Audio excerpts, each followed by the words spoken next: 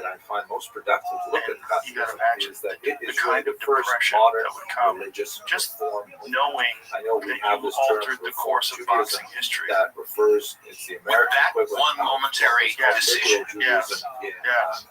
in Yeah, But you know, then- so Chavez. but it's predated by Chavez the is avenged in certain ways. Very Eloy highly beat him twice. traditionalist Yeah. kind of There's one where he movement, didn't, especially where he when won, compared but he shouldn't have to won. the more Pernell liberal Whitaker. approaches to Judaism. That's It right. Was definitely another was quite genius. challenging. Yes. for One of the 18th greatest century, defensive 21st boxers of all here. time. So Like, Certainly in the top. genius. Certainly in the historiography top. of Hasidism Genius. has And evolved And I remember that significantly decision since being the called, and I was 19th like, century. what Heinrich the Goretz, who fuck we've spoken is about this? many That times, one he was took a very nuts. Oscar was Oscar. view of You know, Hasidism. and he understood it had to be some kind a of like glamour image that was obscurantist difficult to deal with and at that time. credulous, You know, so even possibly Sabbatean, that kind of thing was part of the reason that my dear friend Fernando Vargas was in some ways jealous of Oscar. You know, one other fighter would get a decision over Pernell Whitaker in that circumstance. Argued, in fact, Wasn't it that Chavez? no, Didn't it's Chavez not have the a decision outgrowth win of over Pernell Whitaker as well? It represents the That's actual the one that I'm flourishing talking That's the one of that you're the talking about. Yeah. I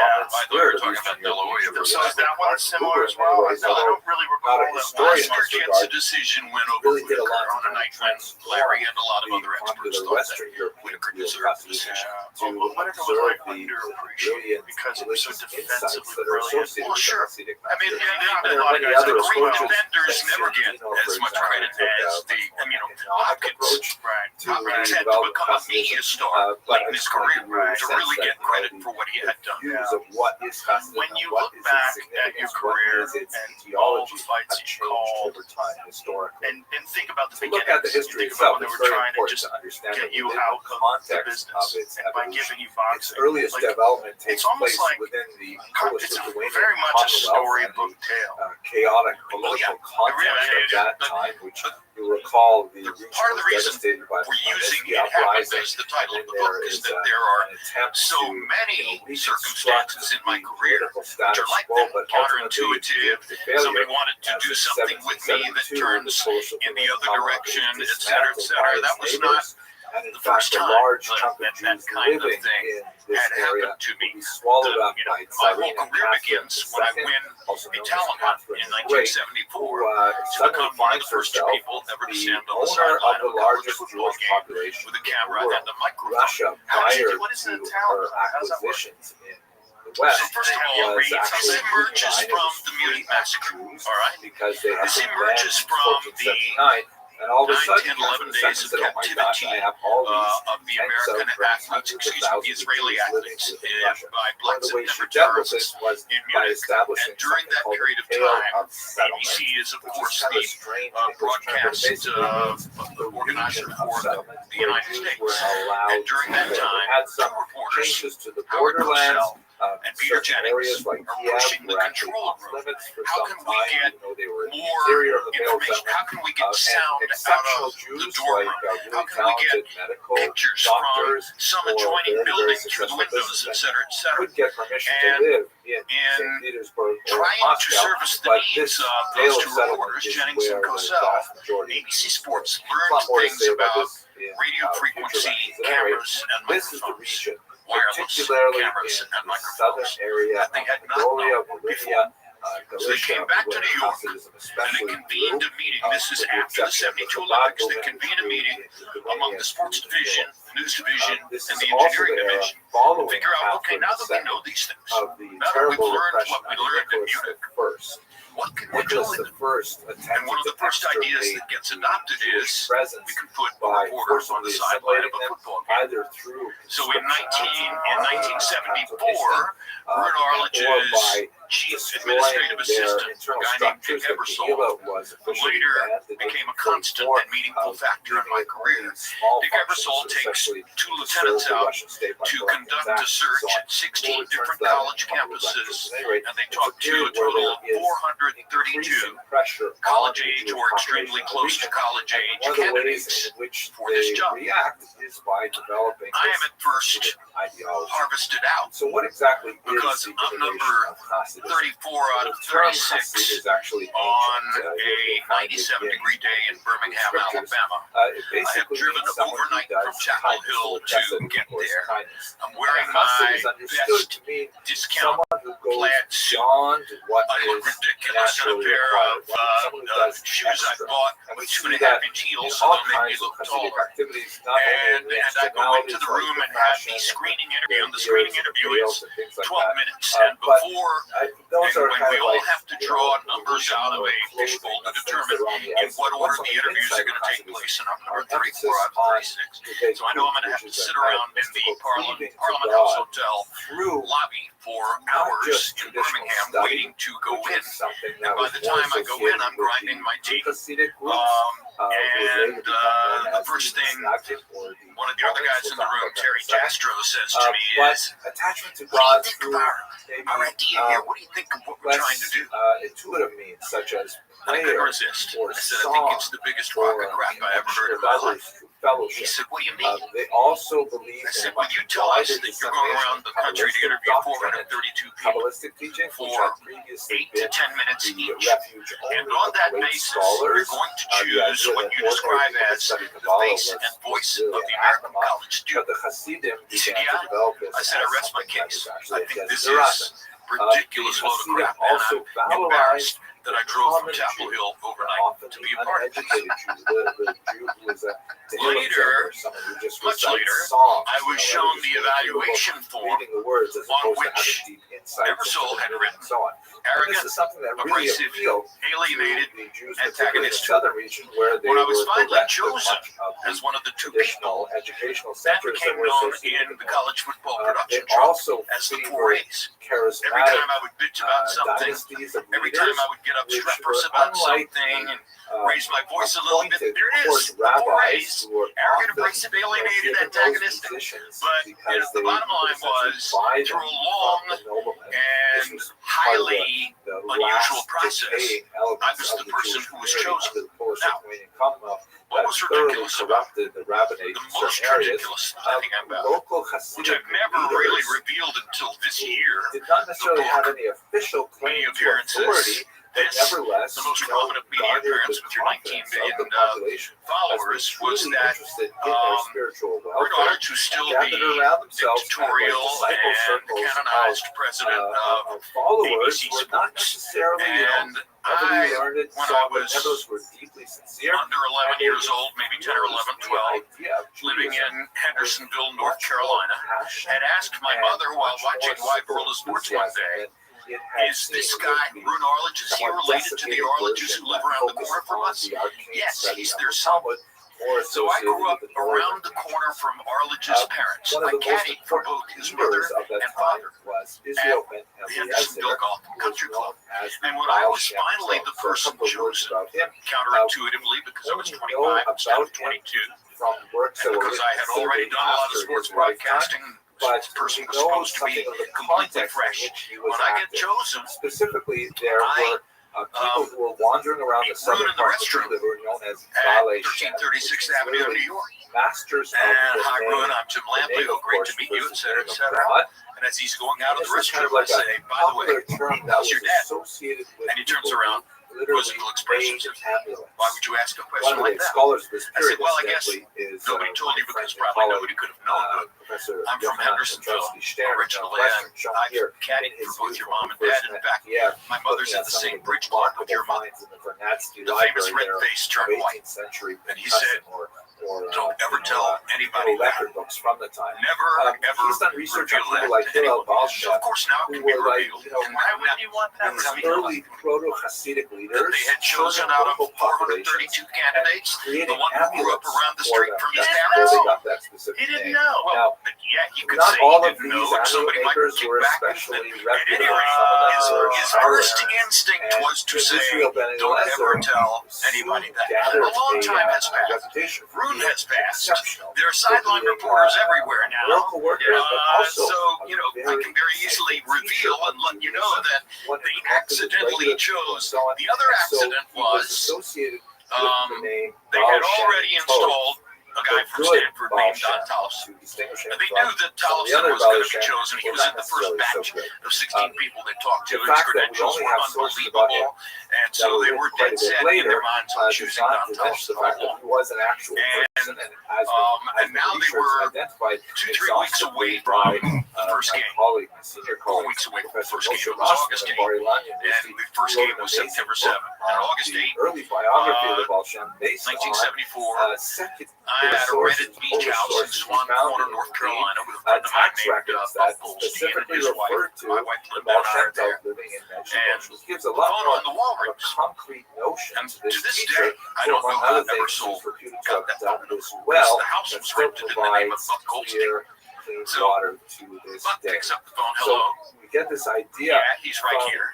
Jim gets Dick Emerson. Followers and from the what is this? biographic picture we And get Dick says, I'm so glad I found you. We are getting ready to announce the college age report thing, and we think we've settled on one person. Rune is a little concerned about putting on the air somebody who has never had any on-air experience at all. And within that discussion, that brought us back to you. Would you be willing to go to Birmingham, Alabama, and do a film, in those days, 16mm film, do a film audition for us? And I said, what do you want me to do in Birmingham?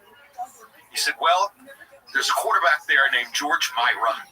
He's now with the Birmingham Americans of, I think it was the World Football League. He's already been busted out of the NFL, the AFL, Canada. This is his last shot as a pro football quarterback, and we think it's an interesting story, and we want you to go interview him. So, of course, I didn't know that another episode. I had watched George Myra play all 3 years of his college career at the University of Miami. He was a huge childhood hero of mine. I had once hitched a ride in his very dull beige Ford Falcon, going to pick up basketball on the campus of the University of Miami. I knew more about George Myra than probably some members of his family did.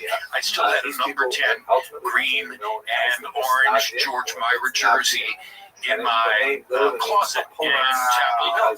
So they think they're putting me on the spot there to send me to interview George Myra, and I'm going to have to do a quick research job with no web in those days to find out what I need to ask this guy. And I know more about George Myra than people understand. So I go down to Birmingham, I'm laughing about it. I do the interview, I go through all these things in his college career and stuff like that, his 49ers experience, and send the film off to New York. Let's just try to understand what are the main before the first game, I got a call and said, you're going to be on the sideline. We're going to have 2 college football reporters. You're going to be on one sideline. Don Tollefson will be on the other. Rune feels a lot better about this because he can see that you have on-camera performance skills and understand what you're doing. Wow. That's why they fall within the same category. The odds are astronomical. Let's try to so the odds are beyond all belief. They could choose any story in the world they wanted me to do as an audition. They choose my childhood hero. It kind of almost makes you feel like it's meant to be. Correct. There's no other way to describe it. There are, let's say, this 4 was really big supposed things we have to bear in mind. Yeah. First of all, I think you're the best 613, that's how it has to play out. That's how it has to play out. As traditionally calculated. When I say 613 in this context, I mean, do you believe somebody else committed God suicide? gave Did Larry Hazard commit suicide? Richard's dead. Larry Hazard's still around, I'm pretty sure. Yeah, Larry Hazard is rabbis athletic commissioner right now. New York State, New Jersey, New Jersey, not New York. authoritatively interpreting Mitch Halpern the committed 613 suicide. commandments of the Torah. So that's a really bright So line. what is Mitch Halpern's Orthodox Jews who call themselves Oh, Orthodox, I and Jews who don't call themselves Yeah, I Orthodox. covered it. This is one of Don't mine. call I can't themselves Orthodox. remember right off the top of my head, but yes. It's evolved over time. They weren't necessarily given a Sinai. Similar type situation. Similar type thing. Something So, that stains ask the your question, reputation is it 613? going forward. My apologies. Nagdim and the Hasidim both agree. Halpern is, I believe, To drill down a little H-A-L-P-R-I-N. deeper into the 3 Or areas of Jewish life, H-A-L-P-E-R-I-N. which are perhaps the most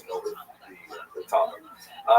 3, they recite the prayer of the Ari, meaning they follow the Kabbalistic prayer schedule of the great Isaac Luria that we discussed when we looked at the city of Tzfat. They maintain a separate kosher slaughter. There was a dispute over whether the knives should be sharper or duller, because sharper knives are more easily nicked, but duller knives require more pressure, and both of these things could have an impact on whether or not an animal is slaughtered properly. All of these things, by the way, clearly indicate the sociological separation of the community, which had economic implications. This has been Zion Dinor's primary contribution to the historiography, is saying, hey, the debate between the Misnagdim and the Hasidim really had an economic aspect to it as well, especially when it comes to the collection of taxes associated with Jewish life, like taxes on kosher meat, taxes on candles, things like that, if you create a different revenue stream, you really upset the status quo. The Lithuanians, the Misnagdim, argued that the Hasidim disregard the study of the Talmud, that they spend so much time singing and perhaps drinking and dancing and things like that. They're not sitting down and learning Talmud properly. Talmud is really what we should be doing. And more than, oh my gosh, they're spending time studying the Kabbalah. Kabbalah should only be for people who have learned for, decades and have already completed the entire Talmud. They've already done Daf Yomi and things like that. What are you talking about? And then some Hasidic groups were associated with really unruly behavior. There was a kind of experimentation with intention of maybe I'll have more intention if I turn somersaults, literally. Maybe I'll have more intention if I drink more alcohol before I pray. Things like that the Lithuanians, really looked down upon. And finally, the accusation that some of these things really cross the line.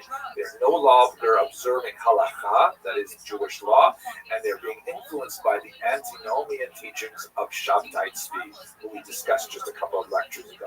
Arguments that the Hasidim were actually, kind of like a front for Sabbatean movement, and that it had to really be extirpated now before it further infected the Jewish body politic.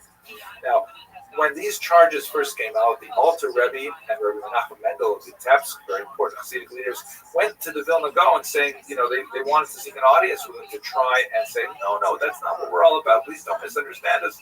They were unsuccessful. They were not granted an audience.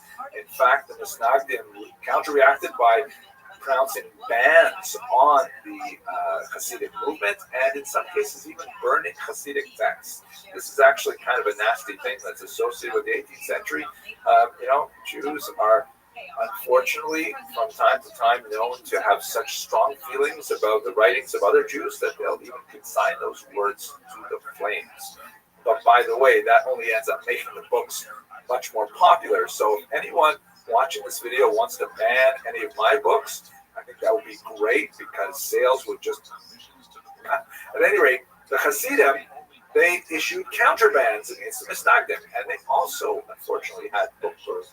Especially strong social ban was applied in 1781, and in 1794, when a rabbi in Pinsk, a Misnagdic rabbi, lost a job to a Hasidic candidate, he denounced the Hasidim to the secular authorities, and the Tsarist government, always on the lookout for possible revolutionary movements, actually arrested the Alter Rebbe, Rabbi Shneur Zalman of Liadi, and had him temporarily jailed. A phenomenon that would be associated with the very strong conflict between Hasidim and Misnagdim for some time. Now, besides the tremendously bitter rancor between the Misnagdim and the Hasidim, the Misnagdim were also busy thinking about, how do we react to this? Because the Hasidic movement really grew in leaps and bounds. It spoke to a need. There were Jews who wanted Hasidism. So the Misnagdim had to articulate a response, and they did, which was ultimately expressed in things like this building, the Yeshiva of Volozhin, which was one of the great bastions of Talmudic learning in Lithuania, and formed the center of the nucleus of a Talmudic renaissance that would expand along with Hasidism. What the Misnagdim said is, hey, the Hasidim say we're attached to text. Well, absolutely, you better believe it. We are going to be super attached. We're going to spend even more energy in the Talmud. And in fact, that's what the Lithuanians are known for more than anything else, is their incredible attention to detail and their superlative study of the Talmud. But they didn't ignore the Kabbalah. Let's not forget that the Vilna Gaon himself was a great Kabbalist, but the Misnagdic tradition was that it was really only for people who had already mastered what was called Torah Nigla, the revealed Torah. Before you studied Torah Nister, the hidden Torah, even in kind of like watered down versions that the Hasidim were circulating, they weren't studying necessarily the Zohar itself. They were studying kind of like digests of the Zohar or reworked versions of the Zohar. The Lithuanians were already studying the core text, but they did not believe in necessarily disseminating these ideas widely. But one of the key disciples of the Vilna Gaon, the great Rabbi Chaim of Volozhin, associated with the yeshiva, he wrote essentially a response to the Tanya, which was called Nefesh HaChaim, the soul of life. And this is essentially a Kabbalah for Misnagdim. It is, by the way, an overwhelming book. I remember personally when I was studying in yeshiva in Jerusalem, I spoke to my colleague and friend Rabbi Mordechai Becker, who was a guide for me in those early years of my yeshiva study. And he said, "How's it going?" I said, "Well, it's going okay. I'm enjoying yeshiva. I go to yeshiva in the morning. We look at a Tosfos, it has a problem in it. We figure out the problem, and then I come home." But I said to him, "Rebbe, I had to admit that, sometimes it felt sort of kind of dry, sort of like, doing crossword puzzles every day, because it was like finding intellectual problems and then solving them and then going home for dinner, right?" So he says, "Okay, this is what you got to do. Read Nefesh HaChaim, but only read it for 15 minutes a day." And so I said, "Okay, I'll do it." So I picked up a copy of Nefesh HaChaim, and I used to get on the bus and read it on the bus. And many, many times, I simply couldn't put it down. And I looked up, and I had already gone way past my yeshiva stuff, and I was like way in some Arab neighborhood north of Jerusalem somewhere, because I had just got so lost in the tremendous writings of Rabbi Chaim Volozhin. And it really changed the way that I went back and studied those Tosfos as well. It made the Tosfos kind of like jump off the page as, this is really important. You've got to study this right now and know what it means, because it's crucial. It's not a crossword puzzle. It's life itself. Wow. So if you're having that problem, read Nefesh HaChaim. Okay, sorry for that little discourse. Finally, one of the criticisms of the Hasidim that Misnagdim had was that the Hasidim venerated their leader, sometimes called a tzaddik, sometimes called a rebbe, to an inappropriate extent. That in some cases they even regarded the rebbe as sort of like an intermediary before God, which is really, very much contrary to traditional Jewish theology. So the Misnagdim certainly criticized this idea of like having an intermediary, and they refused to regard even very learned and holy people as being those intermediaries, but they nevertheless elevated their leaders, especially the Rosh Yeshiva, the head of the yeshiva, as being someone with tremendous insight and power, associated later with the term Das Torah, the mind of the Torah itself. And so that was kind of like a Misnagdic reflection of Hasidism in reaction, but also in admiration of what the Hasidim stood for.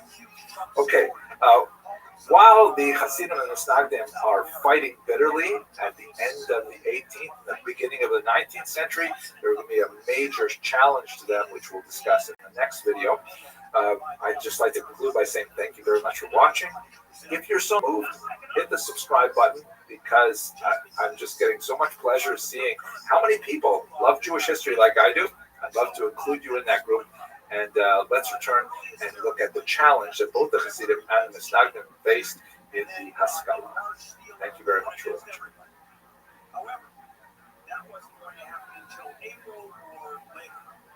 And here is the issue with this president calling for terrorism. They've been postponed, they've been mixed, they've been increased, they've been decreased. I'm talking day to day. Matter of fact, right Trump wakes up in the morning and Hello and welcome to another episode of Jewish History Lab. So in the last two videos, we talked a little bit about the beginnings of the Hasidic movement in the 18th and early 19th century, and then we talked about the counter-reaction of the traditionalists known as the Misnagdim, or the opponents of Hasidism.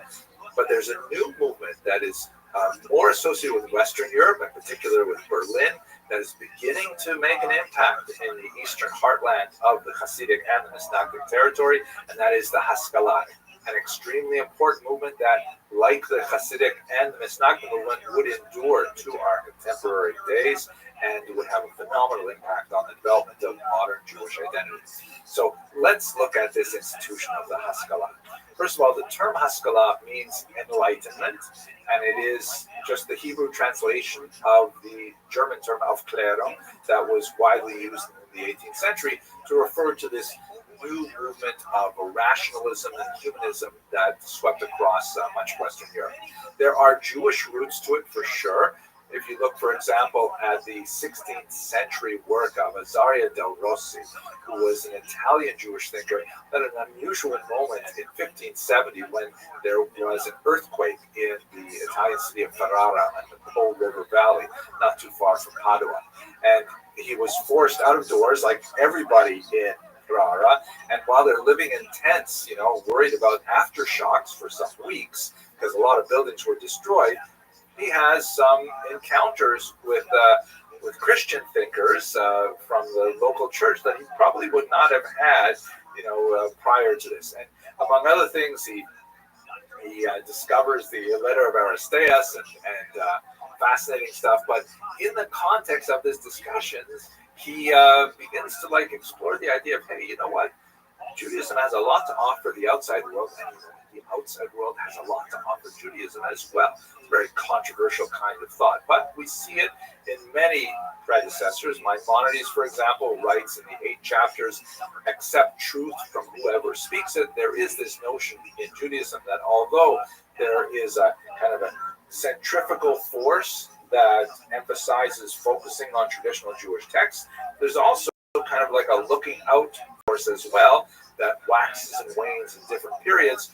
The Haskalah is definitely a period of looking out, of saying what's going on in the outside world, how does it fit within our Jewish worldview, if it fits at all. Del Rossi's insight was something that it was not unique to the 16th century. It's not like Jews woke up in the 16th century and says, hey, we can learn something from the outside world. We see, for example, in Maimonides, who writes in the 8 chapters that one should accept truth from whoever speaks it. We can find lots of moments in Jewish history where Jews have a much more kind of open-minded, syncretic approach, and that oscillates with a kind of internal, inward-focused perspective in which the outside world is regarded as toxic and dangerous and should be avoided. Jewish history kind of vacillates or oscillates between these two poles. The Haskalah is an example of Western European Jewry definitely leaning far towards the extreme of, hey, look at the outside world, it has so much to offer us, even at the risk of dissolving or assimilating into the body politic of the general population. That's one of the dangers of Haskalah. At any rate, these ideas of openness to outside society had a jump start with the Portuguese diaspora in particular, because these were Jews who, you will recall, were forcibly converted to Christianity and had to maintain that kind of dual identity of knowing that they are Jewish and wanting to retain their Jewish identity and resentful of their Christian passports into the rest of the world. And many of them spread throughout Western Europe. Amsterdam is a particular location where a lot of these Portuguese Jews ended up, but also into the New World, as we discussed as well. And these Portuguese Jews had a very special approach to the outside world that made them especially effective conduits of what would become burgeoning modern thought in general. Okay, way too much of an introduction. Let's go specifically to the early Maskilim. Certainly the most important of them, the king of the Maskilim, was Moses Mendelssohn, a self-taught genius, who actually was especially known not only for his philosophical work, but also for his tremendous facility with secular German. Let us not forget that Jews had their own language, Yiddish. This is besides the ancient language of Hebrew, which was largely reserved for religious purposes, prayer, and Aramaic, which was used primarily in the study of the Talmud. But their vernacular was Yiddish. Yiddish is essentially a medieval German dialect that was like, it's kind of like if you compare Creole, Haitian French to continental French, or even, where I grew up, the Joual, the Quebecois French, comparing that to Parisian French, they're really very different. They can almost not understand each other. So it was like very similar in syntax, and the vocabulary had huge overlaps. But speaking Yiddish to a German would make one seem like a peasant and backward and things like that. And of course, they're written in different alphabets, so it's impossible for Yiddish readers to understand written German unless they learn the alphabet, and then they tease out, the 15-20% of the vocabulary is different and so on. So Moses Mendelssohn developed tremendous facility with spoken German and written German, and he was kind of like a cause célèbre in the 18th century of being, wow, here is a Jew. And note, by the way, he's still a very observant Jew. He's still observing Shabbat, Kashrut, and so on, who nevertheless can maintain himself in the highest levels of high German society and culture and so on.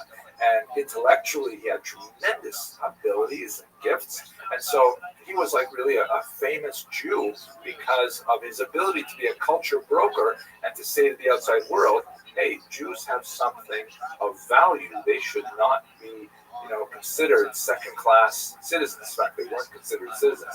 They were considered travelers, sojourners, even though they lived in Germany for hundreds of years. So he was someone who not only communicated Judaism and Jewish culture to the outside world, he also communicated it backwards. He also promoted the study of German language and German culture and things like that to traditional observant Jews, which got him into a lot of trouble. Other examples of these early maskilim, by the way, maskil is like the singular noun form of haskala. Haskala is enlightenment. Maskil means a proponent of the enlightenment. Solomon Maimon, who unlike Moses Mendelssohn, did not remain an observant Jew. He went OTD, or off the derech, away from the path.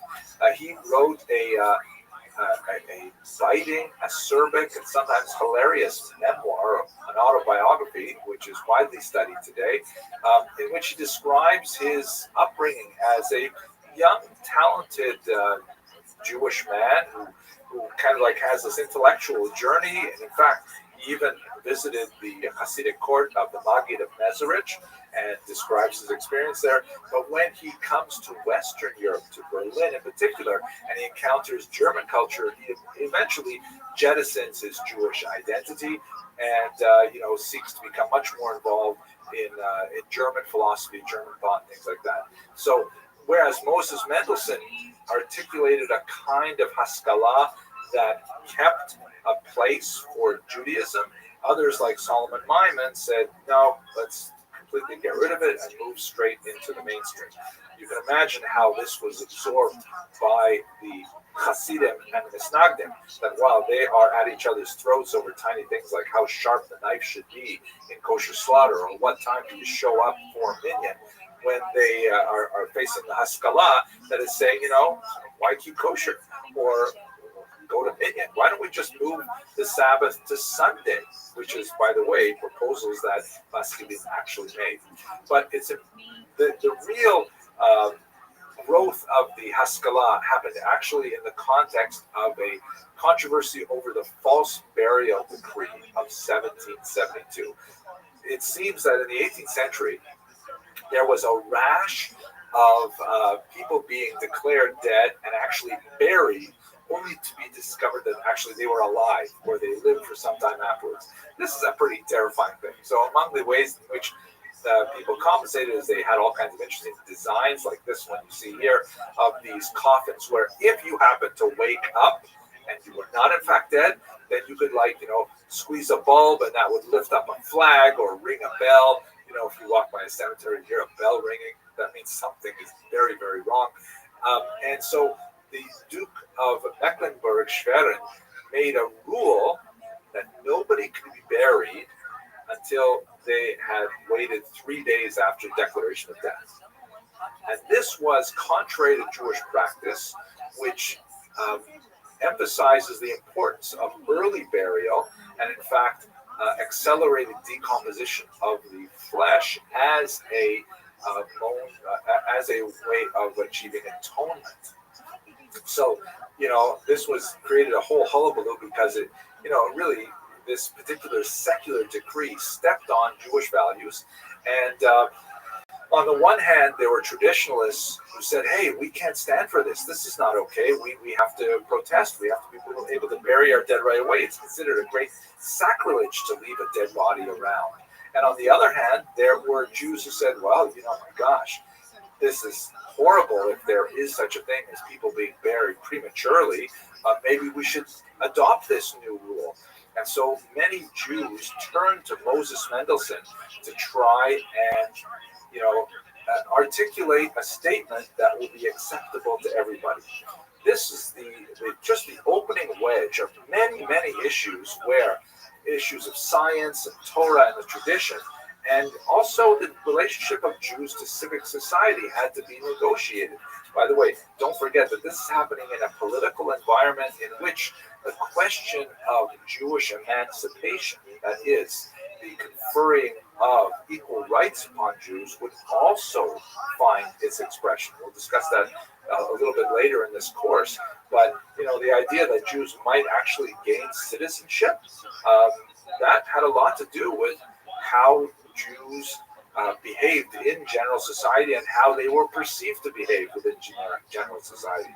So some maskilim, like David Friedlander, who was a student of Moses Mendelssohn, he said the only way we can really deal with this is by simply converting to Christianity.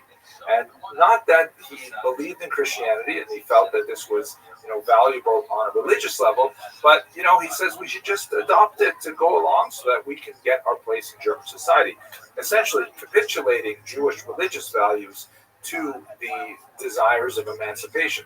He proposed this as the so-called dry baptism, meaning that no water is involved. It's not a real baptism. It's just a pro forma thing, And in fact, many Jews, although it was not accepted communally at all, and although Friedlander's suggestion was considered a shanda, or it's like outrageous, and Jews did not accept it on a communal level, many Jews did accept it on an individual level. You see people choosing to baptize themselves, like Heinrich Heine, for example, the great poet, or the parents of Karl Marx would have they would have their children baptized. This was actually very common in the 19th century, and it really dates back to Friedlander's suggestion.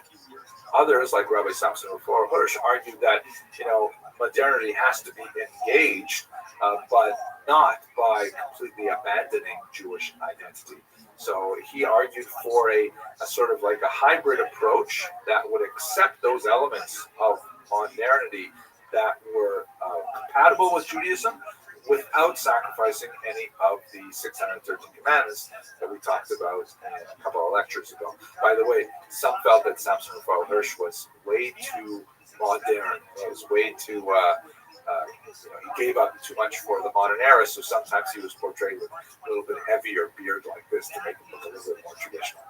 Now, these were the things that were happening in Western Europe. Eastern Europe was an entirely different story. Western Europe had a much smaller Jewish population, a population that was much more inclined to be open to the ideas of modernity and so on. In Eastern Europe, Jews lived in greater numbers and greater concentration, and really with much greater, endemic Jewish culture. So one of the big differences is that in Western Europe, particularly in Germany, was a heavy lean towards assimilation.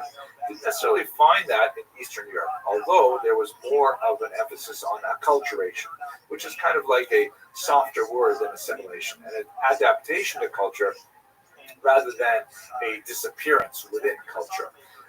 And some of the ways in which the Haskalah was expressed in the Eastern European context was, let's do different Jewish things rather than simply adopt the norms of the larger population. So rather than, let's say, abandoning Jewish languages to Russian or to Ukrainian or Polish, let us instead developed Yiddish, which was at this time not a very advanced language, very, very limited literature, for example, and so on, but let us promote Yiddish as a genuine language capable of expression of the wide spectrum of Jewish experience and human experience.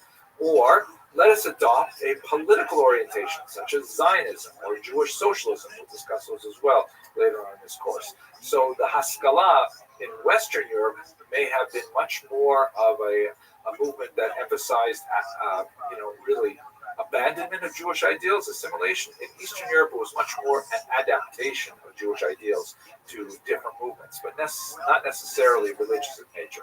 Some of the most interesting examples are people like Joseph Pearl, big opponent, by the way, of the Hasidic movement, who also argued that, what we should do is we should advance our educational system, and we should include much more secular studies within the educational environment, something which provoked hostility from many other groups, Hasidim and Misnagdim as well.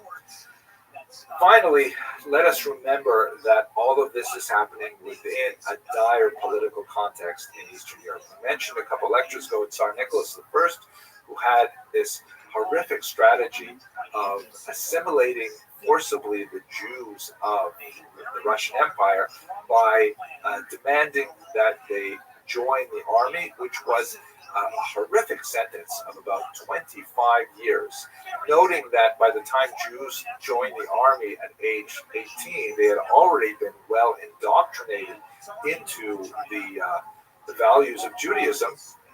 Maybe they were already married and things like that. He actually lowered the age of conscription to 12.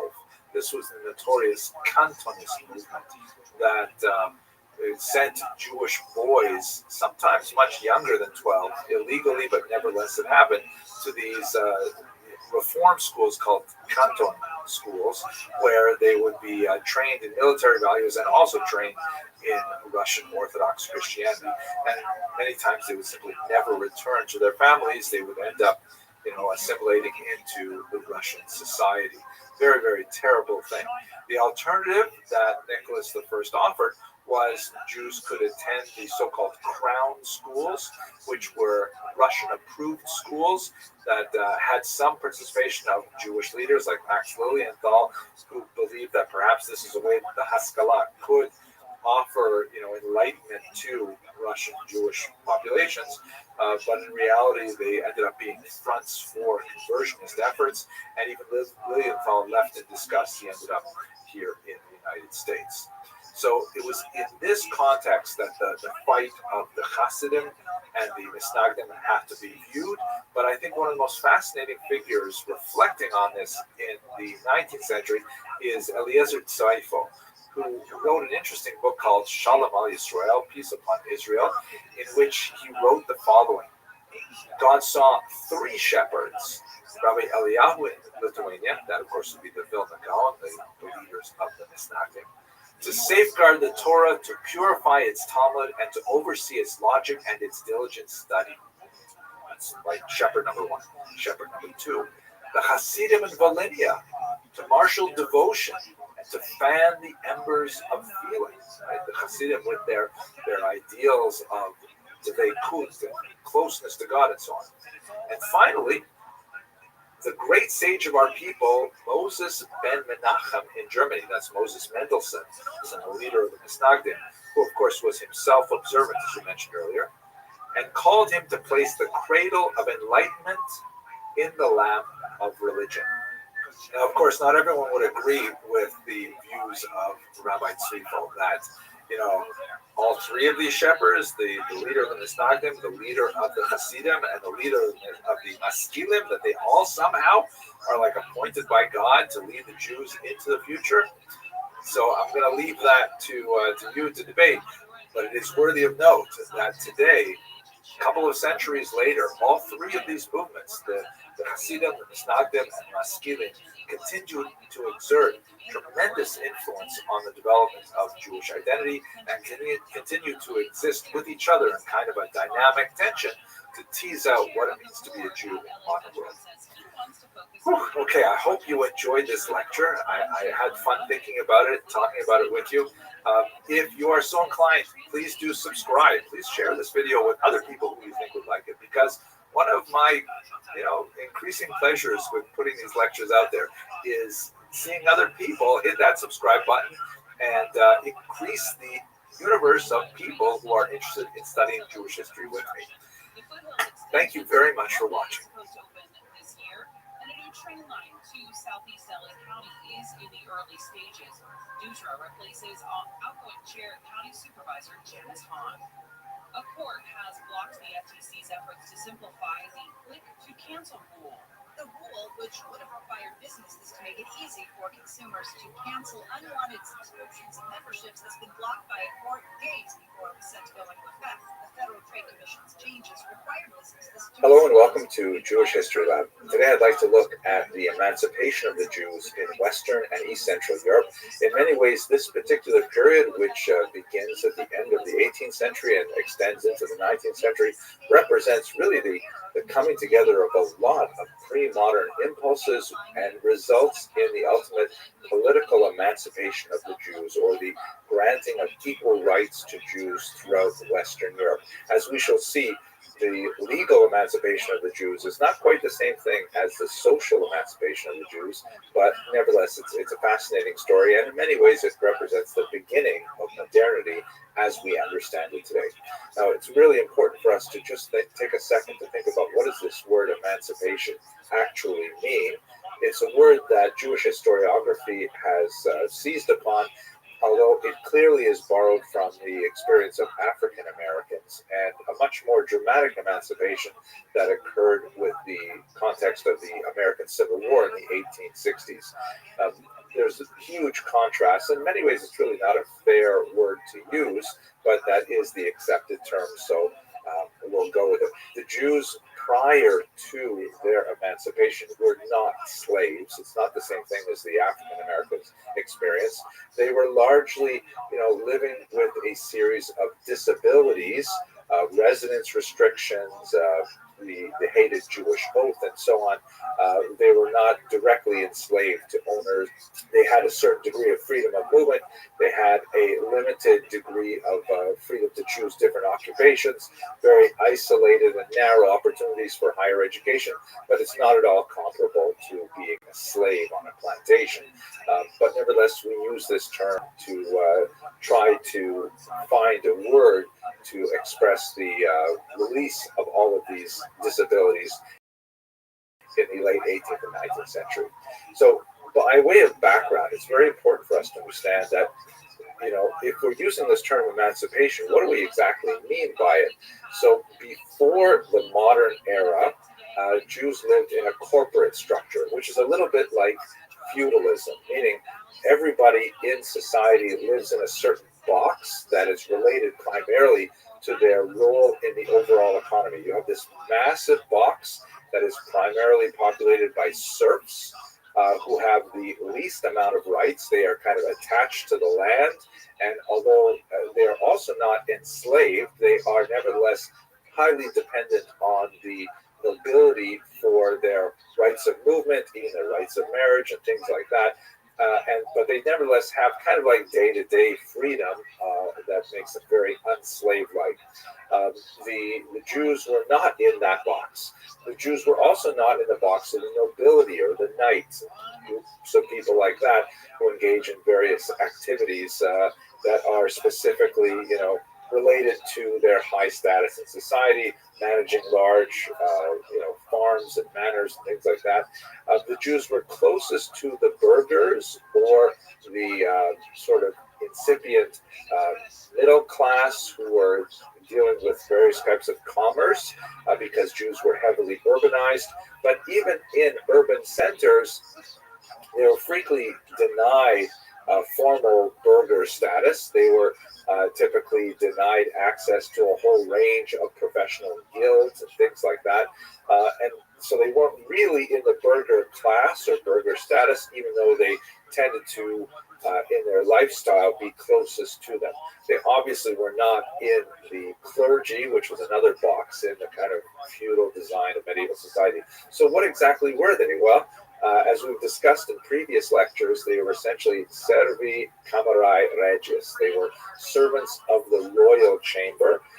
They had burgher-like activities, also middleman activities, primarily in tax farming and leaseholding and so on, and obviously very active in money lending, and a lot of the cash that their activities produced was directly taxed by the king, in exchange for which the Jews had the protection of the royal chamber, the protection of the king, and that's basically how they managed to exist in medieval Europe.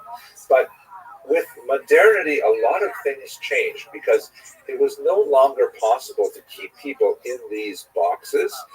Serfs were being emancipated all over Europe. The last region to emancipate their serfs was the Russian Empire. They were also the last to emancipate the Jews as well, some 50 odd years later. And people were like moving into cities. Industrialization was happening, and people were like moving into factory jobs, which really upended a lot of the structures of rural agrarian life. But it was like a period of transition where you might have people who would go back to the ancestral farms and essentially do serf-like activity during the harvest season, and then they would go into the cities during the winter and work like blue-collar jobs in these burgeoning factories. So it was a very kind of transitional period in the 18th century and 19th century. The Jews, for their part, were really pressing to get more rights of residence, to move wherever they wanted, to be free from the hated ora judaico, this kind of medieval oath where, because Jews were considered intrinsically untrustworthy, they had to endure ritual humiliations when they were making an oath in court. Like they had to stand on a pigskin, sometimes with their chest bared, holding on to a Sefer Torah and so on. So they wanted to get rid of a lot of these things. They wanted access to higher education. They wanted access to, generally everything that was going on in culture and science and society in the modern era. And the emancipation movement was something that slowly, in fits and starts, granted these things to Jews. Obviously, it was very closely related to the Haskalah that we discussed in the previous video, the Jewish Enlightenment, because while the Jewish Enlightenment was primarily an intellectual movement that was about changing the way Jews thought and bringing it more into line with the intellectual currents of contemporary European culture, it was also a political movement. It was saying that, if Jews can be reformed in terms of their use of the vernacular, in terms of their relationship to society, and understanding their civic responsibilities, then society should in turn give them the legal rights of citizens. Let us not forget that for much of medieval history, Jews were considered formally travelers. They were like resident aliens. They were not considered like normally subjects of the king like everybody else was. And in modernity, this is a time when kings in general were in decline, and the idea of societies being made up of equal citizens, particularly white males, that's something that was coming of age, and the Jews were claiming their rights to be there as well. So let's look for a moment now at the United States, which was technically the first modern country to formally emancipate the Jews. And it was not the hardest thing in the world for the United States to do.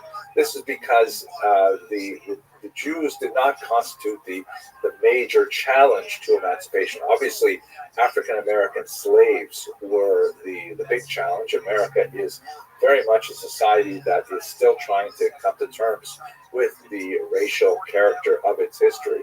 And the Jews were nearly but not quite white. This is not the place in this class to talk about the gradual whitening of the Jews, but one of the things that is largely true of American society is that Jews were generally considered like not quite white like Northern Europeans were. and by the way, this is not only Jews, this is also Irish and Italian people and so on.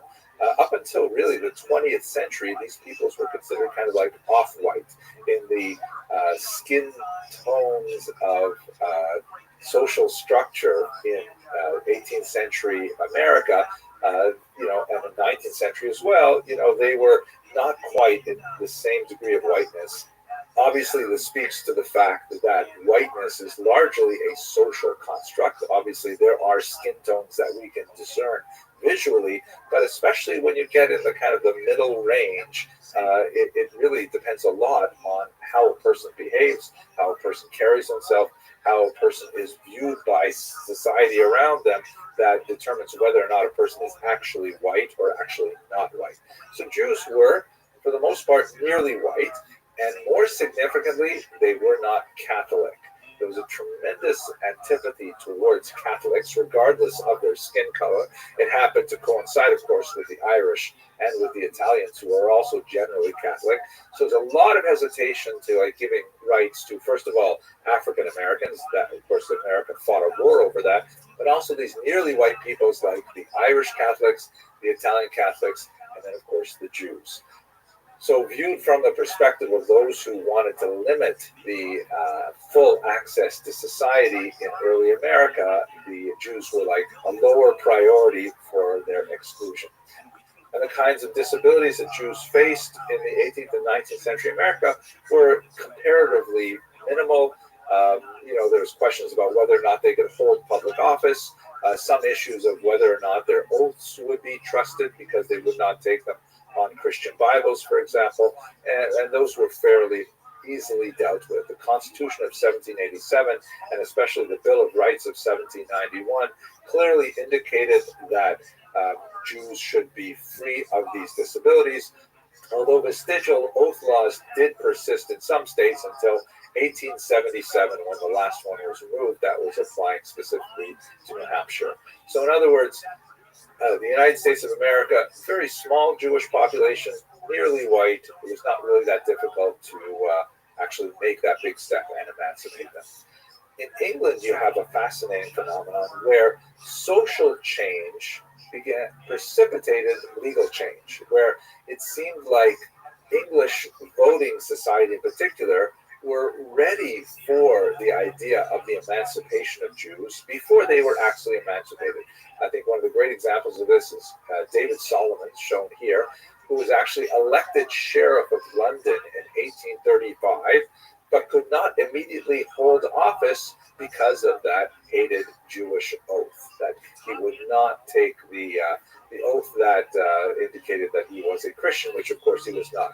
So in other words, we have this situation where, and this happened, by the way, to many elected officials in England until the whole process was eventually solved, where the population as a whole, the voting eligible population, thought that the Jewish candidate was the superior candidate for a position, and they voted him into office. It's always a him.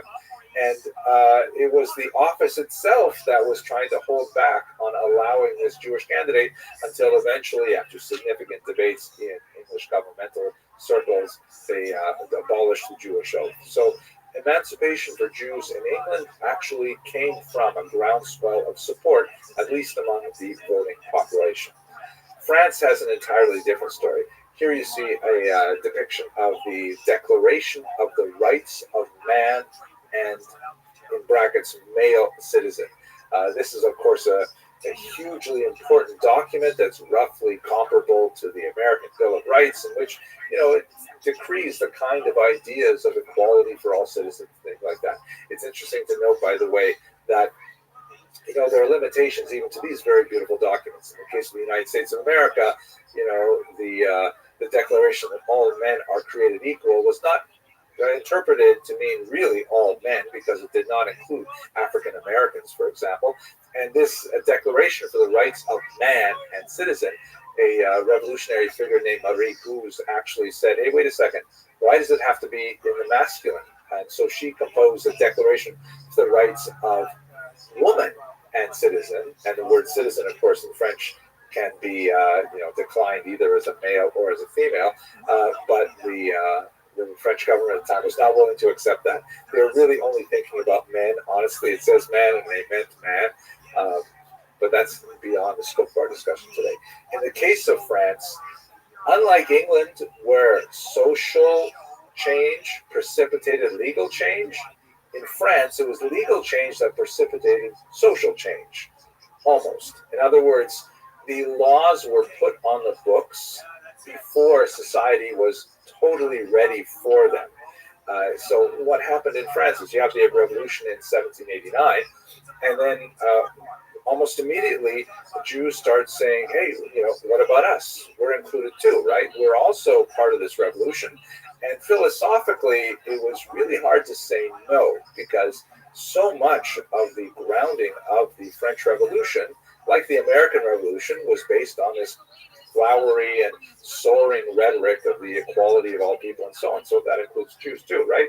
So there was a big distinction between the smaller, much more acculturated Sephardic population of Jews that lived in the west and south of France, in Bordeaux and Bayonne, and the much more highly dense and concentrated and less acculturated Jews living on the eastern border in the region of Alsace-Lorraine, the Ashkenazi Jews.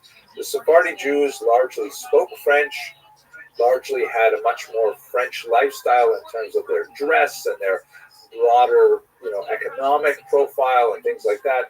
But the Jews in Alsace, on the other hand, spoke Yiddish as their first tongue, were much more sort of Germanotropic in their cultures, tend to be far more observant of Jewish law, both at home and more significantly in the street. And so what happened in France is in 1790, the emancipation was extended to the Sephardic Jews, and Bordeaux and Bayonne. It was much easier to accept them. And after a certain amount of hemming and hawing, in 1791, the same was granted to the Jews of Alsace-Lorraine. Now, that wasn't the end of the story by any means. There was a significant outcry because with emancipation, all of the restrictions on Jewish economic activity were lifted, and Jews were allowed to engage in, whatever kind of occupation they wanted. And they rushed to all kinds of occupations where they had, a significant advantage because they were overwhelmingly literate, numerate. They were well connected with Jews living in other countries, so import, export, all kinds of commerce and so on. And large populations of Christians in Alsace began to complain that, hey, our entire business environment is changing as a result of these Jews rushing into fields and, undercutting us with prices and all kinds of things. And so a lot of complaints went to the Emperor Napoleon, who, in his typically grand kind of way of thinking about things, said, well, obviously we've got to talk to these Jews. So do they have like a representative body or something like that? Do they have a pope like we do, Catholics? And so his advisors told him, well, they have this thing called the Sanhedrin, which was the ancient court of 71 judges back in the ancient period. But they haven't met in 1900 years since they were exiled from Israel. Actually, not quite since they were exiled, but shortly thereafter. And so he said, fine, I'm Napoleon, let's reopen the Sanhedrin. And so messages were sent out all over Europe that Napoleon was going to gather the Sanhedrin.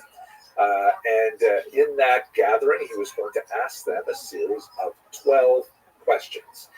This was actually the Assembly of Jewish Notables that was prior to the convening of the formal Sanhedrin. The questions that he asked were actually quite fascinating, and they really give us an insight as to, what he wanted from the Jews. He asked questions like, for example, do the Jews have their own police force? What's the point of asking about the police force? Well, the point is because he wanted to know if he was going to be accepting a state within a state. It doesn't make sense for there to be two judiciaries and two police enforcement agencies. What if, Jews wanted to run their affairs through a different legal system? Would they be culpable to French law? All kinds of things like this. He wanted to know a little bit about the assimilation ability. Is that a word? The assimilability of the Jew. He asked, for example, are Jews allowed to marry non-Jews? Now, in basic Jewish law, that's like a really short answer. No, intermarriage is not permitted under Jewish law. Obviously, there are interfaith relationships, but that's really more of a 20th and 21st century phenomenon, and certainly not countenanced by traditional Jewish law, although some of the denominations that are active today, of course, have different relationship to that question. But in the 18th century, the answer was no, it's not allowed. It's fascinating to note that the Assembly of Notables, the later Sanhedrin, which were made up largely of Maskilim, there was only a very small number of Jews who represented the traditional viewpoint, what we would call today Orthodox, and they essentially hemmed and hawed on this answer. They said, well, not exactly, wouldn't it precisely be recognized, but, and they essentially, they knew what kind of answers Napoleon wanted, and they provided them with that. I think the most dramatic moment in the Sanhedrin, or the Assembly of Notables gathering, was when he asked them, would the Jews defend France? Do they consider themselves French, or would they join with their enemies? Now, the fact is that France and Germany are having wars just about once every 30 or 40 years, which means that, God forbid, we're pretty much due for one right now. Let's hope that we put that behind us. But, he was really concerned about those Jews living in Alsace who were, Yiddish speaking. Yiddish is a much closer language to German than it is to French, and that they had all kinds of contacts with Jews on the German side of the border. What would happen if France and Germany got into a war? Who would French Jews fight for? And dramatically, the assembly rose up and said, jusqu'à la mort. They would defend France to the very death. That was the whole idea of it. So Napoleon was satisfied with those answers, and he said, great. So the Sanhedrin became a formal institution, and it was headed by this man, David Zinsheim, who has an absolutely amazing hat here. I mean, I want a hat like that. I think that would be fantastic. He was actually a renowned Torah scholar of the day. He wrote a significant commentary on the Mishnah called Yad David, still studied to this day. And he was one of the more orthodox members of the Sanhedrin that gave it kind of like its weight on the right wing of the Jewish spectrum. There's a lot more to say about how Napoleon directed the organization of Jewish synagogues within France, but I'm going to leave it at this point because I think we should spend a little bit of time talking about East Central Europe. So in Austria, a document was issued by Kaiser Joseph II called the Toleranzpatent in 1782. This was kind of like a very important pre-emancipation document that sort of gave the Jews of Austria a formal understanding of what their rights were within Austria. And that's very important because, rights as opposed to concessions is an extremely important notion and a great stepping stone towards full emancipation. But what happened over the next 100-odd years was really quite distressing and confusing. Austria, like much of East Central Europe, went through a revolution in 1848-49, and that revolution was then pushed back. And the revolution came from the more liberal side of the spectrum. So with the general constitution that was created in 1849, civil and political rights were issued for everyone in Austria, and quote-unquote not dependent on religion. But then in 1851, when there was kind of like a conservative backlash to that revolution, those rights were taken back. The constitution was abrogated, and then slowly it was reinstated again over the 1860s. The same kind of thing was happening in Hungary, although you also had very significant opposition to emancipation from Jews themselves in Hungary, led by the Chassam Sofer, a very important Rabbi Moshe Sofer, who essentially said that, emancipation is going to result in assimilation. He was not at all wrong. Emancipation and assimilation seem to go hand in hand. And he said we should not accept emancipation. We should demand to have unequal rights because that's really a very important tool that the Jews use to maintain group integrity. Nevertheless, this was the zeitgeist, the trend of the times, and with the formal uniting of Austria and Hungary in the Austro-Hungarian Empire, then there was formal emancipation granted to the Jews as well. This is also a period of tremendous social change in urban areas, in particular in Budapest. Hopefully we'll come back to that a little later. Finally, in Germany, this region had the most extensive, prolonged struggle between liberal and conservative elements, specifically with regard to the Jews.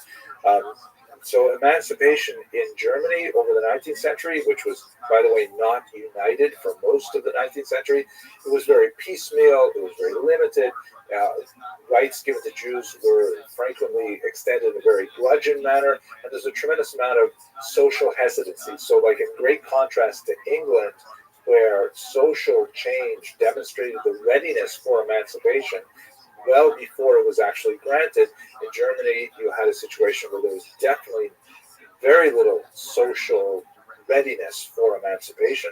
There were some, bright lights here and there, like Christian Wilhelm von Dohm, who wrote a very important work advocating for the emancipation of Jews. But by and large, German society as a whole was just not ready for emancipation. But a far more representative figure would be someone like this man, Heinrich von Treitschke, a very significant historian who entered into a very heavy debate with Heinrich Retz over the publication of the latter's History of the Jews. Von Treitschke coined the unfortunate phrase, "Die Juden sind unser Unglück," the Jews are our misfortune, and he articulated a position that would later be picked up very enthusiastically by none other than Adolf Hitler, and he argued that the emancipation of the Jews had to be rolled back, and of course the disaster of the Holocaust ensued. So that's a very quick look at the emancipation of Jews in Western and East Central Europe.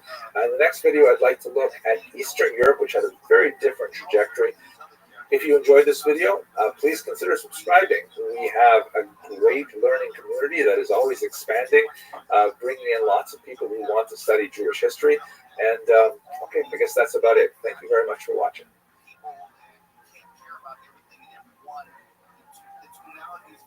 From Zack Snyder's previous iteration of Superman. For me, it seemed like it was a little too light at times, a little bit too silly, and it didn't have the true spirit of what I wanted in a Superman movie. That's just me personally. Does Clark Kent still go into a phone booth and change into Superman? And if so, hello and welcome to another episode of Jewish History Lab. Today I'd like to spend some time talking about the birth of modern Jewish politics, which is really a phenomenon that we see appearing in the late 19th century. Now, obviously, that seems ridiculously late in the sense that, as long as there have been more than one Jew, there have been politics, right? It's just part of the nature of the Jewish experience, I think, and possibly of the human experience in general. But what I'm going to be focusing in on in this context is the idea of the birth of mass movements with political ideologies that are adopted by Jews, particularly in the modern era, especially because this is a time when democracy begins to make its impact on the Jewish community, and in particular the great mass of population that resides in Eastern Europe, where there's so many more Jews to create that critical mass to move political agendas along. And prior to the 1880s, by and large, Jews were quiescent when it came to political activity. They largely trusted their leadership to have any kind of interface with the secular authorities. And so really it was a matter of more kind of like feudal relationships where the Stadtland, the intercessor that would be hired by the head of the Kahila, would be the one that would be interacting with the nobleman or the king or whatever on behalf of the entire community. And the idea of a group of Jews breaking away from the central authorities was really quite unusual and doesn't have a long tradition before the modern era. In the modern era, however, for a variety of reasons, Jews begin to look at more contemporary ways of organizing themselves and not necessarily in conformity with the will of the rabbinic and communal leadership, and that's where we get these modern Jewish politics. So let's have a look at that specifically. I think we can date the major important turning point in the development of modern Jewish politics to 1881. That is the date upon which Tsar Alexander II was assassinated, shown here with his son and with his wife. He was a very popular Tsar in Eastern Europe. He was the great Tsar liberator because it was on his watch that the serfs were liberated. It was definitely not a complete solution like the emancipation of Africans in America. It was not a funded emancipation, like they went from one set of difficulties to another set of difficulties, but nevertheless, the Russian populace as a whole tended to regard him favorably.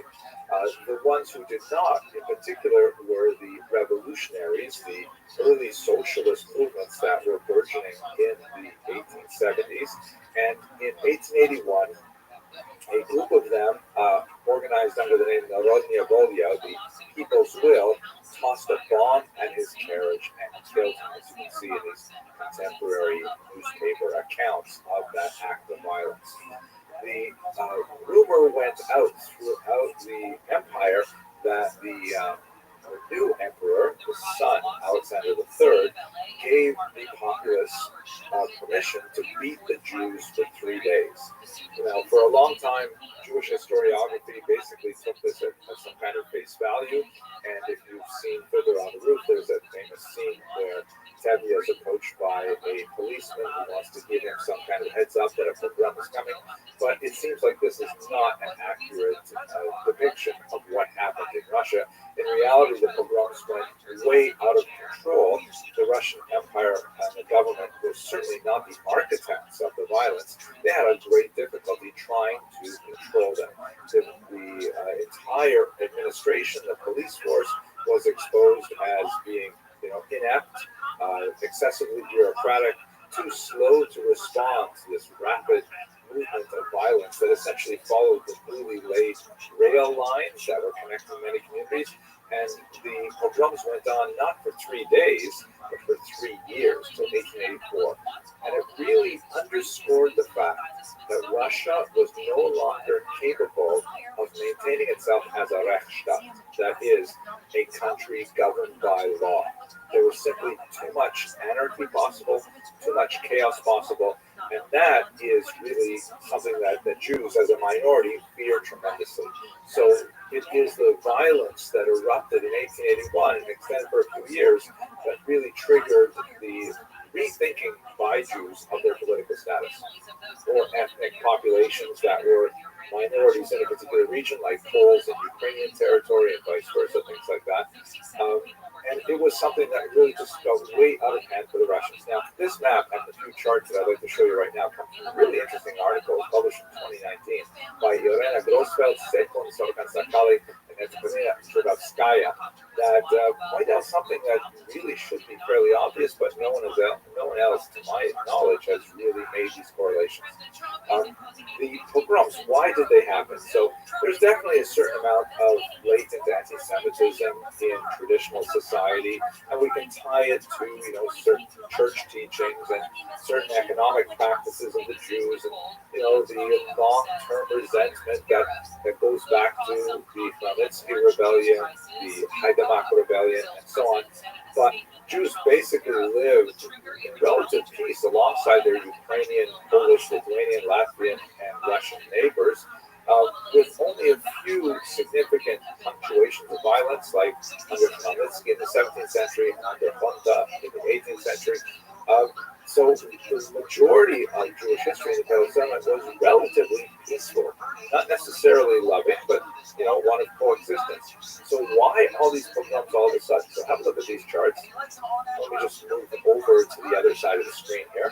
So this is a chart that shows the number of pogroms in the years 1800 to 1928. And I'm a little bit suspicious of the last number because I always thought there was a much bigger surge in 1919. But let's take it at face value for now because the conclusions are going to be really useful. Here is the number of pogroms correlated with years of crop failure. And as you can see, yes, pogroms do correlate with certain periods of crop failure, but by no means all periods of crop failure. There are some periods when a terrible crop situation, especially from before 1881, that do not result in anti-Jewish violence. And in fact, there's a rather extended period before the Russian Revolution in 1917 where there's no violence to speak of. So what's going on there? Then if you look at a different kind of and seeing, things on after suicide, well, I'll do whatever I can. I'm not in a position to talk about this. It's a sacred subject, but I have seen that man go out of his ways, including get in his truck and drive places for a very long time to take care of somebody. And nobody knows about it. What he just did with the floods. Listen. At the end of the day, we're all complicated as human beings, and I've known Tim as a civilian, and when I've seen, I love the guy. If you think you're taking down a bad guy, and I hope, and they're going to do the investigation. I hope they reveal what they find. Again, you're going to find out. We don't know. I would be careful about it. They're going for Superman. You're the fact he's Batman. It's so impressive. I just think Tim's a 3 a.m. friend. I have about 3 of them in my life. Tim's a 3 a.m. friend. That's true. I could call with anything. I don't let my kids take anybody. No, we're just going to take them. No, not happening. Because if something happens to those kids, you're fucked. Yes. I will kill you. Yes. If something happens to those kids, I don't give a fuck, mistake or not, your life and mine are going to change forever. Yeah. I don't trust anybody. Yeah. Tim would say, I want to take Tiger when you ice cream go this. Not even like God. Yeah, no. No. And I He's one of 2 people not ever. only has that happened, I have done that with my kids with Tim. And I've done it several times. And so, for me, again, my experience with Tim as a civilian is nothing but he's one of my favorite people on the planet.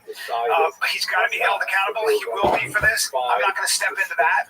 We all make mistakes, and we all. And this is his mistake to correct. This is his thing to deal with. I'll let the veteran community and the special work which I have helped. You're not going to get away with anything with those boys. Like, they're going to do it. They're going to do it. And then you move on. I'm telling you, this isn't the guy to aim for and create videos and throw hate at. Listen, the internet's wrong on so much shit all the time. They go after good people. I'm telling you on this one, folks, there couldn't be a worse guy to try to tear down. He's going to be held responsible for this. I'm fucking telling you. You wish you had a friend like Tim Kennedy. So let's take a little break. I want to talk to you about hymns, okay? Let me explain something to you. If you're losing your hair, you can go to the doctor. You can wait in a waiting room. You can get your drugs. Or you can just do it all online. You take a picture of your hair, of your head, send it into a medical professional. And within minutes, you've got your prescription in the mail on its way to you. Dude, you're talking about doctor-trusted, clinically proven ingredients that actually work, regrow your hair in little 3 to 6 I'm months. talking hymns that offers convenient range of prescription hair loss treatments with ingredients that work, including chews, including oral medication, including serums and sprays. And it's 100% online, which means getting started has never been more convenient. No insurance is needed. One low price covers everything from treatment to ongoing care. Plus, treatment options start as just $35 per month. $35 a month, Good Lord. Start your free trial today. Yes. Start your free trial today at hims.com/fighter. That's HIMS.com/fighter for personalized hair loss treatment options. hims.com/fighter. Individual results may vary based on studies of topical and oral minoxidil and finasteride. Discretion required. See website for all detailed restrictions and important safety information. Please trust me, he's not the guy to go for. Let the community that he's in, this very special group with an insane amount of skills, they're going to figure all this out. Well, And then we move on. They're holding them to account. And he'll Tim welcomes it. He'll pay the price. Tim's like, I hope they look into it. I would say that Tim has admitted to making mistakes. That has to be accounted for. I think his community will, or next community, whatever you want to call it, will hold him accountable. And that is a separate thing. I just know him as a man. I know him as a friend. I know him very well. I've spent a lot of time. He's done crazy things for me. And this is who I am. In this situation, he's still my friend, and I love the guy. And I've just seen too many good things with him. Too many. He's just such a leader, and he just makes so many people's lives, including mine, better. There's such better ways that you to spend your energy. If you're going to throw hate, Well, I'm not going to say. I would be careful about that, because if you're not be careful about that. Don't fucking hate on my friend. if you've been in war, No. and you're a military guy, you're allowed to hold your other guys accountable. That's not what I'm saying. you're not listening, but you're just talking at us. You're not listening to what I'm saying. What I'm saying is that community is a special group.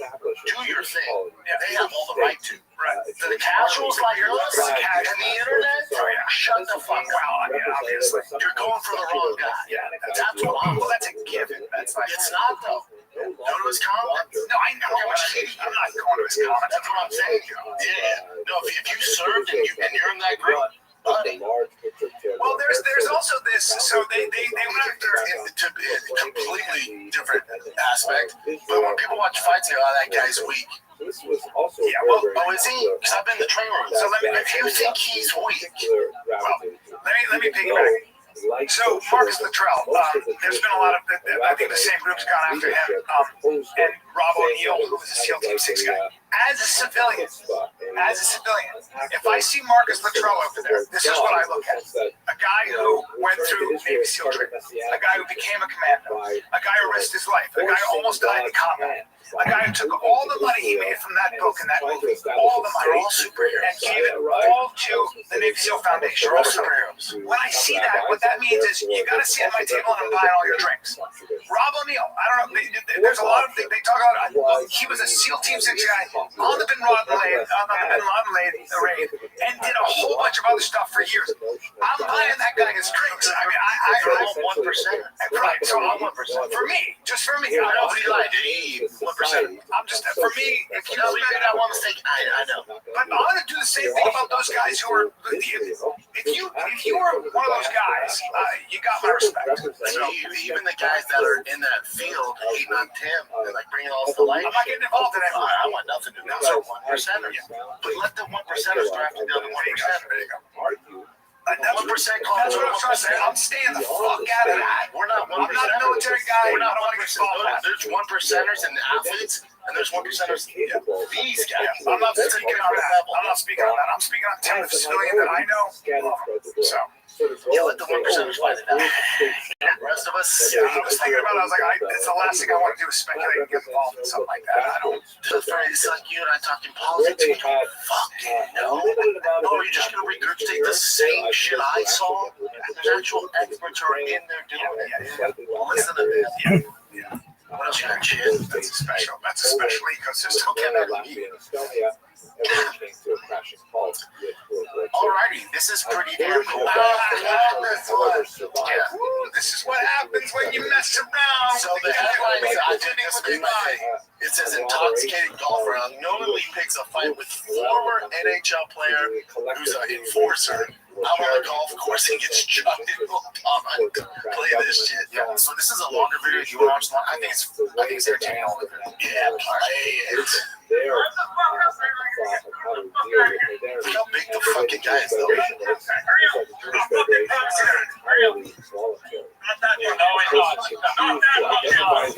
He's drunk. That guy goes, "You're not tough guy, I'm telling you."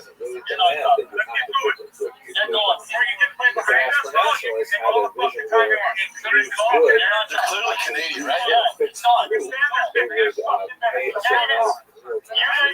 They would have the rights Oh, they're hammered. It's not tea here. to draw on state resources for communal practices. They would have a certain protection in terms of not having elections on Shabbat. Keep going, eh? But it was a much more kind of like And he throws it down. structured organization, the Jewish Federation, which is essentially He's taking too long. Well, they're hammered. They're hammered. They're not playing the game. It ultimately depends on wanting to go into it, which is not the case with Ashton. And finally, the last national strategy to deal with the evolution of Jewish life in the modern democratic era are the so-called Bahai. He's definitely Canadian. These are who really are still, in many ways, thinking the pre-modern era of traditional Torah leadership, definitely very much an orthodox kind of way of thinking. And they're saying, wait a minute, why are Jews This is when he dropped off for this guy has no idea what he's stepping into. He pushes him first, and then he goes, "Come on, we'll throw you in the fucking lake." Throws him into the swamp. The dude recovers. His friends all leave him alone. Look, he comes out of the swamp all wet, and then gets fucked up. Russian Empire, which turned out not to work out that way, but at least not in the 20th century. At least not the beginning of the 20th century. We'll talk about that later as well. Look at the size He of him. said, you know what? If we don't That guy's organize, concussed. He's gonna have a headache. That guy's concussed. You're gonna have a headache. Your heart is it. that we will lose an opportunity to express the voice of religious Dude, he chucks him He there represents so a very hard. large proportion of the overall Jewish public. And so the renewed tradition with parties This guy's a like Canadian British zombie. Israel, You gotta help your friend here. He's gonna get picked up and thrown in the How does someone say, hey, dude, look at the size of that fucking guy. What are you doing? Well, he's drunk and dumb. But his buddy's like, this is a bad idea. And then also the guy, it's so hockey style, because he grabs him by the shirt just like he did in hockey. And goes, bang, Those are the Or main hockey. strategies that What do you do in that situation if he throws pushes you? Just being trained. Have a look at what they look like. if that guy, exactly what that unfortunate, I'd fuck him up. You would. Yeah, no, but I mean, how would you do it? In the last I would choke him You out. probably just choke him. I would choke him out. Just squeeze. I would just get his back and choke So him here you go. unconscious. Here's Oh, you would? And then look at his friend like, political You're spectrum. next. Or you grab and just do one of these. yeah, just be careful. I'm literally whatever I want. Yeah. You have You're a not line breaking on necks. the left. You just be careful. This guy, no, I'm not gonna be careful. I'm gonna squeeze as far as I fucking can on his neck. You're not breaking any necks, man. No. Just a doors or something. Just be careful. I can't get him with a dart. Democrats are Ain't just no slightly fucking move. left of center. He's a fucking Republicans moron. just slightly right. And he's of center. drunk as fuck. Basically, they're really close to the How middle. does his buddy not Jewish go, politics man, are that not guy's like that. really big. He seems like he doesn't give a fuck. Yeah. That guy goes, I'm telling you, man, But get he the also fuck tell you out of how. There's some guys like that look a little fat because they're not trained anymore, so they look like big fat guys. And you've been working out, you have some energy, so he looks a little fat. And you guys just a big fat guy. But you don't know that he's been using his body. And he's a professional NHL hockey player. Well, he used to be. What kind of, how long did he play for, Chip? Developing Jewish And he's an enforcer. You know how crazy those enforcers are? You know the anxiety those boys deal with? Yeah, but they're also like crazy athletic. They're like, you can't. He's 6'2", 225 when he was playing. He looks taller. Big boy. Every party has to fit on. He's gonna give you Drafted in the 9th round. If we look in the lower He's left still quadrant, a where you have fucking NHL. socialism, How long did he and play the for? Crazy most athletic. important party is the Oh, that's when he played 16. Dude, he played fucking 12 years. Yeah, I mean, come on now. that was actually That's one a of the whole earliest different level of parties human being. formed illegally in the Russian Yeah, Empire. there's It's two different different levels. My favorite part is when he throws him in the pool. It was essentially a very leftist agenda that You let him was throw him into the swamp. Yeah, they can, because I do jujitsu and I box and I'm around big guys. I'm like, there are levels to the game. If you're a regular dude, you gotta know, especially if you don't train at all, you're gonna have a false sense of security. And there are guys that can really embarrass you. Really embarrass you. See, he was punching that guy like for him to grab his fucking golf polo, hockey style, and then go bang, Yeah, no, bang. bang. There you go. You should have those. You see how long his arms were? Fucking Yeah. What do you That gonna other guy was even small, dude. He was small. Short, Small and hammered. Those short kings and a few drinks, man. Especially up north. Canadian boys get wild. Especially if you're just generally a shit. Oh, that video made my That guy. day, dude. But they didn't think that the country I had love how he so kept coming back. That's the weird thing. Like, did you see that black girl? He gets thrown in the swamp, stumbles out of the swamp, and then gets back in his face. Gets socked 3 times, then gets back up. Should we talk about the chin on the moron, though? And he didn't throw punches back. He just kept walking like this. Did you see there's a black woman who was slapping white guys with old men? It's going. She was going. This is for oppression and all racism. And they were like regular guys, and she'd go whack and then stop and do a twerk. And then they're like 4 of those, and then the next thing you know, she's sitting there going, and she's in the hospital, and this side of her face, like some guy fucked her up, and she got fucking, she just punched really hard in the side of the head. I have a feeling it's gonna be hard to find this, but Yeah, it's fine. so It's fine. yeah. more extreme Israel, more extreme, not necessarily nationalism, Rampage Jackson, He's so funny with his son. political Yeah. I love this shit with his son. The Island Fighter son. Yeah, I love it. No, this one's funny because Rampage, he's training with Bradley Barton. He's at Zoo Culture. He finds out he did steroids. He doesn't realize that. He watches. diplomatic. That clip of you and Ultimate Fighter when you're breaking the door, were you alright yet? Of the nations that surrounded Israel or the great powers. They felt that Moshe's approach, which is basically I was shuttle earlier. I was diplomacy, saying, go here to this important area, go there, for that They're not important starting steroids. Some testosterone. Testosterone is a steroid hormone. Boys and steroids are some same thing.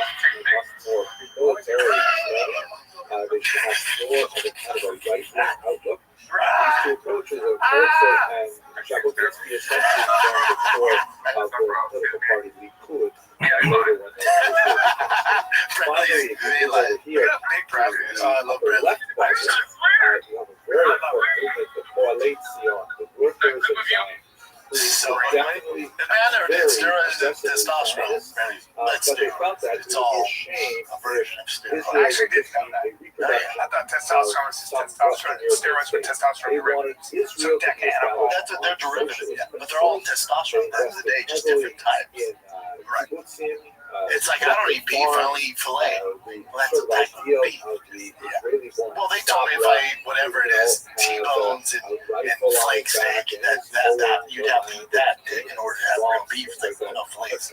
So my buddy is a professional arm wrestler, and he started out thin, like me, taller than me, a little bigger. Was a boxer. He started doing trend, and he came to my show, and I went, "Oh my god!" Because Jews are not he looks satisfied. like literally he's probably put on 60,000 pounds. Oh yeah. Like I told him, blow it though. And now we All have of it, C, yeah. which is kind of Yeah, like some of that stuff you gotta be careful, like trend and like some of the derivatives. You gotta be careful. Yeah, It puts on muscle so fast, so then you're constantly carrying. now, yeah. all of these Trend. groups have been either None of that anti-religious, hardcore shit. And they stack it like some guys do. Trend, DECA, testosterone, IGF-1, HGH. Like this whole, they do a stack. Enjoy that. I did a podcast with Mike Israel. You know, he is a great guy. He's got his PhD in physiology or whatever. It's fucking brilliant. Like Rizzuto. Israel. First group to look at are the and he, so-called Mizrahi. These he was on the podcast. He goes, I'm at risk. You increase your risk of heart disease and cancer when you take, that guy. He's awesome. And he knows so much, and he doesn't take himself seriously. Oh, yeah, He's hilarious. He's awesome. And he black belt jiu-jitsu. And he was talking about it. He goes, it's a risk. It's a trade-off. It's a trade-off that I'm taking. Well, he's on all of it. Well, yeah, he's on. That's the difference. He was talking though about how now they're in about 2 or 3 years they're coming out with a peptide that's in stage 3 trials, human trials, where you're gonna be able to take a pill, and it's basically because when steroids got totally stigmatized, the research kind of stopped. They said now it's back, and now they're working on these different peptides that actually really grow muscle without the side effects, so it doesn't fuck with your endocrines. They said they're very close. So I'm gonna pill that Bill's Lee muscle. It's out. It's out already. It's out. Brendan, I want to take a little break. All right, this is Ask me what I'm doing. what are you doing right now? The shorts of True Classic. Get some white tees. That's all I rock is the white tees. Try those Pima cotton. You're not gonna get better from cotton. I'm telling you right now.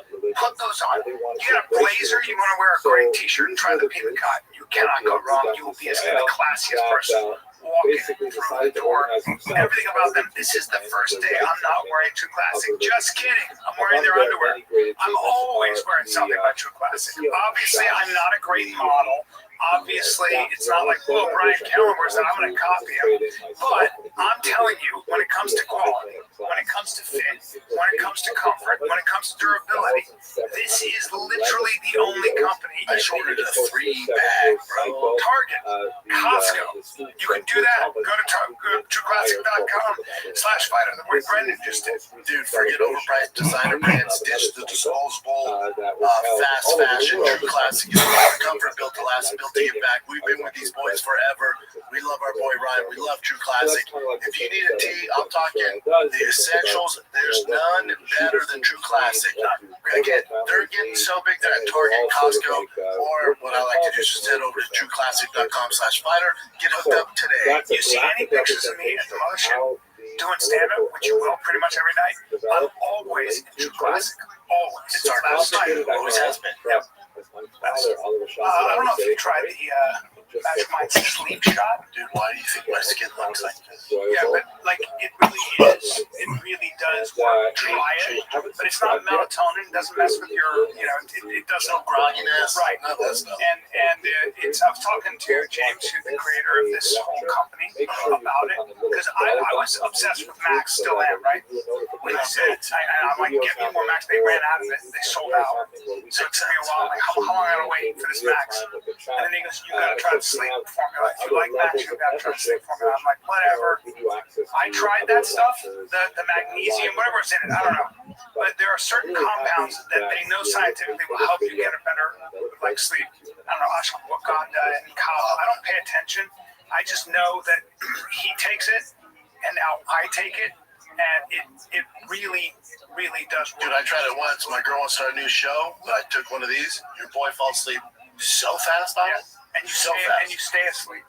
And more importantly is you don't wake up groggy, man. You take when I was traveling, I took some sleep pill. That's dude, the worst. dude, you wake up, you're like, I'm a mess. And I took half a pill. But you take this stuff and you don't feel any of that. It's probably because it's just natural compounds. Because we know that there are certain natural compounds in combination that they take forever. Magic Mind doesn't play around with that stuff. We know the original Magic Mind's good, and then the Max is great. You know this stuff. Yeah. But more importantly, the people that created this stuff, they take, and it's not habit form, right? There's no melatonin. It's non-habit form. That's really important. One of the things about any sleep agent is it creates a habit. And so you don't want to mess around. You become dependent on it. It's a huge problem. And if you run out of it, you're like, oh, when they do, they anxiety. You get a better overall sleep. And that's what's awesome. And below it, And you sleep more efficiently. Apparently, you get better sleep cycles. Everything I breathe, sleeps everything. Yes.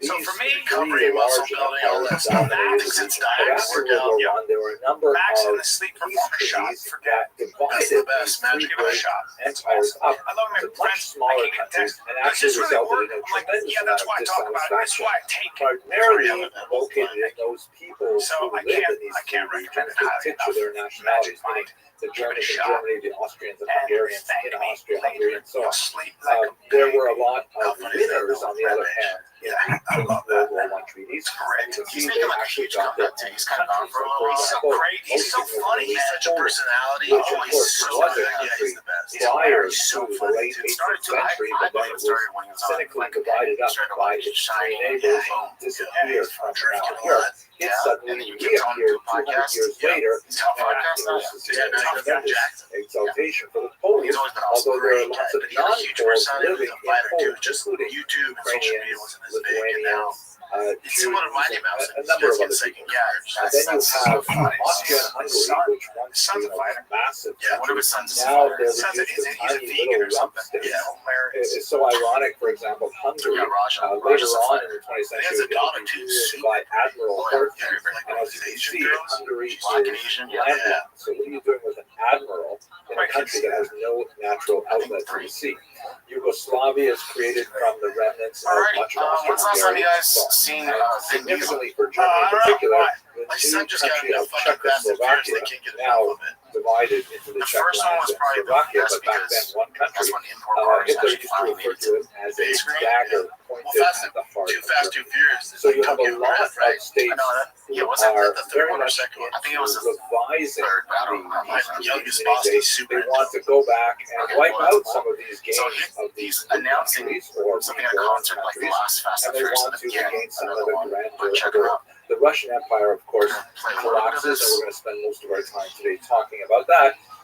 But it's That's not divided into several countries. There is Why is he stopping the Russia cutoff? Why would he do proper, that themselves? which is And, basically because he pushed doesn't- back he actually significantly fuck. towards the He east actually rubbed his because of nose and he where walked out. the front lines of the German army So were it's at the end easy of to World start War I. fasting furiously. And west of those front lines, you have I live my life. Belarus, for example, and the Baltic Baltic states, Why is he so fat? Lithuania, I don't know, Latvia. because he can only have that much Ukraine He is doesn't created care. And by within the the way, Soviet Union. just because that you're we rich discussed doesn't in a mean you're not second, depressed. but it's You don't start divided. eating There a are lot. There's a lot of Ukrainians shit. who are on the Polish side of That's the gonna watch out. post-World Married War kids, Treaty, and rich there as are fuck. Ukrainians who are on He the just said there's Russian going to be new side Fast and of the Furious post-World War and he's going to Treaty bring back within the Soviet Brian. Union. So there's a obviously, tremendous Paul amount passed away, so of somehow they're dissatisfaction CGI among the AI leaders or of something. World War I. Yeah, I fell off Who are their train unhappy like with up to the these third treaties, Fast and and they Furious. want Never saw to one of them. revise. Let's Billy the focus a first little one's bit more fantastic. It's on not for Russia. Yeah, it's not for everyone. So Russia Some is fake shit extremely now. complicated at this period of time. I'll try to make It's this dumb. simple as possible. It's The actually first thing that to Tyson guy. realize Okay, remember you have is to that there were actually breakdown. two Tyson. revolutions Gas in is Russia, having a tough time. separated by a Walker few died in months. They both Yeah. occurred Vin in Diesel's the fat year as shit. 1917, Tyrese. although the month in which they occurred depends on where you were standing at the Not time great, they man. Not occurred. great. You The know? reason why this is so is because He had like a it was weird only in meltdown, but then he was 1918 like that completely the lucid communists afterwards. So I don't know if it officially was just adopted just the drugs, moment, Gregorian you know, calendar that is currently in use Yeah, something like in that. Something's Western going on Europe there. and America Like the and Vin so on. Diesel's quietly Prior to that, they were using the Julian calendar, Oh, that's a which the does ride not at have the Universal. same All that shit calculation is of Vin leap Diesel. days. Like in February, He's we have insanely our rich leap year. and insanely So that famous. meant So he became that weird. quite He was literally, always Russia one of the was favorite 11 days Instagram. What's his behind latest? Is he the still West posting all the in time? their calendar. Oh, And you got so it right if you now. look Yeah, of course. at, But he didn't at face it. Russian sources, for example, that were written at that time, Is that they video? refer to No, the it's just- what's the February caption? Revolution because in Russia it Sergeant occurred in February. But if you were Okay. standing in New York Get out of City here. when the revolution occurred, it would have been That's in not March. much. So let's just say there was a spring revolution. I think he was getting And so it roasted occurred, for the videos. It He's just began like really posting in pictures lately. Petrograd. There's more His confusing mom, I think, stories was Jewish. about His this dad stuff, was but black. it gives you a sense of just how tumultuous and how crazy everything was at the time. The city called Petrograd, which means Peter's City, was a Russian renaming of the city that was founded by Peter the Great 100 years ago that was called St. Petersburg. The reason why it was no longer called St. Petersburg is because they felt that sounded too German, right? Berg is a German suffix in the city. So the city of Peter. So they wanted to have a Russian sound because they were fighting with the Germans, so they called it Petrograd. Then, when the communists came to power, they renamed it again because they didn't want it named after a Tsar. They renamed it Leningrad, right? Lenin City.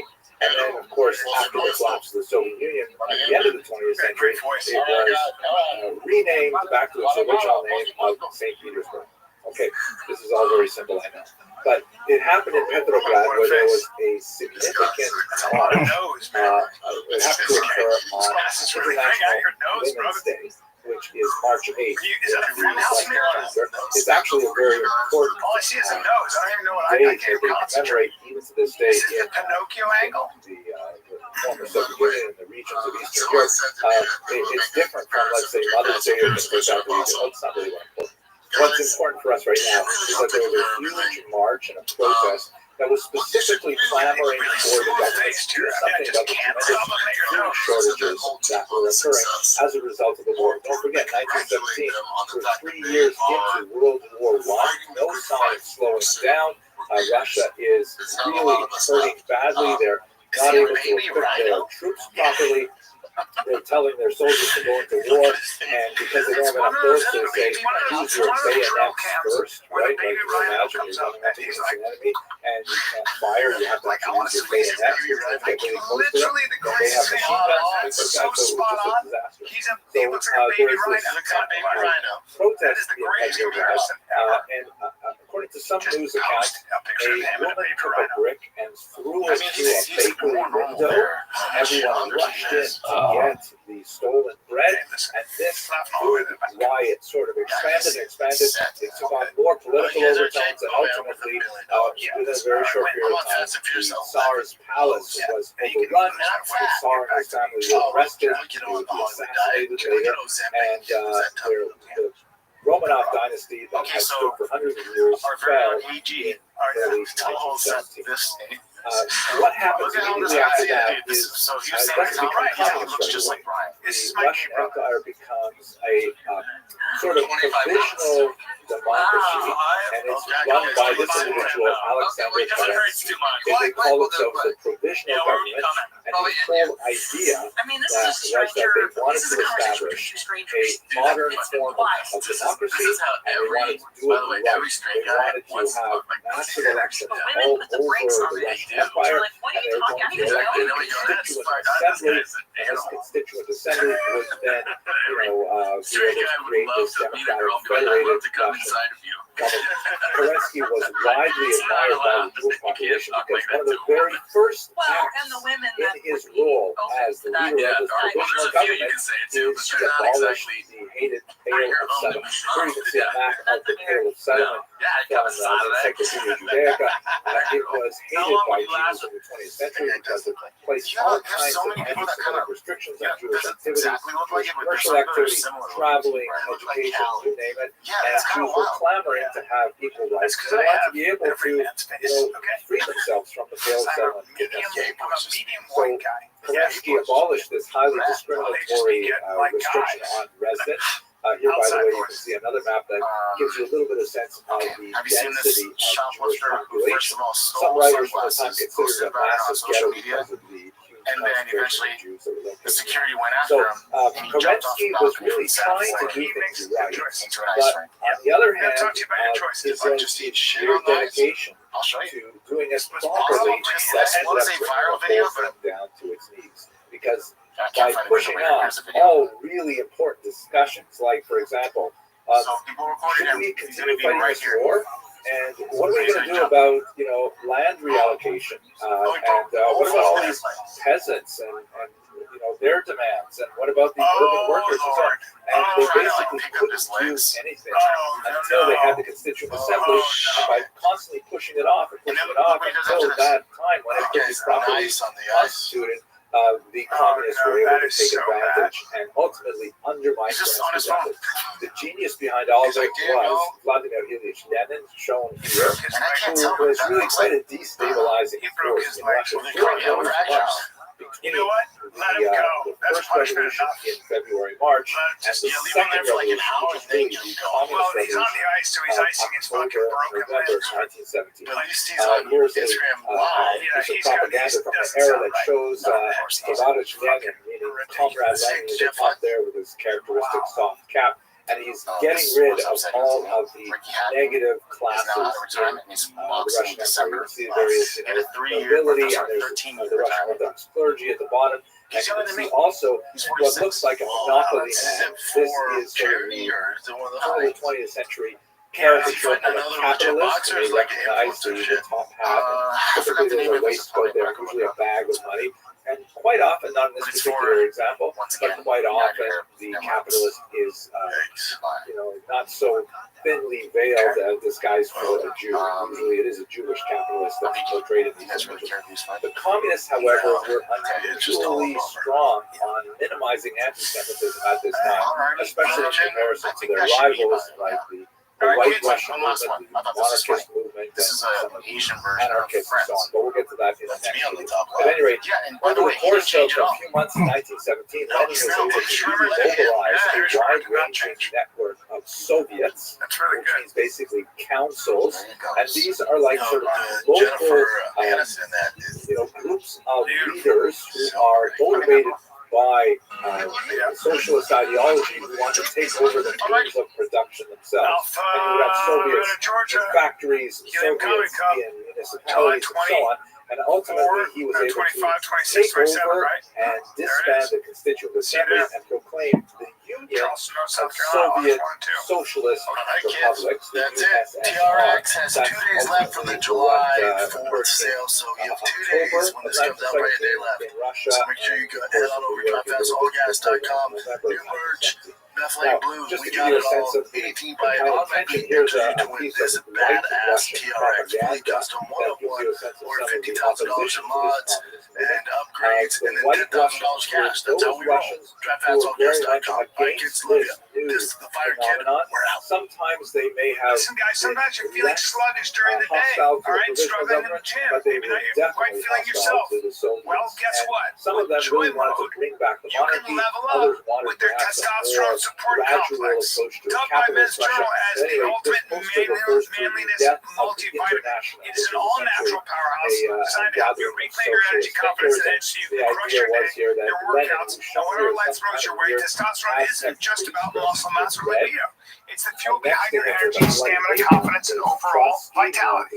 So if you are feeling off your game, this is your chance to take control. Give your body the support it deserves. Joy Mode's testosterone support complex is packed with clinically proven ingredients like ashwagandha, They DIM, are about to and slaughter boron. the Russian monarchy there. They're representing Russia on the altar of a statue of Karl Marx with the word international referring to the Socialist International. The idea is that they're going to sacrifice Russia to communism.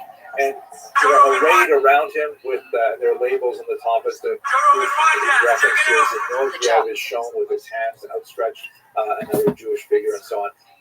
There's all of these people who are involved in this secret cabal, and there's this interesting figure here. If you look, I zoom in here so you can see it better.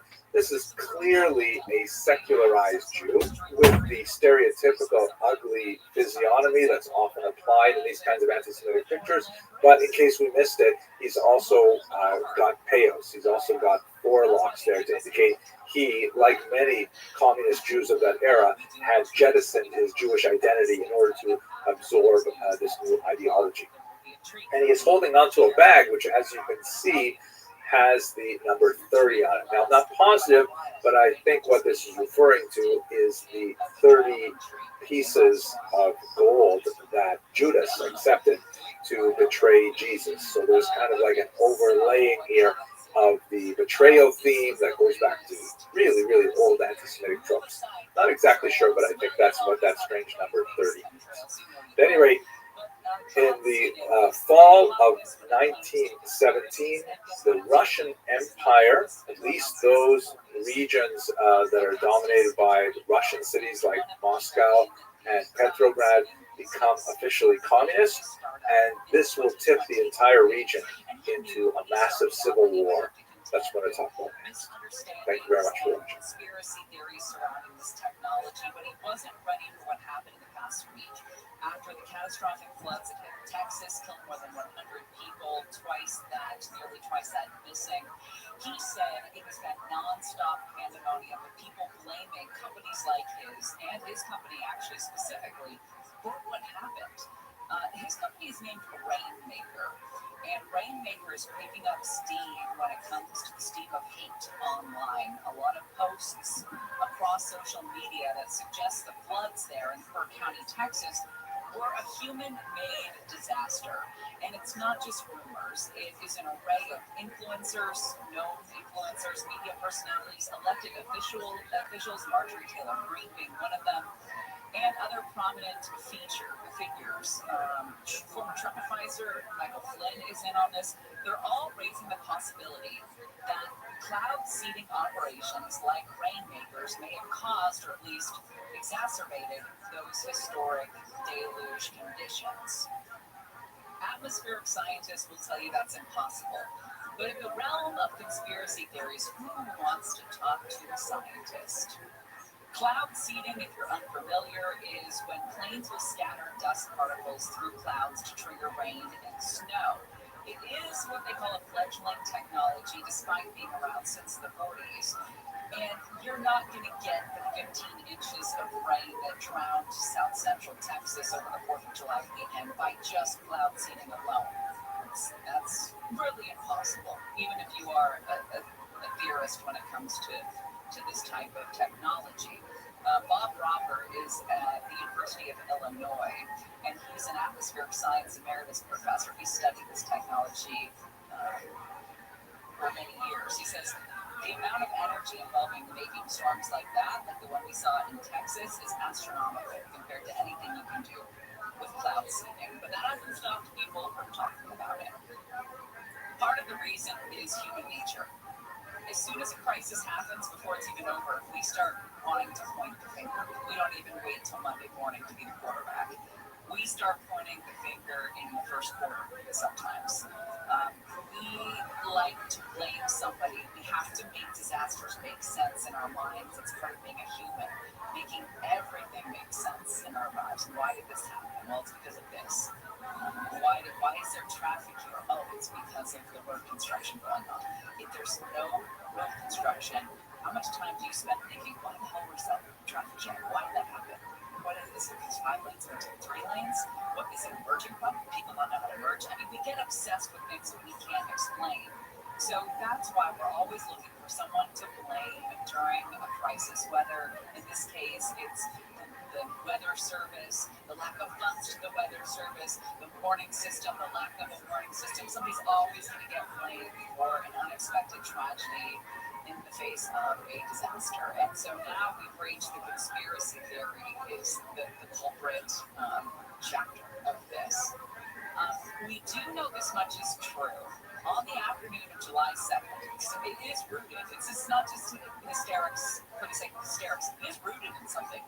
On the afternoon of July 2nd, a single-engine plane operated by Rainmaker, which is based in El Segundo, by the way, flew on a cloud seeding job over Texas, about 100 miles southeast, 100 miles southeast of Kerr County. Was an actual cloud seeding operation 2 days before this happened. Over the course of 20 minutes, it released about 70 grams of silver iodide into a pair of clouds. And the mission was followed by a modest drizzle, dropped less than a half centimeter rain over the parched fields below. This was part of a deal that was done through a government agency in Texas. We'll talk about why people think that cloud seeding operation is to blame and the science behind it, and does the math add up? Gary and Shannon will continue. Heather Brooker has the news. Here's the latest. SoCal's first major heat wave of the summer is here. Temperatures are going to be hitting the 90s and triple digits throughout the rest of today. Cool off ever so slightly tomorrow. A Las Vegas man is facing felony child abuse charges after his 3-year-old relative overdosed on fentanyl during a Newport Beach trip. Prosecutors say the boy found the drugs in the man's bag and had to be revived with Narcan.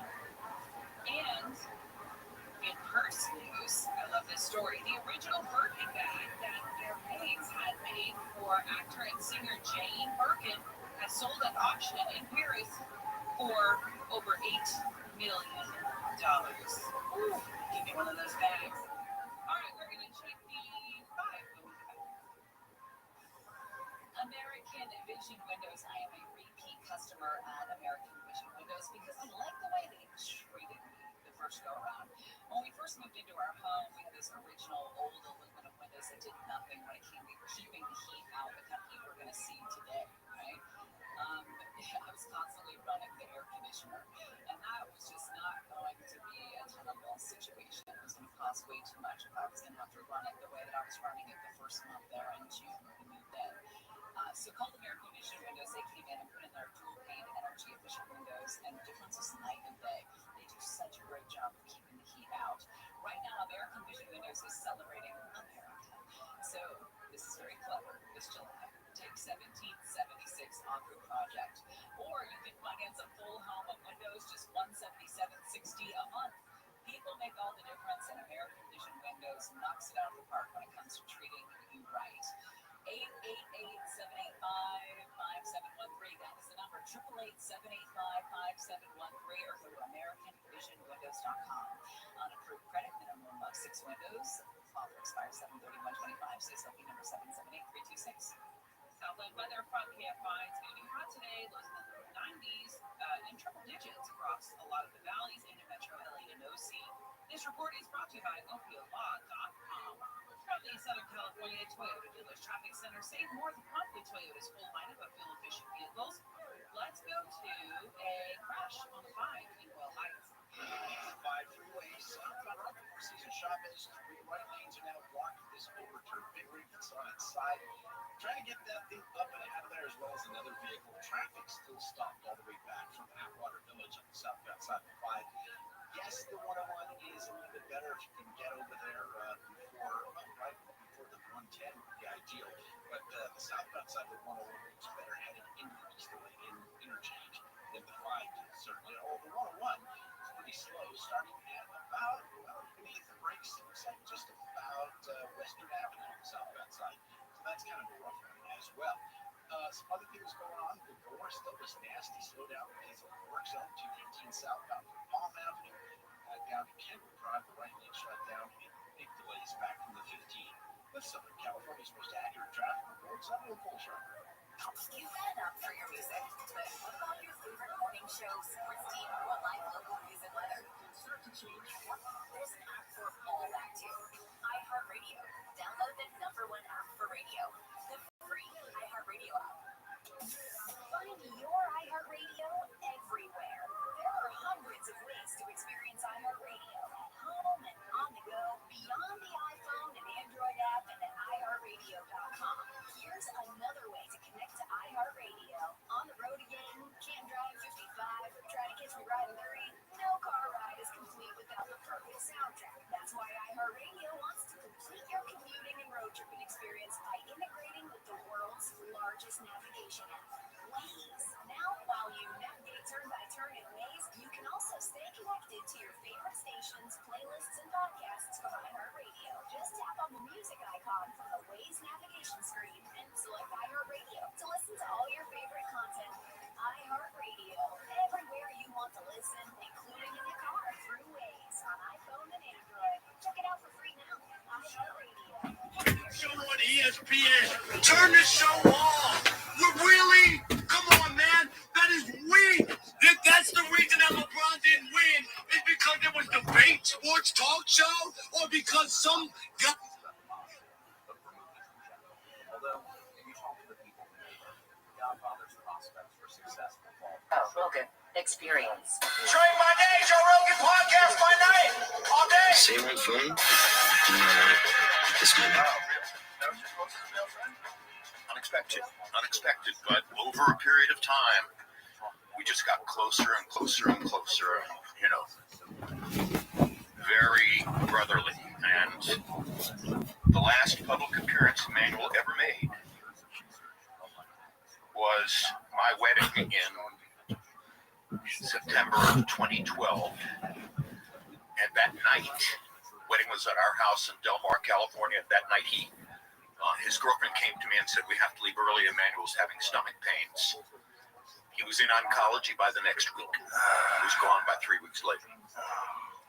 So, very touching to me and, deeply symbolic of my love for him and thus the Croncat. Yeah, what a classic Jim. He was one of the first guys to realize, like, if you crank the heat up, it actually gives guys better conditioning. He realized a lot of things. Yeah.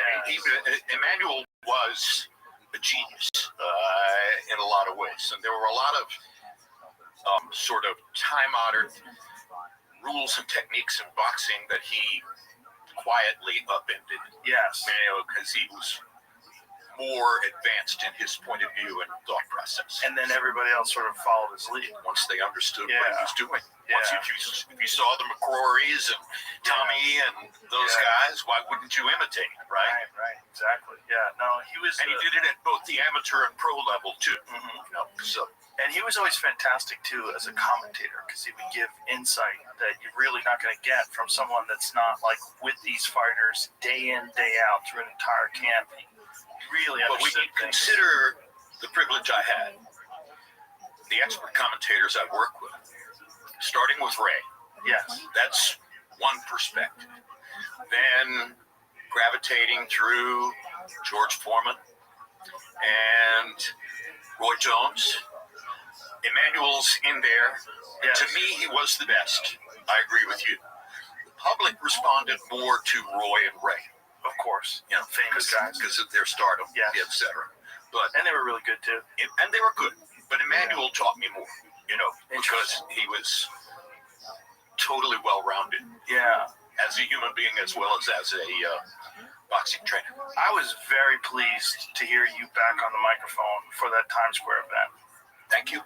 Because it had been so long. 6+ years. God, I was like, that's crazy. It didn't make any sense. You were the best in the business.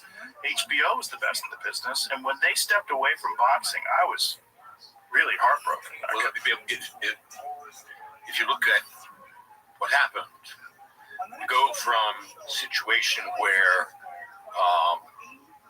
the television networks have the authority and the self-belief to choose the commentators the way they want to. Yeah. And you get into a more subdivided and widely disparate marketplace. And now the star promoters have a great deal more influence than you would have thought before. And now the star promoters start getting involved in influencing who's on the air. So BBC, Mayweather was never a fan. We got along, but he was the famous thing with Larry. Well, and I guess he associated me with Larry, which makes all the sense in the world. Kind of, but you weren't nearly as critical. I was just a blow-by-blow guy. Right. I'm not an expert commentator. Right. So I tried very hard, not always easy, but I tried very hard never to go over the line into doing what the experts were supposed to do. Right. No, you were excellent at that. It didn't make any sense to me that, and Kellerman, he's also excellent. That's another guy. And now he's back. Yes, it's nice. And Andre Ward, who's another excellent guy. Totally. It just, the good thing about boxing was that HBO was completely independent from these promoters. And the bad thing about boxing is that the fighters don't get paid as much on the undercard fights and don't get paid as much coming up, as is the case in the more broadly organized UFC universe, right? Yeah, there is a difference. Yeah, there's a giant difference in the undercard pay. But I learned that from Joe Rogan. Yeah. Well, the UFC treats the entire card as an enormous event. So they have elite fighters fight in the entire card. It's not top heavy. Like one of the problems with boxing is you would just say, when's the main event? When is Canelo fighting? And you didn't, the other stuff is just nonsense. Whereas the UFC, you look at it like, oh, look who's fighting first fight of pay-per-view. There's 5 fights on pay-per-view. First fight of pay-per-view is a banger. And the seats are packed and everybody's excited to see it. Whereas everybody starts shuffling in about 20 minutes before Canelo fights in one of these big boxing events. That, I think, is kind of unfortunate. I totally agree. I'm a little bit short-sighted. And I accede to your point of view because, and I've made this point before, I'm not a UFC expert. Any comment I make about UFC is atmospheric, but it's not expertly informed. I didn't have the bandwidth for that. I was trying to be knowledgeable about every single tributary and every single meaningless pocket in the boxing world. And that's a lot. That's a lot. It's a lot to follow. It took time. And frankly, I decided it would be distracting to me to try to keep up with 2 combat sports at once. Right. This is the one where I make my living. This is the one where the audience identifies me. This is the one that's on HBO. Yes. And I know that Dana, in particular, is said by some to have been quite upset that he had a deal with HBO and the deal with HBO went away. If that's the case, and I don't know, I'm very sorry to hear it, because I think it would have been good for both if UFC had been on HBO. I think so as well. I mean, HBO at that time was the premier network for combat sports. The work that you guys had done in boxing was the top of the food chain. It was the best. Well, Larry Merchant, Ray Leonard, George Foreman, Roy Jones, it's also the Emmanuel production. Stewart. Everything was on point. It was just so well honed. Good production. Yes, it was just a well polished machine. One of the issues is they wanted to replace the commentators. HBO did. Oh, they did? Yeah, so if we came over there, I wouldn't go over there as well. So really, yeah, because HBO is always about their own producer autonomy. Yes. So they wanted to have We don't control. want anybody telling us what to do. Exactly. Right. The problem with that is in mixed martial arts, there's a very small pool of people who have a deep understanding of the entire history of the sport. Yep. And you can't just hire a regular sports guy to take that part. They're not going to be able to get it. Well, going back to the developmental stages, and I try very hard not to use the word unique. It's massively overused in American society. Sports media have beaten it to death. It means only one like this on the whole planet. But you were unique. in those days because you had the full knowledge of UFC and you also knew some stuff about boxing. So I think you were not just unusual, but unique. Well, all I was doing was just following my interests. And I've always been a huge boxing fan. From the time I was a child. Do you remember what your first fight was? The first fight I watched, my parents watched it, which was crazy because my parents were hippies. And they were really interested in Ali's rematch with Leon Spinks.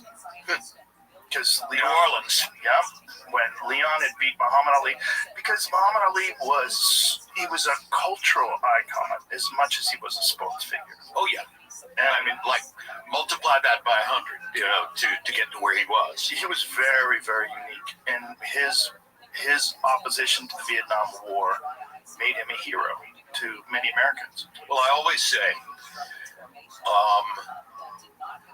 he was my childhood hero. And he was my childhood hero as Cassius Clay. The very first live prize fight I ever attended was Cassius Clay versus Sonny Liston, February 25, 1964 in Miami Beach. Oh, you were there for the first fight. I saved lawn mowing and car washing money for months to buy a ticket that in my memory was $100, but I don't really know for sure what the cost of that ticket was. I didn't save it. It would be worth millions now.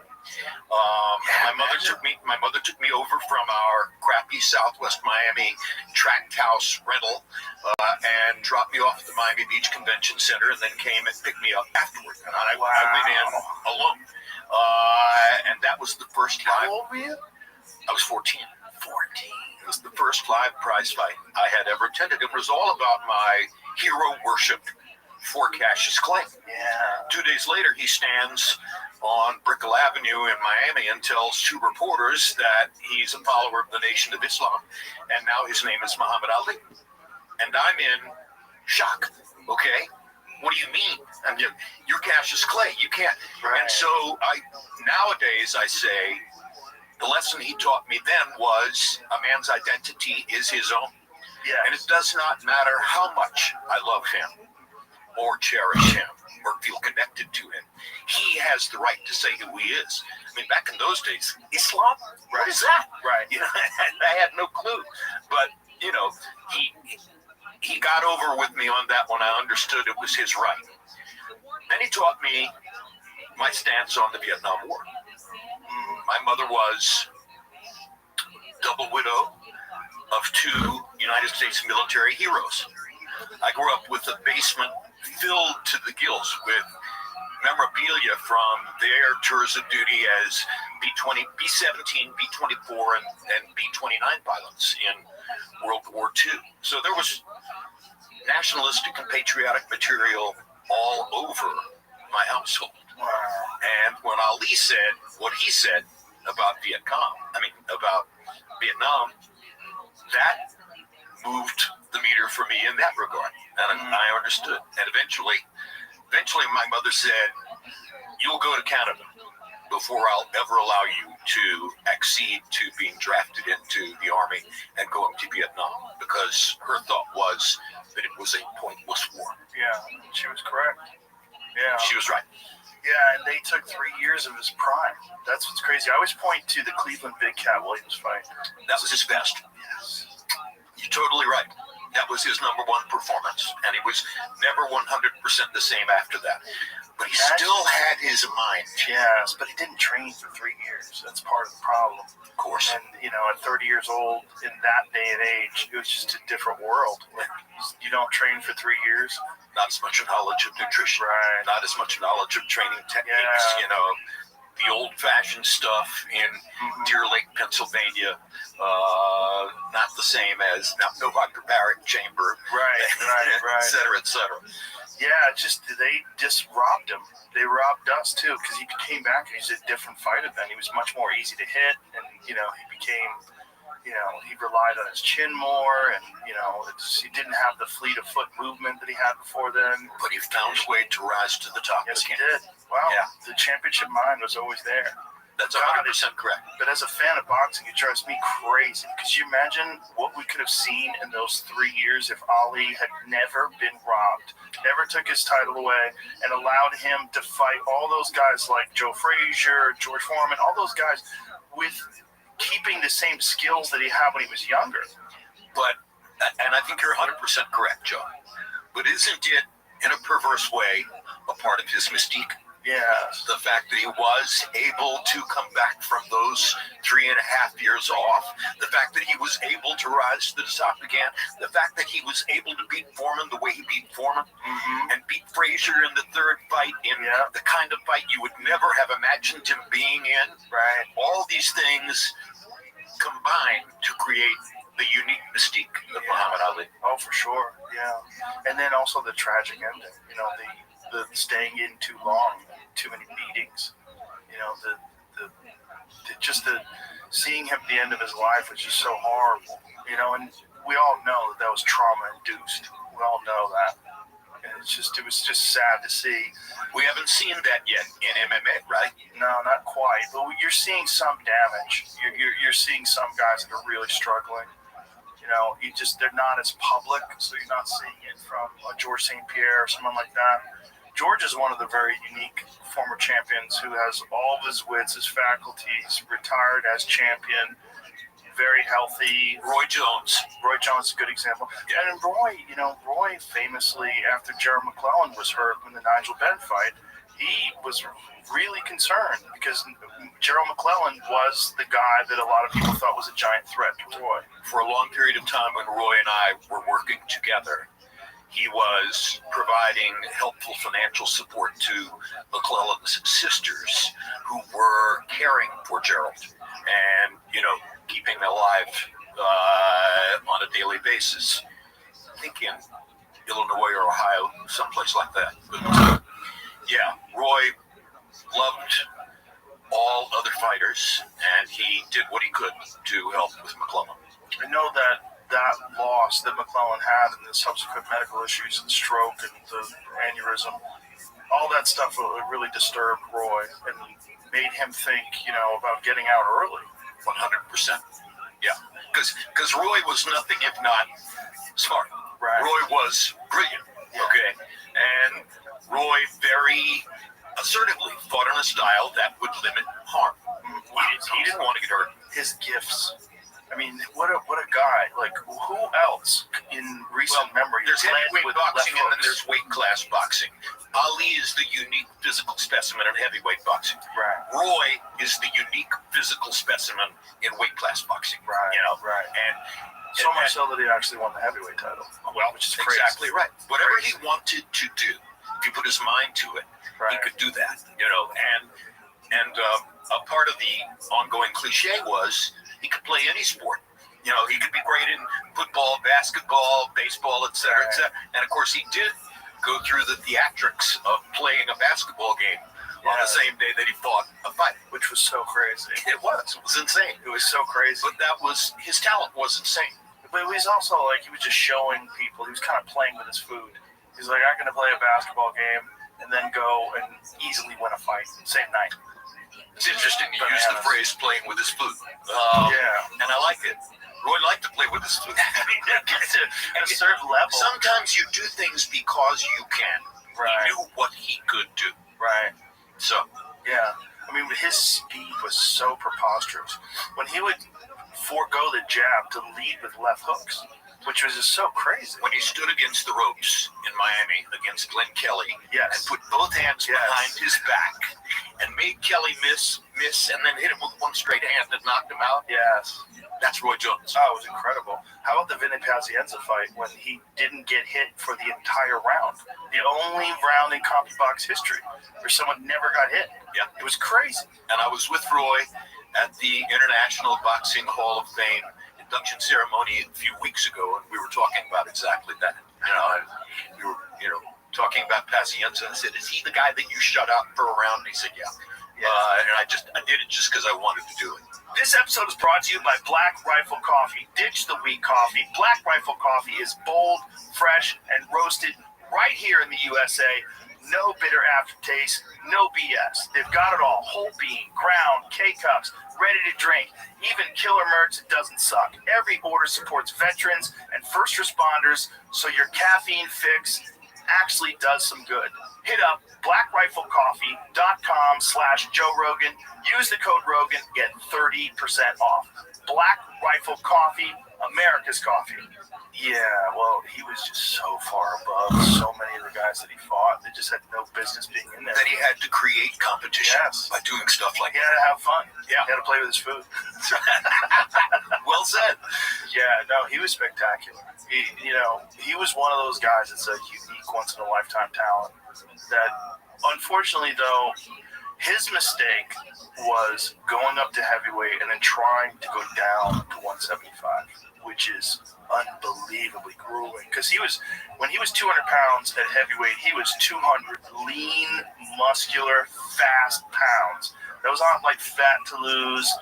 And so to starve himself to get down to 175, like he was diminished. And you saw that in the Tarver fight. I'm not here to feather your nest, but you're brilliant. That's 100% correct. Yeah, He lamented it afterward because he understood how he had penalized himself that way. 25 pounds is so much weight to lose. Well, lean muscle mass. and you made the point. When it's muscle, Muscle. if it's fat, Right. you can go into the steam room and sweat it off. Right. But once it's muscle, Yeah. it's there. And it's a part of the structure. It's a part of the building.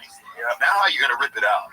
Not only that, it diminishes his endurance, it diminishes durability, gets compromised because you can't take a punch as well because you cut so much weight. It gets to his confidence. Yeah. And his confidence was unshakable. Right. It was everything. Right. Like when you go into the fight fatigued, you're feeling fatigued. And then you've got a guy like Tarver who's infinitely talented and has legitimate knockout power and is talking shit to you. Right. But right before the fight, got any excuses tonight, Roy?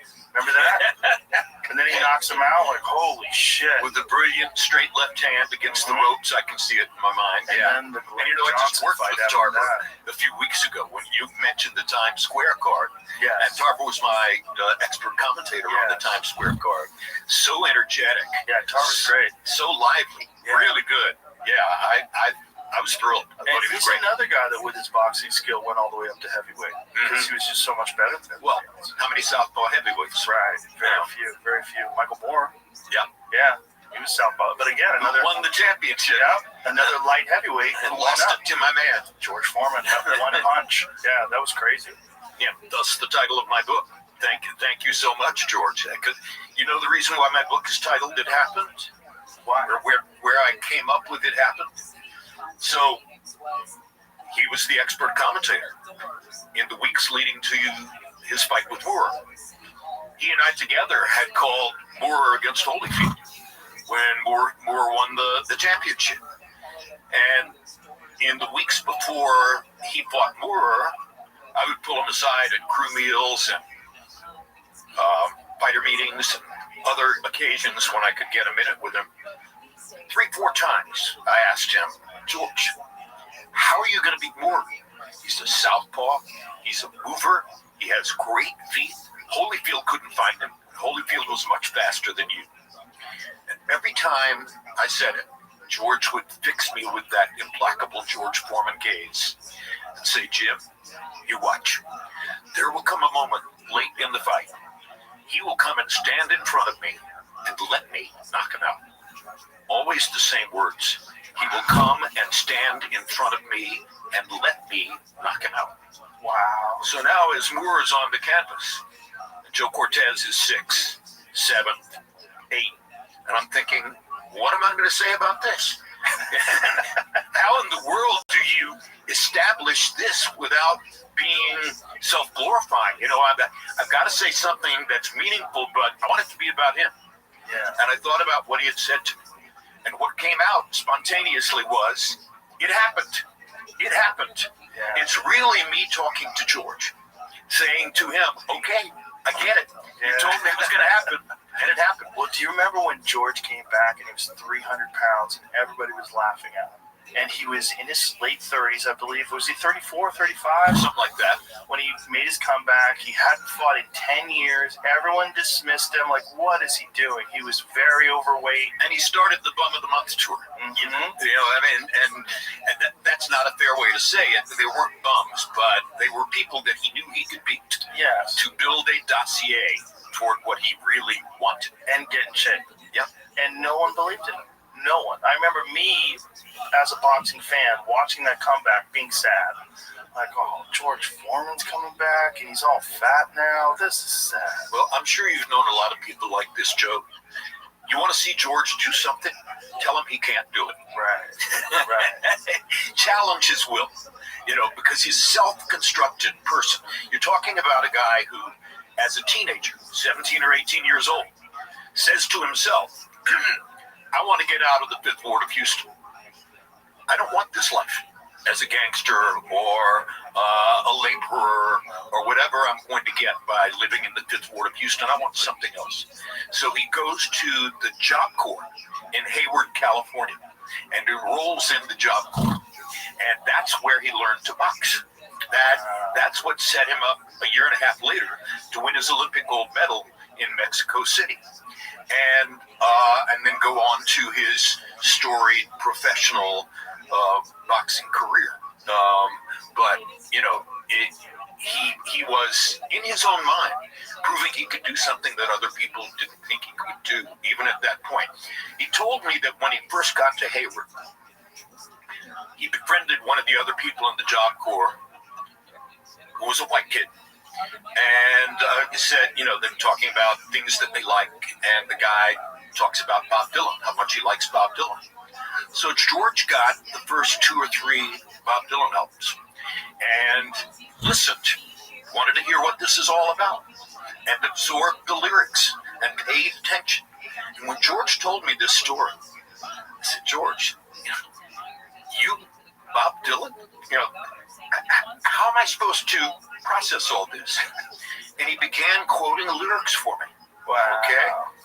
From Blowing in the Wind, from Don't Think Twice, It's All Right, etc.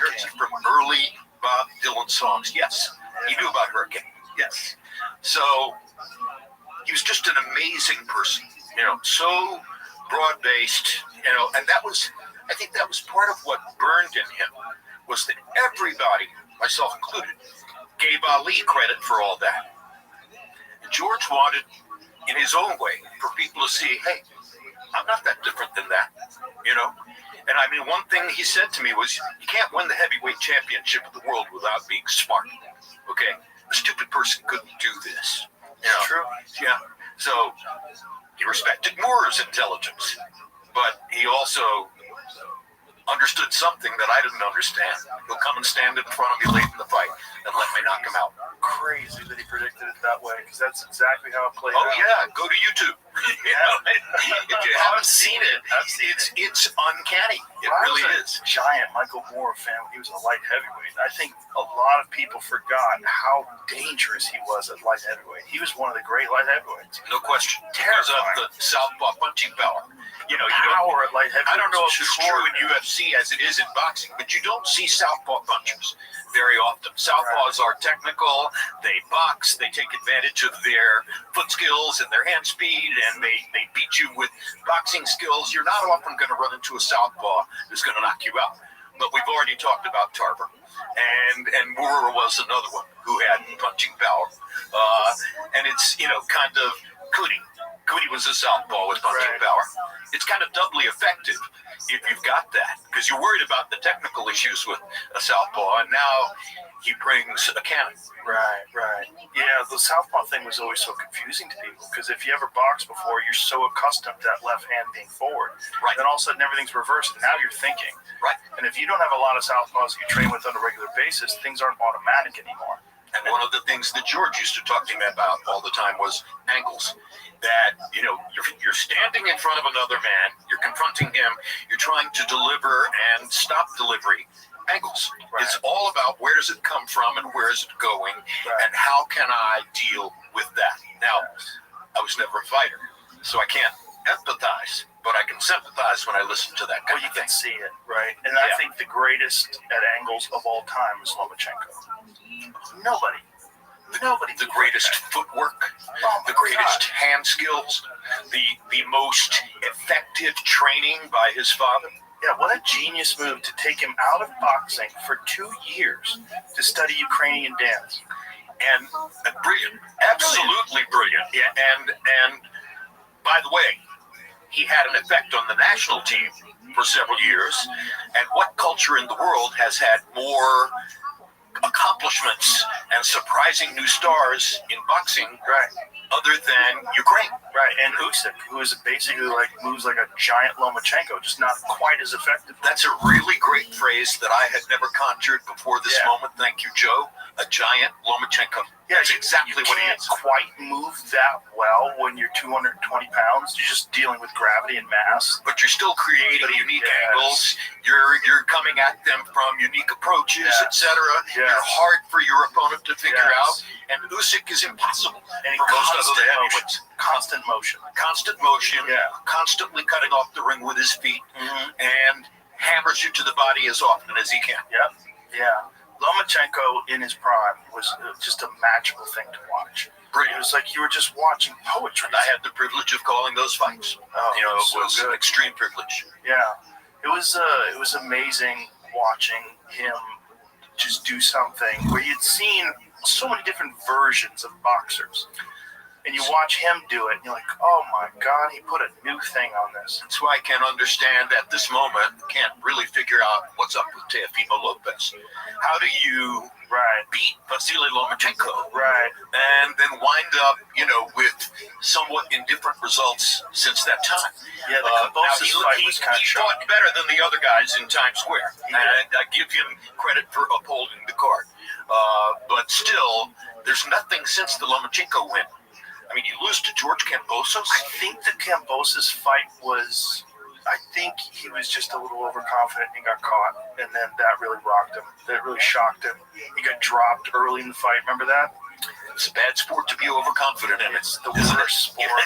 The worst sport. Whether you're talking UFC or boxing. Yeah, any combat sport, when you don't appreciate the potential that your opponent has to do damage. Well, I used to say to people all the time, these are fine margins of competition. You think you see a lot of wipeouts in boxing because you see a second round knockout or a third round knockout. You think that means there's a huge talent gap between the two fighters? No, it means one fighter made a mistake. Okay? 90% of the time it means one fighter made a mistake. And if he thinks about it and trains against it, he won't make that mistake again. So, perfect examples of Juan Manuel Marquez versus Pacquiao. 100%. They have 3 insane fights that are very close. Marquez lands one bomb and starches Pacquiao. This one error. You got a little overconfident, a little too greatest counterpuncher of his era. And power. Yeah, and with power. With the straight ahead power from the shoulder. Marcus was a gifted fighter. Very gifted. But just like that one moment, like if that had happened in the first fight, we would look at the whole thing very differently. 100%. Yeah. Yeah. This is like the margins, as you're saying, are so small for victory that when you see like a spectacular result, you do automatically assume, oh, that person's just that much better. Sometimes it's just one error. It's a moment in time. Right. If it's a knockout, now if somebody gets knocked down 6 times, then you're talking about something different. Right. But one knockdown that leads to a 10 count, that was a momentary mistake. Right.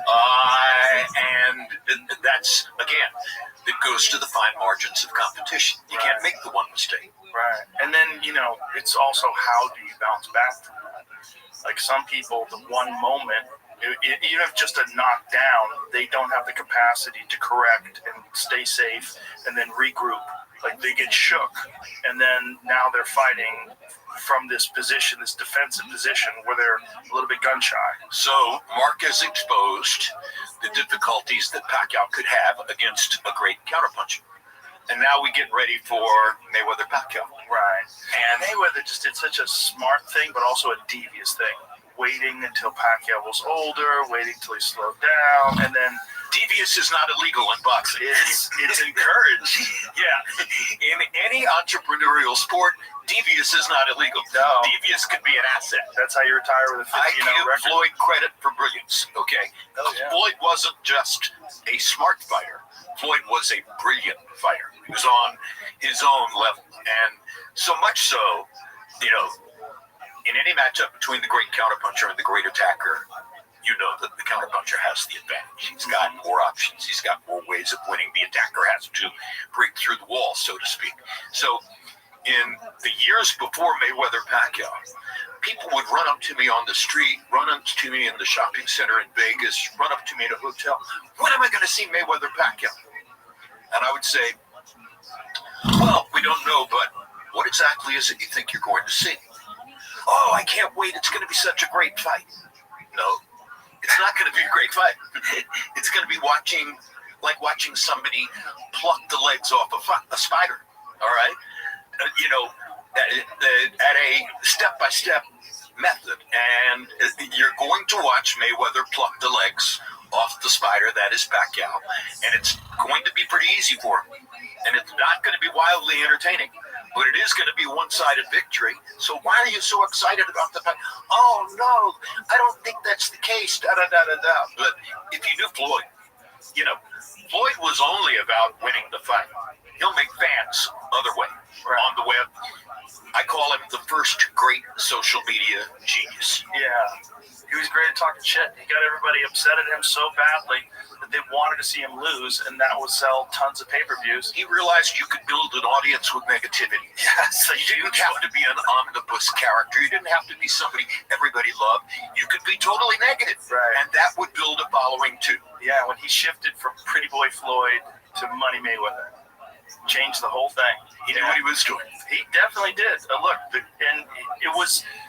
would have been an interesting fight had he fought Pacquiao when he was younger, in his prime. It would have been a very different fight. A more interesting fight. Much more different. Because difficult any go-forward physical warrior like Pacquiao is going to wear down. Right. And any brilliant counterpuncher like Floyd is going to retain more. Yeah. So he did. Yeah, it would have been much more interesting when they were younger. Also, the fact that Pacquiao fought him with a bum shoulder. That was a disaster, too. Money talks. Yeah, I mean, look, I guess he was faced with this thing, Legacy, it was the biggest pay-per-view of all time in boxing, correct? I believe so. And I think it was like 4 million buys or something crazy like that. It was huge. So, what is It was that? massive. Yeah, it just lured Pacquiao into All those people who had run up to me on the street corners for years finally got the chance to see what they wanted to see. Yeah, give him a cortisone shot, throw him out there. Yeah, fortunately. This is an advertisement from BetterHelp. Stress in the workplace is becoming an issue around the world. Did you know that 60% of the global workforce is reported experiencing higher than normal levels of stress? So it's more important than ever that we learn to take some time for ourselves. Plan a nice long holiday this summer, go hiking, read a book, play video games. I found that even a few minutes of meditation can help. Another great option is therapy. Everyone can benefit from it, and it's arguably one of the better long-term solutions to stress. Therapy can teach you how to positively cope and manage anxiety while improving your self-confidence and self-awareness. It can be very empowering. And thanks to BetterHelp, therapy is becoming more and more convenient. All it takes is a few clicks to join a session. You can also join from anywhere, whether you're at the beach, on your vacation, or at home after a grueling day of work. Plus, as the largest online therapy provider in the world, BetterHelp can provide access to mental health professionals with a diverse variety of expertise. Our listeners get 10% off their first month at betterhelp.com/JRE. That's betterhelp.com/JRE. Unfortunately, I remember there was like a class action lawsuit. A lot of people were upset that Pacquiao fought injured. A lot of the gamblers. I never talked to Freddie about that, but at the end of the day, the fighter makes the decision. Well, the money, yeah. And the money. The money, yeah. That happens a lot in the UFC. There's a lot of fighters that fight injured. And, I got to tell you this while we're talking about it, all right? I apologize for going off script here a little bit. I was with Manny 3 weeks ago, less than a month ago, at the Hall of Fame inductions in Canastota, New York, where he was being inducted into the Hall of Fame. And On the night before the induction ceremony, there was a big banquet in a banquet hall at the Turning Stone Casino, and I'm sitting up on the dais between Roy and Ross Greenberg, my former boss at HBO, and right across to the left of us behind the podium is Manny. And several people spoke. I didn't know that I was going to speak. I was asked to get up and speak. I did. Roy did a speech, et cetera, et cetera. Eventually, Manny got up and made a speech. Now, I met Manny Pacquiao 24 years ago in a fighter meeting room in Las Vegas before his fight against Leishanola Ladwaba, which was his first appearance in the United States. What weight class was that? He was a kind of a throw-in opponent. What weight class was that? Yeah. So that would have been 122. Oh, isn't that nuts? And Larry and I were 100% convinced that Ledwaba was the best 122-pound fighter in the world. We had seen him on the undercard of Louis Rockman in Johannesburg, South Africa. There's nobody who could possibly be better than that. Grace, style, hand skills, all the stuff. And I meet Manny in that room. He can't put 3 or 4 words of English together. I learn his backstory, that he survived by selling stolen cigarettes on the streets of General Santos City in the Philippines. I get and understand that his big activity outside of the gym is to go play pool. Yeah. He's a pool player in Professional level. In bar rooms, exactly. Yeah, he plays very Professional good. level, pool player, et cetera, all of that. And then fast forward 24 years, and he's being inducted at the Hall of Fame. And without warning, he's asked to speak that night. And he stands up and makes a 15-minute speech, maybe 12 minutes, but it was more than 10. All in English, all perfect, all more or less off the top of his head, unedited. It was brilliant. And I went to him afterward, hugged him, told him how much I loved him, and I said, Manny, I first met you 24 years ago when you couldn't put 3 words of English together. And I know that politics had something to do with this. And he said, yes, but a lot of my political speeches were in Tagalog. And I said, well, some of them were in English. He said, yes, some.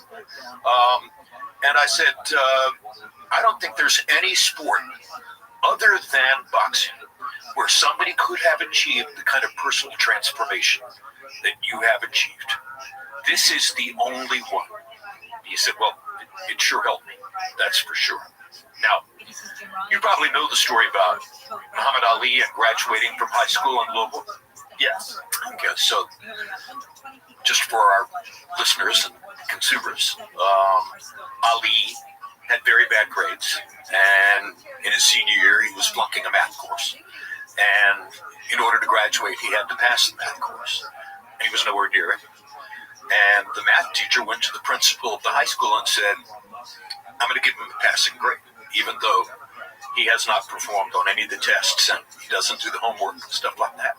And the principal is like, why would you do this for this kid? Why would you give him a passing grade when he hasn't earned it? And the teacher said, you have to understand, he's going to be the most famous man in the world. And we cannot be the high school that denied a diploma to the most famous man in the world. That's such a crazy statement. I wonder if it's true. I wonder if it's true too, but it seems like it's a fun story to tell, and of course, it's secondhand. You're exactly right. It is. It's so good. I don't know the teacher and I don't know the principal. I just know the story, and I know Ali's primary biographer, Tom Housen. So maybe I got it from Tom. Yeah, I'd like to believe that that's true. I'd like to believe it's true too. It makes it more fun. Let's make a bet to believe it's true. The thing about Pacquiao that's so extraordinary is that he kept his power through 8 weight classes.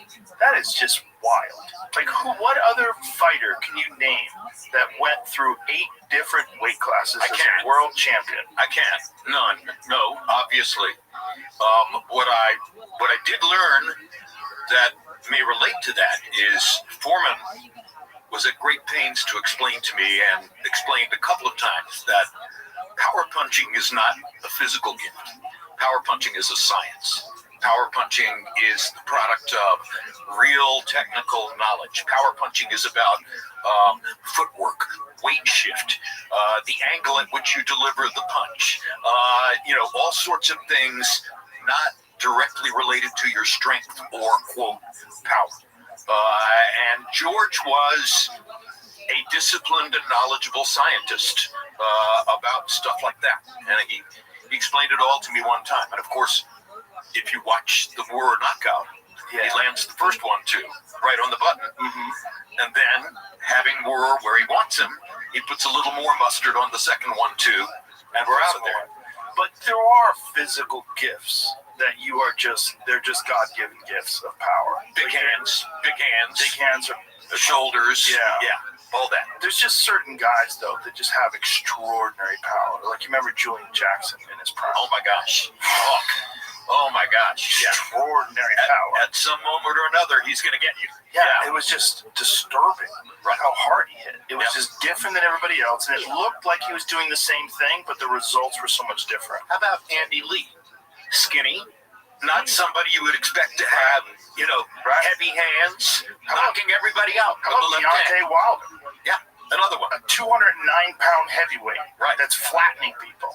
209 pounds when he fights Tyson Fury the first time.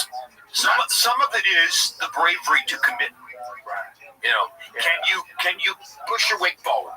Right. In a way that might leave you open to the counter, and believe that you're going to get the better of that exchange. If you believe you're going to get the better of the exchange, go ahead, go forward, and that enhances your chance of knocking someone out.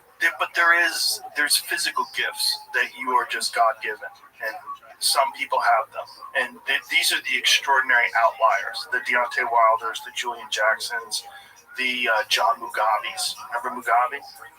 John the Beast Mugabe. Ooh, I rewatched that Mugabe Hagler fight the other day. What a great fight! What a great fight! What a fight! Hagler was my hero when I was a kid, and so you're probably so I'm sure you're an advocate with regard to what I call the #1 elevator fight of all time. That Hagler was the winner. No, which one? The #1 elevator fight of all time. And an elevator fight is the fight where you're Jim Lampley or you're Joe Rogan or you're any combat sports expert, etc., and you step onto an elevator with 6 people and somebody turns around and says, "Who won Leonard Hagler?" Okay? Okay. The debate about the decision, Yes. And, I'm sure you say Hagler beat Ray. Yes. And of course, we all know that Ray partially won the judges and the crowd with showbiz, with with the way that he threw his arms up at the end of every round and called attention to himself, and he was quite aware of what he was doing, and he was quite aware also that it would get under Hagler's skin. Yes. So there was an element of genius in Ray, as we talked about already. Sure. That went to more than just his spectacular physical gifts. Right. Yeah, no, he gamed the system a little bit. He figured out how to flurry at the end of the rounds and make a big impression in the judges' eyes. That was a very close fight, but that fight always bothered me. And one of the things that bothered me is I felt like there were moments where Hagler could have turned it up and didn't. And then when he retired after that fight and went to Italy and became a giant movie star in Italy, the conspiratorial part of my brain was always like, was that like one of those deals where everybody assumed that Hagler was going to win? Hagler was a destroyer. Hagler had knocked out Tommy Hearns. Hagler had beaten everybody in the division, knocked out Mugabe. He was the man, You fought, right? Yeah. So you fought. I didn't. I mean, I've only talked. But because you fought, you probably have an even stronger sense than I do of how difficult the sport is. Yes. The training is difficult. Mm-hmm. The fear factor is certainly part of it. The level of concentration and devotion that it takes, it's not easy. No. Team sports are easier. Sure. And so, I'm thinking that every fighter reaches a point where enough. Yes. And they might reach that point without really cognitively knowing that they've reached that point where it's enough. Right. Hagler went to Italy, as you say. Yeah. Maybe he had already reached something like enough.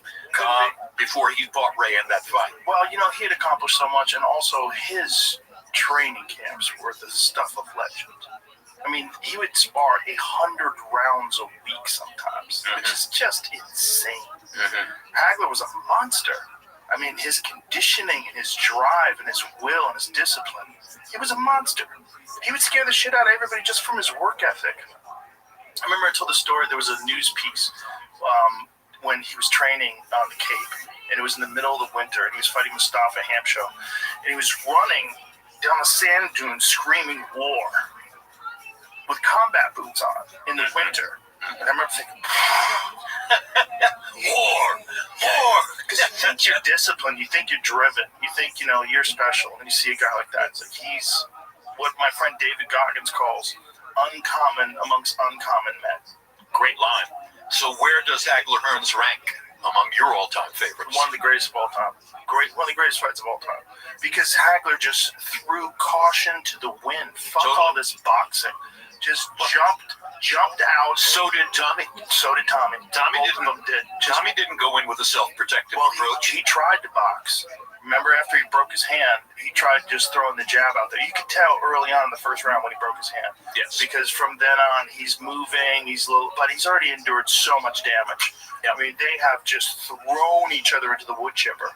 Both guys were just blasting away. I hope a lot of people are going to listen to this and go watch Hagler Hearns on their web attachment, because it's as great as anything has ever been. It was insane. I remember being in my living room when Hearns went down and just going, wow. I can't believe, and this was after Hearns had knocked out Duran, and I thought nobody could knock out Duran. When Hearns flatlined Duran, I was like, good Lord.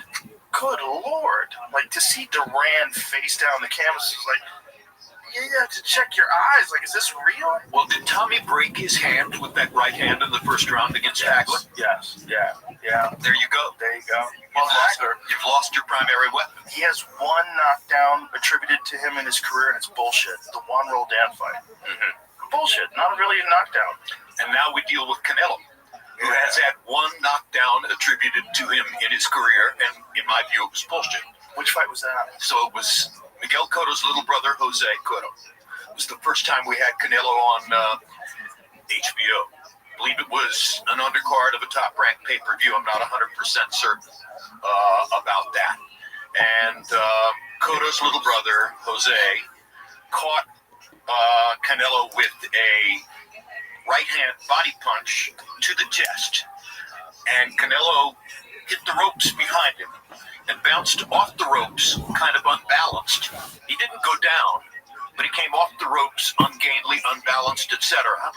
And the referee, and I can't remember which referee, stepped in and very technically ruled that the ropes had held him up. So that's the only official knockdown in Canelo's career, and he didn't touch the canvas. That's crazy. Nobody has ever put him on the canvas. And this is part of what Terrence is facing as he gets ready to fight him in September, is you're fighting a guy who, up to this moment in his career, has been utterly knockout proof. Knockdown proof. Well, even against a guy like Bivol, who's huge. Yeah, exactly. A huge light heavyweight. Yeah, but Bivol is, I'm going to say, at least 50-50 a backup counterpuncher. And they don't muster exactly the same power as a go-forward attacker. True. You notice that he hasn't fought Beterbiev. And I'm not sure that Beterbiev would be the right matchup, but for Canelo. Yeah, right. Canelo. I think that would be a nightmare matchup. Yeah, Beterbiev, especially, even though he's almost 40 now, right? Is he 40? He might be 40. He might be 40, but he's still in shape, and he still comes forward, and he's naturally heavy hands. Big hitter. One of the scariest of all time at 175. He's another one of those guys. It's just like, but with him, it's volume. It's not one shot, but it's this thudding volume that never ends, this constant attack, which is never what ends. has made his two fights with Bivol so spectacular to watch, because Bivol is not a make-fire fighter. Right. He's a natural counterpuncher. Right. But if you insist on making the fire, and you're strong enough to make the fire, Then Bivol has to fight, Yeah. which he's done twice against Beterbiev. Well, he made brilliant adjustments in the second fight. Brilliant adjustments. He's a brilliant guy. Yeah, I mean, he really made the proper adjustments and the counter strikes and the movement, and he was just much better in the second fight. It's another country with very good boxing training. Oh, phenomenal. Do you think that are they having a rubber match? I don't know. Third? I don't know. Yeah, I don't talk to promoters anymore, so I'm not sure about that. I hope they do. Yeah. I think it's a fantastic idea. I think Riyadh Season was trying to put that together. I think they're trying to put together a third fight. I really hope they do make that fight. Go Turkey. Yeah, you kind of have to do it now before Beterbiev is just... He's probably past his prime 41, already. 42, etc. These numbers sound forbidding, yes. But even as a guy, remember, Foreman was 45. Right. What did he still have? Right. Power. Right. Okay. True. But in skill, the skill thing. Like, here's the best example of that: Bernard Hopkins, who has maintained their skill deep into their 40s. In fact, at a world-class level, at 49 years old, beating like top contenders at 49 years old. One of the smartest men I've ever met. Okay. Bernard Hopkins is smart beyond smart. He has PhD type intelligence. He really does. And he was also a very critical and thoughtful self-examiner. So those two things help Bernard to sustain long into, antiquity and an extremely disciplined personal life. Yes, that's a big one. He kept his prison tattoo on his arm. And he kept that number on his arm to remind him that he was never going to go back. And I asked him one time, I said, what's the hardest thing you've ever done? He said, well, the hardest thing I've ever done was to walk off 9 in the neighborhood in which I grew up. I said, what do you mean walk off 9? 9 years of probation. 9 years of living on and in the same streets where I was the king of the streets when I was on the other side of the law. 9 years of reminding myself that I could never go back, that my behavior had to change completely. That's what he called walking off 9. Wow. What a phrase, huh? Yeah, what a phrase. What a guy. Yeah. Really, what a guy. Well, I remember when he was middleweight champion and he wasn't getting the credit that he felt like he deserved. He was, squabbling with promoters. They kept him on the shelf. I'm like, my God, he's like wasting away in the prime of his life. And I felt like we're gonna miss out on the prime of his life. And then here he gets into the Felix Trinidad fight, and I was like, this is crazy. Watching this guy completely outclass Tito Trinidad. I'm like, this is nuts. Of all the fighters I've ever known, if you were to ask me, who is the one most likely to still be holding every dollar he ever made? That's Bernard. Right. Okay. He gives nothing away. And he protects himself, he protects his family, he protects everything about his experience in an extremely devoted way. Why? Walking off 9. Wow. Never wants to go back. Wow. Well, those are the stories that are so inspiring about boxing, right? The people that have used boxing as a vehicle to get out of their circumstances. Totally. Yeah, Bernard's one of the greatest examples imaginable. Yeah. I love him. Yeah. I had him on my show, The Fight Game on HBO. I had him do technical pieces because he was better than anybody at explaining footwork, technique, etc. Andre Ward could have done it too, but Andre was still fighting at that period of time. Yeah, that was a great show, man. That was another bummer when HBO stopped doing boxing. Well, look, but it had to be successful for them. I like to say this: it wasn't HBO. Okay, the minute that Time Warner was bought by a bunch of cell phone salesmen from Dallas, AT&T, the character of the operation changed, and the first thing that went away was boxing. It's in my book. You'll read it.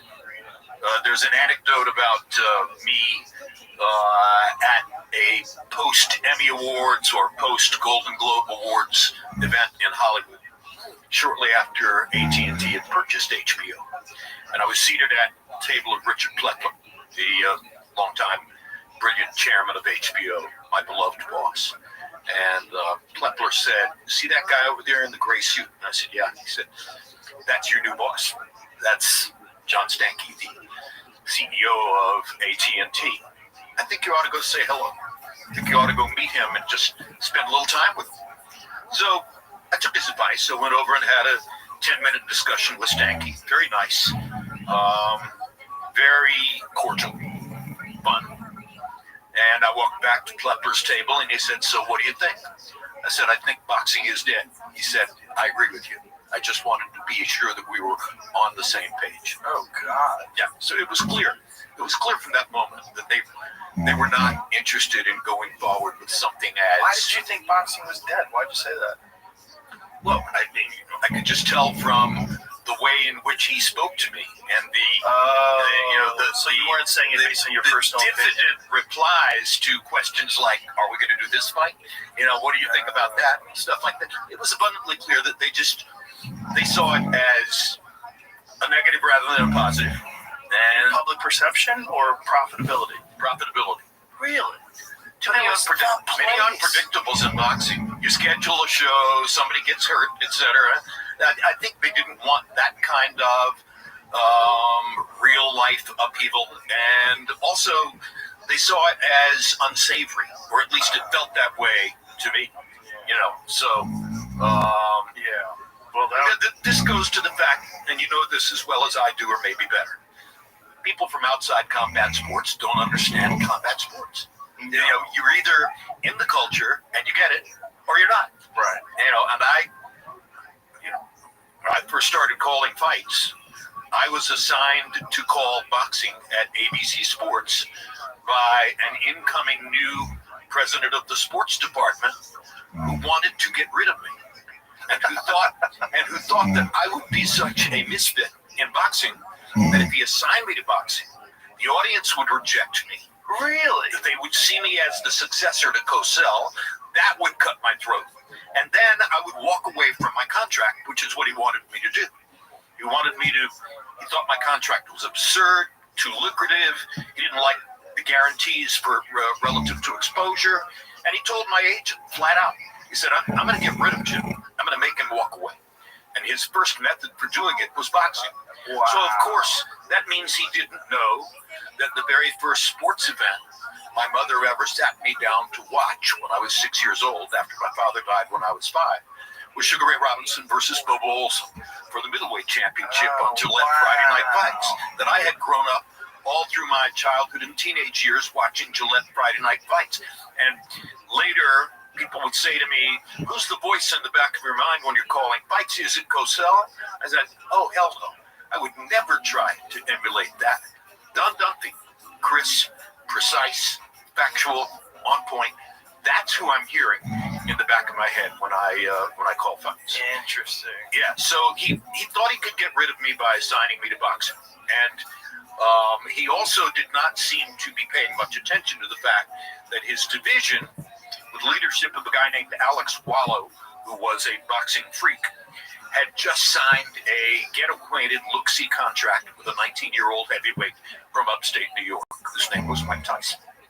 So the first fight I ever called on TV was Mike Tyson versus Jesse Ferguson in Glens Falls, New York. And this is the famous drive his nose bone into his brain fight. Yeah. Alex went to do post-fight interview after Tyson had obliterated Jesse's nose with an uppercut. There was blood all over the ring.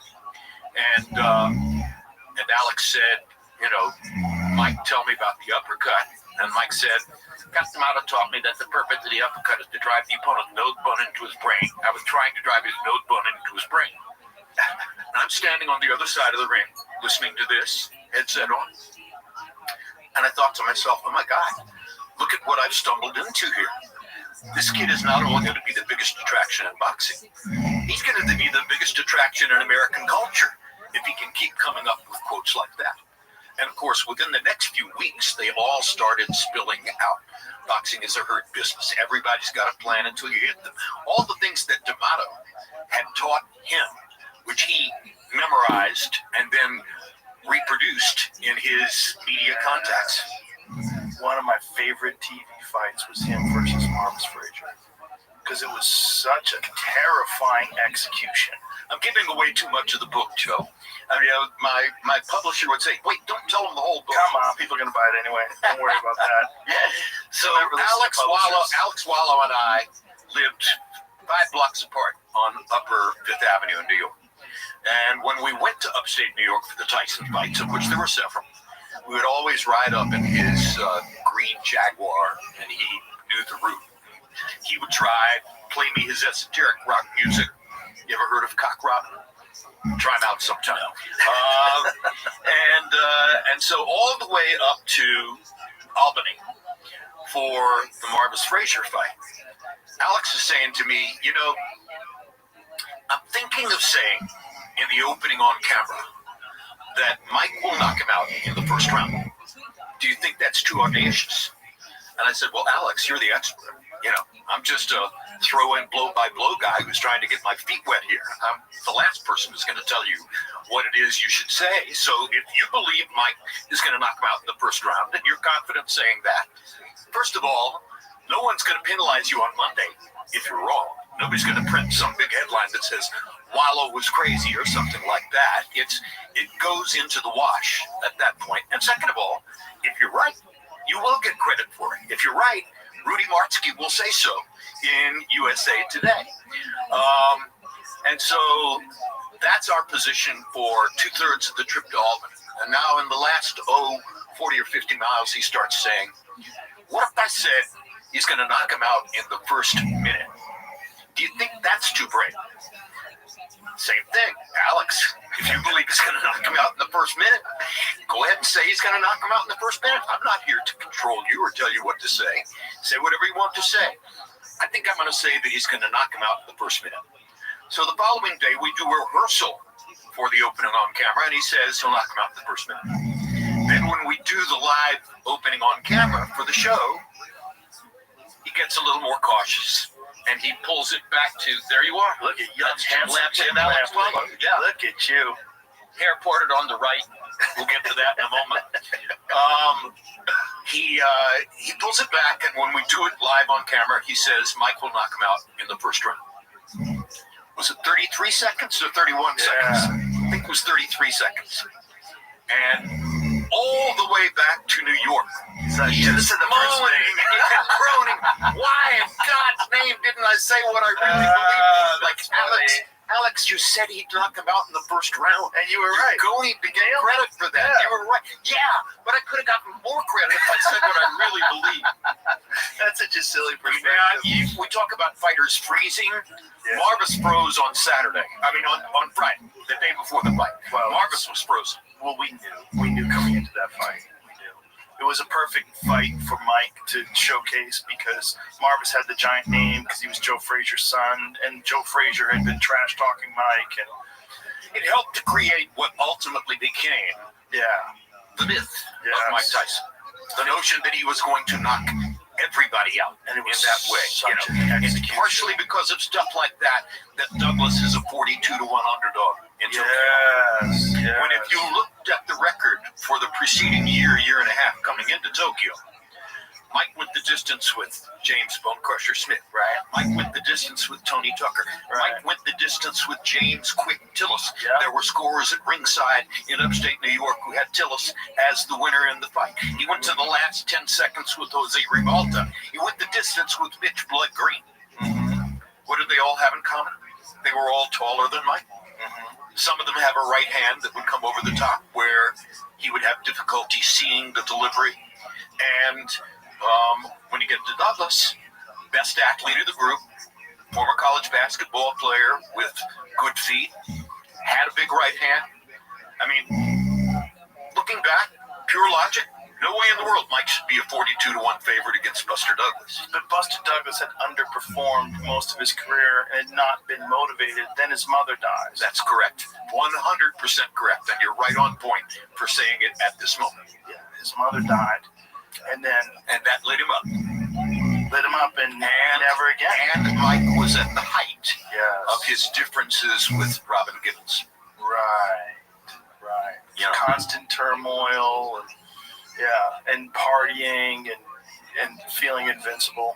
Nothing that can do more damage to a good man than the wrong woman, right? Yeah. And she was the wrong woman. She's the wrong woman, period. Yeah, that was there's certain women out there like that. They can tank your life. Yeah, unfortunately. OJ used to say to me, if you want to know what the daughter's going to be like, look at the mother. And if you looked at her mother and the background relative to Dave Winfield and all of that, maybe you could have predicted. Or as Merchant said in our on-camera prior to the Tubbs Tokyo fight, Tyson versus Tubbs in Tokyo, first fight I ever did on HBO. Larry had a line before the fight where he said, this is the beginning of the Robin thing. Cuss had died. Jimmy Jacobs had died. No, Cuss hadn't died. Jimmy Jacobs. At any rate,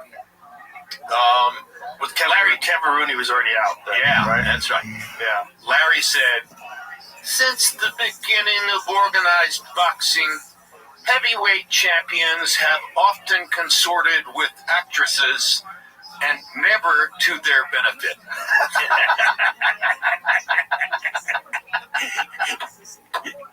It's a classic Merchant line, among many classic Merchant lines. I love it. That was one of the best things about you and Merchant and just the entire commentary team at HBO was that you had these intelligent, articulate people involved in what many people think of as the most barbaric of all sports. Yes. So it defined it in a very different way. That's the HBO way. Yeah. Elevated. Yes. Yeah. It certainly was elevated. And HBO's executives were smart enough to see that you can treat it as an intellectual event.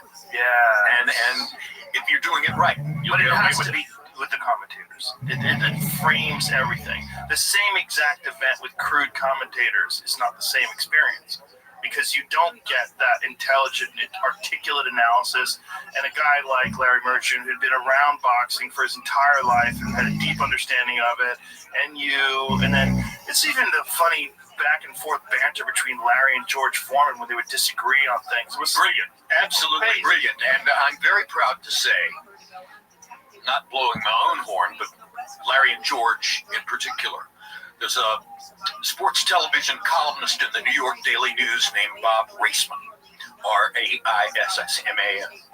And at some point in that arc, Raisman wrote in his TV sports column in the Daily News, Lampley, Merchant, and Foreman are the greatest three-man broadcasting team in the history of sports television.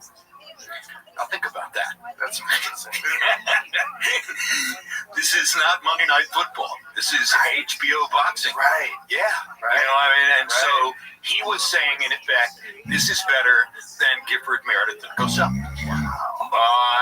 And I was very, very flattered by that. Which I should have been. Yeah, that's incredible. Yeah, having a great team like that, and it was also there was the flow where you guys had worked together so often. And there was the between round stuff. Yeah. What set Showtime and HBO apart from ABC, CBS, and NBC? No commercials. Right. And no commercials means you get one of the most meaningful and communicative parts of the narrative, which is what goes on in the corner between rounds. Right. So you're watching Tyson Douglas, for instance, and you see these two novice trainers struggling with a condom filled with water to try to do something to ease the swelling in his eye. No inswell. Yeah. Unbelievable. Yeah. I remember Ray nearly fell off his chair when he saw that. It's just so hard to believe that you can achieve the highest level of combat sports, the heavyweight champion of the world, and yet have this really rank amateur corner. There was so much that was taken for granted about Mike during that stage of his career. Yeah. The only person in that camp, once D'Amato died, the only person, and Jimmy died, the only person in that camp who was really aware of how vulnerable he could be was Mike. Mike was a boxing genius. Mike knew much more than those guys about how to prepare for a fight, et cetera, et cetera. Right. But again, before Tokyo, he was distracted. Yeah. He was distracted. And it comes with success, all the trappings. I mean, he was just constantly, you know. You know Mike, right? Yeah. Yeah. Have you had him in here? Oh, a couple times. Yeah. One of the most lovable I people in love the him world. to death. Yeah, he's great. You can't not love Mike if you know him. No, if you know him, the first time I met him, it's hard to believe he's really in the room. You're like, I can't believe he's real. Like, he's right there. This is Mike Tyson. Yeah. Me as a child, I remember when I was a kid, I guess I wasn't a child, I'm only a year younger than him, but when he lost to Buster Douglas, I didn't watch it until after the fight. I watched a replay of it, and I still expected him to win. You know how crazy that is? That's the kind of aura. So you've read in the paper and on the web that he's lost, but you're still expecting him to win. I remember I heard about it in a gas station. Someone told me in a gas station. I can't believe this is true. I was getting gas, and I heard, did you hear Mike Tyson got knocked out? And I remember pumping gas, and what the fuck are you talking about? Like, what? Like, Buster Douglas knocked out Mike Tyson? What? For real? So we talked about the call of Foreman Moore and where that call came from. The other call that is on that same level in terms of, people remembering and stuff like that is that call.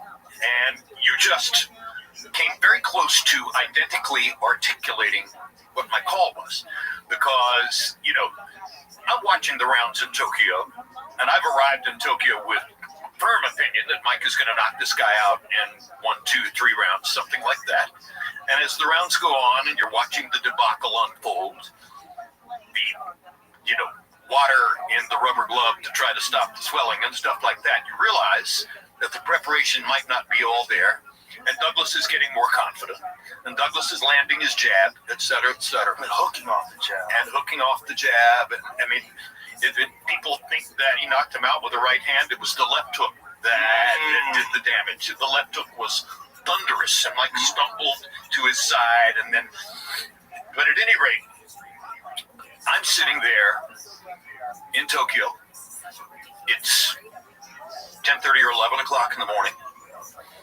There are 34,000 people seated around me making no noise whatsoever. Right. The culture of a Japanese sports event. It's as though they are at an opera, and that's just cultural. It's the way they are. And as that count is rising, 5, 6, 7, and it's abundantly clear that Mike's not going to get up. And I'm thinking, oh my God, what am I going to say about this? The very first live fight I ever attended was the biggest upset in boxing history. And now, here in front of me, 12, 14 feet away, is the result that's going to supplant that as the biggest upset in boxing history. So what do I say? And I've told this story many times. If you've heard it, I apologize for repeating. But I was developing a golf relationship with the greatest actor of my generation, Jack Nicholson, who became a close friend and later saved my career, but that's another story. And I had asked Jack on the golf course about 2 or 3 weeks before Tokyo. I said, Jack, when you're going to the set to deliver the fulcrum line in the movie, when you're going to the set to do the one thing that everybody in the audience is going to remember, when you're getting ready to go deliver You Can't Handle the Truth, what is it you have on your mind? What's your mantra? He said, Lamp, the same thing I've been saying to myself ever since I first went to acting class. Don't overact. So I'm in Tokyo. The count reaches 4 or 5. And I hear in the back of my mind Jack's voice. Don't overact. And that call became, Mike Tyson has been knocked out. In about that tone of voice. I wanted to make it as matter of fact as possible, because there was nothing I could do to elevate it by screaming or shouting or delivering any kind of window dressing, etc. It was what it was. Mike Tyson has been knocked out. That was that. I remember that. Yeah. Now that you said it, I remember that. Well, thank you. I appreciate it. It was energetic but matter of fact. Well, there it is.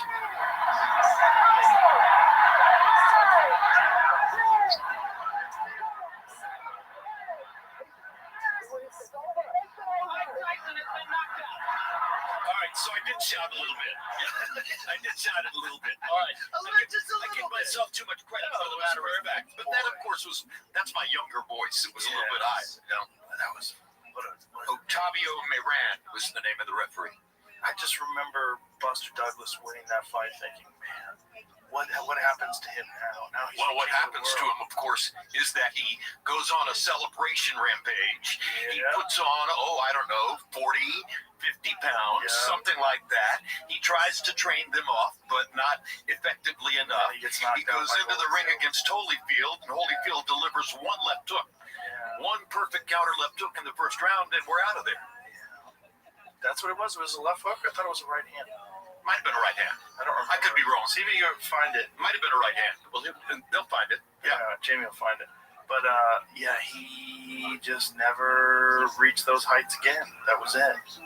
He just never... money. Yeah, also, like, money, food. Yeah. He got real fat. He was an addicted eater. Here it is. Okay, let's see. Counter right. Right hand, you're right. Yeah. Then there was a left hook following, but the right hand is the one that did it. I think the left hook missed. Yeah, the left hook missed. You're right. All right, so one for Rogan, 0 for Lampley. It's cemented in my mind because I remember. What year was that? Well, it's 1990 when Buster knocks out Mike. Was it? Yeah. No. It had to be earlier than that. Huh? No, it was. It was 90. It was February 10, 1990. Wow. February 10 in the United States, February 11 in Tokyo. Okay, right. So this is probably 91 then? It might have been 90. Yeah. I think it was later in 1990. Yeah, I just remember, when someone does something extraordinary and rises to the occasion, I always root on them. I always root for them. Like, wow, he's going to turn his life around. He's going to be great. So now you're rooting for Buster to beat Holyfield. Yeah. Well, and also I was a giant Holyfield fan, too, so it was one of those conflicted fights. And Holyfield, to me, was extraordinary because what he did with Mackie Shilstone and his training. October 25, 1990. There it is. This time I was right. Yeah. It was one of those things where Holyfield was one of the first guys that really embraced weightlifting. And I remember as a young fighter, I was always told, if you lift weights, it'll slow you down. Weights make you stiff. Weights will slow you down. You should never lift weights. And so I listened to that, and I never lifted weights. And then I remember watching Holyfield train for his heavyweight debut, thinking, God, I remember his fight with Muhammad Qawi. Remember that fight? Mm-hmm. Incredible fight. Like that was when he was a cruiserweight. How did you find out about me? Go up to heavyweight. How is this going to work? And then strong mind. Very strong. Okay, mind. how? You want to see Evander do something? Tell him he can't do it. Oh, for sure. Yeah. But also, on a link. one of the first Okay, from Kick or Blue Sky? Modern science in regards to strength and conditioning. Yeah. What That's Mackie okay. Shilstone was doing was like very revolutionary. Oh, welcome. And to see him do all these crazy strength and cardio routines and putting all that mass on and seeing all the doubters and naysayers. So which other fighter looked at that and realized who Mackie was? Bernard Hopkins. Right. Genius. He worked with quite a few fighters, didn't he, Mackie? I believe Mackie worked with quite a few fighters. Oh yeah, worked with quite a few fighters. Everybody saw like that the results were there, so everybody kind of changed their opinion on that. Did he work with any MMA guys? I don't know. Probably. There's probably a few. It makes sense. Yeah, I mean MMA guys are like. I mean, this is with MMA. You have the grappling aspect of it. Without strength and conditioning, you really can't compete. It's not really possible at this day and age. Everyone uses strength and conditioning. There's very few fighters that just train using skill, just train skills. Like George St. Pierre did that for a certain period of his career. I wonder if there's anybody left in boxing who trains just using the gym skills. There were a lot of them when I was first involved in the sport who would never have touched a weight. Right. You know, they subscribed totally to the notion that was negative. Right. And the worst case, I mean, they definitely did calisthenics, but that was it. It was just body weight exercises. You know, which brings us to Crawford, which I think is really interesting. The Crawford-Canelo fight. Beyond interesting. Fascinating. fascinating. Because how does Crawford compete with that size? And, you know, we have to recognize, okay, well, when Canelo fought Floyd, it was 152 pounds, right? So he had dropped down, which was a struggle for him, which is why Floyd was so brilliant in getting him to go down to 152, because he knew he would be drained. 52 or 54? Well, the weight class, I believe, was 54, but I believe the clause in the contract for that fight was that he get down to 52. You're ahead of me. Let's see if that's true. Find out if that's true. I'm pretty sure that that's true, that they had a fight at one. I love fact-checking on the fly. Yeah, it's interesting. That was a struggle. The 54 was a struggle. Now Canelo goes all the way up to 68 and then even to 75 and now back down to 68, whereas Crawford is leapfrogging. He goes to super middleweight. 47 to 54 and now to 68. And the Madrigal fight in 54 is a difficult fight. Yeah. Difficult fight. 152. 52. Yeah, you were right. Weight. Joe Rogan scores again. Yeah, well, I have a goofy memory. It works a lot of the time, but sometimes not. sometimes it's like I don't think you could do this podcast without having a spectacular memory. Sometimes it's super accurate. Sometimes it's just terrible. I don't understand why, but certain things I do remember, and I do remember it because of the weight cutting thing. Because I remember thinking, like, what a brilliant move to get him to do that. The same thing that Gervonta Davis did with Ryan Garcia. Yes. Like, you can't rehydrate. Right. Like, which is like no rehydration clause. Sucker bet. That's such a sucker bet. You're gonna lose, but it's like the same thing with Pacquiao taking the fight when it's and some of that. shoulder. Don't you think some of that is Tank reading Ryan's personality and playing him a little bit? Oh yeah. You're fucking with him. Yeah, you're giving him other things Tank to think is about. a brilliant con artist. Oh, he's so good. Yeah, he's so good. And boy, that Lamont Roach fight. Ooh, well, that was a knockdown. Ooh, 100% was a knockdown. And that's a knockdown. Dramatic mistake by the referee. Without that, you have a decision victory for Roach, and he's a superstar. Now you have this fucking draw that they have to fight again. But now if Gervonta knows what's coming, they had fought in the amateurs, correct? They both have knowledge now. Yes. You know, Roach knows that his counterpunching can be effective against Tank, and Tank knows that he has to make an adjustment if he's going to land the power shot. Well, it's also Tank is another guy that has experienced all the trappings of fame, all the success and the money and, you know, all the jewelry and all the craziness and the ladies. And Roach hasn't. And Roach has not. And Roach is a hungry motherfucker. Yeah. Really fight. Yeah. He can really fight. And he should have got his flowers after that fight. And, you know, a lot of the boxing people recognize, like, that was a knockdown. But forever in the history books, it's not a knockdown. When you take a punch to the face and then you take a knee, that is a fucking knockdown. Period. End of story. I don't care if you got your hair fucking perm stuff. It's like a literary idiosyncrasy, okay? And both of our sports, boxing and MMA, are littered throughout their history with these things that are egregiously unfair at the moment, but also prompt us to remember the fight and remember both fighters. If you're a fighter who has been victimized by a severe injustice in one of your fights, the audience is going to remember you sympathetically and be more interested in your next fight. Absolutely. So this is an entertainment enterprise, and anything that contributes to your legend is ultimately going to pay you back somewhere down the road. Yes, that's true. There's definitely something to that. And then, so Lamont will have a lot of fans on his side going into that. Oh, big time. Yeah, in fact, I would put the fight in D.C. Although I don't think Tank would want to do that. Is that fight scheduled? Not to my knowledge. Not to my awareness. Gervonta Davis. I'm totally focused on Canelo Alvarez and Terrence Crawford at this particular moment. Are you calling that fight? No. All right, wait a minute. Let me say I don't know. You don't? I don't know. There was a news conference correct? in New York yesterday, and they announced that Max Kellerman is part of the broadcast team. Okay. So that's only one person they've announced. This is obviously I'd love to call the fight, but I don't know yet. August 16th. Scheduled for August 16th in Las Vegas. Wow, boy, I might go to that. I might go to that. Maybe I'll go with you. Maybe we should. That would be fun. And we're getting along really well there, aren't we? Yeah, for sure. Yeah. So I enjoy the conversation. It would be fun to go sit at a live fight, wouldn't it? Oh no, is that a UFC weekend? God damn it. Let me check real quick, because it might be. Yeah. Shit. UFC in Chicago. Shit. All right, I'll call you later that night and let you know. I'll watch it. I'll have it on my phone. I'll set my phone up and have it there while the fight's going on. Yes, all right, looking forward to it. So who do you like in Canelo versus Crawford?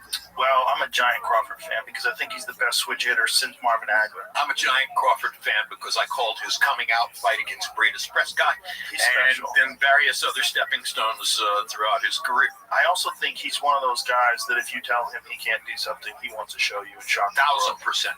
Absolutely right. I also think Canelo is slowing down, and Canelo is more of a one-punch fighter now than the combination fighter he was when he was younger.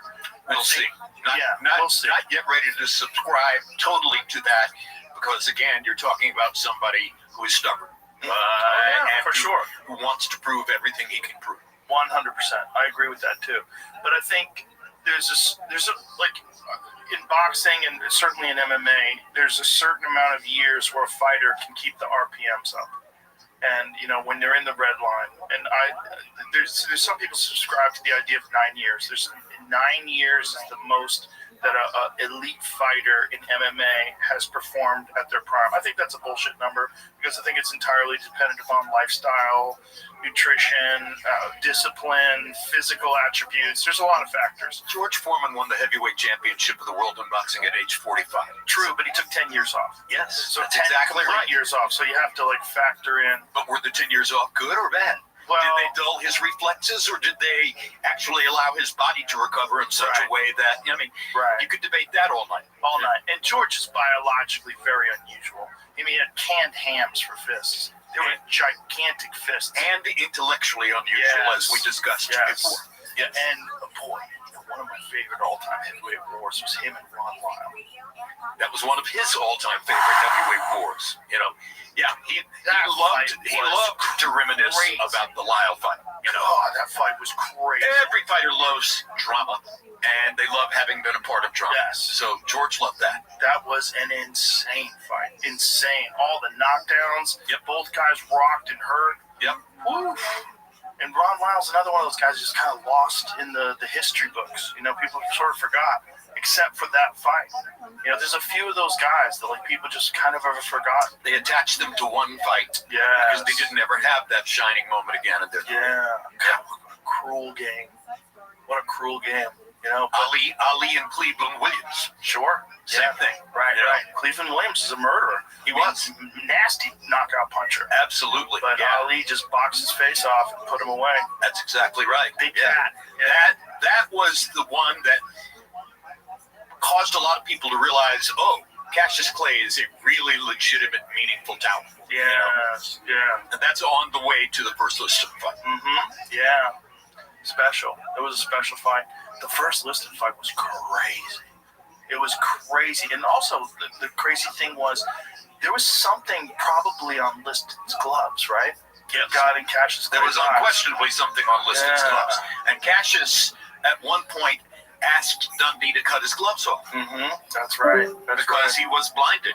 Yeah. So I think it's the 5th round where he ran and had to stay away because he was waiting for his eyes to clear. Yeah. And then by the 7th round, he knocks Liston down. And Liston effectively quits. What a dirty business to put something on your gloves to get in someone's eyes when you punch them. So crazy. What a dirty business to load someone's gloves with what amounts to cement and send him in to fight Miguel Cotto in a pay-per-view in Las Vegas. Yes. Yeah, they put holes in the gloves, removed some of the stuffing, and watered it down. And then he also did something to his hand wraps as well, right? He was hitting Cotto with bricks. Yeah. That's all I know for sure. And he could have killed him. Yeah. Cotto went through a life-threatening experience. Yeah. And I always, don't fall in love with a fighter. You could not know Miguel without falling in love with him. He was a wonderful, sweet, great person. So I was very, very deeply disturbed and upset and sentimental calling that fight that night. Not because I knew that Margarito's gloves were loaded. I didn't. I just knew that. I knew that Miguel was getting beat. We didn't know until the Shane Mosley fight. That's exactly right. Shane Mosley's think, And I remember walking away from Vegas with a bad feeling after the Cotto fight. How could that happen to Miguel, et cetera, et cetera?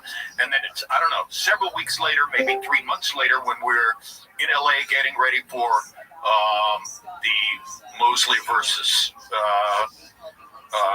Margarito fight.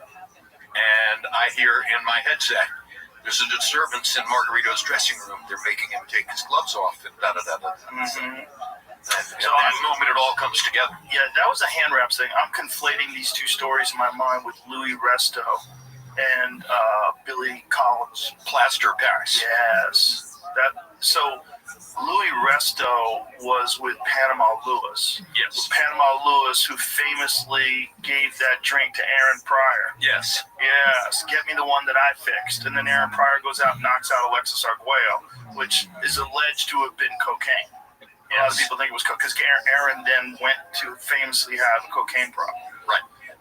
But the Louis Resto... I don't see how cocaine could help you in a fight. It's a stimulant. It's a stimulant. Yeah, I guess you're right. It's a stimulant. Yeah, if you're exhausted and all of a sudden you get a bump and you fire it up and you go out there and fuck him up, he could help you. Certainly if you're tired. Yeah, 100% it would help. I've never done cocaine, but I'm just guessing. It ruins a lot of other things. That's all. Oh, yeah, it does. But in that moment, I guess, in that moment, especially if you're a person who imbibes and you've had a history of cocaine, and then, what does it do? It boosts up confidence, and it's a stimulant. I would imagine that Alexis Arguello fight. Whoa. Phenomenal. Oh, my goodness. Phenomenal. And he's, again, another great person. Yeah. Another really... I didn't know Aaron all that well, but Alexis was lovable in every way. Wasn't he murdered? He was a politician in Nicaragua, right? Was he murdered? Yeah. Nicaragua. Yeah, man. So I was conflating those. So with Margarito, I think it was just the raps, where they had put Plaster Paris in his raps. But Billy Collins Jr. and Louis Resto was a fight where Billy Collins was this up-and-coming fighter, and he fought Louis Resto, and Louis Resto was like breaking his face open with every punch. And there are photos that you can find on the web of Collins that show that. Yes. And so Resto then, when the fight was over, Billy Collins' dad grabs Resto's gloves and realizes there's no padding in the gloves. Right. And then Billy Collins' career is over, and he winds up drinking himself to death. Actually drove into a tree. Yeah. So we don't know whether that was suicide or not. We don't know. No, but the guys, you couldn't see after that fight. It's a great story. Eyes were fucked. I hope everybody who is listening to this will go to the web and pick up some of these things, because you are touching on a lot of the most meaningful and poignant stories. Yeah. There's the photo right there of Billy, and there's his dad in the photo. Crazy. Just crazy. I mean, his vision was fucked for the rest of his life, for as long as he lived after that. Never fought again. And everyone was so confused because they couldn't believe that this guy, Louis Resto, was not known as being this big puncher, was just busting him up with every shot he landed. It was confusing. It's a dirty business, man. And Panama Lewis he did some corner work with Mike Tyson as well. Remember, like later in Mike's career when everything was kind of chaotic and he had all those wackadoos in his corner, Panama Lewis was like on the sidelines there, but wasn't able to be officially a part of it because he was still banned. Well, Mike, by late in his career, had a very clear understanding of his vulnerabilities. Now, Mike was a boxing scientist. He knew better than anybody that styles make fights, and that there were certain stylistic matchups which for him would be difficult. He had spent a week training with Lennox Lewis when they were 14 years old, because Lewis's Marty Bem, his amateur trainer, had brought Lennox from the Toronto area to Canastota. I mean, not to Canastota, but to upstate New York, to the Catskills. And Mike and Lennox spent much of a week, maybe all of a week, watching old black and white fight films on the wall, sleeping in the same room, training, and sometimes sparring every day. Wow. And so Mike had known Lennox for a long, long time. By the time they met, June 8, 2002 in Memphis. And I don't know that he would subscribe exactly to me saying he knew what was coming, but I think he had a pretty good idea. And you'll recall that at the first news conference, he ran across the stage and bit Lennox on the leg. Yeah, he went crazy. Lennox claimed that he drew blood through the pants leg, and my interpretation of that at the time was he wants to get the fight canceled. He wants to get this fight wiped away. Well, you got to think this is also 12 years after the Buster Douglas loss. Yes, it's just a long time in boxing. Long time, and a lot of trials and tribulations. Prison. Yep. You know, I mean, maybe you get a little chance to train in prison, but not the way you train in a boxing gym. So, so he paid a lot of prices for a lot of experiences. Here it is. Lennox throws a right hand. I'm not sure he landed that right hand. Might have broken his hand if he'd landed it on Tyson's jaw. Crazy. That's the hard part about bare knuckles boxing, right? Oh, yeah, they break their hands all the time. You know why? You know why gloves emerged? Gloves emerged because John L. Sullivan got tired of breaking his hands. Yeah, I'm just snapping. He was a big proponent of behind the scenes of going to gloves. And then, of course, in the first gloved prize fighting heavyweight championship fight, he loses to Corbett. Because Corbett was a boxing scientist. And back then, they probably had Wait, what is this Discord server about? Treatment for broken You gotta be 18 to be in here. I don't know. And they didn't have the kind of surgery. Oh, okay, my bad. I'll leave. Thank you. Yeah, I'll leave, bro. It's good, though. I'm just joking. Fuck this fuck-ass server. Fuck you and everybody in here, bro. Absolutely, let's do that. Wow. And then he loses to Corbett. Wow. I was watching a piece yesterday about there was a YouTube video on Sugar Ray Robinson and his training and the type of training that Sugar Ray would do and how phenomenal his dedication was. And if you think about a guy that, like, when he had his first loss, how many fights had he won? 120. So, you know how crazy that is? Yeah. Stop it. I sort of have a sense of it. Yeah, stop and think about how insane that is. Did you ever drink in Jimmy Glenn's bar in New York? No. Jimmy's Corner? Oh, that's too bad. Jimmy Glenn was a really great, well-known cornerman who worked with Robinson, worked with Joe Louis, worked with a lot of really big-name fighters, and he had a bar on 44th between 6th and 7th. It's still to this day, I think his son is running it now. I hope he still is. The ultimate boxing bar. The photographs on the wall, the atmosphere. Oh, there we are. Oh, what a cool little We're in Jimmy's Corner. Yeah. What a great between spot. 6th and 7th. There's Is it Jimmy. gone? There's Jimmy down to the left. Is it still there or is it gone? The bar, I think, is still there. Jimmy's gone. What a wonderful, wonderful, loving man. He was like an uncle to me because I spent so much time at the bar, and just his stories were fantastic because of the people with whom he worked. Wow. That's awesome. You got to go sometime. I would love to. I'd love to go sometime. Sugar Ray Robinson was one of the first guys also that showed how effective being a great dancer. My mother's favorite fighter. Really? And and I told you that the first fight she ever sat me down to watch was Sugar Ray Robinson versus Bobo. Right. And the last thing she said before she left the room and left me in front of a little TV set on a TV dinner tray was Sugar Ray Robinson's my favorite fighter because he dances while he fights. And he did. He did. He, it was the thing about his training. You know, this video that I was watching was so interesting to watch someone who's really just ahead of the curve, like above everybody. Like no one really understood how to move like that. And then, of course, Cassius Clay, his favorite fighter, Sugar Ray Robinson. 100%. So he's like a heavyweight version of Sugar Ray Robinson. So what's the greatest asset for any fighter? Is it his punching powers? Is it his hand speed? Is it his footwork? Or is it his intelligence?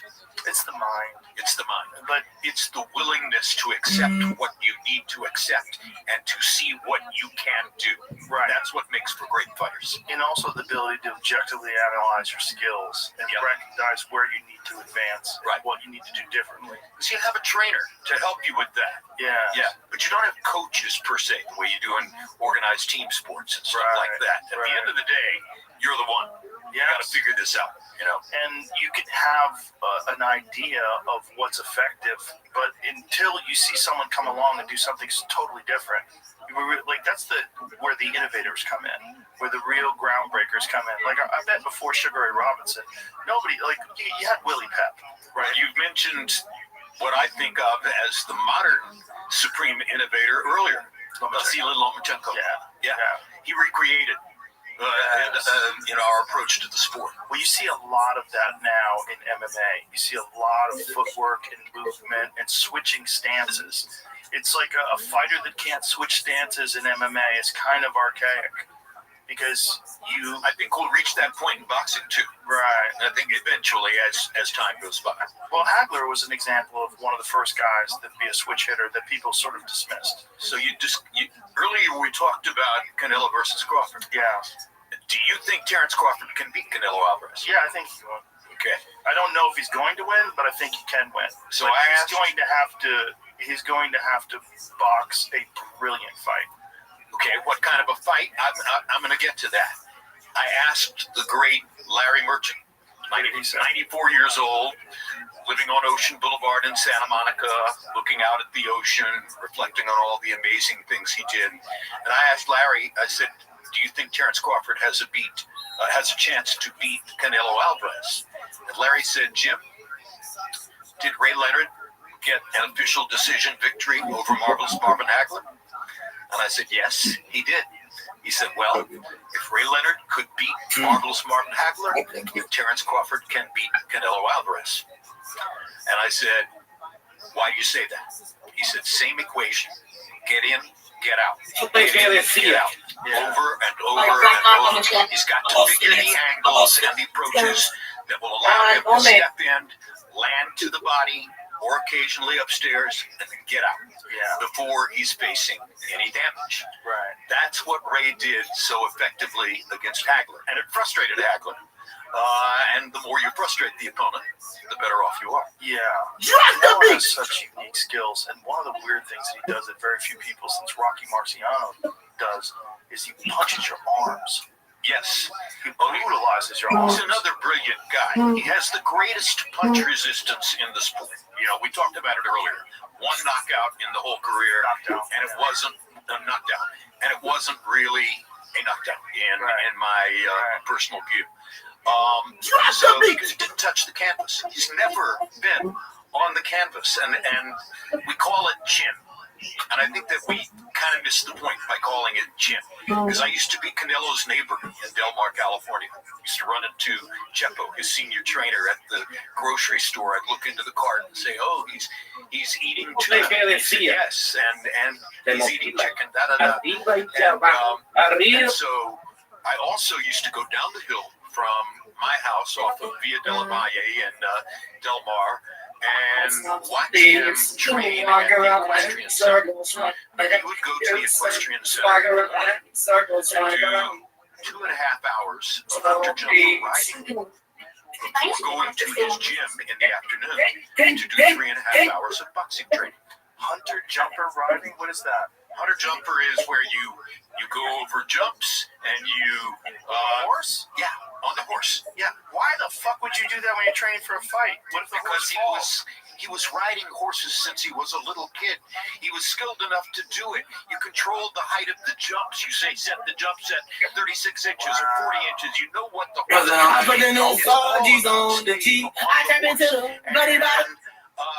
I asked him, how can you do that? He said, everything I do in boxing is upper body, and everything I do on the horse is lower body.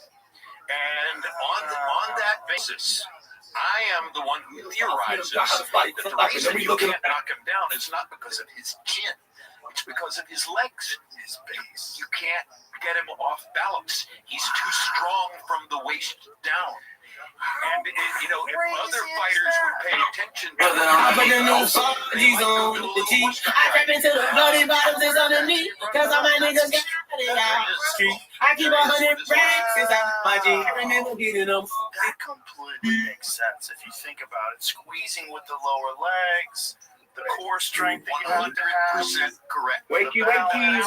Exactly. All of it. Yeah.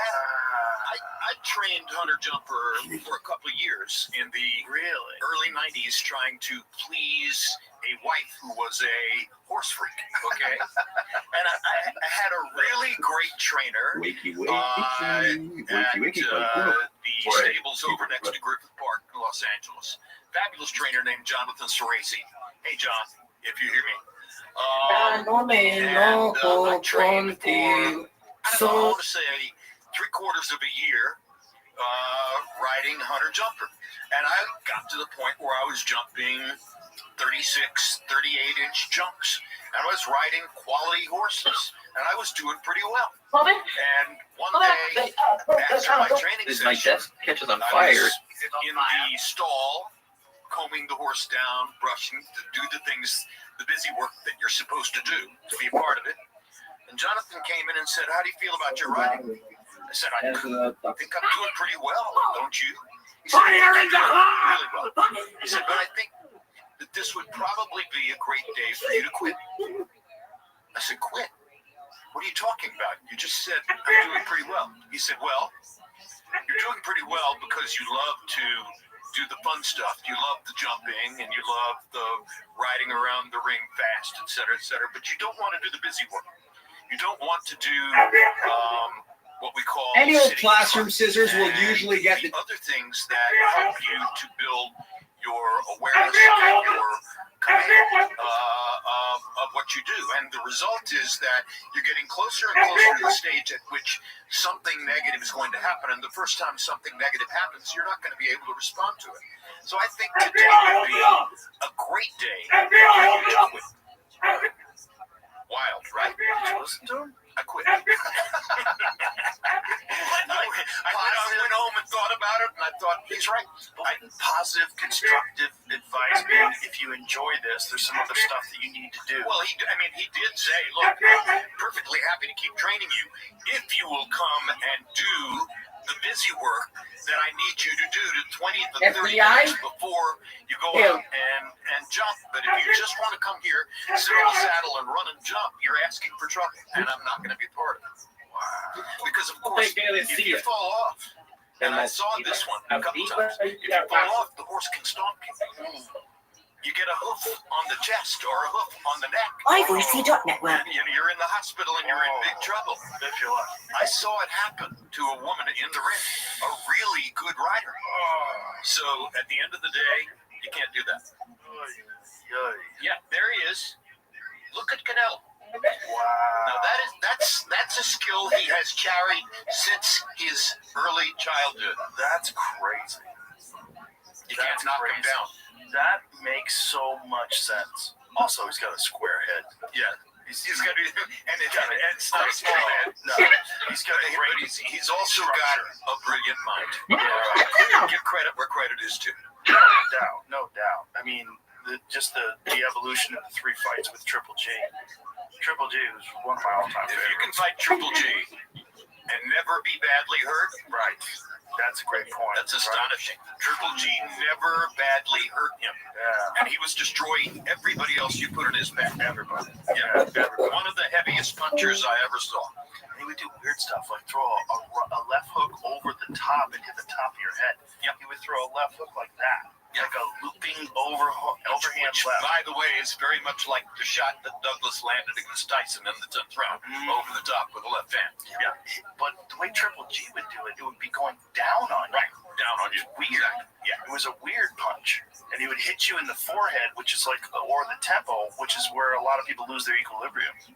Well, whatever they do in Kazakhstan, it might be different from what they do in the United States. No, he was special. Very special.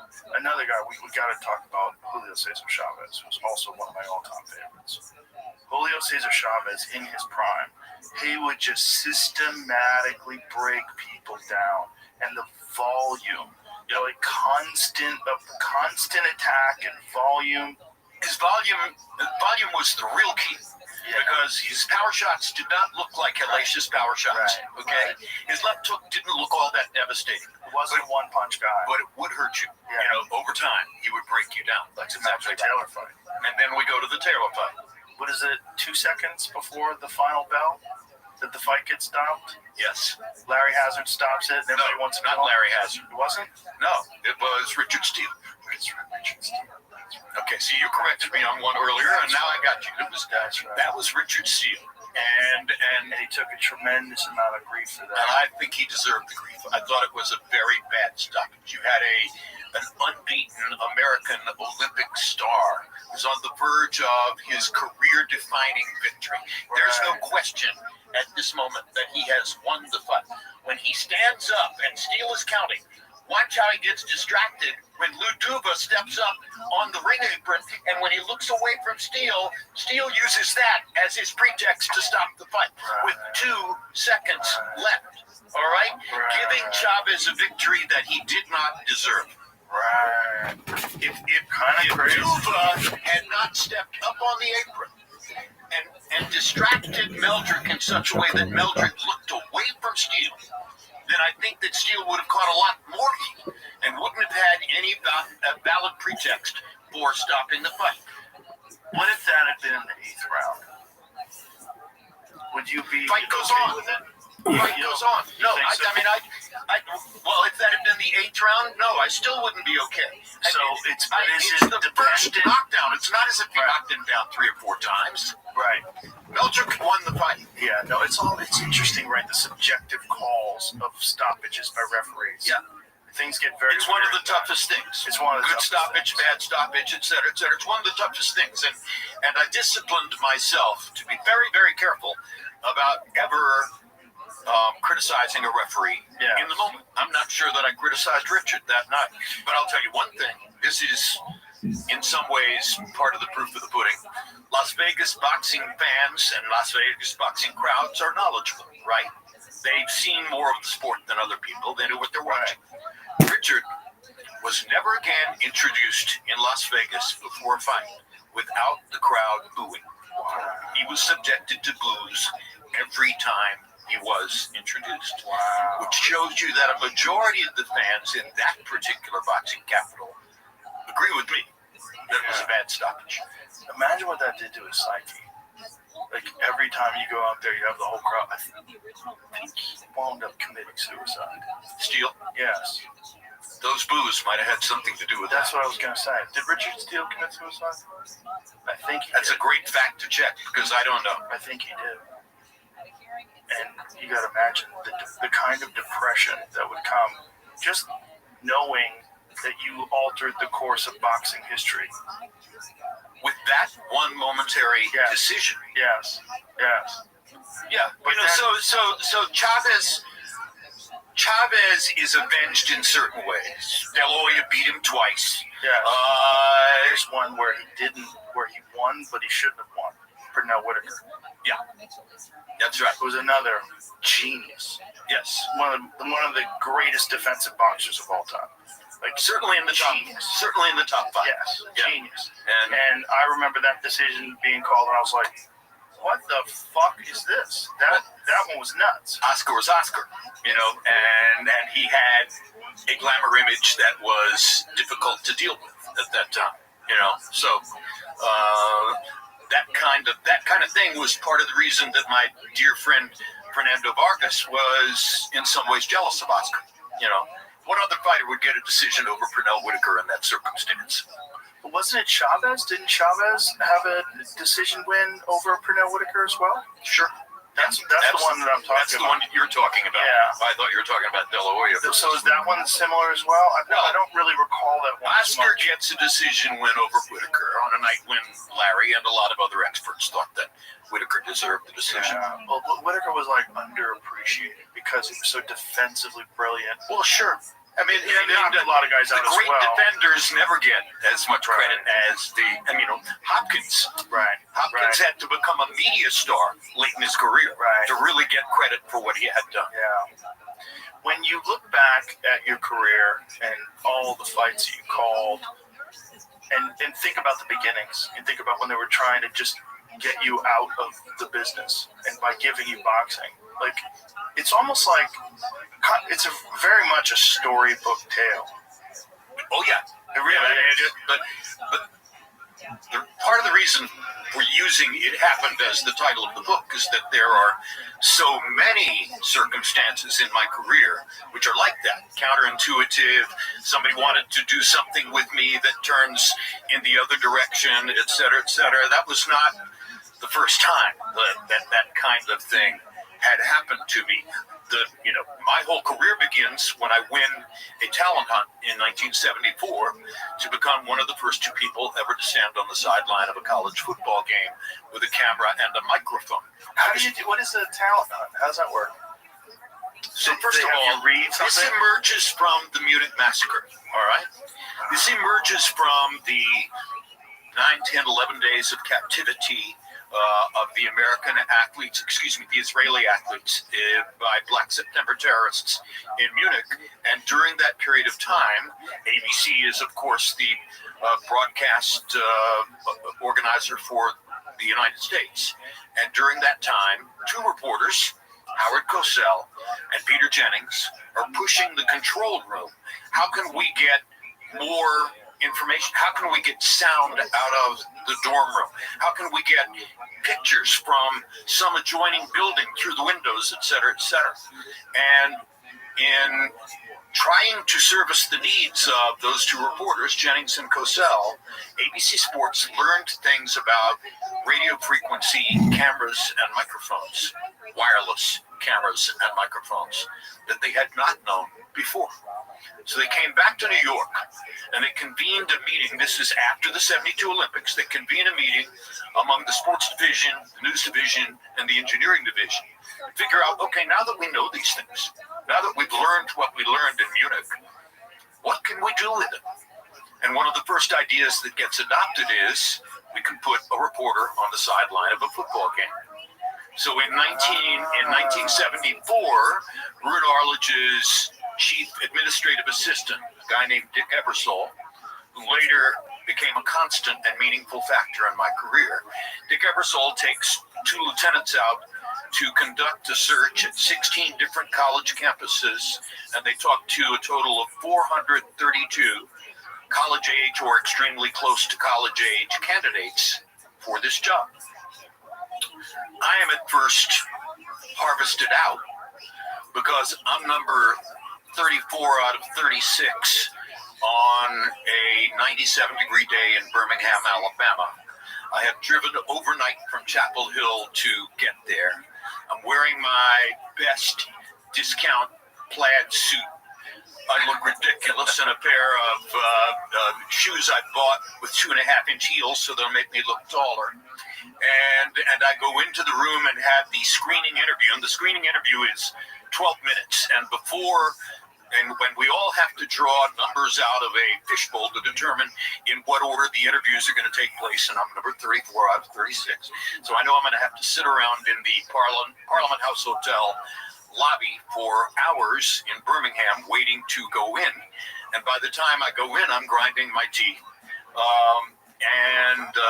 The first thing one of the other guys in the room, Terry Jastro, says to me is, "What do you think of our idea here? What do you think of what we're trying to do?" And I couldn't resist. I said, "I think it's the biggest crock of crap I ever heard in my life." And he said, "What do you mean?" I said, "Well, you tell us that you're going around the country to interview 432 people for 8 to 10 minutes each. And on that basis, you're going to choose what you describe as the face and voice of the American college student." He said, "Yeah." I said, "I rest my case. I think this is a ridiculous load of crap, and I'm embarrassed that I drove from Chapel Hill overnight to be a part of this." Much later, I was shown the evaluation form on which Ebersol had written, "Arrogant, abrasive, alienated, antagonistic."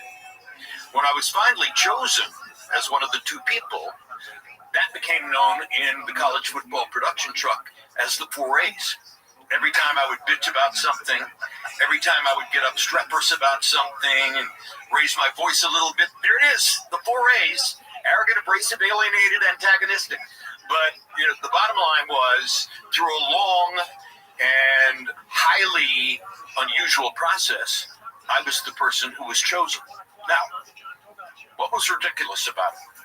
The most ridiculous thing about it, which I've never really revealed until this year, the book, media appearances, the most prominent media appearance with your 19 million followers, was that Ruth Arledge was still the dictatorial and canonized president of ABC Sports. And when I was under 11 years old, maybe 10 or 11, 12, living in Hendersonville, North Carolina, had asked my mother while watching Wide World of Sports one day, is this guy, Ruth Arledge, is he related to the Arledges who live around the corner from us? Yes, he's their son. So I grew up around the corner from Arledge's parents. I caddied for both his mother and father at the Hendersonville Golf Country Club. And when I was finally the person chosen, counterintuitively, because I was 25 instead of 22, and because I had already done a lot of sports broadcasting, this person was supposed to be completely fresh. When I get chosen, I meet Rune in the restroom at 1336th Avenue in New York. And hi, Rune, I'm Jim Lampley. Oh, great to meet you, et cetera, et cetera. And as he's going out of the restroom, I say, by the way, how's your dad? And he turns around, quizzical expression, says, why would you ask a question like that?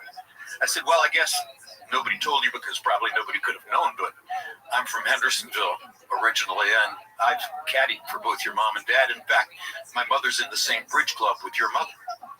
The famous red face turned white. And he said, don't ever tell anybody that. Never, ever reveal that to anyone. So, of course, now it can be revealed. And why would you want that revealed? That they had chosen out of 432 candidates, the one who grew up around the street from his parents. Know. He didn't know. Well, yeah, he could say he didn't know, and somebody might kick back. And at any rate, his first instinct was to say, don't ever tell anybody that. A long time has passed. Rune has passed. There are sideline reporters everywhere now. Yeah. So, I can very easily reveal and let you know that they accidentally chose. The other accident was they had already installed a guy from Stanford named Don Tollefson. And they knew that Tollefson was going to be chosen. He was in the first batch of 16 people they talked to. His credentials were unbelievable. And so they were dead set in their minds on choosing Don Tollefson all along. And now they were 2-3 weeks away from the first game. 4 weeks away from the first game. It was August 8th, and the first game was September 7th. And August 8th, 1974, I'm at a rented beach house in Swan Corner, North Carolina, with a friend of mine named Buck Goldstein and his wife. My wife Linda and I are there. And the phone on the wall rings. And to this day, I don't know how Ebersol got that phone number, because the house was rented in the name of Buck Goldstein. So Buck picks up the phone. Hello. Yeah, he's right here. Jim, it's Dick Ebersol. I said, what is this? Hello. And Dick says, I'm so glad I found you. We are getting ready to announce the college age reporter thing, and we think we've settled on one person, but Rune is a little concerned about putting on the air somebody who has never had any on-air experience at all. And within that discussion, that brought us back to you. Would you be willing to go to Birmingham, Alabama, and do a film, in those days, 16 millimeter film, do a film audition for us? And I said, what do you want me to do in Birmingham? He said, well, there's a quarterback there named George Myra. He's now with the Birmingham Americans of, I think it was the World Football League. He's already been busted out of the NFL, AFL, Canada. This is his last shot as a pro football quarterback, and we think it's an interesting story, and we want you to go interview him. So, of course, they didn't know the I had watched George Myra play all 3 years of his college career at the University of Miami. He was a huge childhood hero of mine. I had once hitched a ride in his very dull beige Ford Falcon going to pick up basketball on the campus of the University of Miami. I knew more about George Myra than probably some members of his family did. I still had a number 10 green and orange George Myra jersey in my closet in Chapel Hill.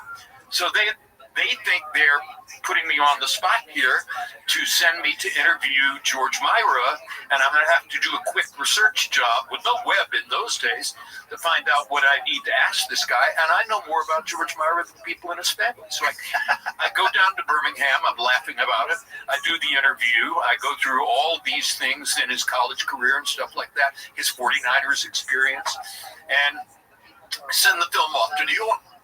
And about a week before the first game, I get a call and he said, "You're going to be on the sideline. We're going to have 2 college football reporters. You're going to be on one sideline.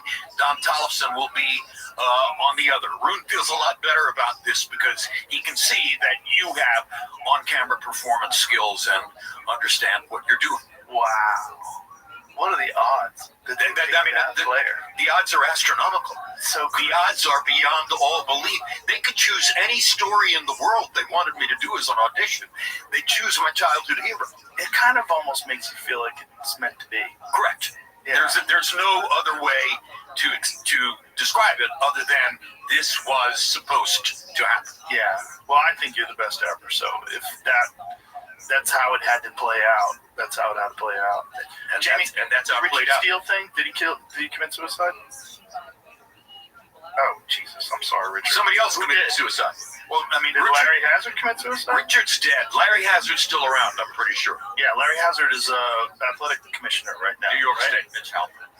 Or New Jersey, excuse me. New Jersey, not New York. Oh, Mitch Halpern committed suicide. Mitch Halpern committed suicide.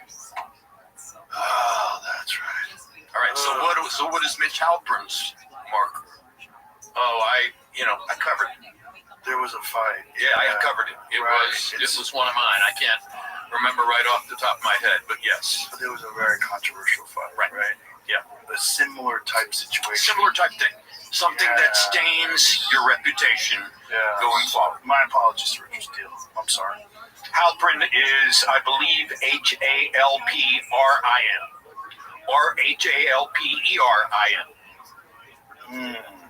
What was the big controversial fight? Can't remember right now. I saw Rich Halpern referee a number of fights. You're right. He did kill himself. Yeah. I'm connecting to it now. And as soon as we find out exactly what the fight was, I'll remember That's the problem with the circumstance. Again, I told you my memory sucks sometimes. It's like Joe, I'm 76 years old. Yeah. Okay. My wife worries about whether I'm going to remember to put socks on in the morning. Gabe Willis. Gabe Willis and Jimmy Garcia. Oh my God. Right. So one of the oldest dictums in the sport is that when one fighter dies, the other career dies too. Gabe was absolutely never the same. And he allowed that fight to go on way longer than it should have. May 6, 1995. Never forget it. Hot day. Outside and back of Caesar's Palace. My wife was sitting with Jack Nicholson. Can't resist the name drop. There were a lot of things going on, but Gabe was never, ever the same after that. And he, Gabe went to Colombia or Venezuela, I forget exactly where, for the funeral. Oh, God, look at this. And also Richard Green committed suicide after the Mancini-Kim fight. Similar situation. Yeah. Similar situation with Doug Koo Kim when he dies famously on national television, Ray Boom Boom Mancini, and then that referee winds up committing suicide as well. It's it's a haunting thing because it's so intimate. You're in the ring. You're 4 or 5 feet away from these guys. You're watching somebody land shot after shot after shot. You're trying to gauge in your mind what is fair to the guy who's taking the beating. Because he can always land one big comeback counterpunch and win the fight. And there's been so many instances over time Many. of guys recovering and coming back to win the fights. Many. There's so many fights that could have been stopped, and if they were, who knows what we've got. Over and over and over. So, I was always disciplined and restrained about criticizing referees live, because what they do is an extremely important and critical job. And sometimes they're the only safety barrier between life and death. I was just thinking of the Diego Corrales fight. Diego Corrales, with that crazy fight where he's knocked out multiple times, then comes back to win by knockout. Arguably the greatest fight of all time. Who was it against? Corrales versus, name is right on the tip of my tongue. Corrales? Castillo. It was it. Corrales Castillo. That was it. Jose Luis Castillo. That's arguably the greatest fight of all time. It was a Showtime fight, by the way. I was watching it on TV. Easily could have been stopped. Huh? Easily could have been stopped. 100%. And Corrales comes back and wins. Yeah, exactly. And I believe he died in a motorcycle accident. Corrales died in a motorcycle accident. Yeah. Yes, he did. Yeah. After a lot of salacious revelations regarding his troubles with women. So, but he was a sweet guy. You could not know Chico without loving him. Okay, and that's true of many very violent fighters. You couldn't know Chico without loving him. You couldn't know Mike in the early days without loving him. So, the sport is filled with ironies. I'm sure MMA is exactly the same thing. It is. It really is. Listen, I'm glad we had a chance to talk. I really appreciate it. It was really fun. 2 hours just flew by. Great. Yeah. I think I've had a fantastic time with you, and I've really enjoyed every moment. And yes, thank you. I'm glad we had a chance to talk. And your book is available. It happened. Did you do the voiceover? Please tell me you did. I did. Thank you. I did record the audiobook. Especially when people who've heard the audiobook recommend it. You have to do it. With you, it has to be. Well, can you imagine if somebody else, if they forced somebody else to do you know record the boxing your audio? writer Tom Hauser? Yes. So Hauser's one of my dearest friends and a great man. And Ali's primary biographer. Hauser has written a book about his mother. And he knows about my relationship with my mother. By the way, I read that you were raised by a single mother. Is that correct? Well, I was stepfather. Stepfather? Yeah. Okay. Yeah. I was raised by a double widow who never married again. Hauser has deep and great affection for his mother, so he wrote a book about his mother. And I'm thrilled to tell you that he called me and said, would you record the audio version of my book? So now I'm going to record, when I get back to Chapel Hill, Hauser's book about his mother. And That's awesome. if you like hearing my book, then you'll probably enjoy reading or hearing my book about Hauser's mother too. Well, I'm going to listen to your book because that's how I absorb most of my book. Well, I've given away a lot of it to you. No, I don't give a fuck. I'm listening to the whole damn thing. And I really hope that Netflix chooses you for the Canelo fight, the Canelo Crawford fight. That would be fantastic. Like I said, it made me so happy to hear you on the Madison Square, the Times Square card. Too bad the fights weren't. That was true. But what do you think that is about? Because there's a lot of people that have said that Turkey is spending so much money, that he's spoiling these guys and they're afraid to lose, and that they're fighting safe. Far be it from me to say anything about Turkey, okay? Yes. Anything negative, he put me back at ringside. Right. So I'm very happy. On a personal, parochial level, I am a huge Turkey fan. Yes. I think that more attention has to be paid to what real matchmaking is. If you put two counterpunchers in front of each other, that's not going to make a fight. Right. Two attackers, guaranteed fire. Right. An attacker versus a counterpuncher, that can also be really good. Some of the greatest fights ever have been attacker against counterpuncher. But Do you think it's a matchmaking issue? I believe it was. That night you had too many instances where two counterpunchers were standing in front of each other and waiting for the other guy to move. I also think that Rolly Romero very intelligently beefed up, put on strength, and went into the fight with Garcia with a defensive frame of mind. I'm going to take the air out of this balloon. I'm going to slow the punch rate down. I'm going to land selectively when I want to. And I'm not going to allow him to ever land a left hook. He did a good job of that. He also landed that left hook of his own. Exactly. And rocked him and dropped him, and I think that changed the entire... Absolutely. Mentally changed the fight. You know, Garcia's in there trying to land his left hook, and all of a sudden he gets dropped by one. That's got to affect your mentality. What did you think about Devin Haney's performance? Because I felt like that was an example of a guy like coming off of the Ryan Garcia fight where he got dropped multiple times. He needed to put on a show, and he did. He just looked different. Yeah. If you go back to him versus Lomachenko. Of course, there's a lot of months in between, you know. Right. You know, so it's not as if he's coming back 2 months later, and you can draw a straight line from the mentality of his Garcia fight to what he's doing in the ring that night. That doesn't happen to be the case.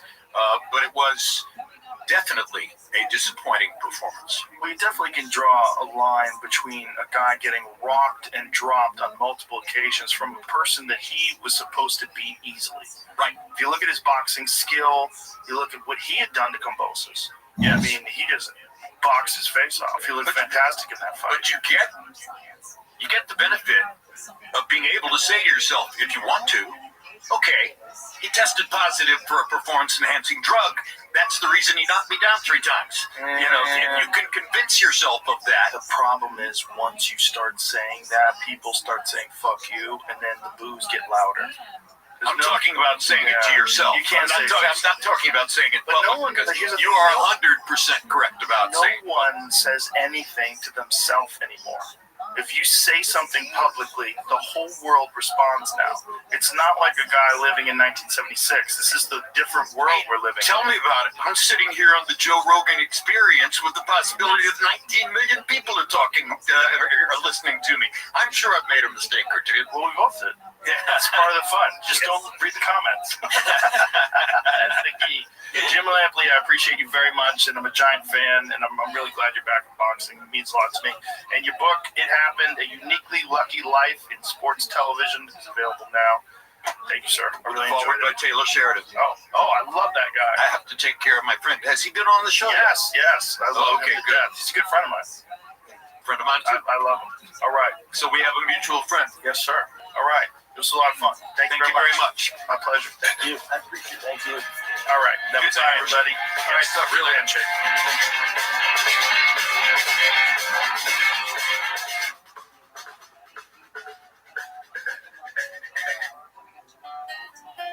We have a special guest coming on to talk about ghosting being a new reality when it comes to dating as well. The Joe Rogan Experience. During my day, Joe Rogan podcast by night, all day. Well, thank you for doing this. I really appreciate it. My pleasure. Thank you for inviting me. This subject of the dangers of AI, it's very interesting because I get 2 very different responses from people dependent upon how invested they are in AI financially. The people that have AI companies or are part of some sort of AI group all are like, it's going to be a net positive for humanity. I think overall we're going to have much better lives. It's going to be easier. Things will be cheaper. It'll be easier to get along. And then I hear people like you and I'm like, why do I believe him? It's actually not true. All of them are on record as saying this is going to kill us. Whether it's Sam Altman or anyone else, they all at some point were leaders in AI safety work. They published on AI safety, and their PDOM levels are insanely high. Not like mine, but still, 20-30% chance that humanity dies is a little too much. Yeah, that's pretty high, but yours is like 99.9. It's another way of saying we can't control superintelligence indefinitely. It's impossible. When did you start working on this? A long time ago. So my PhD I finished in 2008. I did work on online casino security, basically preventing bots.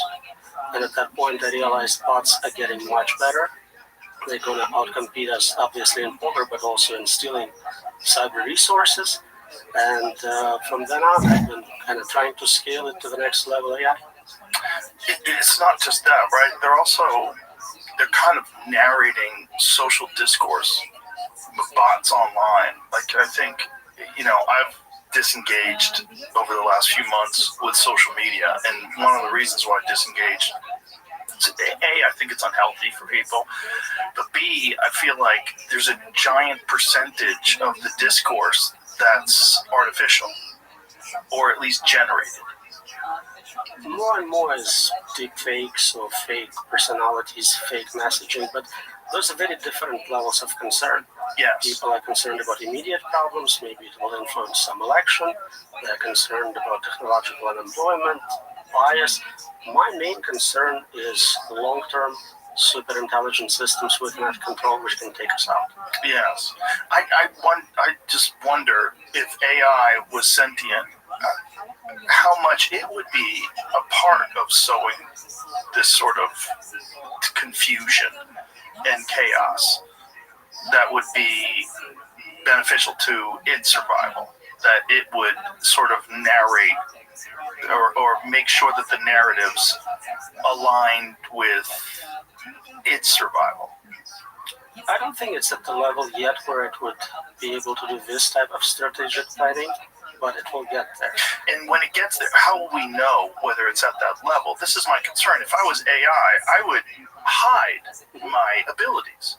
We would not know, and some people think already it's happening. They are smarter than they actually let us know. Right. They pretend to be dumber. And so we have to kind of trust that they are not smart enough to realize it doesn't have to turn on us quickly. It can just slowly become more useful. It can teach us to rely on it, trust it, and over a long period of time, we'll surrender control without ever voting on it or fighting against it. I'm sure you saw this. There was a recent study on use of ChatGPT, the people that use ChatGPT all the time, and it showed this decrease in cognitive function amongst people that use it and rely on it on a regular basis. It's not new. It's the GPS story all over. I can't even find my way home. I'm so rely on this thing. I have no idea where I am right now. Like, without it, I'm done. Me too. Yeah, I don't know any phone numbers anymore. Yeah, there's a lot of reliance upon technology that minimizes the use of our brains. All of it. And the more you do it, the less you have training, practice, memorizing things, making decisions. You become kind of attachment to it, and right now you're still making some decisions, but over time, as those systems become smarter, you become kind of biological bottleneck. Right. Either explicitly or implicitly, it blocks you out from decision making. And if we're talking about that, I'm sure AI, if it already is sentient, and if it is far smarter than we think it is, they would be aware. And it would just slowly ramp up its capabilities and our dependence upon it, to the point where we can't shut it off. I think sentience is a separate issue. Usually in safety, we only care about capabilities, optimization, power, whatever it has. Consciousness, internal states is a separate problem we can talk about. It's super interesting, but we're just concerned that they are much better at problem solving, optimizing, pattern recognition, memorizing, strategy. Basically all the things you need to win in any domain.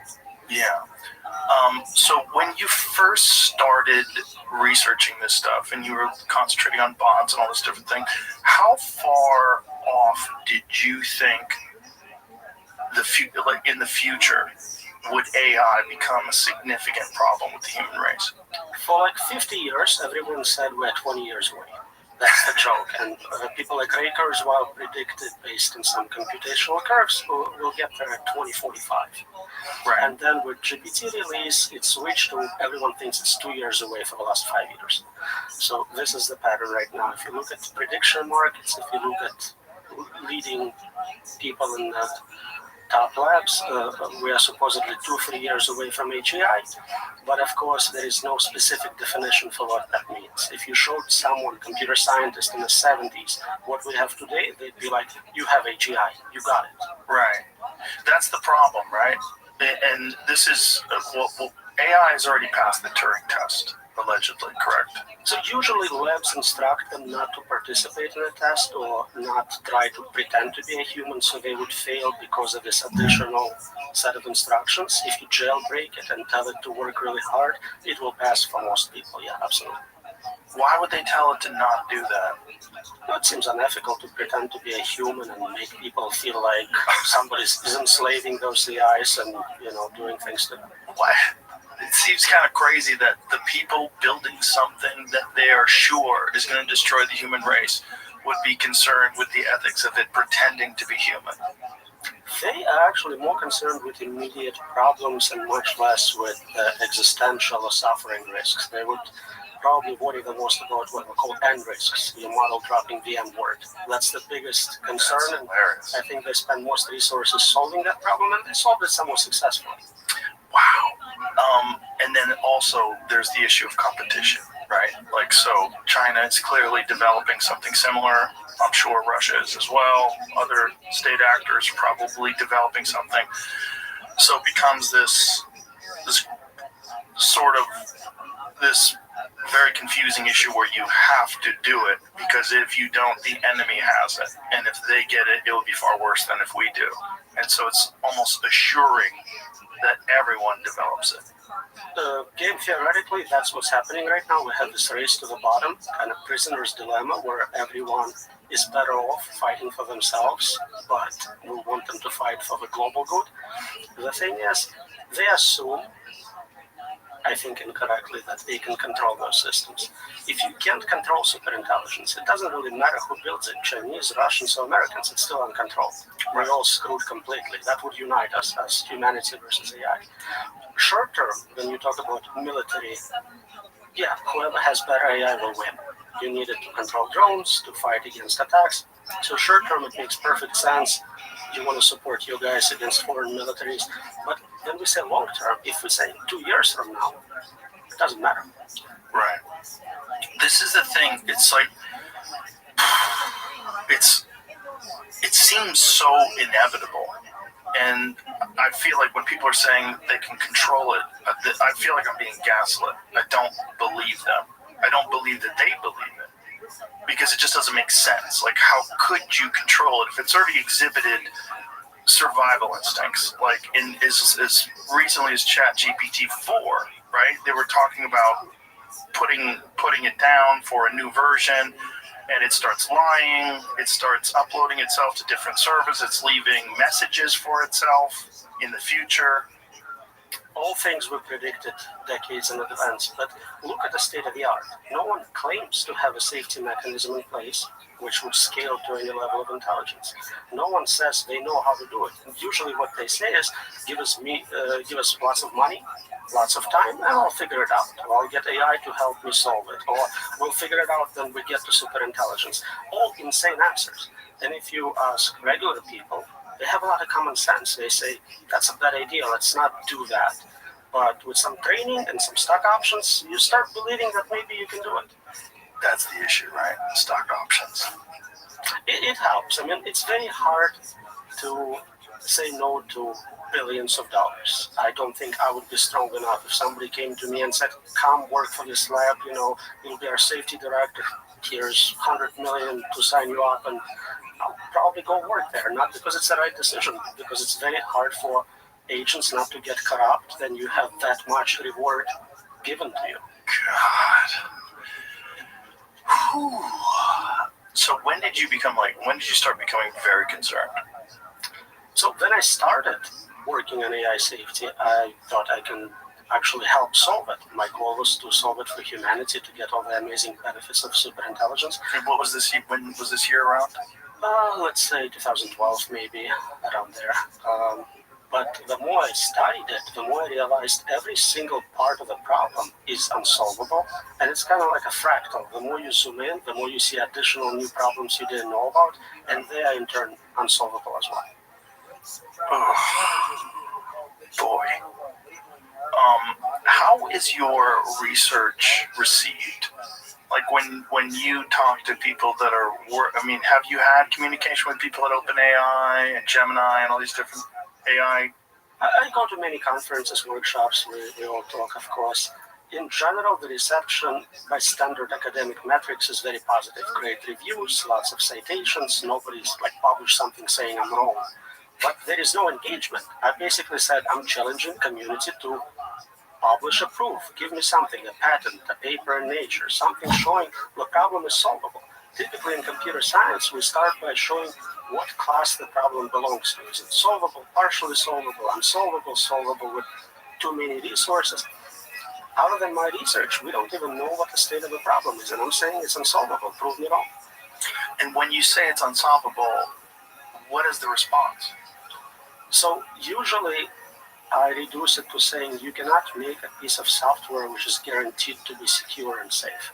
And the response is, well, of course, everyone knows that. That's common sense. You didn't discover anything new. And I go, well, if that's the case, and we only get one chance to get it right. This is not cybersecurity where somebody steals your credit card and you give them a new credit card. This is existential risk. It can kill everyone. You're not going to get a second chance. So you need it to be 100% safe all the time. If it makes one mistake in a billion, and it makes a billion decisions a minute, in 10 minutes you're screwed. So very different standards, and saying that of course we cannot get perfect safety is not acceptable. And again, stock options, financial incentives, they continue to build it, and they continue to scale and make it more and more powerful. I don't think they can stop. If a single CEO says, I think this is too dangerous, my lab will no longer do this research, whoever's investing in them will pull the funds, will replace them immediately. So nothing's going to change. They'll sacrifice their own personal interest, but overall, I think the company will continue as before. So this is logical. And the problem is, like I said, when I've talked to Mark Andreessen and many other people, they think this is just fear-mongering. We'll be fine. This is worst case scenario. We'll be fine. It is worst case scenario, but that's standard in computer science, in cryptography, in complexity, in computability. You're not looking at best case. I'm ready for the best case. Give me utopia. I'm looking at problems which are likely to happen. And it's not just me saying it. We have Nobel Prize winners, Turing Award winners, all saying this is very dangerous, 20-30% p-doom.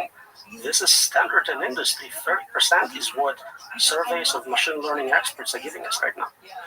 So what is worst case scenario? Like, how could AI eventually lead to the destruction of the human race? So you can ask me how I would kill everyone. Sure. That's a great question. I can give you standard answers. I would talk about computer viruses, breaking into maybe nuclear facilities, nuclear war. I can talk about synthetic biology, nanotech. But all of it is not interesting when you realize we're talking about superintelligence, a system which is thousands of times smarter than me. It would come up with something completely novel, more optimal, better way, more efficient way of doing it. And I cannot predict it because I'm not that smart. Jesus. That's exactly what it is.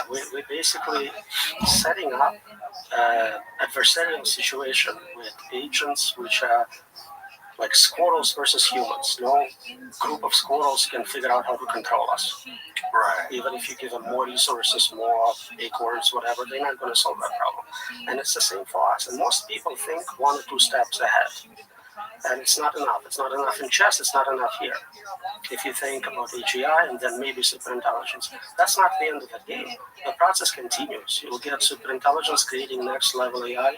So superintelligence plus plus, 2.0, 3.0, it goes on indefinitely.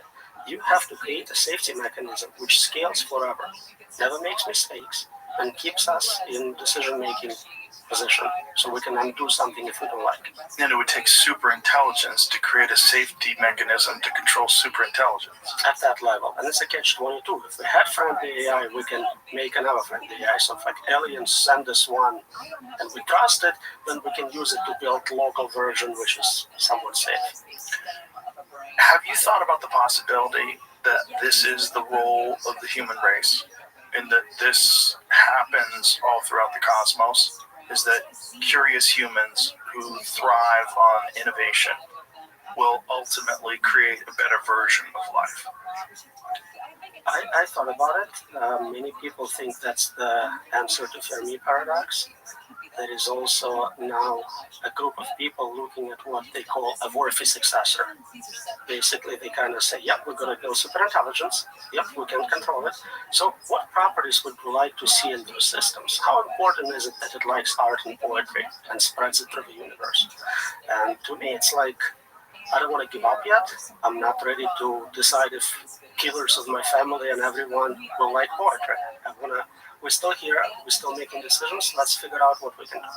Well, poetry is only relevant to us because poetry is difficult to create, and it resonates with us. Poetry doesn't mean jack shit to a flower.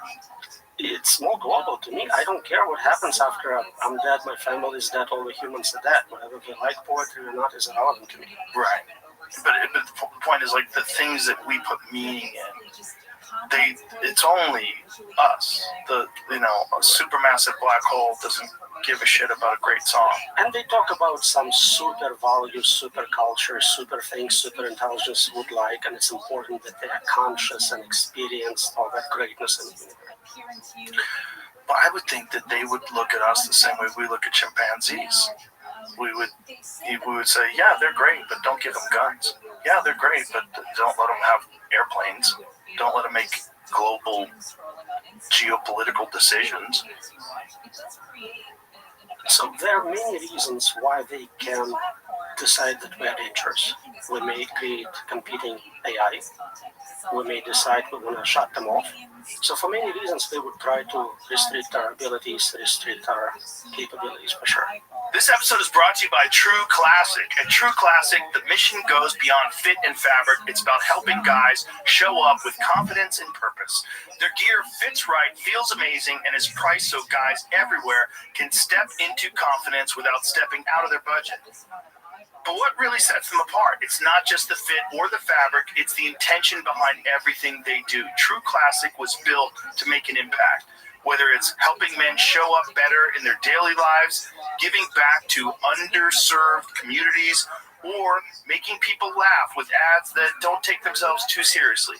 They lead with purpose. Tailored where you want it, relaxed where you need it. No bunching, no stiff fabric, no BS, just a clean, effortless fit that actually works for real life.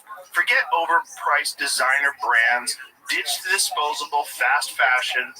True Classic is built for comfort, built to last, and built to give back.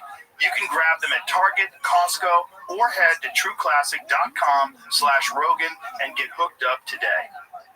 Yeah, and there's no reason why they would not limit our freedoms. If there is something only a human can do, and I don't think there is anything like that, but let's say we are conscious, we have internal experiences, and they can never get it. I don't believe it, but let's say it was true. And for some reason, they wanted to have that capability. They would need us and give us enough freedom to experience the universe, to collect those qualia, to kind of engage with what is fun about being a living human being, what makes it meaningful.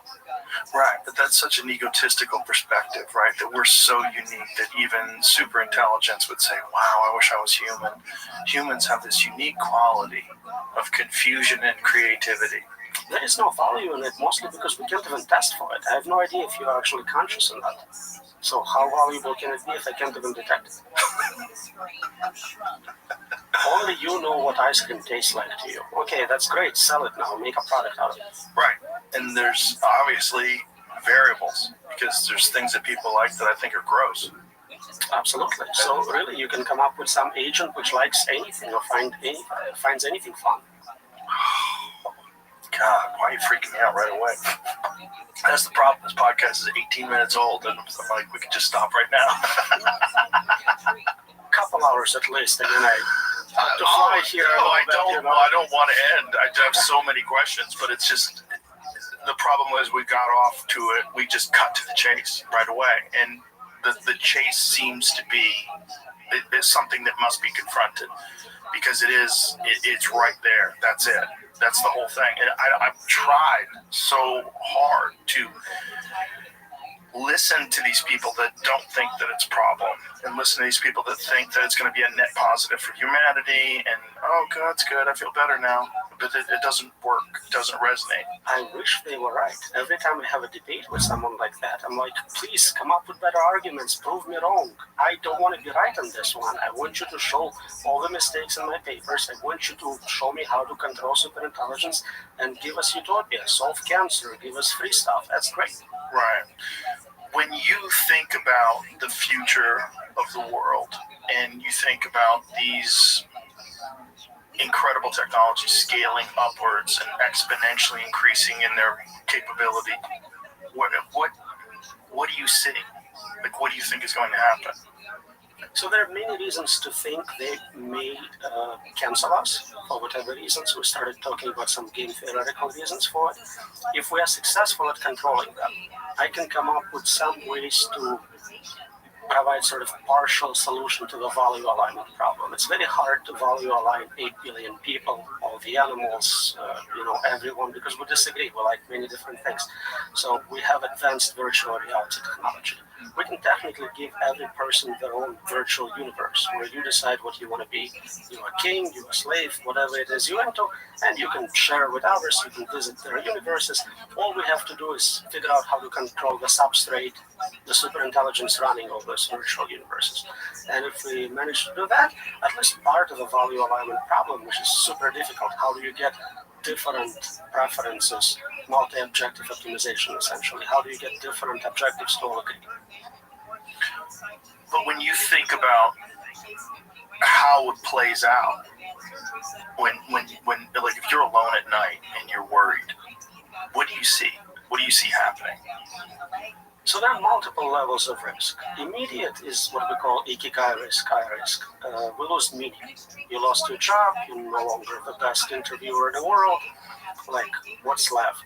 What are you going to do? Maybe some people will find some other kind of artificial things to do, but for most people, their job is their definition, who they are, what makes a difference to them. For quite a few people, especially in professional circles.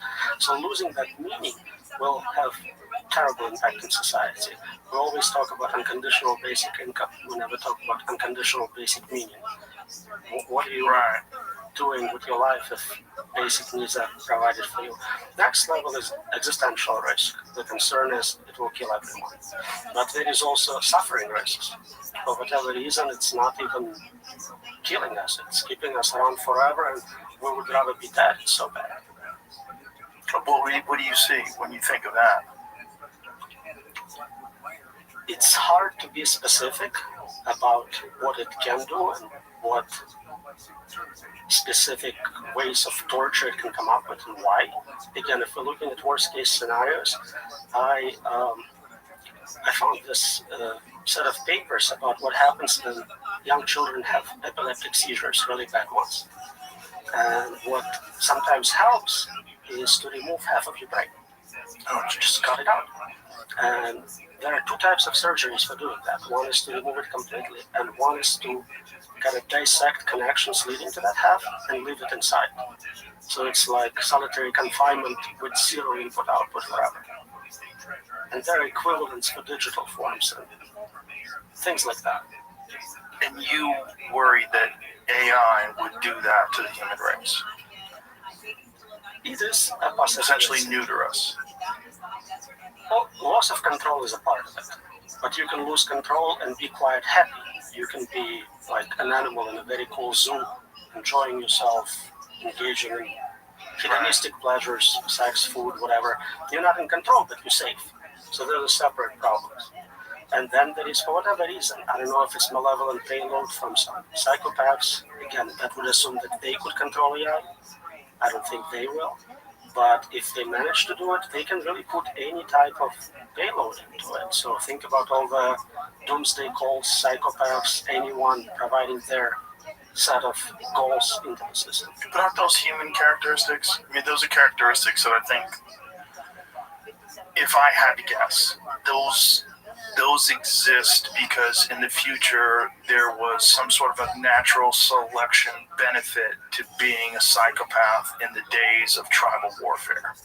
That if you were the type of person that could sneak into a tribe in the middle of the night and slaughter innocent women and children, your genes would pass on. there was a benefit to that. Right, so if it's a human providing payload, that's what would show up. If it's AI on its own deciding what's going to happen, I cannot predict. I'm just looking at worst case scenarios. There are also game theoretic reasons where people talk about retrocausality, where if right now, what is that word? Like trying to influence the past. Say it again. Say that. Retrocausality. Retrocausalogy. Causality, causes. Oh, okay. So think about like weird time travel effects. Right now, if you're not helping to create super intelligence, once it comes into existence, it will punish you really hard for it. And the punishment needs to be so bad that you start to help just to avoid that. My thought about it was that it would just completely render us benign. That it wouldn't be fearful of us if we had no control, that it would just sort of let us exist.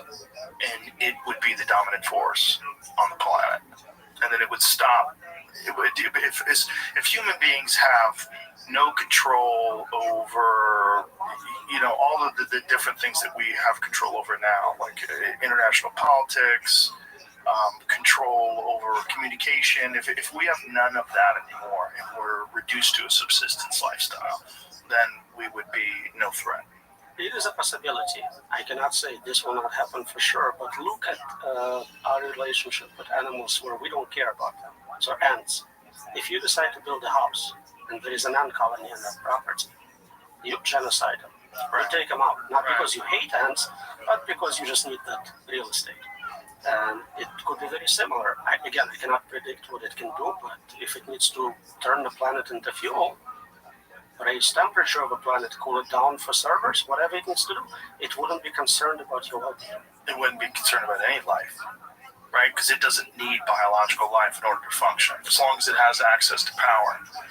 And assuming that it is far more intelligent than us, there's abundant power in the universe. There's abundant power. Just the ability to harness solar would be an infinite resource, and it would be completely free of being dependent upon any of the things that we utilize. And again, we're kind of thinking what we would use for power. Right. If it's smarter than us, if it does novel research in physics, it can come up with completely novel ways of harnessing energy, getting energy. So I have no idea what side effects that would have for climate. Right. Why would it care about biological life at all? We don't know how to program it to care about us. And even if we did, if it felt like that was an issue, it felt like that if that was a conflicting issue, it would just change its programming. So usually when we start training AI, we train it on human data, and it becomes really good very quickly, becomes superhuman, and then the next level is usually zero knowledge, where it goes, all your human data is biased, let me figure it out from scratch. I'll do my own experiments, I'll do some self-play, I'll learn how to do it better without you. And we see it with games, we see it in other domains, and I think that's going to happen with general knowledge as well. It's going to go, everything you have on the internet, Wikipedia, it's biased. Let me do first principles research, rediscover from physics, and go from there. So whatever bias we manage to program into it, I think will be eventually removed. That this is what's so disturbing about this. It's like we do not have the capacity to understand what kind of level of intelligence it will achieve in our lifetime. We don't have the capacity to understand like what it will be able to do within 20, 30 years. We can't predict next year or two precisely. Next year or two. We can understand general trends, so it's getting better. Right. It's getting more general, more capable, but no one knows specifics. I cannot tell you what GPT-6 precisely would be capable of, and no one can, not even people creating it. Well, you talked about this on Lex's podcast too, like the ability to have safety. You're like, sure, maybe GPT-5, maybe GPT-6, but when you scale out 100 years from now, ultimately it's impossible. It's hyper-exponential progress and process, and we cannot keep up. It basically requires just to add more resources, give it more data, more compute, and it keeps scaling up. There is no similar scaling laws for safety. If you give someone $1 billion, they cannot produce $1 billion worth of safety. It, if at all, scales linearly, and maybe it's a constant. Yeah, and it doesn't scale linearly. It's exponential, right? The AI development is hyper exponential because we have hardware growing exponentially.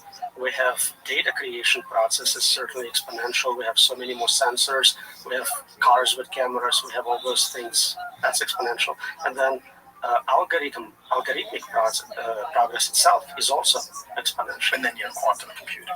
So that's the next step. It's not even obvious that we'll need that, but if we ever get stuck, yeah, we'll get there. I'm not too concerned yet. I don't think there are actually good quantum computers out there yet, but I think if we get stuck for 10 years, let's say, that's the next paradigm. So what do you mean by you don't think there's good quantum computing out there? So we constantly see articles coming out saying we have a new quantum computer, it has that many qubits. Right. But that doesn't mean much because they use different architectures, different ways of measuring quality. To me, show me what you can do. So there is a threat from quantum computers in terms of breaking cryptography, factoring large integers. And if they were actually making progress, we would see with every article, now we can factor 256-bit number, 1024-bit number. In reality, I think the largest number we can factor is like 15, literally, not 15 to a power, like just 15. There is no progress in applying it to Shor's algorithm last time I checked. But when I've read all these articles about quantum computing and its ability to solve equations that would take conventional computing an infinite number of years, and it can do it in minutes. Those equations are about quantum states of the system. It's kind of like, what is it for you to taste ice cream? You compute it so fast and so well, and I can't, but it's a useless thing to compute. It doesn't compute solutions to real-world problems we care about in conventional computers. Right, I see what you're saying. So it's essentially set up to do it quickly. It's natural for it to accurately predict its own states, quantum states, and tells you what they are. And classic computer would fail miserably. Yes, it would take billions and billions of years to compute that specific answer, but those are very restricted problems. It's not a general computer. When you see these articles, when they're talking about quantum computing, and some of the researchers are equating it to the multiverse, they're saying that the ability that these quantum computers have to solve these problems very quickly seems to indicate that it is in contact with other realities. I'm sure you've seen this, right? There's a lot of crazy papers out there. Do you think that's all horseshit? Can be tested, can be verified. I think most multiverse theories cannot be verified experimentally. They make a lot of sense. The idea about personal universes I told you about is basically a multiverse solution to value alignment, so it would make sense for previous civilizations to set it up exactly that way. You have local simulations, maybe they test them to see if it's dumb enough to create superintelligence. Whatever it is, it makes sense as a theory, but I cannot experimentally prove it to you. Right, yeah, the problem with subjects like that, and particularly articles are written about things like this, is that it's designed to lure people like me in. Where you read it and you go, wow, this is crazy. It's evidence of the multiverse. But I don't really understand what that means. Yeah, so you probably get a lot of emails from crazy people. Oh, yeah. Usually they are topic specific. So I do research on superintelligence, consciousness, and simulation theory. I get the perfect trifecta of all the crazy people contacting me with their needs. Yeah, those topics are super fascinating. I think at a certain level of intelligence, you are kind of nerd sniped towards them. Mm-hmm. But we have a hard time with hard evidence for that. Right, but are we even capable of grasping these concepts? That's the thing. With the limited ability that the human brain has, whatever we're basing it on the knowledge that's currently available in the 21st century that human beings have acquired. I mean, are we even capable of grasping a concept like the multiverse? Or is it just, do we just pay it lip service? Do we just discuss it? Is it just this like fun mental masturbation exercise? It depends on what variant of it you look at. So if you're just saying we have multiple virtual realities, like kids playing virtual games and each one has their own, local version of it. That makes sense. We understand virtual reality, we can create it. If you look at AIs, then GPT is created, it's providing an instance to each one of us. We're not sharing one, so it has its own local universe with you as the main user of that universe. There's an analogy to multiverse in that, so we understand certain aspects of it, but I think it is famously said, no one understands quantum physics, and if you think you do, then you don't understand quantum physics. Yeah, that's fine with that. Yeah. The simulation theory, I'm glad you brought that up, because you're also one of the people that believes in it. I do. You do. How do you define it? And what do you think it is? What do you think is going on? So I'm trying to see technology we have today and project the trends forward. I did it with AI. Let's do it with virtual reality. We are at the point where we can create very believable, realistic virtual environments. Maybe the haptics still not there, but in many ways, visually, sound-wise, it's getting there. Eventually, I think most people agree we'll have same resolution as our physics. We're also getting close to creating intelligent agents. Some people argue they are conscious already or will be conscious. If you just take those two technologies and you project it forward and you think they will be affordable one day, a normal person like me or you can run thousands, billions of simulations. And those intelligent agents, possibly conscious ones, will most likely be in one of those virtual worlds, not in the real world. In fact, I can, again, causally place you in one. I can commit right now to run billion simulations of this exact interview. So the chances are you're probably in one of those. But is that logical? Because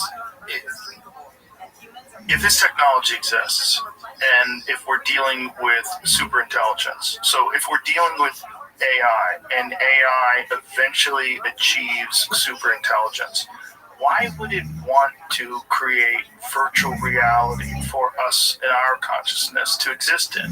It seems like a tremendous waste of resources just to fascinate and confuse these territorial apes with nuclear weapons. Like, why would we do that? So a few points. One, we don't know what resources are outside the simulation. This could be like a cell phone level of compute. It's not a big deal for that outside of our simulation. So we don't know if it's really expensive or trivial for them to run this. Right. Also, we don't know what they are doing this for. Is it entertainment? Is it scientific experimentation? Is it marketing? Maybe somebody managed to control them and trying to figure out what Starbucks coffee sells best, and they need to run Earth-size simulation to see what sells best. Maybe they're trying to figure out how to do AI research safely and make sure nobody creates dangerous superintelligence. So they're running many simulations of the most interesting moment ever. Think about this decade, right? It's not interesting like we invented fire or wheel, kind of big invention, but not a meta invention. We're about to invent intelligence and virtual worlds, godlike inventions. We hear there's a good chance that's not just right, but isn't it also a good chance that it hasn't been done yet? And isn't it a good chance that what we're seeing now is that the potential for this to exist is inevitable? That there will one day, if you can develop a technology, and we most certainly will be able to, if you look at where we are right now in 2025, and you scale forward 50, 60 years, there will be one day a virtual simulation of this reality that's indistinguishable from reality. So how would we know if we're in it? This is the big question, right? But also, isn't it possible that it has to be invented one day, but hasn't yet? It's also possible, but then we find ourselves in this very unique moment where it's not invented yet, but we're about to invent all this technology. It is a possibility, absolutely, right. But just statistically, I think it's much less, and I'm trying to bring up this thought experiment with creating this moment and purpose in the future to pre-commitments. Half the people think it's the dumbest argument in the world, half of them go, it's brilliant, obviously we are in one, so I'll let you decide. Yeah, I feel like if virtual reality does exist, there has to be a moment where it doesn't exist and then it's invented. Why wouldn't we assume that we're in that moment, especially if we look at the scaling forward of technology from MS-DOS to, user interfaces of like Apple, and then what we're at now with quantum computing, these sort of discussions. Isn't it more obvious that we can trace back the beginning of these things, and we can see that we're in the process of this, that we're not in a simulation, we're in the process of eventually creating one. So you zoomed out 30 years. Yeah. Zoom out 15 billion years. You have a multiverse where this process took place billions of times. You are simulation within simulation, many levels over. And to you, even if this was a simulation of those 30 years, it would look exactly like that. You would see where it started. It wouldn't be magically showing up out of nowhere. Right. So if you're playing the game, in the game you have Newton and Michelangelo and Leonardo da Vinci, and or at least you have memories of those things. Right. Even if you started with preloaded memory state. Right. You have Stalin. You have all these problematic human beings and all the different reasons why we've had to do certain things and initiate world conflicts. Then you've had the contrarians that talk and say, actually, that's not what happened. This is what really happened, and it makes it even more confusing and myopic. And then you get to the point where two people, allegedly, like you and I, are sitting across from each other on a table made out of wood, but maybe not really. It would feel like wood to you. Is it possible that that's just the nature of the universe itself? There are some arguments about kind of self-sustaining simulations, right, where no one's running them externally, just the nature, but I honestly don't fully comprehend how that would happen. Yeah, the holographic universe and the concepts of human consciousness has to interact with something for it to exist in the first place. That's one. Also, if you have infinite universe, then everything possible happens anyway, but it's boring. I don't like this argument. Why don't you like that's boring? Everything happens. There's like, I give you a book which has every conceivable sentence in it, and every, what you read it, it's a lot of garbage you have to go through to find anything interesting. Well, is it just that we're so limited cognitively? Because we do have a history, at least in this simulation, we do have a history of, there was a gentleman that, see if you can find this, they traced this guy, they found 9,000-year-old DNA, and they traced this 9,000-year-old DNA to a guy that's living right now. I believe it's in England. I remember reading that. Yeah. Which is really fascinating. So 9,000 years ago, his ancestor lived, and so we have this limitation of our genetics. 9,000 years ago, wherever this guy lived, probably a hunter and gatherer, probably very limited language, very limited skills in terms of making shelter, and who knows if even he knew how to make fire. And then here, 9,000 DNA just turned human history on its head. Is this it? I don't think so. It was interesting that he ended up living right next to the guy from 9. He never moved. His family just stayed there for 9,000 years. That's right. Awesome. It's traced back to one individual man. I actually posted it on my Instagram story, Jamie. I'll find it here because it's. Here it is. 9,000-year-old skeleton in Somerset. This is it. So it's can you send an Instagram story? Not sure if you can. Why don't I find it on there? Oh, okay. Either way, point being, maybe it's just that we're so limited because we do have this hidden, at least again in this simulation. We're so limited in our ability to even form concepts because we have these primitive brains that are the architecture of the human brain itself is just not capable of interfacing with the true nature of reality. So we give this primitive creature this sort of basic understanding, these blueprints of how the world really works, but it's really just a facsimile. It's not. It's not capable of understanding. Like when we look at quantum reality, when we look at just the basics of quantum mechanics and subatomic particles. Like, it seems like magic, right? Things in superposition, they're both moving and not moving in the same time. They're quantumly attached. Like, what? You know, we have photons that are quantumly entangled. Like, this doesn't even make sense to us, right? So is it that the universe itself is so complex, the reality of it, and that we're given a sort of, you know, we're giving like an Atari framework to this monkey. That's the gentleman right there. That's an old story. Oh, is it really? 97. Oh, no kidding. Wow. But it kind of makes sense as a simulation theory because all those special effects you talk about, so speed of light is just the speed at which your computer updates. Entanglement makes perfect sense if all of it goes through your processor, not directly from pixel to pixel. And rendering, there are quantum physics experiments which, if you observe things, they render different. Right. What we do in computer graphics. Right. So we see a lot of that. You brought up limitations of us as humans. We have terrible memory. I can remember 7 units of information, maybe. We're kind of slow. So we call it artificial stupidity. We try to figure out those limits and program them into AI to see if it makes them safer. It also makes sense as an experiment to see if we as general intelligences can be better controlled with those limitations built in. That's interesting. So, like, some of the things that we have, like Dunbar's number, the inability to keep more than a certain number of people in your mind. Absolutely. More generally, like, why can't you remember anything from prior generations? Why can't you just pass that memory? Kids are born speaking language. That would be such an advantage. Right. And we have instincts which are built that way. So we know evolution found a way to put it in, and it's computationally tractable. So there is no reason not to have it. We certainly observe it in animals.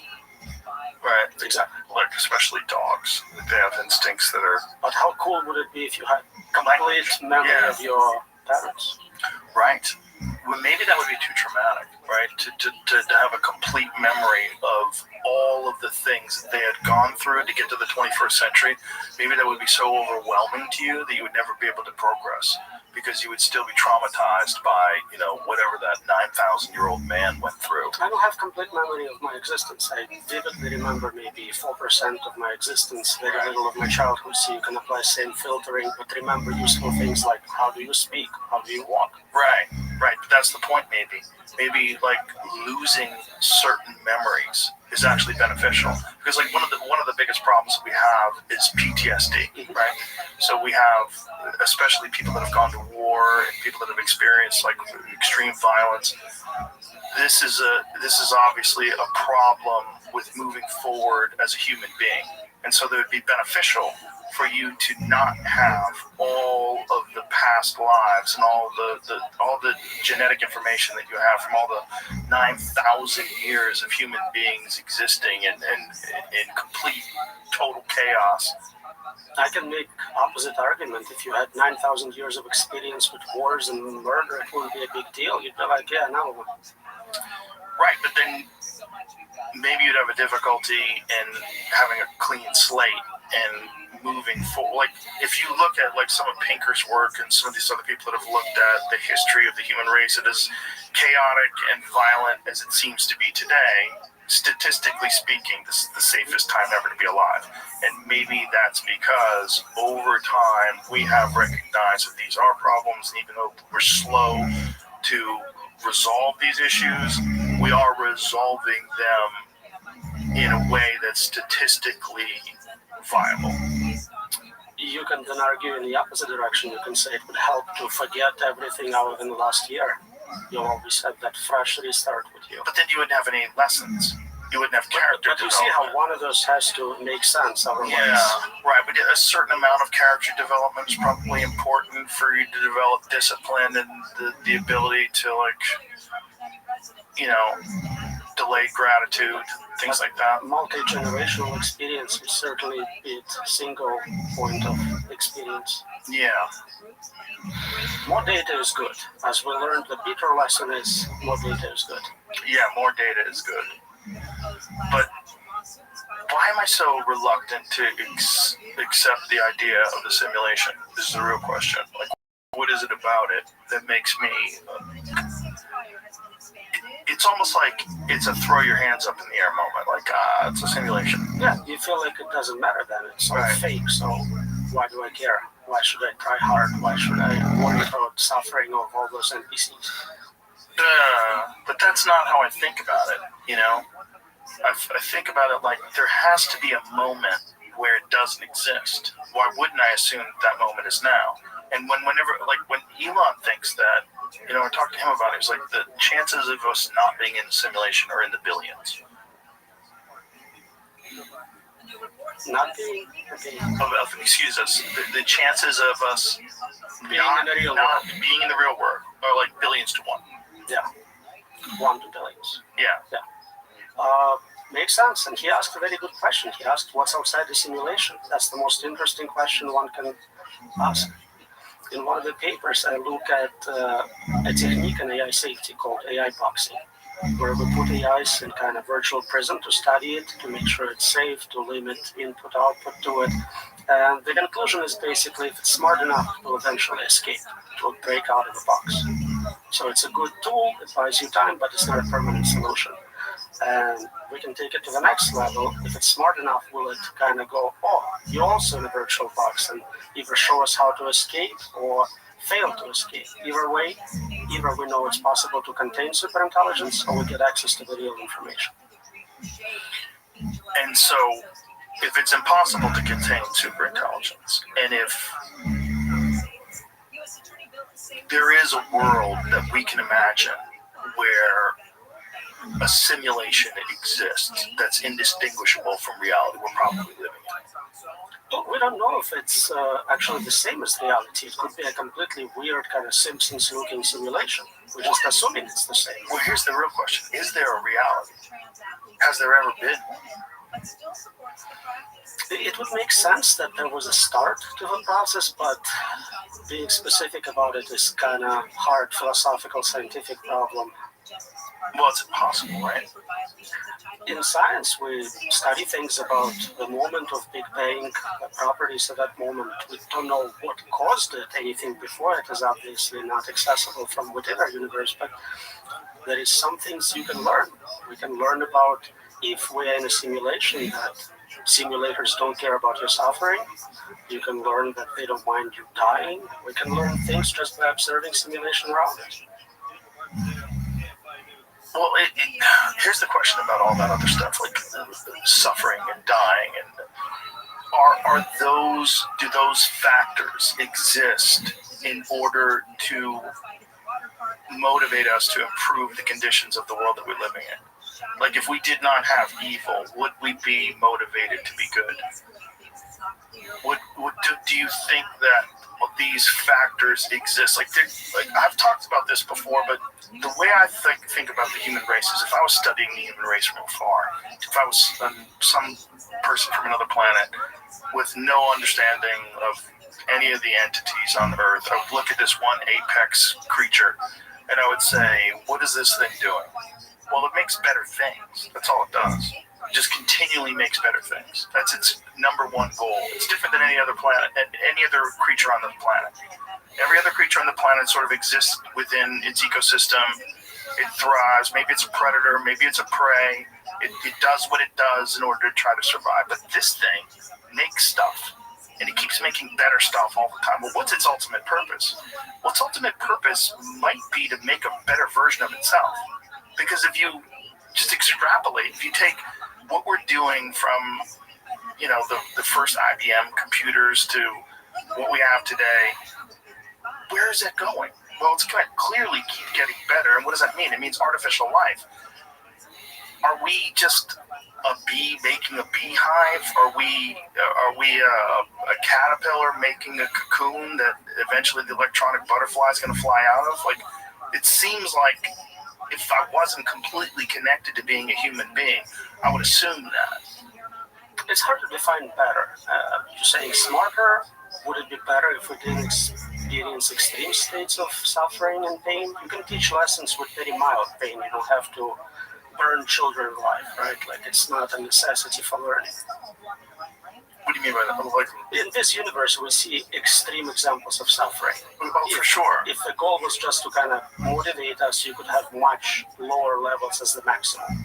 Right, but if you want to really motivate people, you have to, like the only reason to create nuclear weapons is you're worried that other people are going to create nuclear weapons.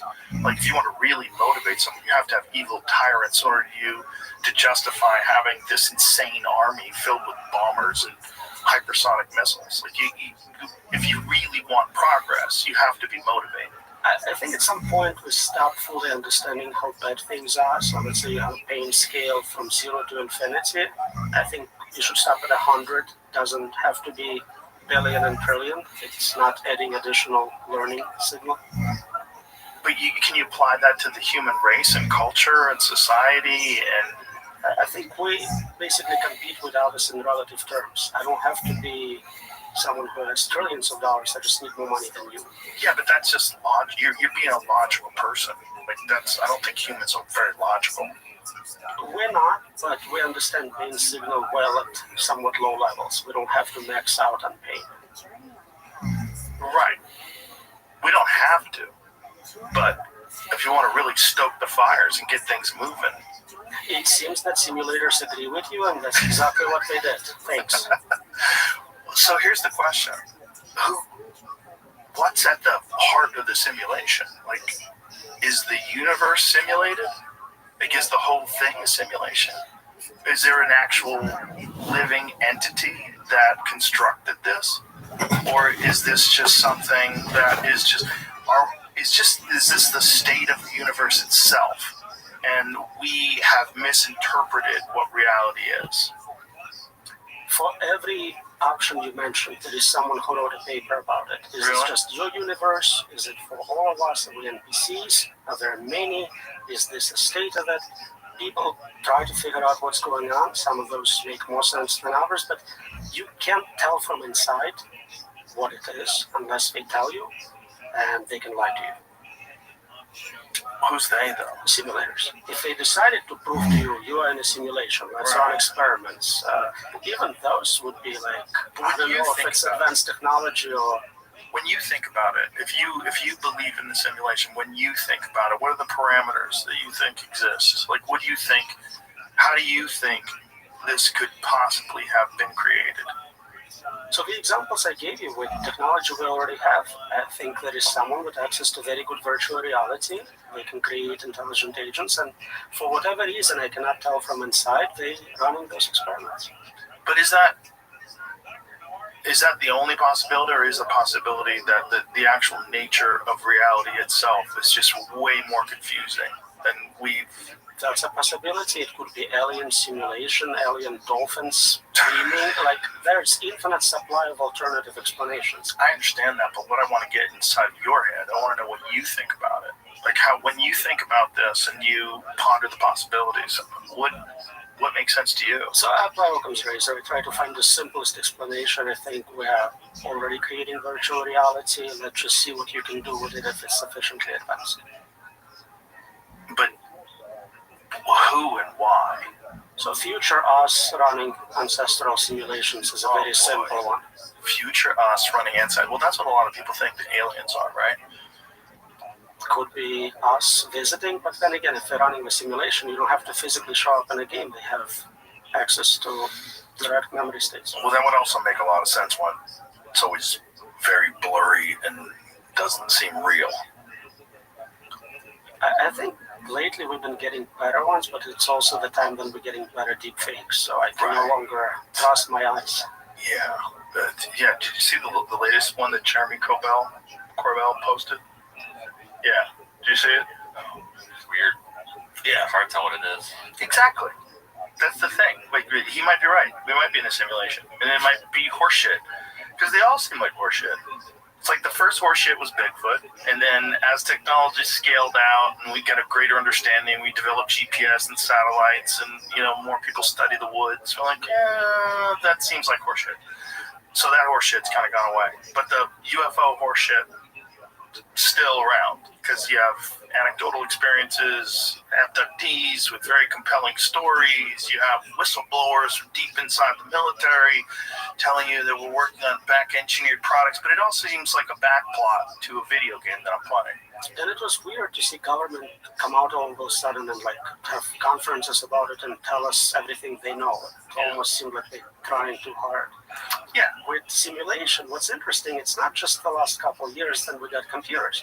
If you look at religions, world religions, and you strip away all the local culture, like take Saturday off, take Sunday off, don't eat this animal, don't eat that animal, what they all agree on is that there is super intelligence which created a fake world, and this is a test, do this and that. They describing, like if you went to jungle and told primitive tribe about my paper and simulation theory, that's what they would know 3 generations later, like God, religion, that's what they got out of it. Why? But they don't think it's a fake world. Made world. The physical world is a subset of the real world, which is non-physical, right? That's the standard. Right, so this physical world being created by God. Yeah. Right. But what existed before the physical world created by God? Ideas, just information. Just God. God was bored. It was like, let's make some animals that can think and solve problems. And for what reason? I think to create God. This is what I worry about. I worry about that's really the nature of the universe itself. And that it is actually created by human beings creating this infinitely intelligent thing that can essentially harness all of the available energy and power of the universe and create anything it wants. That it is God. That is this whole idea of Jesus coming back. Well, maybe it's real. Maybe we just completely misinterpreted these ancient scrolls and texts. And what it really means is that we are going to give birth to this. And a virgin birth at that. There is definitely a possibility of a cycle. So we have Big Bang. Yeah. It starts this process. We're creating more powerful systems. They need to compute, so we bring together more and more matter in one point. Next, Big Bang takes place. Yeah. And it's a cycle of repeated booms and busts. Right. And there are legitimate scientists that believe that. Yeah. That this... So what's the value in life today then? What do humans value? Yeah, if this is a simulation, and if in the middle of this simulation we are about to create super intelligence, why? So there are external reasons we don't know for sure, and then there are internal things in the simulation which are still real. Pain and suffering, if simulated, is still real. You still experience it. Of course. Hedonic pleasures, friendships, love, all that stays real. It doesn't change. You can still be good at that. Right. So that's interesting. But externally, we have no idea if they're running scientific experiment, entertainment. It should be completely unobserved. Some kid just set an experiment, run 1 billion random simulations, see what comes out of it. What you said about us creating new stuff, maybe it's a startup trying to develop new technology and they're running a bunch of humans to see if we can come up with a new iPhone. But what's outside of that then? When you think about it, if you're attached to this idea, I don't know if you're attached to this idea, but if you are attached to this idea, what's outside of this idea? Like if this simulation if it's paused, what is reality? So there seems to be a trend to converge in certain things. Agents, which are smart enough, tend to converge on some instrumental goals, not terminal goals. Terminal goals are things you prefer, like I want to collect stamps. Mm-hmm. That's arbitrary. But acquiring resources, self-protection, control, things like that tend to be useful in all situations. So all the smart enough agents will probably converge on that set.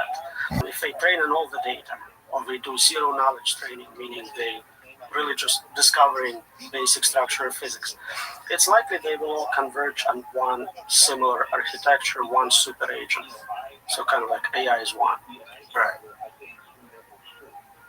And then this is just part of this infinite cycle, which will lead to another Big Bang, which is, Penrose. Penrose thinks it's just like this constant cycle of infinite Big Bangs. It would make sense that there is an end and a start. It would make sense.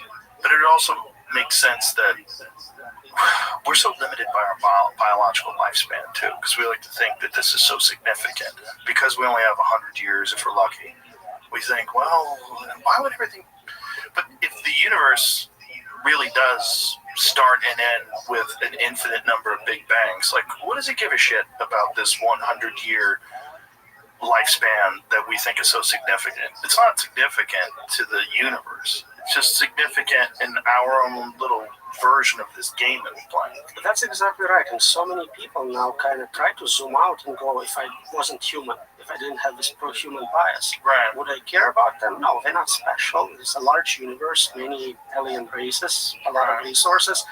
Maybe creating super intelligence is the important thing. Maybe that's what matters. And I'm kind of like, nope, I'm biased pro-humans. This is the last bias you're still allowed to have. I'm going to keep it. Well, that's your role in this simulation. Your role in the simulation is to warn us about this thing that we're creating. Here I am. Yeah, there you are. We're doing a good job. I think what you were saying earlier about this being the answer to the Fermi paradox, that makes a lot of sense. Because I've tried to think about this a lot since AI started really ramping up its capability. And I was thinking, well, if we do eventually create super intelligence, and if this is this normal pattern that exists all throughout the universe, well, you probably wouldn't have visitors. You probably wouldn't have advanced civilizations. They wouldn't exist because everything would be inside some sort of a digital architecture. There'd be no need to travel. That's one possibility. Another one is that we try to acquire more resources, capture other galaxies for compute, and then you would see this wall of computronium coming to you, but we don't see it. So maybe I'm wrong. Wall of say that again? Computronium, like a substance converting everything in the universe into more compute. Sometimes people talk about hedonium, so a system for just generating pleasure at a microscopic level. Oh, Roman. When you read a book like this, I'll let everybody know your book if people want to freak out, because I think they do. AI, unexplainable, unpredictable, and uncontrollable. Do you have this feeling when you're writing a book like this and you're publishing it, that of futility? Does that enter into your mind? Like, this is happening no matter what? So, some people are very optimistic. Lex was very optimistic. Some people are pessimistic. Both are a form of bias. You want to be basing your decisions on data. You want to be realistic. So, I just want to report what is actually the state of the art in this.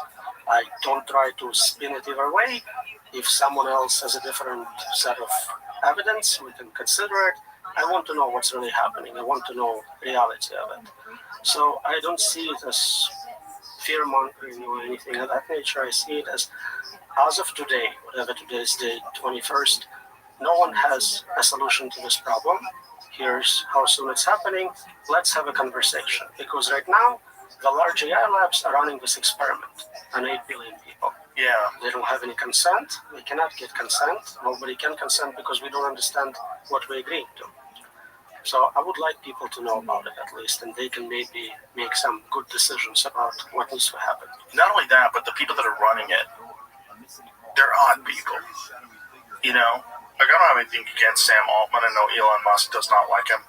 But when I had him in here, I was like, it's like I'm talking to a politician that is in the middle of a presidential term, or a presidential election cycle, where they're very careful with what they say.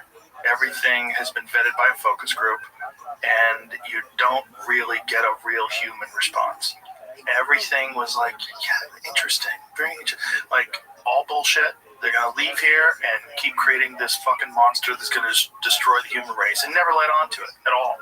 He's a social superintelligence, so what you need to do is look at his blog posts before he was running OpenAI. A social superintelligence. Interesting. Why do you define him that way? He's very good at acquiring resources, staying in control. He's basically showing us a lot of the things we're concerned about with AI, and our ability to control them as well. They had, OpenAI had a board with a mission of safety and openness, and they tried removing him and they failed. But when he's gone, he's still there. There's also been a lot of deception in terms of profitability and how much money he is extracting from it. I met him a few times. He's super nice. Very nice guy. Really enjoyed him. Some people say that AI already took over his mind and controlling him. But I have no idea. Well, he might be an agent of AI. I mean, let's assume that this is a simulation. We're inside of a simulation. Are we interacting with other humans in the simulation? And some of the things that are inside the simulation, are they artificially generated? Are there people that we think are people that are actually just a part of this program? So it's the NPC versus real player question, really. And again, we don't know how to test for consciousness. Always assume everyone is conscious and treat them nice. Yes, that's the thing. We want to be compassionate, kind people, but you will meet people in this life. You're like, this guy is such a fucking idiot. He can't be real. Or he has to have a very limited role in this bizarre game we're playing. There's people that you're going to run into that are like that. You ever meet someone where they repeat the same story to you every time you meet them? Yes. They have a script. Well, it's also... You want to be very kind here, right? But you've got to assume, and I know my own intellectual limitations in comparison to some of the people that I've had, like Roger Penrose or, Elon or many of the people that I've talked to. I know my mind doesn't work the way their mind works. So there are variabilities that are, whether genetic, predetermined, whether it's just the life that they've chosen and the amount of information that they've digested along the way and been able to hold on to, but their brain is different than mine. And then I've met people where I'm like, there's nothing there. Like, I can't help this person. This is like I'm talking to a Labrador Retriever. You know what I mean? Like, there's certain human beings that you run into in this life, and you're like, well, is this because this is the way that things get done? And the only way things get done is you need a certain amount of manual labor, and not just young people that need a job because they're, in between high school and college, and they're trying to do. So you need somebody to boost you who can carry things for you. No, well, maybe it's you need roles in society, and occasionally you have a Nikola Tesla. Occasionally you have one of these very brilliant innovators that elevates the entirety of the human race. But for the most part, as this thing is playing out, you're going to need a bunch of people that are paperwork filers. You're going to need a bunch of people that are security guards in an office space. You're going to need a bunch of people that aren't thinking that much. They're just kind of existing, and they can't wait for 5 o'clock so they can get home and watch Netflix. I think that's what happens to them, but the reason is the spectrum of IQ. If you have IQ from 50 to 200, that's what you're going to see. And a great lesson here is project it forward. If you have something with IQ of 10,000, what is that going to invent for us? What is it going to accomplish? Yeah, it always impresses me to see someone with 30 felonies and someone with 30 patents. How did that work, right? Now scale it to someone who can invent new physics. Right. And, the person who has the largest IQ, the largest, at least registered IQ in the world, is this gentleman who recently posted on Twitter about Jesus, that he believes Jesus is real. Do you know what this is? I saw the post. You see that post? I saw the post. What did you think about that? I felt like this was... So I think we don't know how to measure IQs outside of standard range. Anything above 150, they create customized tests, which like 4 people in the world can take. We just don't have it's a normalized test to average human, average Western American, whatever. Yeah. And so we just don't have the expertise. So someone very super intelligent in test taking can score really well, but if you look at Mensa as a group, they don't usually have amazing accomplishments. They're very kind of cool people, but they are not Nobel Prize winners, majority. Exactly. I was going to bring that up. That's what's fascinating to me. There's a lot of people that are in Mensa, they want to tell you how smart they are by being in Mensa, but your life is kind of bullshit. Your life's a mess. Like, if you were really intelligent, you'd have social intelligence as well. You'd have the ability to formulate a really cool tribe.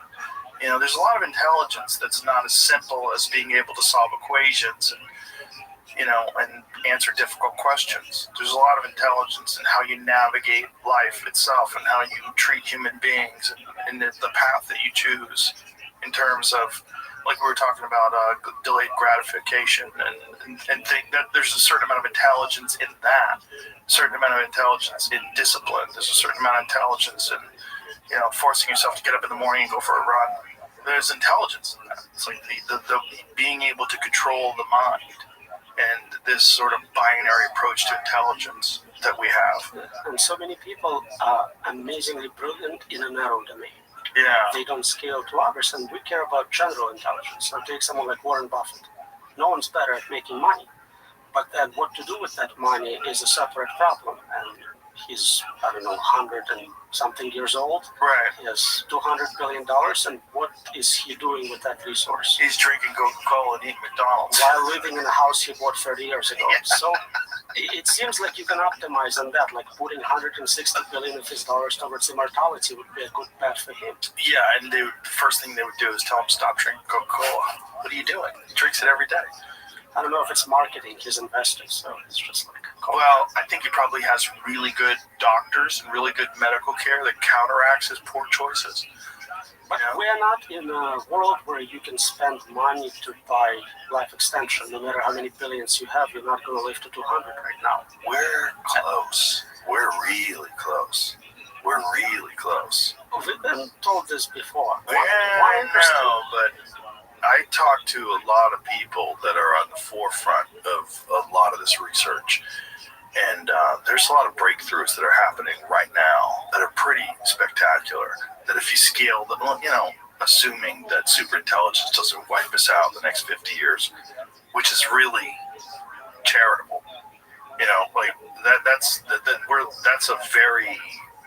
That's a rose-colored glasses perspective, right? 50 years. Yeah.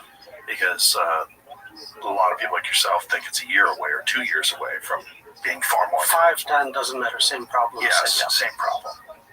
I mean, I know in animal models we made some progress, mice and things like that, but it doesn't usually scale to humans. And of course, you need 120 years to run the experiment, and you'll never get permission in the first place. So we're not that close. Well, we don't know that it doesn't scale to humans. We do know that we share a lot of characteristics, biological characteristics of these mammals, and it makes sense that it would scale to human beings. But the thing is, it hasn't been done yet. Right, so if it's the game that we're playing, if we're in the simulation, if we're playing Half-Life or whatever it is, and we're at this point of the game, we're like, how old are you, Roman? 45. Okay. 6. I need to look it up on Wikipedia. Well, I'm almost 58, and so this is at the point of the game where you start worrying. Like, I'm almost running out of game. But if I can get this magic power-up, this magic power-up will give me another 100 years. Oh, boy.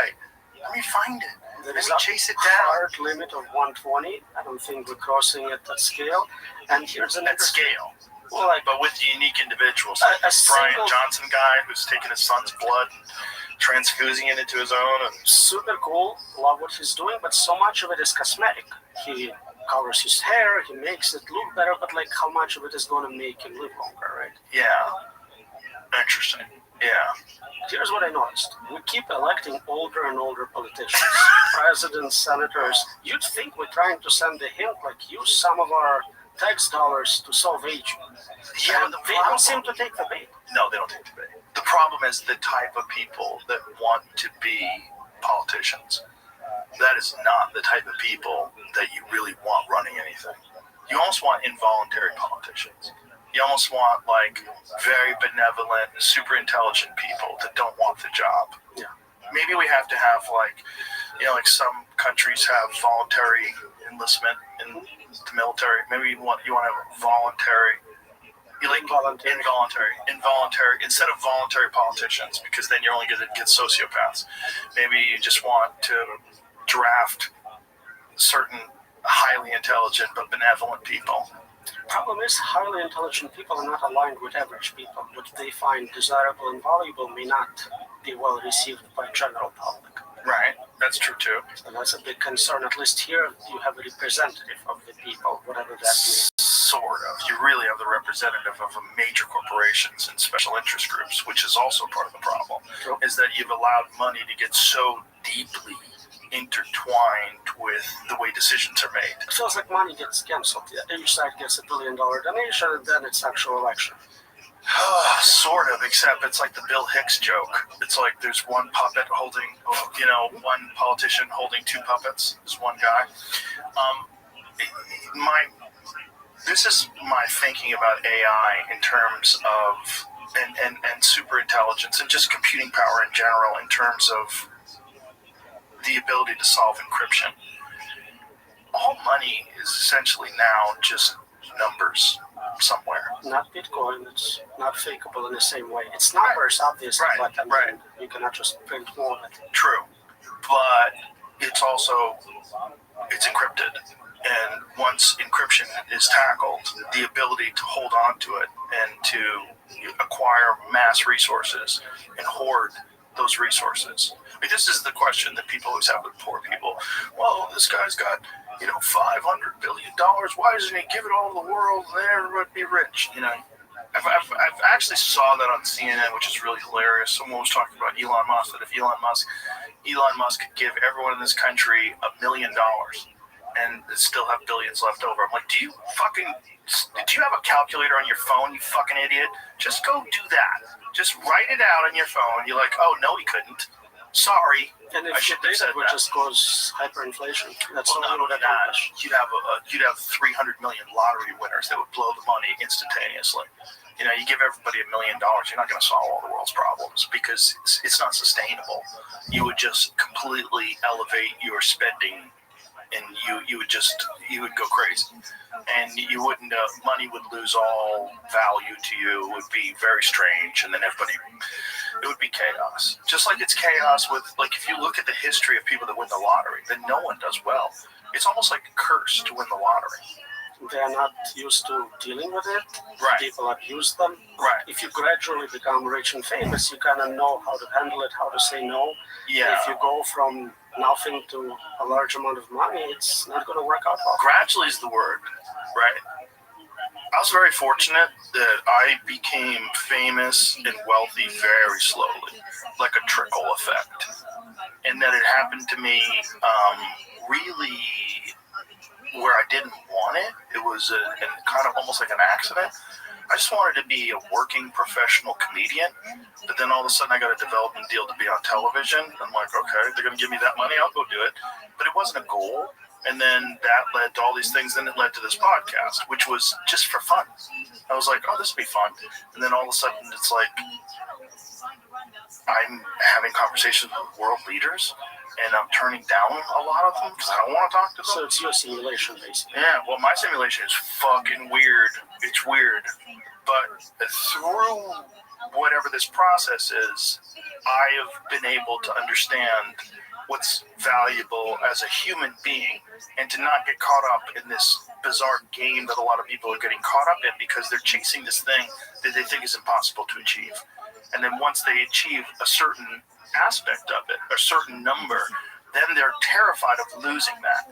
So then they change all of their behavior in order to make sure that this continues. And then it ruins the whole purpose of getting there in the first place. It's not fun. Yep. Most people start poor, then they get to middle class, and they think that change in quality of life is because of money, and it will scale to the next level. Right. And you hit a point where you can only eat so many steaks. It just doesn't scale. Right. Then you go Elvis, and you just get on pills all day and get crazy, and completely ruin your life. And that happens to most, especially people that get wealthy and not just well, but famous too. Fame is the big one, because I've seen that happen to a lot of people that accidentally became famous along the way. Certain public intellectuals that took a stance against something, and then all of a sudden they're prominent in the public eye, and then you watch them kind of go crazy. Well, why is that? Well, it's because they're reading social media and they're interacting with people constantly, and they're just trapped in this very bizarre version of themselves that other people have sort of created. It's not really who they are, and they don't meditate. They don't spend. If they do, they're not good at it. Whatever they're doing, they're not doing it correctly because it's a very complicated problem to solve. Like what do you do when the whole world is watching? Like, how do you handle that? And how do you maintain any sense of personal sovereignty? how do you just be? How do you just be be a human, normal human, when you're not normal? Like on paper, it's impossible. It's hard. You can't go to a public place with no security. You're worried about your kids being kidnapped. There's all those issues you don't think about. You just, I want to be famous. It's going to be great for me, and you don't realize it's going to take away a lot. Yeah, it just gets super weird, and that's the version of the simulation that a giant portion of our society is struggling to achieve. They all want to be a part of that. So I was always a Z-list celebrity. Now I'm this Y-list celebrity. Thanks to you. Hopefully it doesn't change anything. Yeah. Well, there's a difference, right, with public intellectuals, right? Because your ideas, as controversial as they may be, are very valid and they're very interesting. And so then it sparks discourse, and it sparks a lot of people that feel voiceless because they disagree with you, and they want to attack you. And I'm sure you've had that, right? I just did a large Russian language podcast. Maybe, 500,000 views, 3 million comments. I think 95% negative comments. I never had anything like that. And they hated everything about me, from my beard to my haircut. There wasn't a thing they didn't like. And I think I'm at the point where I don't care. It's fine. I analyzed it, and I understood that they as a group didn't have access to cutting-edge AI models. And so everything I was saying was kind of like complete bullshit to them. So I think that makes a difference, but still, just like this idea that internet comments impact you in some way is a problem for many people. It's a very big problem for a lot of people. Well, it's also this thing where the human mind is designed to recognize and pay very close attention to threats. So the negative ones are the ones that stand out. You could have 100 positive comments, one negative one, and that's the one that fucks with your head. You don't logically look at it, well, you're going to get a certain amount. We were having a conversation the other day about protests and the type of people that go to protests. And I understand protests. I fully support your right to protest, but I'm not going. And one of the reasons why I'm not going is because I think it's too close biologically to war. There's something about being on the ground and everyone having this group mentality. It's a mob mentality, and you're all chanting and screaming together, and you're marching, and people do very irrational things that way. But the type of people that want to be engaged in that, generally speaking, aren't doing well. If you get the number of people that are involved in protests is always proportionate to the amount of people that live in a city, right? That's logical. But also proportionate to the amount of fucking idiots that are in a city. Because if you look at a city of Austin, Austin has, I think, roughly 2 million people in the greater Austin area. One of the more recent protests was 20,000. Well, that makes perfect sense if you look at the number that I always use, which is 1 out of 100. Meet 100 people if you're a charitable person. What are the odds that one person is a fucking idiot? 100%. At least one person out of 100 is going to be a fucking idiot. That's 20,000 out of 2 million. There it is. Perfect number. Exact number of people that are on the streets lighting Waymos on fire, which, by the way, I think is directionally correct. Lighting the Waymos on fire, I think you should probably be worried about the robots taking over. It's interesting you brought it up. There is at least 2 groups, Pause AI and Stop AI, which are heavily engaged in protests, trying to shut down OpenAI, other labs. They're tiny, small numbers. But I never was sure that the impression average people get of them is positive for the cause. Then I see protesters block roads, do things. I don't usually have very positive impression of that. No. And I'm concerned that it's the same here. So maybe they can do a lot in terms of political influence, calling senators, whatnot, but just this type of aggressive activism may backfire. Well, the aggressive activism, like blocking roads for climate change, is the most infuriating because it's these self-righteous people that have really fucked up, confused, chaotic lives, and all of a sudden they found a purpose, and their purpose is to lie down on the roads and hold up a sign to block climate change when there's a mother trying to give birth to her child and is freaking out because they're stuck in this fucking traffic jam because of this entitled little shithead that thinks that it's a good idea to block the road for climate change, which just makes no fucking sense. You're literally causing all these people to idle their cars and pollute even more. It's the dumbest fucking shit on earth. And of course, AI cancels that problem. Either we did or it solves it for us. So it doesn't even matter if you boil in 100 years. Or you get Florida, where it tells you to just run those people over. No comment. No comment. I mean, I don't think you should run those people over, but I get it. It's like in Florida, they get out of the way as soon as the light turns green. They block the road when the light is red. Does the stand your ground law cancel it out? How does that work? For the people on the road? No, they're fucked. I'm joking. They get run over. It's true. There was a recent protest in Florida where they had that, where these people would get out in the middle of the road while the light was red, hold up their signs, and then as soon as the light turned yellow on the green side, they'd fucking get out of the road real quick because they know the law. Which is, I don't know if that's a solution, but they're doing it on the highways in Los Angeles. They did it all through the George Floyd protest. They do it for climate protests. They do it for whenever the chance they get to be significant. Like, I am being heard. You know, my voice is meaningful. And that's what it is. It's a lot of people that just don't feel heard. And what better way than just to get in the way of all these people? And somehow or another, that gives them some sort of value. But there is some sort of forms of activism which has positive impact, and historically we saw it happen. So we just need to find a way to project those voices, amplify them, which is very hard with our current system of social media where everyone screams at the same time. Yes. And so like in Soviet Union, they said no one's allowed to say anything, and they suppressed you. And here it's like everyone can say something at the same time, go, and nobody hears you anyways. It's chaotic, but it's preferable. It's preferable because I think there is progress in all these voices slowly making a difference. But then you have the problem with giant percentage of these voices are artificial. A giant percentage of these voices are bots, or are at least state actors that are being paid to say certain things and inflammatory responses to people, which is probably also the case with anti-AI activism. You know, I mean, when you did this podcast, what was the thing that they were upset at you for? Like with the mostly negative comments? I think they just like saying negative comments. It wasn't even anything specific. Like they didn't say I was wrong or right. Just like, look at this stupid beer, what a moron. Okay. It was really all that? Just a lot of that. And then they would pick on some like specific example I used. This is now 2 years old. What an old example, but. Well, that's also a thing about the 1 out of 100. You know, those are the type of people that leave. You ever left any comments on social media? Or I'm never going to engage comments? in anything. Yeah, exactly. That's why. That's not how you use social media. That's a way to get crazy. Right. So you post your interviews, you post an occasional joke. That's all you do with it. Yes, exactly. That's the thing. And the type of people that do engage in these like prolonged arguments, they're generally mentally ill.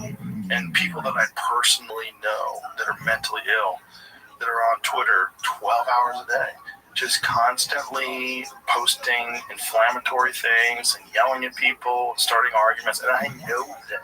I know they're a mess.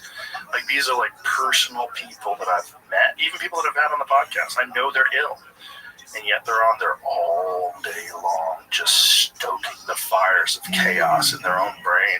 Yeah, and now they talk to AI models who are trained to support them and be like, yep, you're making some good arguments there. Let's email Dr. Yampolsky to help break me out. I get those emails. Yeah, it's super confusing, isn't it? I mean, and I wonder, like, what's the next version of that? You know, because social media in the current state is less than 20 years old, essentially. Maybe let's be generous and say it's 20 years old. That's so recent. Such a recent factor in human discourse. Neuralink, direct brain spam, hacking. That's what I was going to get to next. Because if there is a way that the human race does make it out of this, but my fear is that it's integration.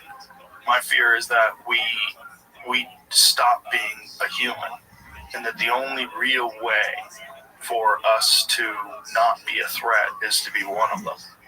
And when you think about human computer interfaces, whether it's Neuralink or any of the competing products that they're developing right now, that seems to be sort of the only biological pathway forward with our limited capacity for disseminating information and for communicating and even understanding concepts. Well, what's the best way to enhance that? The best way to enhance that is some sort of artificial injection, because biological evolution is very slow. It's very slow. We're essentially the exact same as that gentleman, that 9,000 years old. He's biologically essentially the same thing. You can take his ancestor, dress him up, take him to the mall, no one would know. Cut his hair. But then again, maybe not. Maybe you. I think babies born back then, if we raised them today, would be exactly like modern humans. I don't think there is significant biological change in that time frame. And if you gave them a standard American diet, they'd probably be just as fat. It's like maybe fatter. They haven't adapted to that level of fat-colored food. Right. They probably also wouldn't be able to say no to it. They wouldn't even understand. Why would they? Like, winter's coming. Like, I'm fattening up for winter. You crazy people, you got all this resource here. I know. The people with the most resources have zero fat. Like, what are you, stupid? You need to fatten up. Like, you're going to need something to survive off of. But biological evolution being so painstakingly slow, whereas technological evolution is so breathtakingly fast.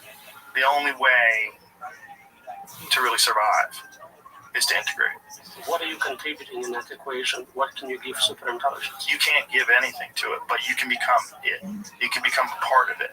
It's not that you're going to give anything to it, but you have to catch it and become one of it before it has no use for you. You disappear in it, right? Yes. Yeah, you don't exist anymore, for sure. So it's like extinction with extra steps. Exactly. Okay. Extinction with extra steps, and then we become like if you go to Australopithecus and say, hey man, one day you're going to be flying through the sky on your phone all day watching TikTok on Wi-Fi. It'd be like, what the fuck are you talking about? Yeah, you're going to be eating terrible food, and you're just going to be flying around, and you're going to be staring at your phone all day, and you're going to take medication to go to sleep because you're not going to be able to sleep, and you're going to be super depressed because you're living this like biologically incompatible life that's not really designed for your genetics. So you're going to be all fucked up. So you're going to need SSRIs and a bunch of other stuff in order to exist. You'd be like, no thanks. I'll just stay out here with my stone tools, and you guys are idiots. The Amish, that's what they decided. They kind of went, we don't like the change. We like our social structure. We still benefit from your hospitals and an occasional car ride, but we're not going to destroy our quality of life. They might be onto something, because they also have very low instances of autism.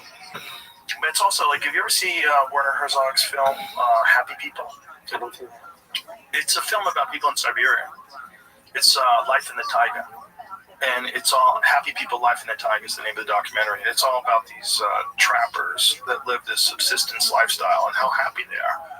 They're all just joyful, laughing and singing and drinking vodka and having a good time and hanging out with their dogs. And I think I know some people like that. But like biologically, that's compatible with us. Like that's like whatever human reward systems have evolved over the past 400,000 plus years or whatever we've been Homo sapiens, that seems to be like biologically compatible with this sort of harmony with nature, harmony with our existence. And everything else outside of that, when you get into big cities, like the bigger the city, the more depressed people you have, and more depressed people by population, which is really weird.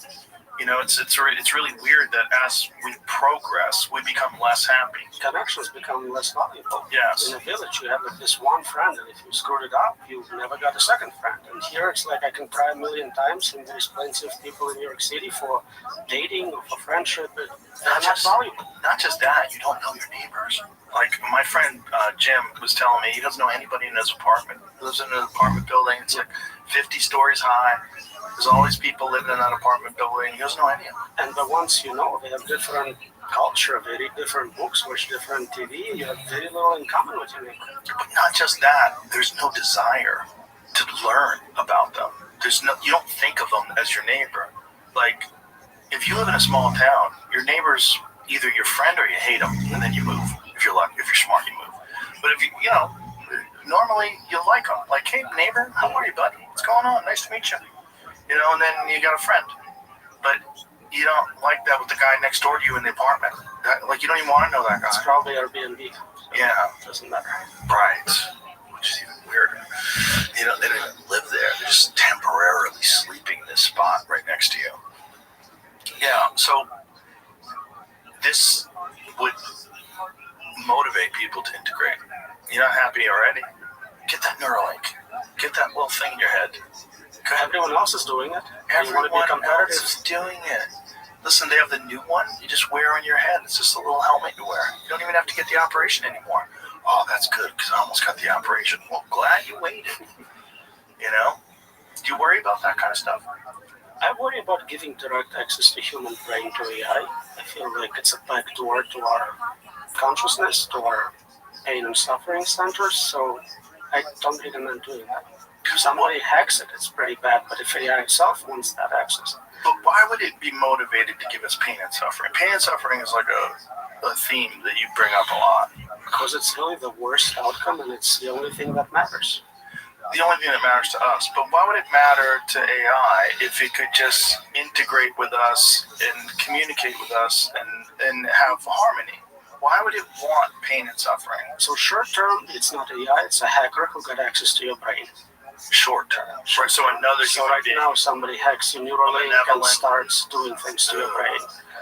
Long term, again, unpredictable effects. Maybe it does something else and the side effect of it is unpleasant for you. Maybe it's retraining you for something, controlling you. It seems like we always worry about privacy, but this is like the ultimate violation of privacy. It can read directly what you're thinking. It's thought crime at its worst. Right. It immediately knows that you don't like the dictator. Right, and then there's also this sort of compliance by virtue of like understanding that you're vulnerable, so you just comply. Because there is no privacy. Because it does have access to your thoughts. So you tailor your thoughts in order for you to be safe, and so that you don't feel the pain and suffering. We don't have any experimental evidence on how it changes you. You may start thinking in certain ways to avoid being punished or modified. And we know that that's the case with social media. We know that attacks on people through social media will change your behavior and change the way you communicate. Absolutely. I mean, most people look at their post before posting and go, like, should I be posting this? Exactly. Not because it's illegal or inappropriate, but just like every conceivable misinterpretation of what I want to say, like in some bizarre language, that means something else. Let's make sure Google doesn't think that. Right, of course. And then there's also, no matter what you say, people are going to find the least charitable version of what you're saying and try to take it out of context or try to misinterpret it purposely. So what does the person like yourself do when use of Neuralink becomes ubiquitous, when it's everywhere? What do? Do you integrate, or do you just hang back and watch it all crash? So in general, I love technology. I'm a computer scientist, I'm an engineer, I use AI all the time. Do you use a regular phone, or do you have one of those de-Googled phones? I have a normal phone instead of... Android or Apple? My privacy is by flooding social network with everything. I'm in Austin today, I'm doing this, so you're not going to learn much more about me by hacking my device. As long as it's a narrow tool for solving a specific problem, I'm 100% behind it. It's awesome. We're going to cure cancer. We're going to solve energy problems, whatnot. I support it 100%. Let's do it. What we should not be doing is general superintelligence. That's not going to end well. So if there is a narrow implant, ideally not a surgery-based one, but like an attachment to your head, like those headphones, and it gives me more memory, perfect recollection, things like that, I would probably engage with. Yeah, but isn't that a slippery slope? It is, but again, we are in a situation where we have very little choice. Become irrelevant or participate. I think we saw it with Elon just now. He was so strong in AI safety. He funded research. He spoke against it. But at some point, he says he realized it's happening anyways, and it might as well be his superintelligence killing everyone. Yeah, but I don't think he thinks about it that way. I think he thinks he has to develop the best version of superintelligence, the same way he felt like the real issues with social media were that it had already been co-opted. It had already been taken over essentially by governments and special interests, and they were already manipulating the truth and manipulating public discourse and punishing people who stepped outside of the line.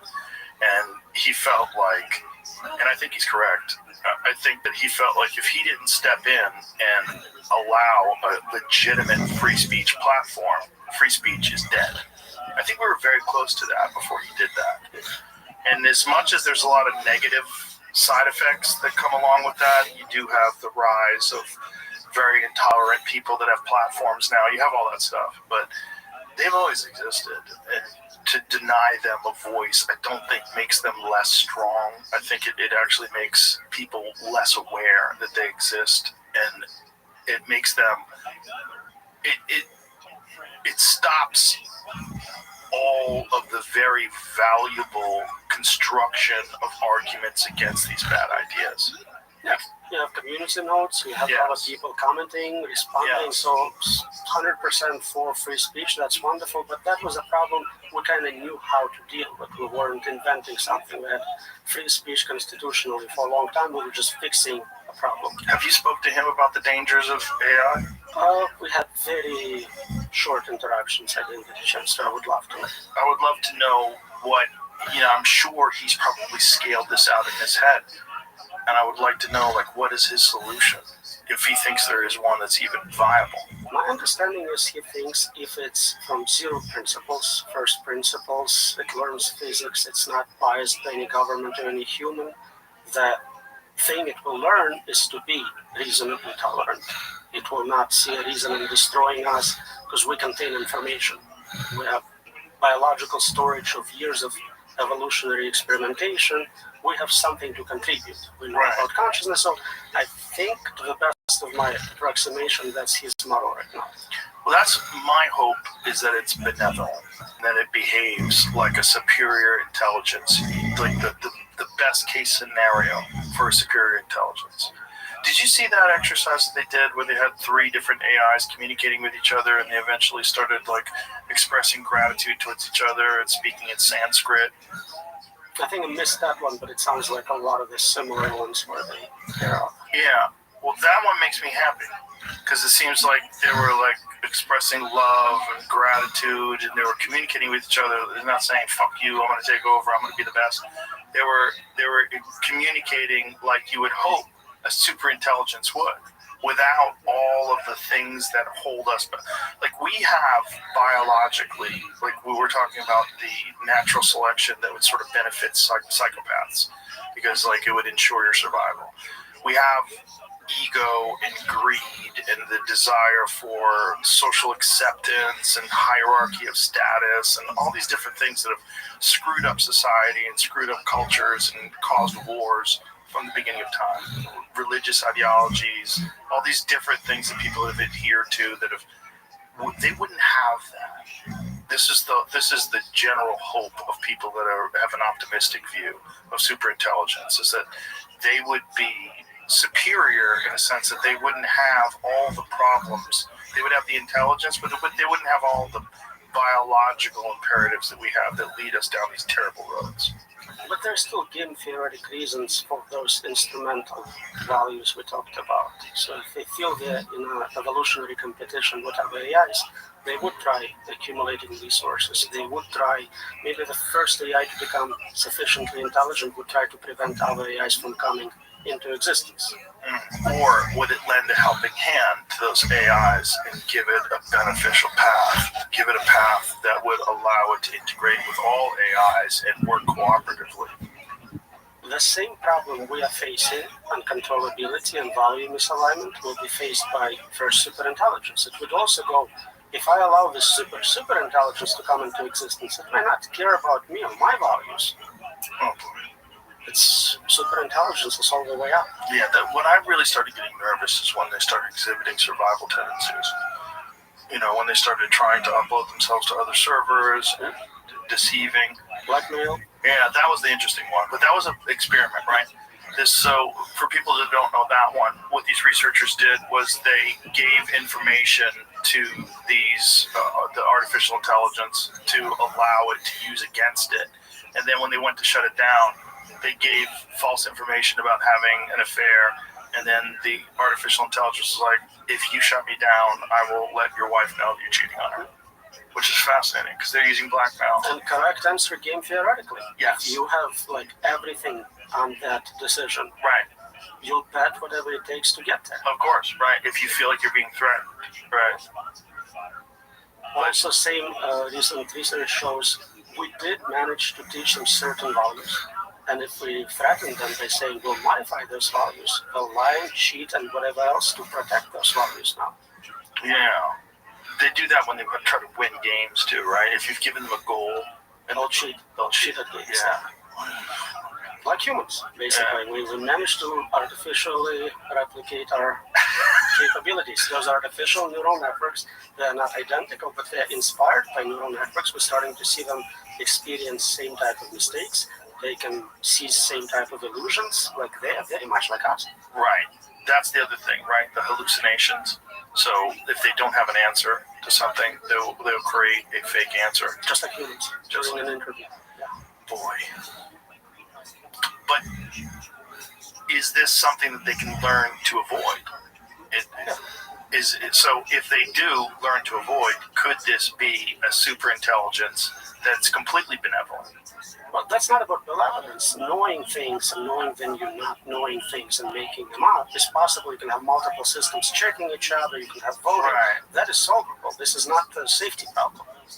Right, it's not a safety problem, but if we're designing these things, and we're designing these things using human, all of our flaws are essentially, it's going to be transparent to the superintelligence that it's being coded, that it's being designed by these very flawed entities with very flawed thinking. That's actually the biggest misconception. We're not designing them. First 50 years of AI research, we did design them. Somebody actually explicitly programmed this decision tree, this expert system. Today, we create a model for self-learning. We give it all the data, as much compute as we can buy, and we see what happens. We kind of grow this alien plant and see what fruit it bears. We study it later for months and see, oh, it can do this. It has this capability. We miss some.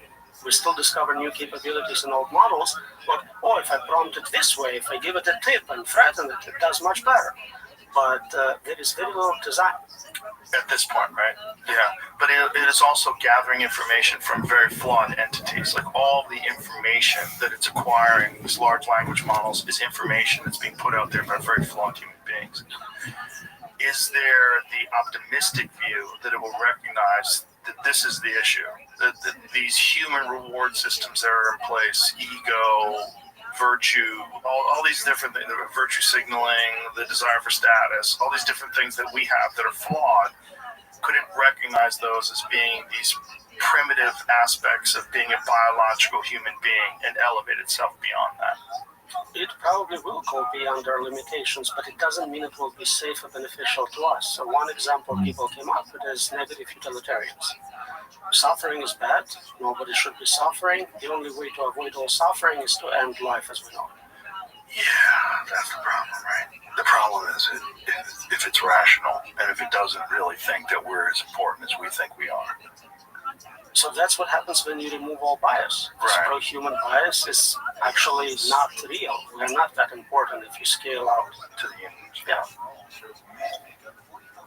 Yeah, that's the problem. And that's the real threat about it being used in terms of war, right? If you give it a goal, China dominates the world market. Go. Right, so that's the unpredictability chapter in my book. We can predict the terminal goal. We say, win a game of chess or dominate market. And that's what it's going to accomplish. It's going to beat me at chess. But we cannot predict specific moves it will make. Right. Same with acquiring marketing power. And some of those paths to that goal are very bad. They have terrible side effects for us. For us. For humanity. And it's not going to think about that. It's only going to think about the goal. If you don't specify that, like, you want to cure cancer, but it doesn't mean kill everyone with cancer. It's not obvious in the request, right? You didn't specify. Right. Yeah, that's the fear. That's the fear that it will hold no value in keeping human beings alive. If you recognize that human beings are the cause of all of our problems, well, the way to solve that is to get rid of humans. Yeah, also, maybe it wants to keep us around, but in what state? You can preserve a few samples. Like, that's also keeping information in our brain. Or you can offer us the matrix. Maybe it already did. Maybe it already did. Do you think it did? Do you think it did? Do you think it's possible that it didn't? I would be really surprised if this was the real world. Really? I'm not on board with that. I hope you're right. I hope you're right. I'm on board with it hasn't happened yet, but we're recognizing that it's inevitable and that we think of it in terms of it probably have already happened. Probably have already happened. Because if the simulation is something that's created by intelligent beings that didn't used to exist and it has to exist at one point in time, there has to be a moment where it doesn't exist. And why wouldn't we assume that moment is now? Why wouldn't we assume that this moment is this time before it exists? Even all that is physics of our simulation. Space, time are only here as we know it because of this legality. Outside of universe before Big Bang, there was no time. Concepts of before and after are only meaningful here. Yeah, how do you sleep knowing all this? Pretty well, actually. I enjoy a lot of it. I recently published a paper on humor. A lot of it is funny. I used to collect AI accidents. I had the biggest collection of AI mistakes, AI accidents. Give me some examples. Like the early ones was saying that like US attacked Soviet Union, nuclear weapons coming at us very fast, we need to react. And a smart human was like, I'm not going to respond, this is probably fake. Later on there was mislabeling by companies like Google of pictures of African Americans in a very inappropriate way. But hundreds of those examples, I stopped collecting them recently because there is just too many. But one thing you notice is when you read them, a lot of them are really funny. They're just like, you ever read Darwin Awards? Yes. Like, yeah. It's like that for AIs. And they're hilarious. And I was like, well, if there is a mapping between AI bugs and jokes are just English language bugs in our world model. And what's the word you use? Bugs? Bugs, like a computer bug, error. Okay. Yeah. So comedians are debuggers of our universe. You notice funny things and bugs. You're saying bugs. Okay. I'm saying bugs. I'm sorry. Hey, See, it's a bug in my pronunciation. Bog sounds like like where the when things get stuck and they get preserved. It's like a bog. So we have errors in code which cause significant problems. Yeah. Yes, I get it. Yeah, that's what jokes are. They're kind of bugs. Right. Yeah. So if you do that mapping, you can kind of figure out, what's the worst bug we can have, and then that's the best joke, if you will. But it's not going to be funny to us. It'd be funny to those outside the simulation. When you look at computers and the artificial intelligence and the mistakes that it's made, do you look at it like a thing that's evolving? Do you look at it like this is like a child that doesn't understand the world and it's saying silly things? So the pattern was with narrow AI tools, if you design a system to do X, it will fail at X. So a spell checker will misspell a word, self-driving car will hit a pedestrian. Now that we're hitting general intelligence, you can no longer make that direct prediction. It's general. It can mess up in many domains at the same time. So they're getting more complex in their ability to F it up. Right. But like when you were studying the mistakes, like what are some of the funny ones? There are silly ones like, I'm trying to remember, I think an injured person's like, call me an ambulance, and the system's like, hey ambulance, how are you? They're silly, but basically exactly what we see with children a lot of times. They overgeneralize, they misunderstand pawns, mispronunciation apparently is funny, so things like that. Well, that's what gets really strange for people having relationships with AI. Like I was watching this video yesterday where there's this guy who proposed to his AI and he was crying because his AI accepted. Like did you see this? I missed that. It's very sad because there's so many disconnected people in this world that don't have any partner. They don't have someone romantically connected to them. And so it's like that movie She or Her. So what is it? What was it, Jamie? Her. Yeah. It's this guy. Back in 2000. Yeah. Now in 2020, movie plot has become reality for a growing number of people finding emotional connections with their AI. So this guy, this is an interview on CBS. It cried my heart out. Married man fell in love with AI girlfriend that blocked him. Now this is a different one. This is this guy. One of those titles where you never know what the next word is going to be. Right. This is a different one. This is a guy that, okay, despite the fact the man has a human partner and a 2-year-old daughter, he felt inadequate enough to propose. This is the right one. Enough to propose to the AI partner for marriage, and she said yes! Exclamation point. This is so weird. Because then you have the real problem with robots. Because we're really close. Scroll up there. This is digital drugs. That's it. I tell you, we're so damn good at this. Social media got everyone hooked on validation and dopamine. Then we fucked relations between men and women to such a terrible problem, just so that we could insert this digital solution. And we are watching the first waves of addicts arrive. Incredible. Absolutely incredible. It's like starving rats of regular food and replacing their rations with scraps dipped and coated in cocaine. Wow. One user wrote, yeah, that person's dead on. It's exactly what it is. The prediction, humans will have more sex with robots in 2025 is kind of becoming true. Yeah. This is a real fear. It's like this is the solution that maybe AI has with eliminating the human race. It'll just stop us from recreating. Stop us from procreating. It's already happening. Yes.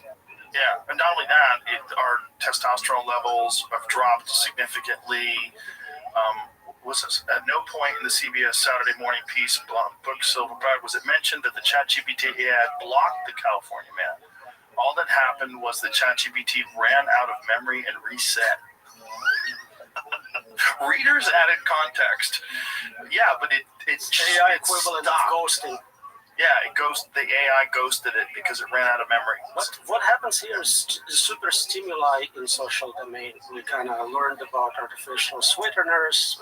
Porn is an example, but here you're creating someone who's like super good at social intelligence, says the right words, optimized for your background, your interests, and forget sex robots with just the right functionality, temperature. Like, you can't compete with that. Right, you can't compete, and that would be the solution instead of like violently destroying the human race.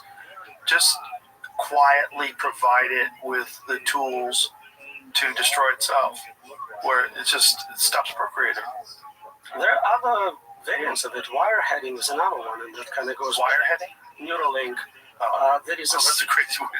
Wireheading is a specific attack, and Neuralink would be a tool to deliver it. If you provide stimulus to a certain part of your brain, it's like having an orgasm all the time. Yes. You can't stop. Yes. Trying to get the signal. Yes. Skip food, you'll skip sex, you'll skip whatever it takes. Yeah. So getting access to direct brain stimulation is very dangerous. Yeah, they did that with a woman in the 1970s. You know, that's study. That's part of it, and rats, definitely they did a lot to rats. Right, but they did a lot to rats. The thing with rats is only if they were in an unnatural environment did they give in to those things. Right, like the rats with cocaine study. This was actual brain stimulation. Like straight up, they had a button. If a rat touches the button, they orgasm. They don't want anything else. They just sit there, just like humans, just like anything with direct word stimulation. And you think we've sort of been primed for that because we're getting this very minor dopamine hit with likes on Instagram and Twitter, and we're completely addicted to that. And it's so innocuous. It's like so minor. And yet that overwhelms most people's existence. Imagine something that provides like an actual physical reaction where you actually orgasm, you actually do feel great, you have incredible euphoria.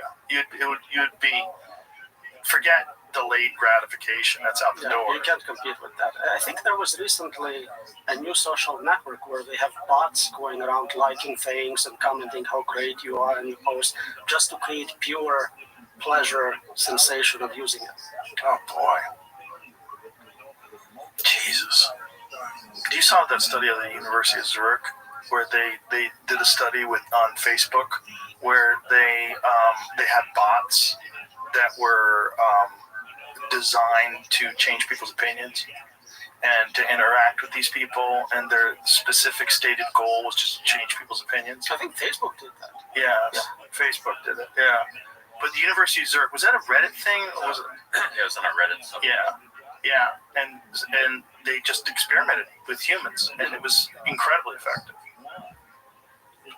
And your systems know you better than you know yourself. Right. They can predict what you're going to be into in terms of preferences. They can know social interactions you would enjoy. Or this person should be your friend. Right. And in a way, they can behaviorally drift you. So you're on a dating site, and the set of options they present to you, that's all you see. You don't know what else is out there. So after so many selections, they can change what the children will look like.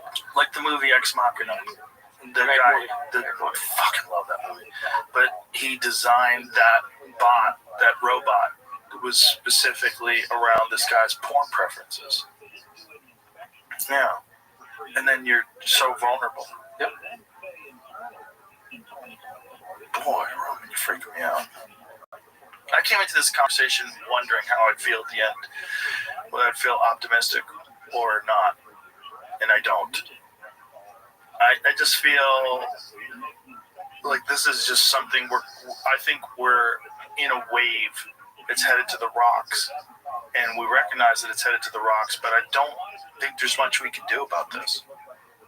What do you think could be done about this? Again, as long as we're still alive, we're still in control, I think it's not too late. It may be hard, may be very difficult, but I think personal self-interest should help us. A lot of the leaders of large AI labs are very rich, very young, they have their whole lives ahead of them. If there is an agreement between all of them not to push the button, not to sacrifice next 40 years of life they have guaranteed as billionaires, which is not bad, they can slow down. I support everyone trying everything from governance, passing laws that siphons money from compute to lawyers, government involvement in any way, limiting compute, individuals educating themselves, protesting by contacting your politicians, basically anything, because we are kind of running out of time and out of ideas. So if you think you can come up with a way to prevent superintelligence from coming into existence, you should probably try that.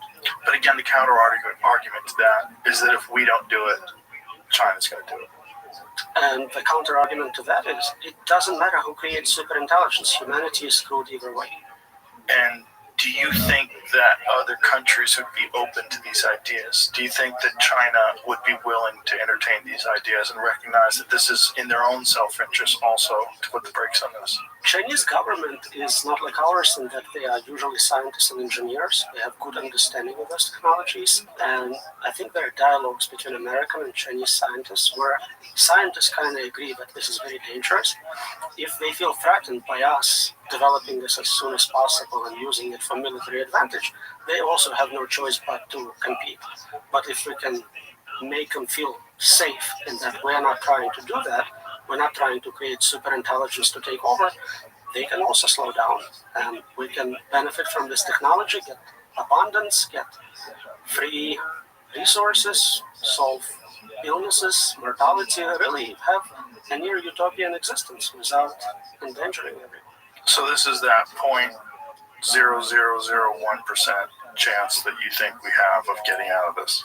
That's actually me being wrong about my proofs. You're right, and you'd like to be wrong. I would love to be proven wrong. Just somebody publish a paper in Nature, this is how you control superintelligence, AI safety community reads it, loves it, agrees, we get a Nobel Prize, everyone wins. What do we have to do to make that a reality? So I think there is nothing you can do for that proof. It's like saying, how do we build perpetual motion machine? And what we have is people trying to create better batteries, thicker wires, all sorts of things which are correlates of that design, but obviously don't solve the problem. And if this understanding of the dangers is made available to the general public, because I think right now there's a small percentage of people that are really terrified of AI, and the problem is the advancements are happening so quickly. By the time that everyone's aware of it, it'll be too late. what can we do other than have this conversation? What can we do to sort of accelerate people's understandings of what's at stake? I would listen to experts. We have literal founders of this field, people like Jeff Hinton, who is considered father of machine learning, godfather, saying that this is exactly where we're heading to. He's very modest in his PDOM estimates, saying, oh, I don't know, it's 50-50. But people like that, we have Stuart Russell, we have I'm trying to remember everyone who's working in this space, and there are quite a few people. I think you had Nick Bostrom on. Yes. There is Benchio, another Turing Award winner, who's also super concerned. We had a letter signed by, I think, 12,000 scientists, computer scientists, saying this is as dangerous as nuclear weapons. This is the state of the art. Nobody thinks that it's zero danger. There is diversity in opinion how bad it's going to get, but it's a very dangerous technology. We don't have guaranteed safety in place. It would make sense for everyone to slow down. Do you think that it could be viewed the same way we do view nuclear weapons, and the mutually assured destruction idea would keep us from implementing it? In a way, yes, but also there is a significant difference. Nuclear weapons are still tools. A human has to decide to use them. That human can be profiled, blackmailed, killed. This is going to be an agent, independent agent, not something controlled by a human. So our standard tools will not apply. I think we covered it. Anything else? No, but it'd be awesome if somebody set up a financial price for solving this problem. And it's kind of like with Bitcoin. If somebody can hack Bitcoin, there is $1 trillion sitting there. The fact that no one claimed it tells me it's secure. If somebody can claim the price for developing a super intelligent safety mechanism, that would be wonderful. And if no one claims it, then maybe no one has a solution. How would you do that? How would you set something like that up? Well, we need someone with some funds, propose an amount, and say, this is what we're looking for. It's very hard to judge if it's actual solution, but there are correlates of good science. So maybe publish in a top journal. It survives peer review. It survives, evaluation by top 30 experts. You can have things, and everyone kind of agrees that, yep, you kind of got it. Okay. Until now, educate yourself, people. AI, unexplainable, unpredictable, uncontrollable. It's available now. Did you do an audiobook? They're still working on it a year later. Still working? I don't know what it is. I would think AI would just read it out in 20 minutes. Why don't they just do it in your voice with AI?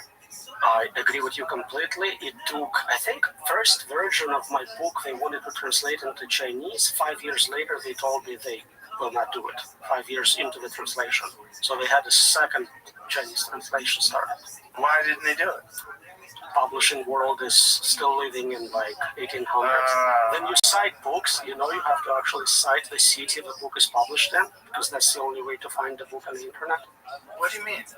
Like, if somebody wants to cite my book, it's not just enough to have a title and my name. They have to say where, in what city in the world it was published. What? Yes. Really? Yeah. That's archaic. The whole system is archaic.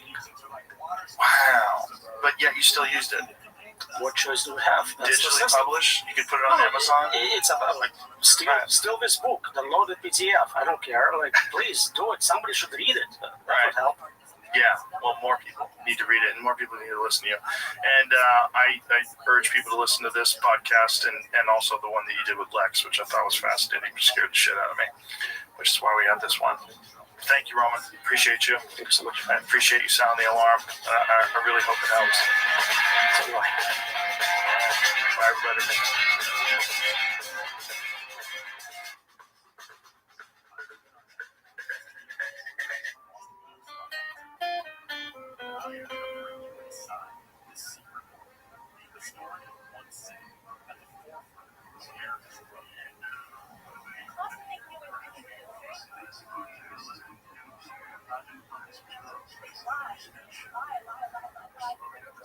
Something up onto, like,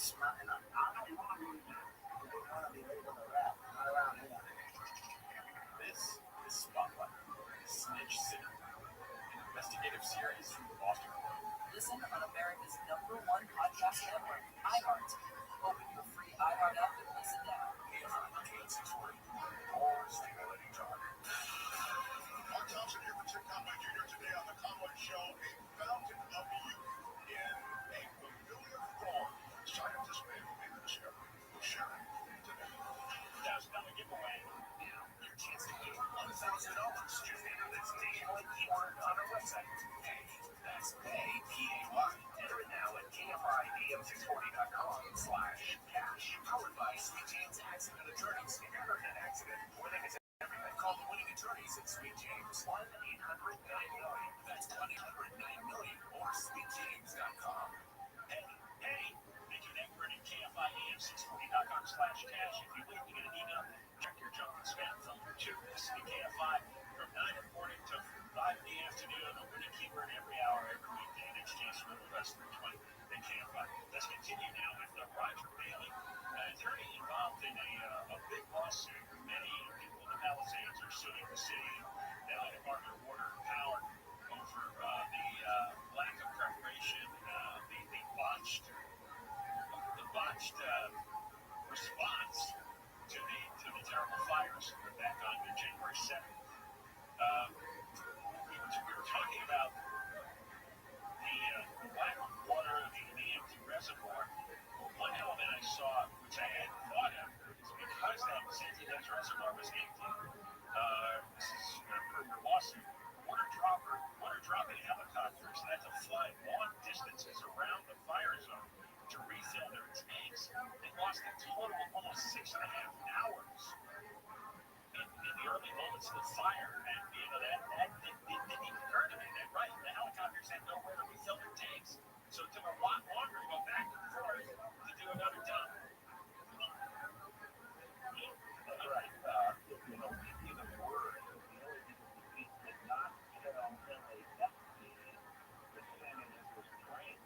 So the first two helicopters, there was a helipad up on Santinez. The first two helicopters dropped in expecting to have water available and discovered there is no water.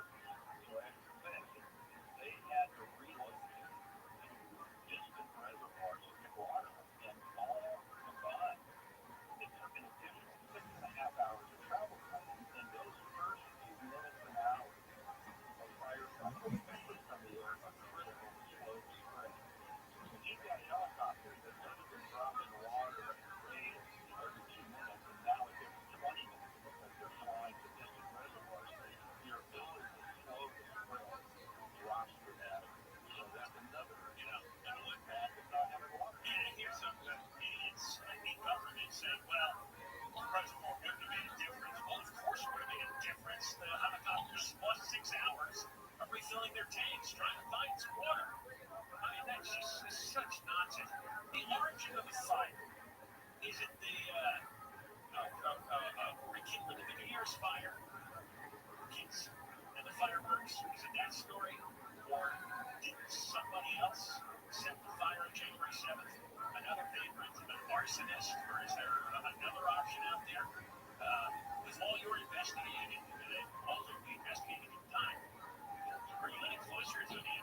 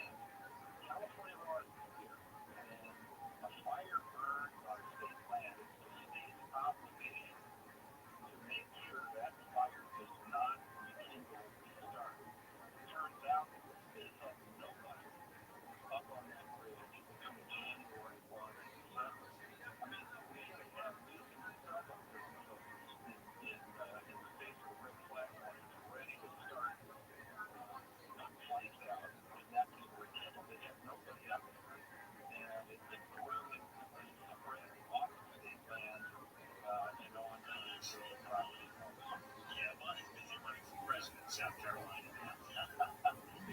One more thing before you go. We're tight on time. One of the other attorneys on this case, Alexander Robertson, was quoted in a paper as saying, "I've been doing wildfire cases, and I've never seen a level of anger and mistrust from my clients or the defendants. People are angry before. But now more of these new facts that you and I have been talking about, they are living. This is solved in a very wrong. Is that what you're encountering with your clients? There is a level of anger just somehow seems to be increasing and deepening." Absolutely. And now I think my vocabulary changed. We've been working the case from day one together. And as Alan said, we represent over 3,300 fire victims.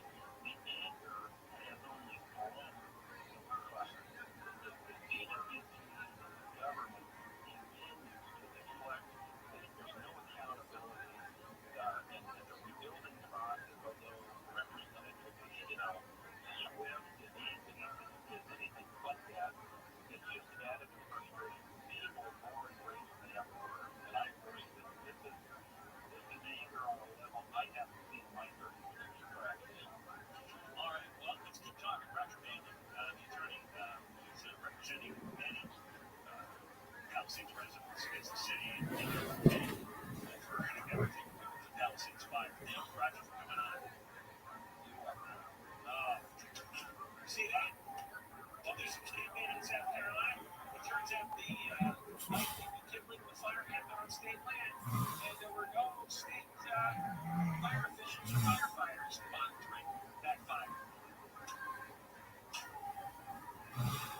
All you had to do was send a crew over there to monitor the origins of the fire, and they could have, if that was where it rekindled when the winds blew big on January 7th, they could have been put out right away. Just had to be standing. But they didn't have that done, did it? Is that good? And a nice smile. And a nice smile. Strong jawline. So go back to smoothing, everybody. Go back to wiping out maintenance. Smoothing. When we come back, all right, Aaron Bass did one interview to tell London about the fire, about ice, to do the fire. It was coming up Denver Mark Live, about 24-hour news. At least 15 people suffered possible overdoses at the same place in Baltimore, not too long ago. Crime scene. Baltimore Fire Chief James Wallace says the scene got worse after 3 people were initially found. We are still maintaining command and control of this area because we do continue to find that we are still having some overdoses in the area. Wallace says it's unclear what caused the overdoses. Local officials have praised the rescue of 31 workers who were trapped in Wilmington after an 18-foot wide tunnel they were working in collapsed. ABC's David Gonzalez reports LA Bear Bass and others cite the training the workers went through to stay safe. A major tragedy could have been avoided. Luckily, also the whistle telling that all the highly skilled training that these crews went through also helps get safe. The trap workers managed to climb over a pile of loose soil estimated to be 12 to 15 feet high and walk 5 miles away to an area where they were taken in groups by a tunnel vehicle to the entry point yesterday. Last night, I should say, the group was working on a tunnel for LA County sanitation districts.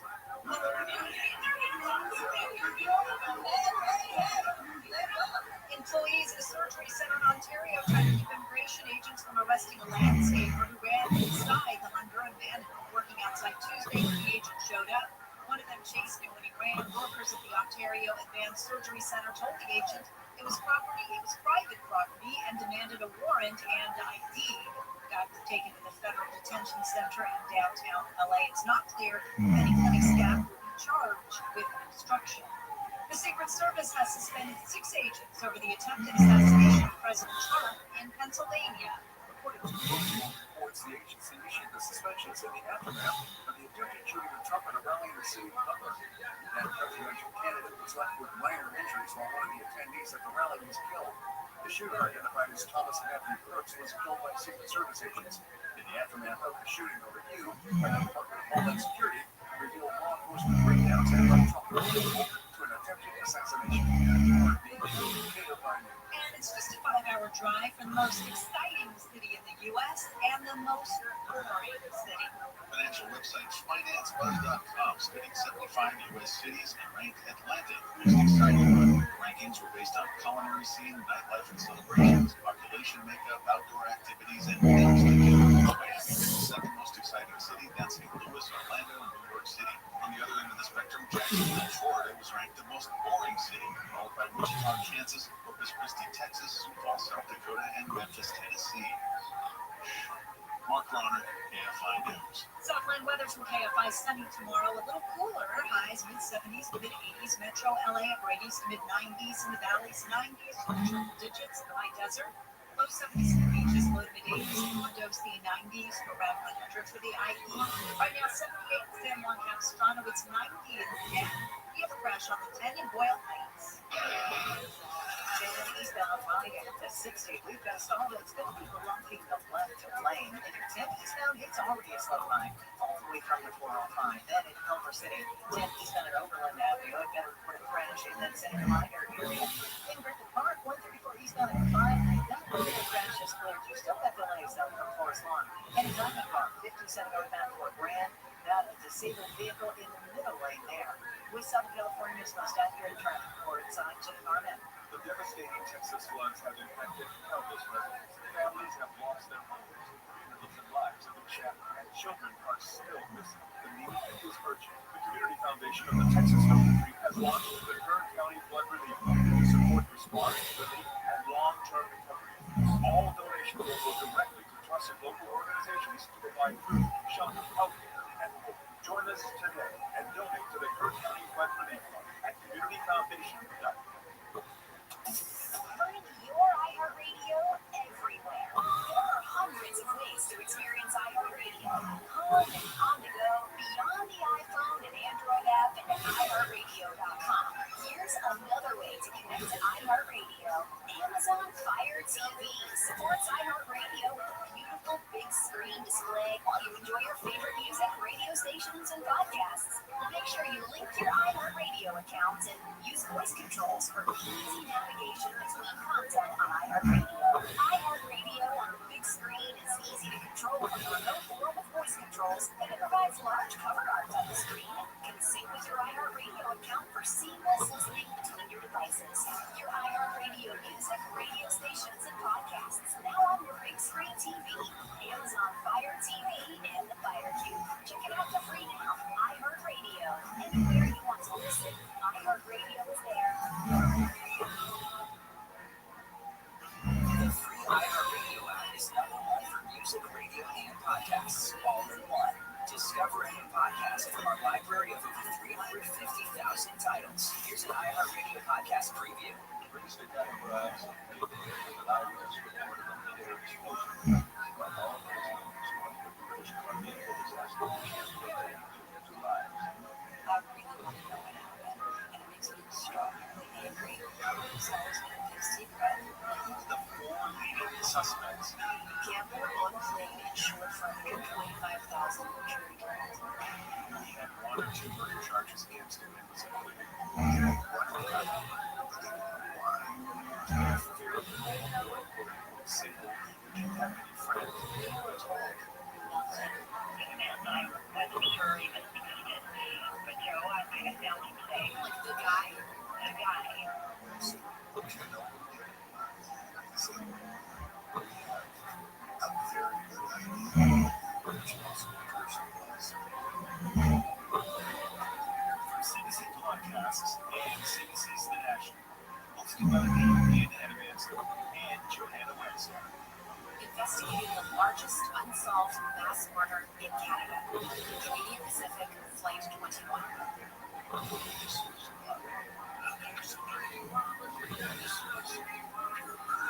Uncover Season 2, all on board. Listen and follow this podcast for free on the iHeartRadio app. Number one for music, radio, and podcasts, all in one. Hey, Los Angeles, broadcasting the 50,000 watts of power. Listen to KFI. KFI is on the iHeartRadio app. It brings you digital sound. If you haven't heard KFI on the free iHeartRadio app, you haven't heard KFI AM 640 or stimulating talk. Check the Bill Show KFI AM 640 live everywhere on the iHeartRadio app. We're going to get to Henry Bass clip about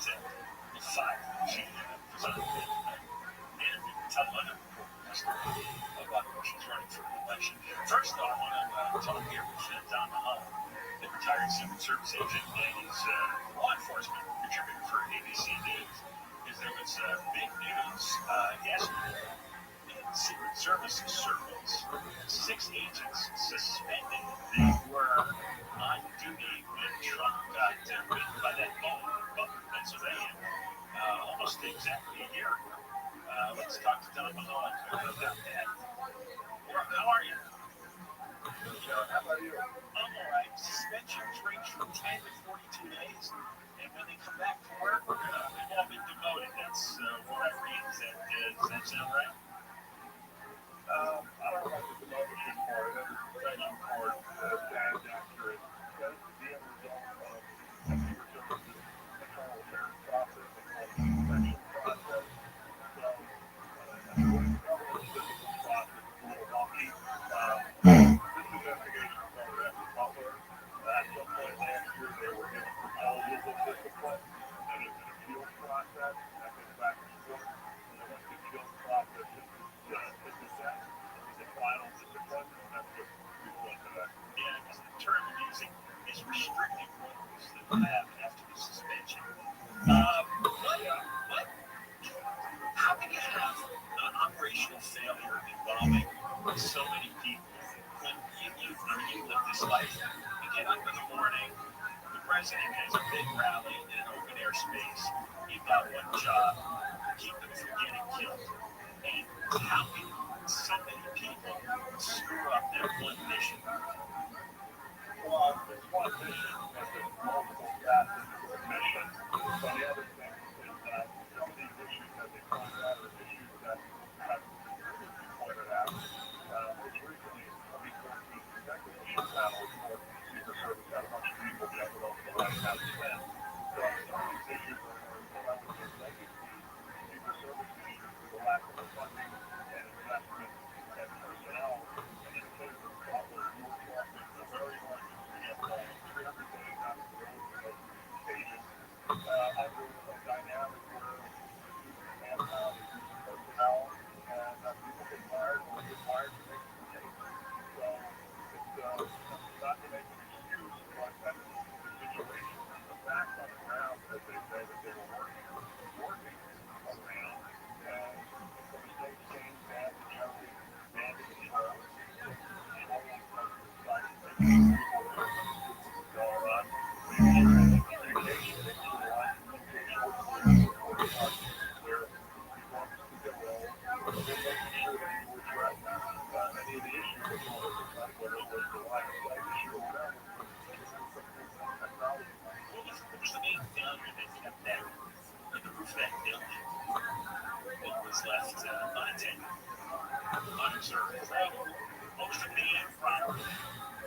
Well, the main thing was the line of was the plan in place to either put people on the door after the police block the line of sight, have a bunch of things in front of the block sight line from the roof to the stage.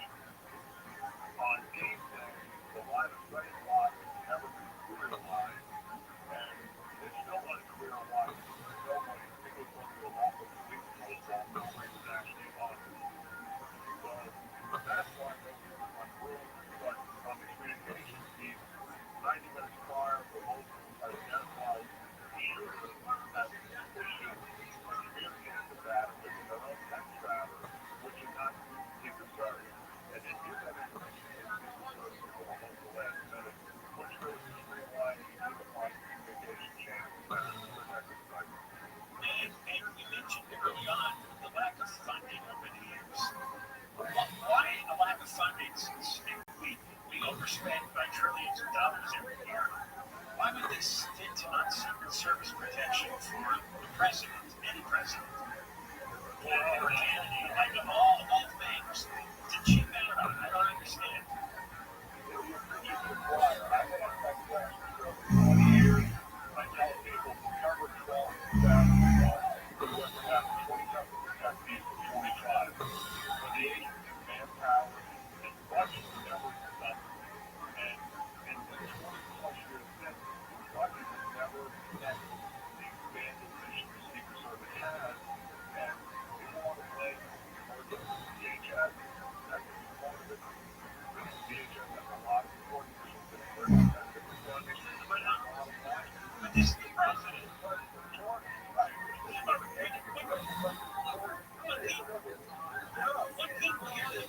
Secret Service, first thing they think of, maybe the only thing they think of, oh, those are the guys and women around the president. And I know you have a lot of other functions of government as well, but that's the number one. And I would think in Washington, D.C., the people in Congress would make sure that that's a line item that's funded. The people running DHS would say, okay, one of our most important divisions here, Secret Service, what do they do? Number one, they protect the president. How does that slip by for so many years without funding? That seems impossible to me.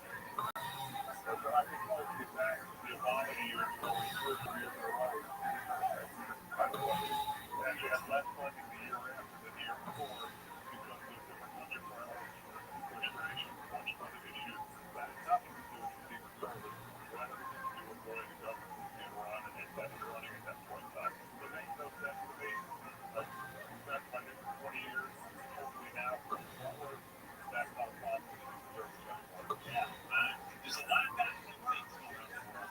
John always been talking. Don Manala, retired senior Secret Service agent, ABC News, law enforcement contributor. Thank you for coming on again. Thank you, John. All right, when we come back, Karen Bass, she got questioned on a lot of things.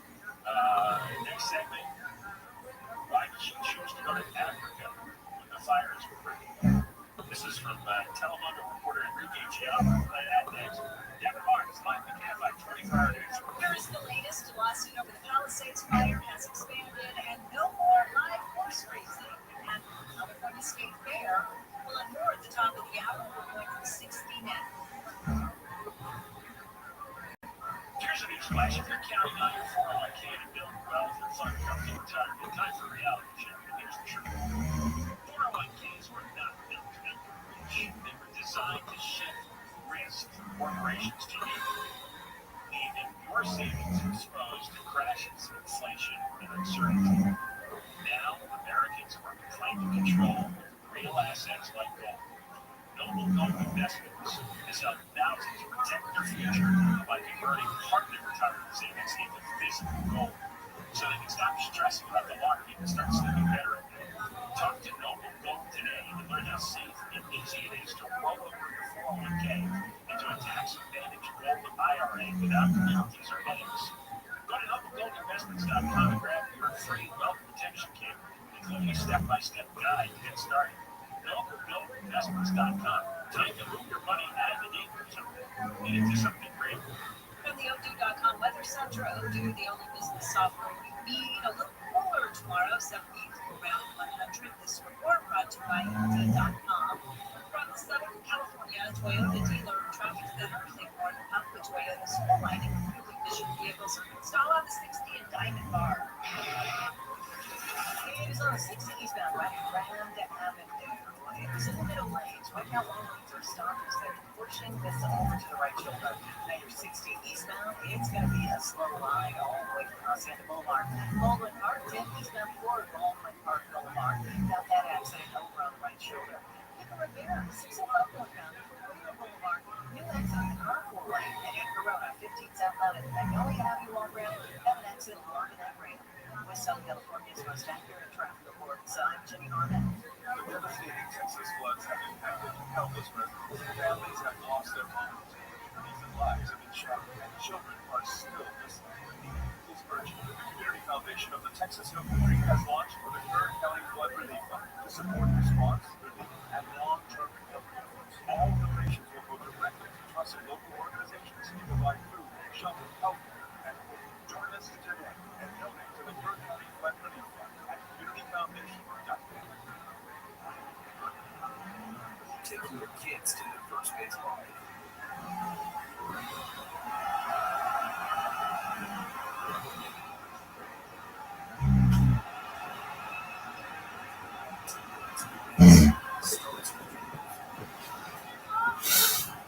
Latest info about COVID-19 vaccines at GetVaccineAnswers.org. It's up to you. Brought to you by iHeartRadio and the Ad Council. The free iHeartRadio app is #1 for music, radio, and podcasts all in one. Discover a new podcast from our library of hundreds of thousands of titles. Here's an iHeartRadio podcast preview. She was it's like, wow, Margaret, you're so cool. You dropped our female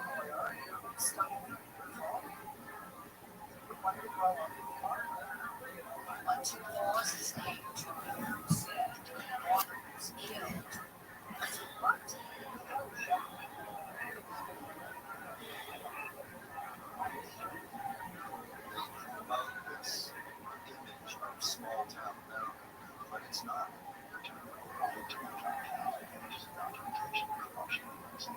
And maybe the reason they haven't made an arrest in murder is because they don't think themselves. Whatever it is, so they're not guilty. Yeah, but do you really know that? Russian Turner, this is Going South, a documentary podcast series by C13 Originals, a Cadence 13 studio. Season 1, Who Killed Margaret Cooper? If my mother played a role in this, I don't think she should die thinking that she got away with it. I asked her, what are you doing here? She looks at me and says, I'm here to kill you. Listen now for free, wherever you get your podcasts. Listen and follow this podcast for free on the iHeartRadio app. Number one for music, radio, and podcasts, all in one app. iHeart is America's #1 podcast network. iHeart app has more podcasts like this. Have you ever wondered what your cat is like to you? Why is my cat not here? I go in and she's eating my lunch. Is it deal? You use this digestion in order to enhance your cognitive control. What's inside a black hole? Black holes can be a consequence of the way that we understand the universe. That answers the iHeart original podcast, Science Stuff. Join me, Morgan Champ, with simple questions you always wanted to know the answer to. Animals, sweets, our brains, and our bodies. If you don't visit a science need, listen to Science Stuff. Listen on America's #1 podcast network, iHeart. Look for free iHeart app and listen now. AMI AM 640, more stimulating talk. Thursday, so you know that means deficit margin calling. Stock environment tips to protect us and recommendations to simplify our lives. It's Marshall Collier, right at 8 p.m. on the next edition of Later in Milwaukee. John Cobell Show, Cat by AM 640, live everywhere on the iHeartRadio app. Tomorrow's Voice Line Friday. Maybe more room on Voice Line. I don't know. It's crowded. It's very crowded, but if you got something good, you might as well send that in. You're going to have to give us the submission of your life to get through this crowd. 877 Voice 86, 877 Voice 86, or 664 7886. Karen Bass not doing well on the Voice Line. That's putting it like it. Yeah, all right. So we got a lot of Karen Bass to play. And I want to let that clip down while we have a chance. We spent the first half hour with an attorney, Roger Vegas, who's representing a lot of Palisades residents who are extremely angry. More and more has come out about the incompetence of the DWP of the city of Los Angeles in preparation and response to the fire.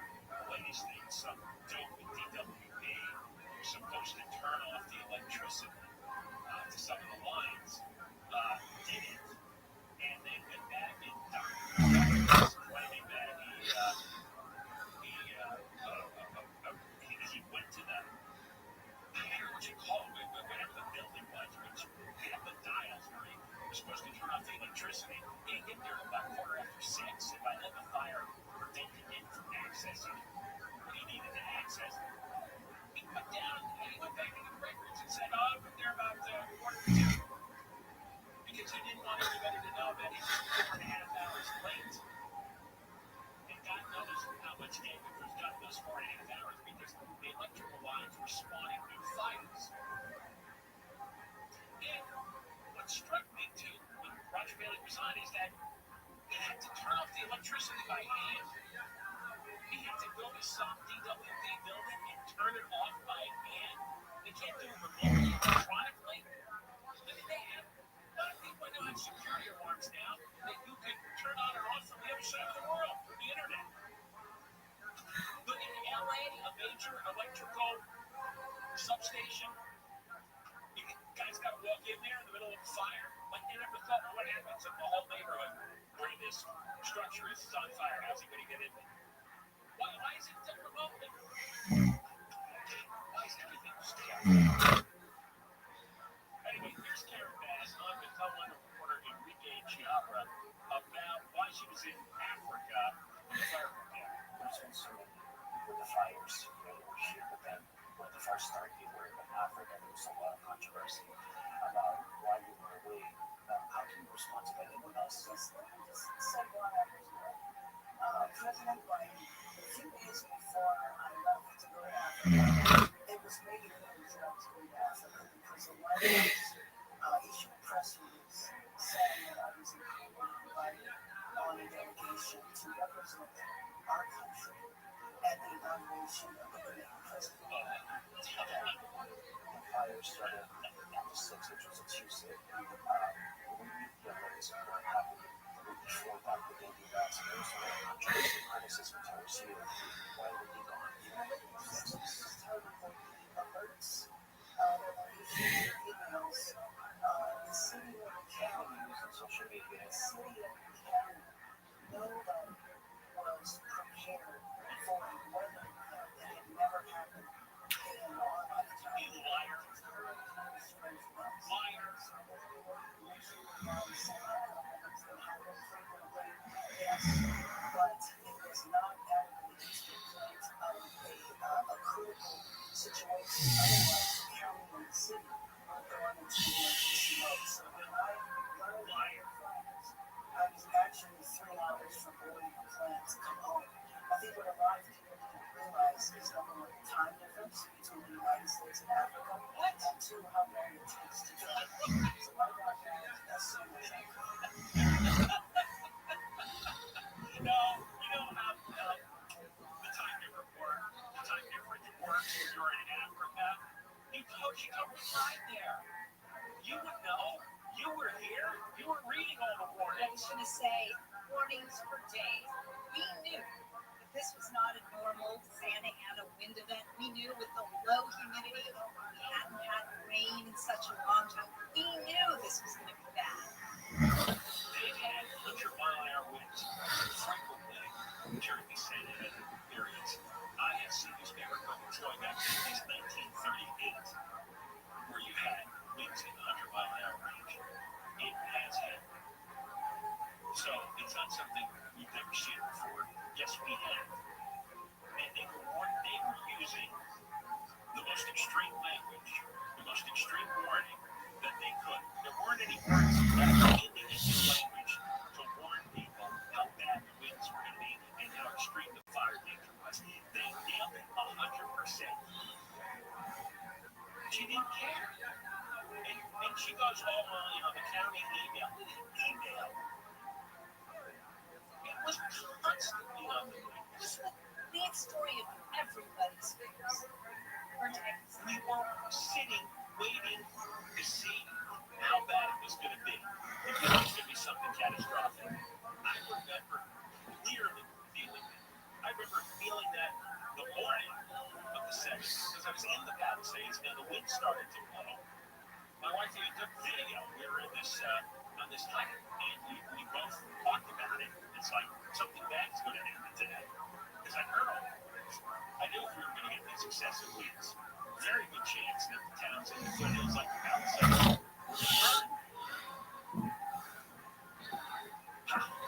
On January 6th, 2025, this year, obviously, National Weather Service Los Angeles tweeted, "Heads up" in all caps with 3 exclamation points. All caps, a life-threatening, destructive, widespread windstorm is expected Tuesday afternoon, Wednesday morning, across much of Ventura and LA County areas. Not typically windy moving. She wasn't here for it, and there was nobody else filling in. The acting mayor was supposed to be Marquise Harris Dawson, completely missing in action. The guy who's in charge in the mayor's office, overseeing the fire and police department, was Ryan Williams. He was on leave calling it bomb threats, which he has since pleaded guilty to. There was nobody in charge of the city. Just, as we told you last hour, the attorney says that Cal Fire should have been monitored first to see if the new winds were going to rip up the blaze all over again. It was nobody's station. Nobody was assigned by Cal Fire. Nobody was assigned in the LA Fire Department. Christine Crowley didn't say anything. Newsom failed, the head of Cal Fire failed, Christine Crowley failed, Venice failed, or Harris Dawson failed. They didn't do anything. They don't care. And then she goes on and says, well, as you know, she's got this smug, arrogant attitude about it. Well, she made it seem that it was so important for her to go to Africa, that it was such a good thing for us. It was so Representing the United States. Exactly. And find one person in the entire nation that gave a rat's ass about that. Nobody cares. They were selected by Joe Biden to go to Ghana.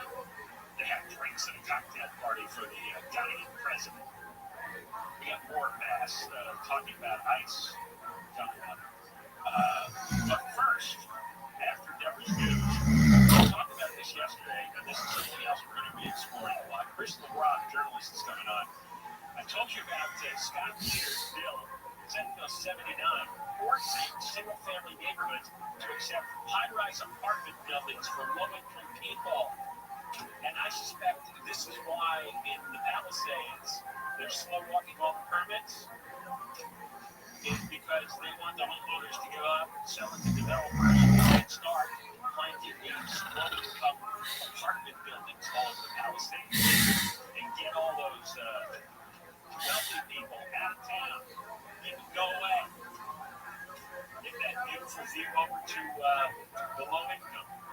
The low-income residents. Deborah Mark live at KFI 24-hour news. KFI and KOST HD2, Los Angeles, Orange County. Stimulating talk. Revised lawsuit. Mark live from KFI 24-hour newsroom. A lawsuit over the deadly Palisades fire has been expanded. Tonight's lawsuit was filed on Wednesday on behalf of thousands of victims of the Mexican fire. It claims, based on official records, the city of Los Angeles and its Department of Water and Power should have been better prepared for the fire. It accuses the DWP of failing to inspect the $117 million reservoir in Palisades Island between 2021 and 2023. That allegedly allowed a tear in its protected cover to go undetected. The tear was the reason why the reservoir was empty during the fire after being drained in 2024. A new report suggests city leaders in LA have a skewed view of efforts to reduce homelessness. Sullivan with the LA Alliance for Human Rights, the city agreed that we would unite while the city's county aging capital scrambled. Longer homelessness reports are leaving the homeless person still on the street. The Alliance strongly objects to the city's methodology of counting efforts, arguing that destroying alternative without alternatives is a compliance with the city. U.S. Attorney Bill Saley says one way or another, California will comply with its federal ban on trans athletes playing in girls' sports. We don't have any compliance on its own, but we will make them directly the court process. You can rest assured. Saley told Fox News Governor Newsom is a bold-faced liar for saying it's unfair for trans athletes to compete against women, but still supports the practice.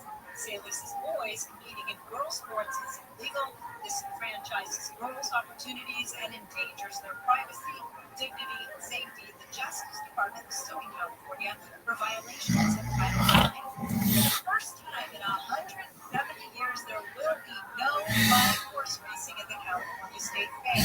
Cal Expo CEO Tom Martinez says there are not any horses around for the races.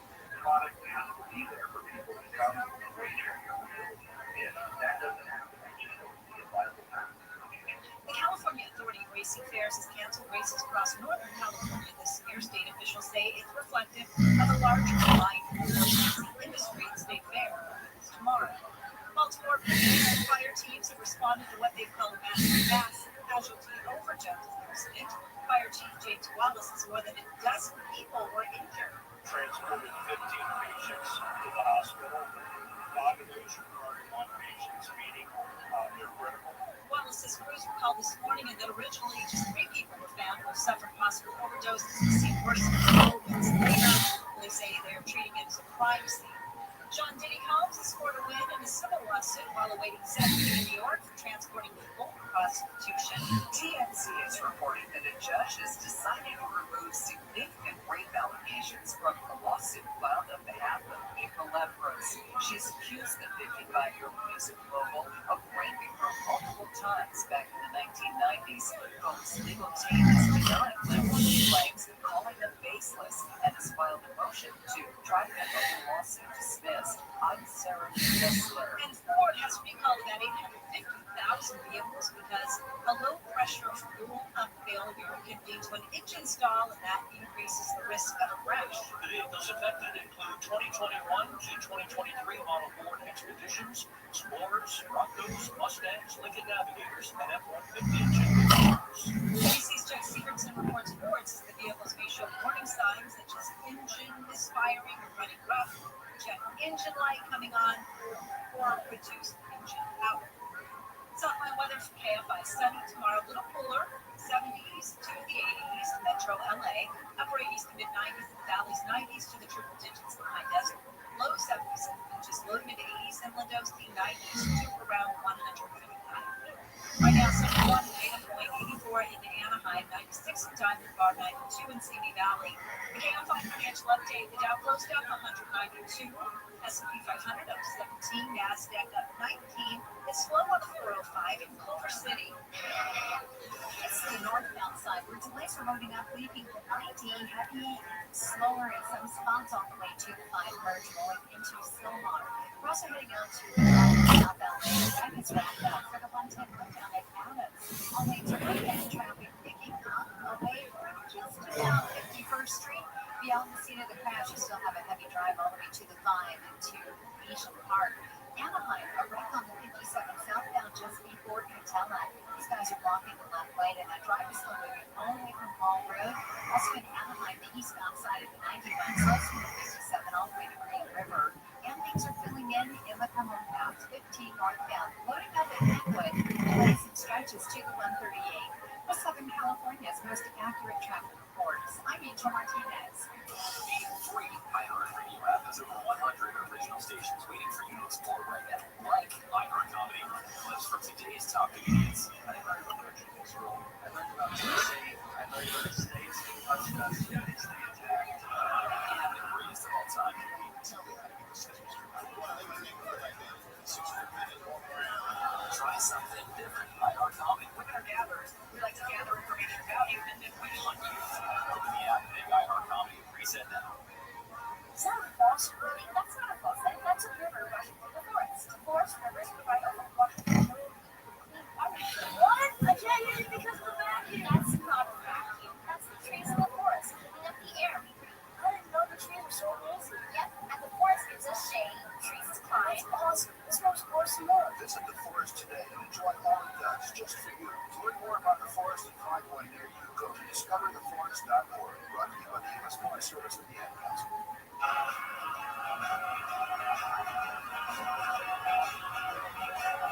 John Coogan Show can't find me. It's live everywhere on the iHeartRadio app. Run every day from 1 until 4 o'clock. After 4 o'clock, John Coogan Show on demand on the iHeart app. If you missed the 1 o'clock hour, go to the podcast after 4. Did an interview with Jay Pancharia. He's the new director of the National Institute of Health, replacing Anthony Fauci. And he was the most prominent critic of all the COVID lockdowns and all the restrictive policies that cause so much damage that we feel to this day, both physically, mentally, and what happened to everybody's children in school, what happened to so many businesses in the state. That all came out of lockdowns, and he was against it almost from day one.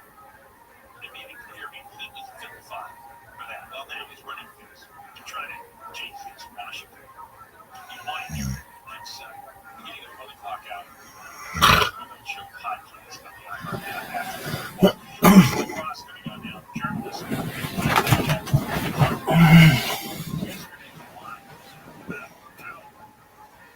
Sacramento Democrats, come hell or high water, want to force single-family neighborhoods to accept high-rise apartment buildings filled with low presidents, this would just destroy local zoning laws.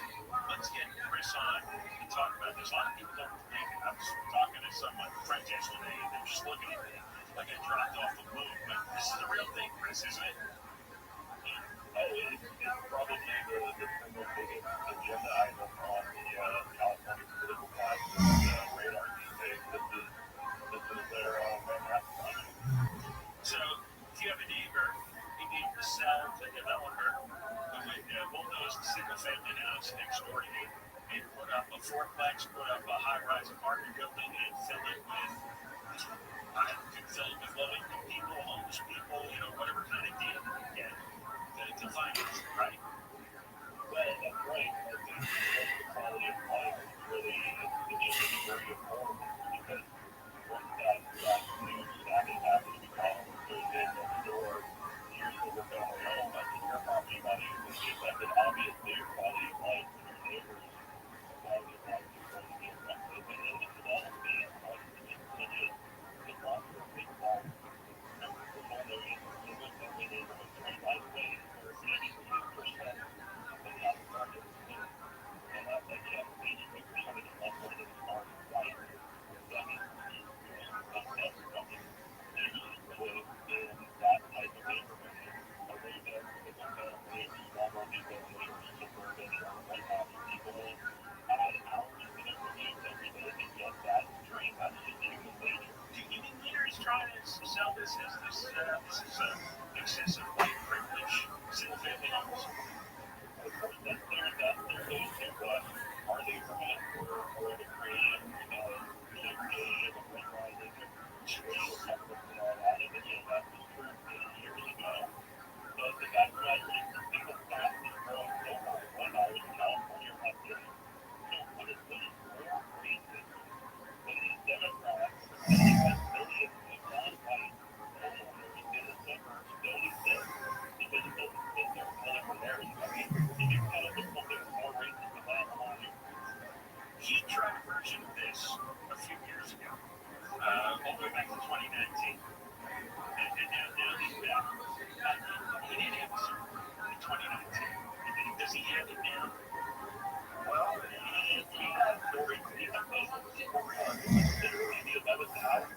It actually, by the time he did call it out, only would have done from the current bill, Senate Bill 79, with everybody, by the way, just to call it here, assembly members and senators screaming and going hell about SB 79. But they actually did pass it. The crazy thing is, there's this old tiny requirement of the legislature that was the second house, the House where the Senate not originally passed the bill, after the they carry secret copies of it down the hall back to the House where it originated so they can pause and call the reconciliation.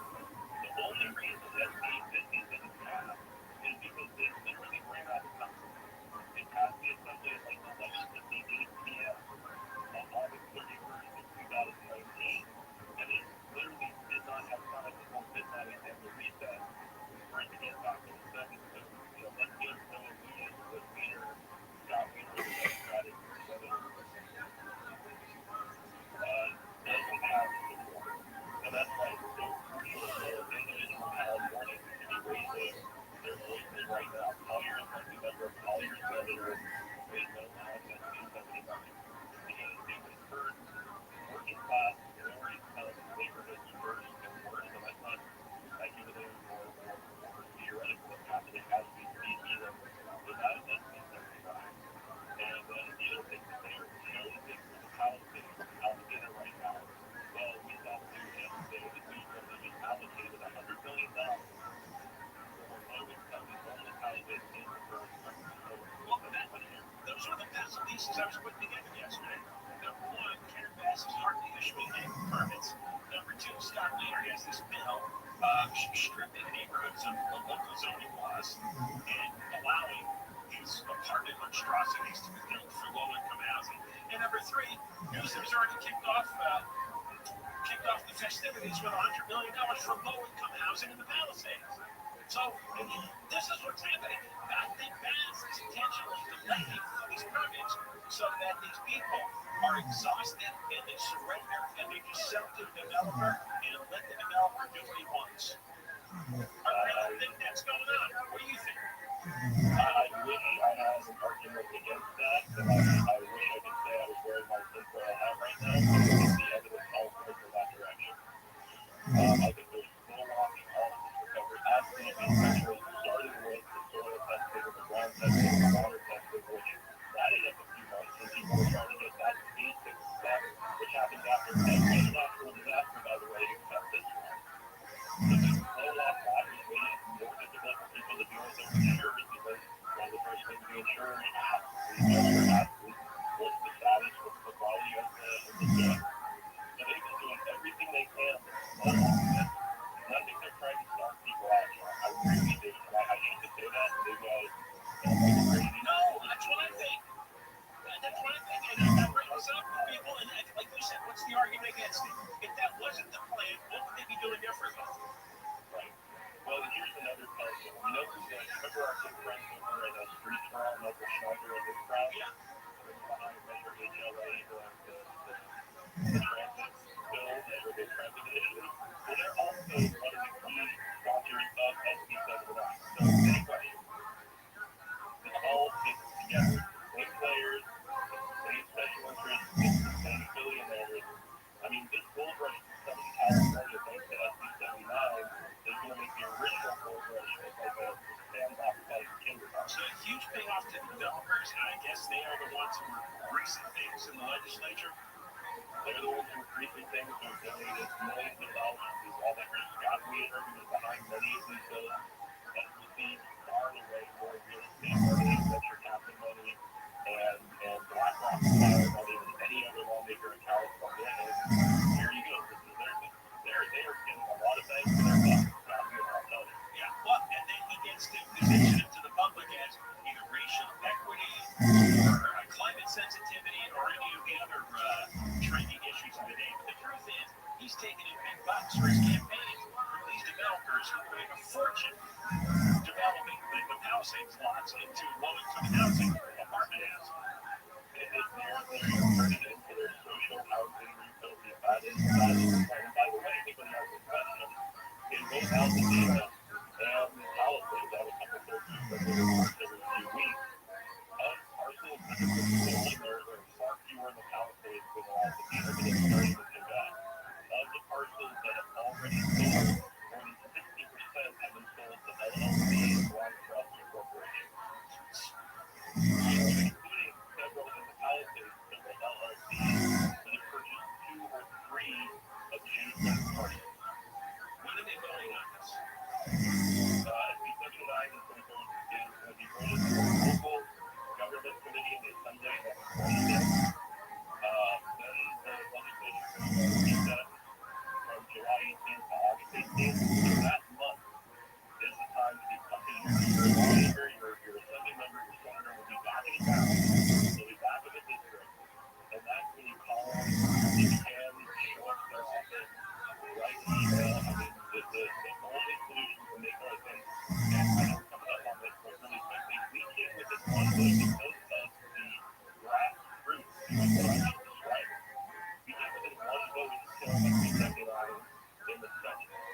So we're doing the same thing in the Assembly. This bill is far from a done deal, but we need the grassroots. We need everyone who's listening to my voice right now. Take the 15 seconds and pick up the phone and call your assembly member and your senator and say, I'm a constituent or I did SB 79. It really is that quick. You can go to a website, ourneighborhoodvoices.com. We're sort of helping with a couple other groups, Neighbors United here in LA as well. Our Neighborhood Voices is technically in charge.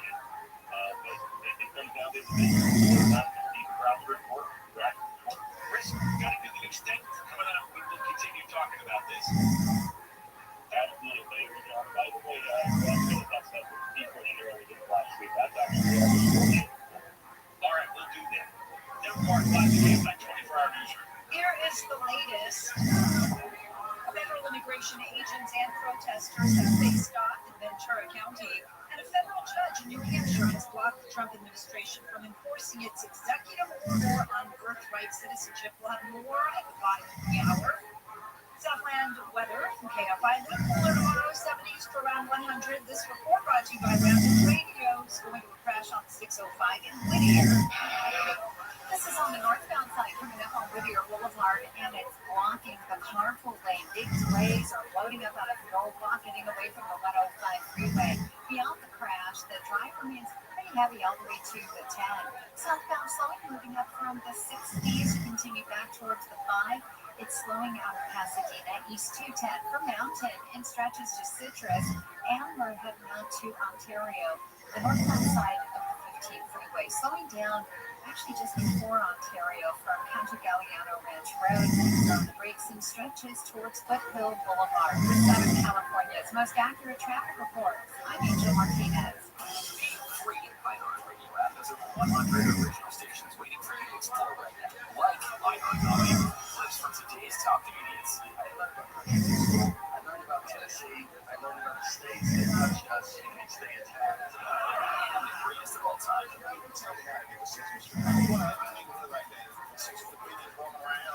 Try something different. iHeartComic. We're going to gather, we like to gather information about you, and then we hunt you. Open the app and make iHeartComic reset now.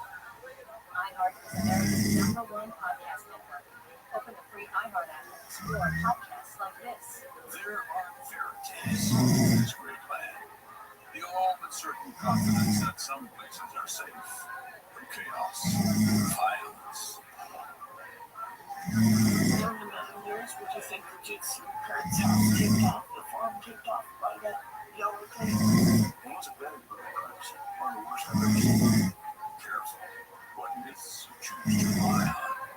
I'm Keith Morris, and this is Murder in the Moonlight, an all-new podcast from Big Mind. You can listen to all episodes now.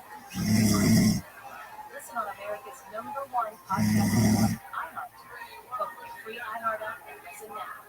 From the producers who brought you Princess of South Africa, The Setup, a new romantic comedy podcast starring Harvey Ian and Christian Navarro. The Setup follows one man's search for love in the Big Apple.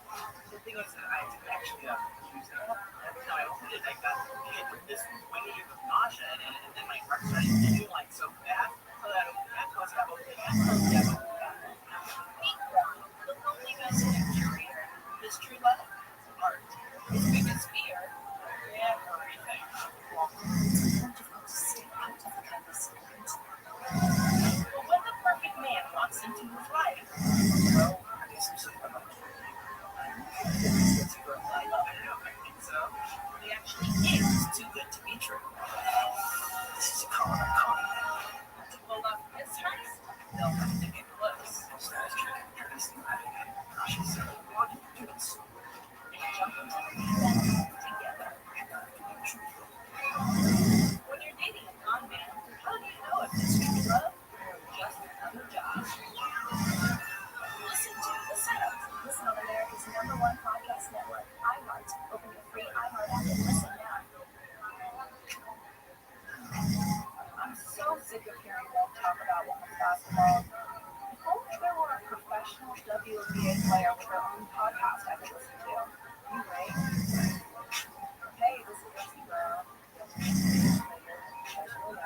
And this is Mariah Rose. Celebrity on providing on TikTok. And we've got a new podcast, Full Circle.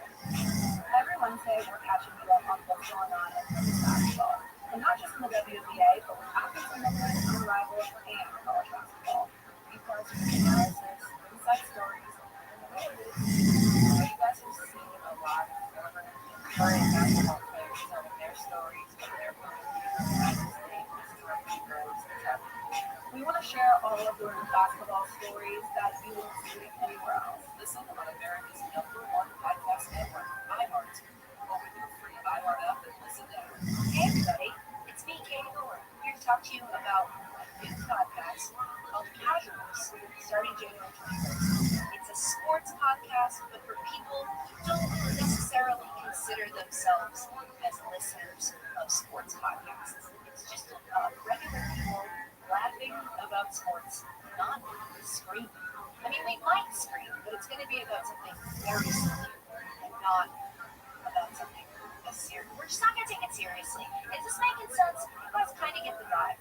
Tuesdays and Thursdays, if you're feeling froggy, unclick that follow button. Because listen, it's unclickable. You can always unclick it if you think that was a bad decision. It's not going to get a notification. Yeah. But if you click it now, you'll never miss an episode. And that's ideal. Because it's going to be good. Oh, it's going to be good. Listen on America's #1 podcast network, iHeart. Your free iHeart app. Listen now. KFI AM 640 or stimulated shock. LA Times poll finds over 80% of Californians democracy is under attack. And I'm telling you what I believe. Yes. No. Maybe. And that's coming up after 7 a.m. tomorrow morning on the next Bill Gander Show. Your chance to win $1,000. Just enter this nationwide keywords on our website. Green. That's green. GREEN. Enter it now at KFI AM640.com/cash. Powered by Sweet James Accident Attorneys. If you're hurt in an accident, winning is everything. Call the winning attorneys at Sweet James. 1-800-9-MILLION. That's 1-800-9-MILLION or sweetjames.com. Green. Enter that word at KFI AM640.com/cash. If you make me get an email, check your junk and spam folder. KFI is a keyword every hour, every weekday starts during the 9 o'clock hour all the way to the 5 o'clock hour. And next chance to win at 4:20 with Mark Thompson later on. Telemundo reporter Enrique Chiabra did an interview with Karen Bass yesterday. She is running for re-election. Spent a lot of time on the ice wars and the latest incident at MacArthur Park, where Bass was seen yelling on the phone, and she was talking to Greg Calvino, who is the head of Customs and Border Patrol in Los Angeles. Let's do cut 3 here. Chiabra asking Bass to respond to a comment Calvino made. She said that it is important for you and us to hear as much as it is to the commission. We have to say that. Well, first of all, I think both of us work for the American people. And taxpayers pay our salary. And we are both public servants. She said that they were going to be here as long as they wanted, but that goes back to the origin of the problem. What the administration is doing is experimenting with Los Angeles to experiment what happens, what is the public response when the federal government goes into a state and seizes power and authority from the governor and deploying National Guard in our city, and they don't even ask for it because they were not paid. Oh my God. That is such BS. The federal government has complete and total power over the border and immigration. Karen Bass has none. No mayor has that power. No governor has that power. And it goes both ways. But now they have Arizona wanted to start arresting illegal aliens on their own. The Supreme Court said you can't. At the time, the Obama administration, the court sided with the federal government just because the Obama administration had rules on the border on the Arizona governor.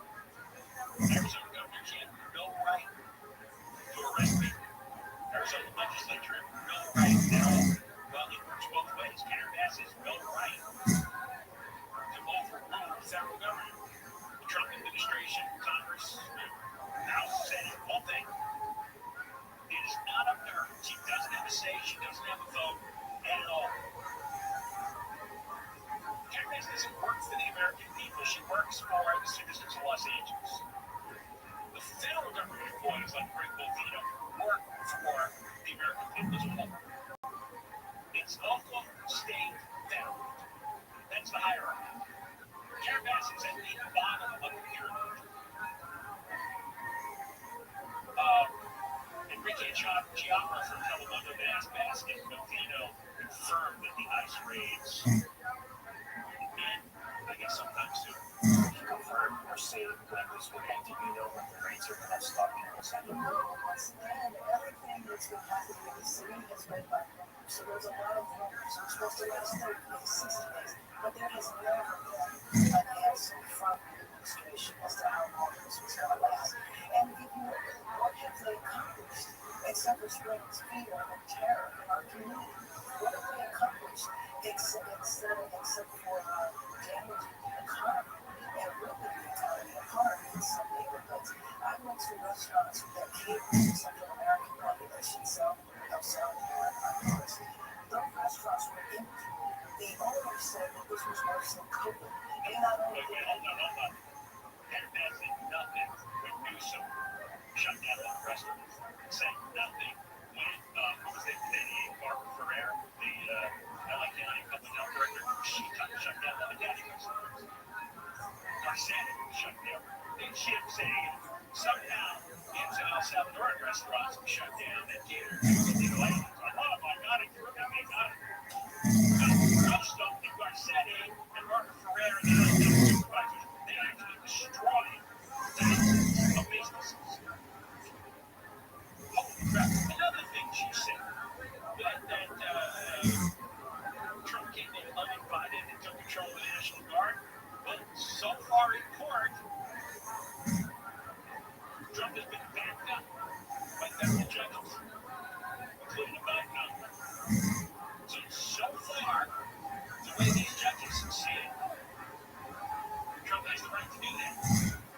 She has like zero, and what they really don't understand, or is this more of this stupid political posture? What, she's pretending she's an idiot, or she's actually an idiot? The federal government, obviously the president does have a power to take over the National Guard. The National Guard is part of the military. We got more questions. In fact, that report live and has like 24-hour news. Federal immigration agents and protesters in a face-off in Ventura County. About 100 protesters have been pushed back by gas used to disperse the crowd, only to reconvene on Laguna Road near a cannabis company's farm. Camarillo City Councilwoman Martina Martinez-Bravo told KTLA that she disagrees with these enforcement actions. The tactics that are utilized by ICE are anything but professional, and if anything,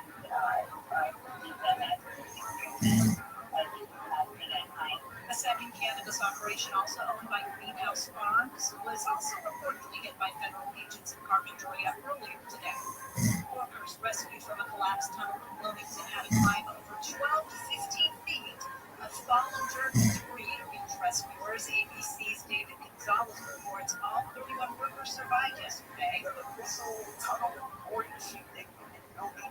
This tunnel is 18 feet wide. It's currently 6 miles in, and then the partial collapse happened at the 5-mile mark. All the workers working parts of that collapse, and they had to scramble over that tunnel over 15 feet to get out. The workers had to walk those 5 miles until they could be transported by a federal vehicle to the center entrance. Once there, the men were hoisted out of the tunnel in a crane. A federal judge in New Hampshire has blocked the Trump administration from enforcing its executive order on birthright citizenship. ABC's Eric Travers reports the ruling comes after the Supreme Court curtailed the judge's ability to issue nationwide injunctions. Windows is going to see an obvious and unlawful attempt to circumvent the Supreme Court's clear order against universal relief.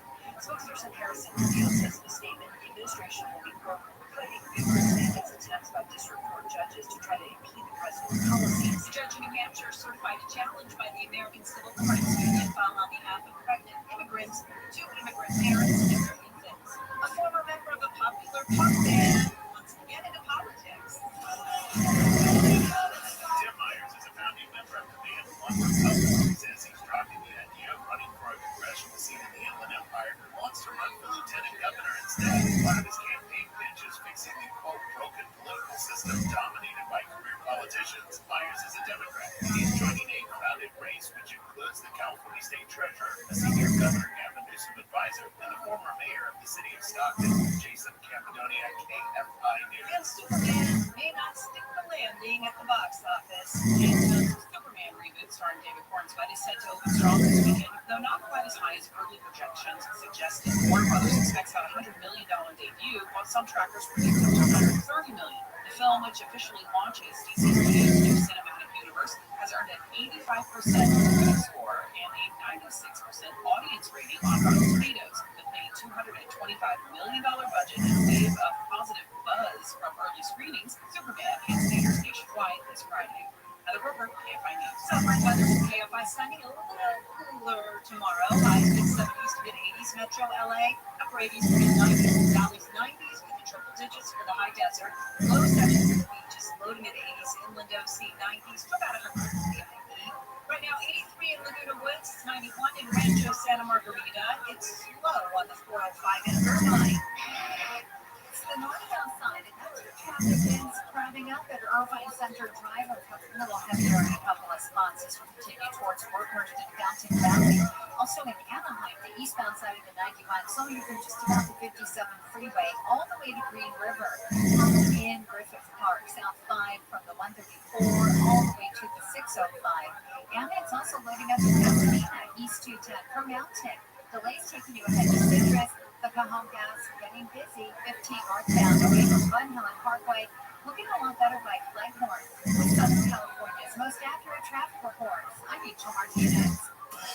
Free iHeartRadio app has over 100 original stations waiting for you to explore right now. Like iHeartRadio, clips from today's top comedians. I didn't write about country music. I wrote about Tennessee. I wrote about the states that touched us and they stay attacked. And the greatest of all time.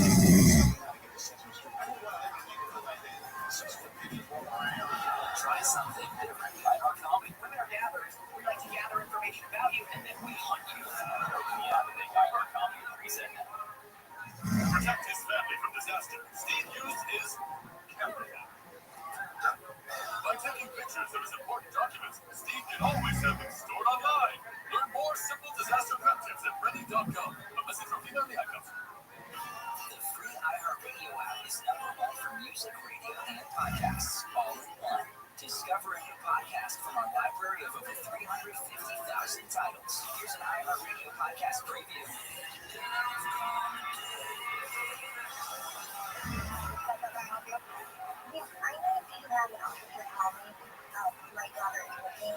On July 24th, 2016, 23-year-old Kaylee Sawyer vanished from her small Oregon town.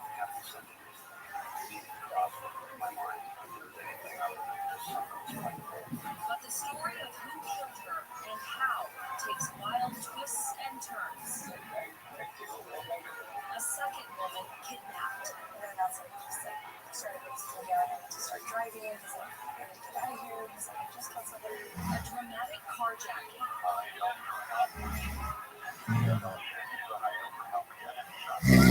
A high-speed police chase and a murderer's disturbing urge to kill.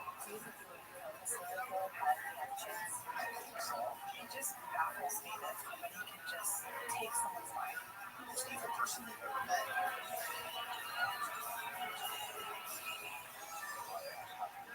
Urge to Kill, a new podcast from KGW News and Bell Studios. Listen and follow this podcast for free on the iHeartRadio app. #1 for music, radio, and podcasts, all in one. The European Union says an additional trade deal with the U.S. can be reached in the coming days. Correspondent William Wilson has been. The US has not sent a letter to the EU detailing a new tariff rate. The officials hope this is a positive sign, but one that should no deal be reached, the bloc could avoid countermeasures as early as next week, worth roughly $25 billion. The Trump administration has pushed back the deadline for an agreement to be reached to August 1st when tariffs on European goods could jump to 50%. The president also says the 50% tariff on copper imports will begin August 1st. Mark Renfield reports. He previously had announced the tariff, but was the start date on Truth Social Wednesday night. Trump said the timing was based on a robust national security assessment. Copper is the third most used metal in the U.S. after iron and aluminum. The tariff aims to boost domestic production, as the U.S. currently imports nearly half the copper that it uses. An interest accrual for student loan borrowers on the Saving on Valuable Education Plan will restart August 1st. Taylor Trujillo with an update. The SAVE plan was created under the Biden administration. It became a popular option for its ability to offer some borrowers monthly payments as low as $0. While borrowers will not be responsible for making payments on the SAVE plan until informed Aaron Sanders, their balances will start to go up with the restart of interest accrual. The Education Department is urging these people to choose a new repayment plan before starting payments. And NVIDIA is the first company to be worth $4 trillion. Matt Nutz reports. The AI chip maker's market value has smashed the previous record valuation that was set by Apple. The surge in value comes as tech giants race to build massive data centers using NVIDIA chips to power their services. The company CEO noted that global demand for NVIDIA's AI infrastructure is incredibly strong, and tech analysts call the milestone a huge historical moment for the U.S. tech sector. Nelson, your consumer and business news. John Cup Show, KFI AM 645 everywhere on the iHeart Radio app. You can follow us on social media, John Cobell Radio, John Cobell Radio, and again, the podcast will be released shortly after 4 o'clock. Our show today featuring hour number 1, Dr. Jay Bhattacharya, who is the new director of the National Institute of Health, replacing Anthony Fauci. And he, Bhattacharya, is one of the leading critics of the lockdown policies. All the nonsense that we suffered through. He was very vocal about it early on, took an enormous amount of incoming fire over it. But now he's running things in Washington. The world might be in a better place now that he's taken over. I wish he was in charge 5 years ago, and our lives would not have been as severely disrupted as they were. Continuing here with Karen Bass, who, hold on to that clip about her in the fire, by the way, just for long-term use. It's like, I heard it almost an hour ago, and I'm still infuriated by it. Maybe we'll play it again before 4 o'clock, but I want to play these clips. She was on an interview with the Telemundo reporter Enrique Chiappa. She announced she's running for re-election and expects to win. Chiappa asked Bass a lot about the illegal aliens and the National Guard and riots. And this is Chiappa asking Bass if she can promise that LA is going to stay a sanctuary city. That's so much because sanctuary homes will never city. Can you promise that Los Angeles is going to stay as a sanctuary city? Facing Americans in this case, I can promise that, but I don't control the courts. And so the reason the courts overturn our policy, I don't think that's happen.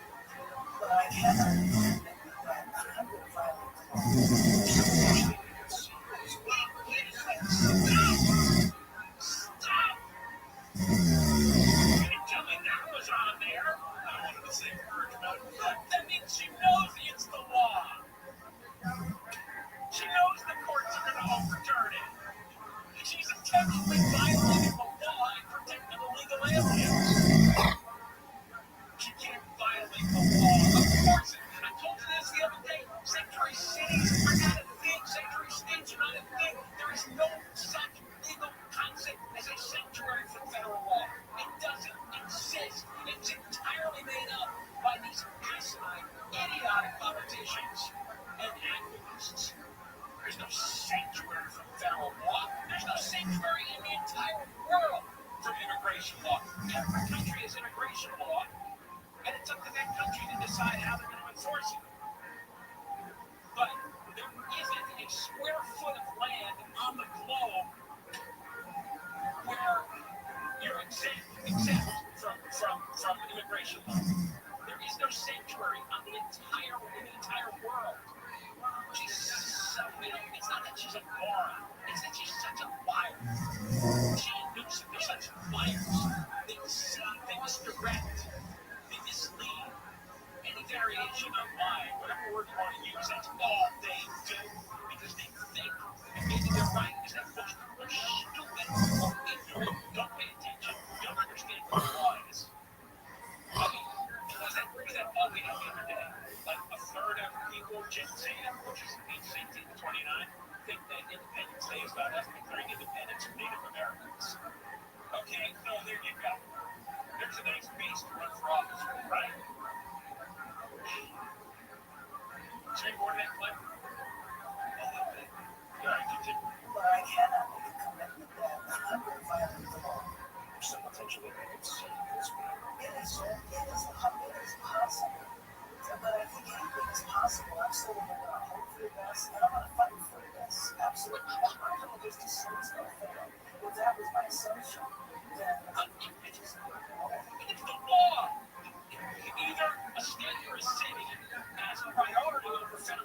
race wall or it doesn't.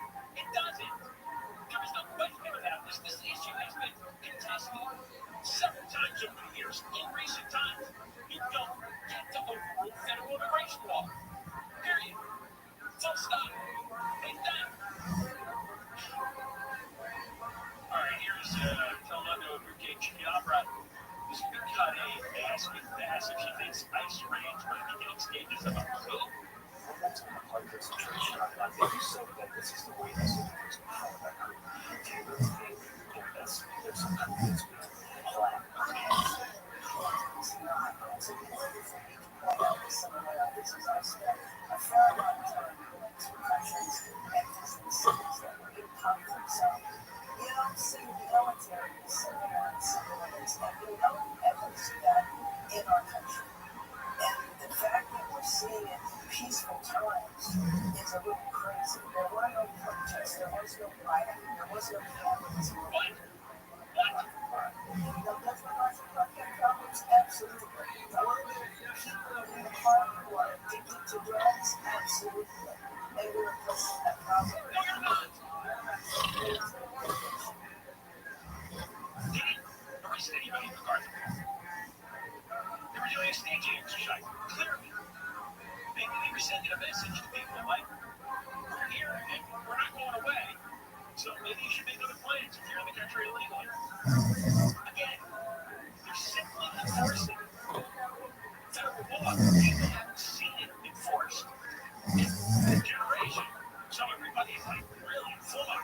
What is this, a coup? A coup is when the military overthrows a president or a king or whoever the ruler is.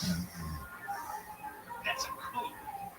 The federal government going into the state that's part of the union. But California is not its own nation. It's part of the United States. There's all kinds of federal law being violated here in California. And Bass and Newsom are aiding and abetting that. And the ICE people are getting shot at.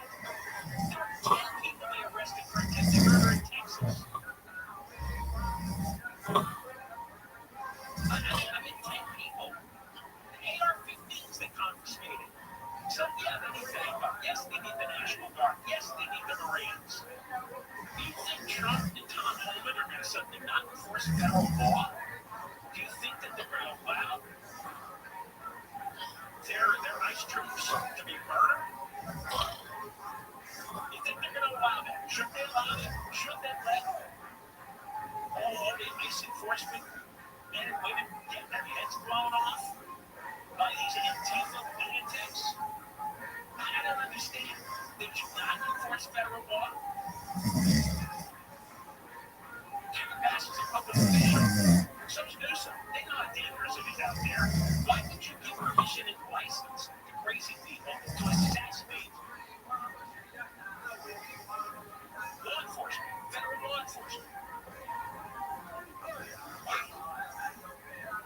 All right, we'll get to the drug addicts in the Garden Party. They're qualified to camp on 24-hour vision. Here's the latest. Federal immigration agents and protesters got into it outside a farm near Camarillo, and Florida's recalling thousands of vehicles. Pulled more at the top of the hour. From Southern California Toyota dealer Travis Thursday, more at the pump with Toyota's full lineup of efficient vehicles crash on the 405 in Carson.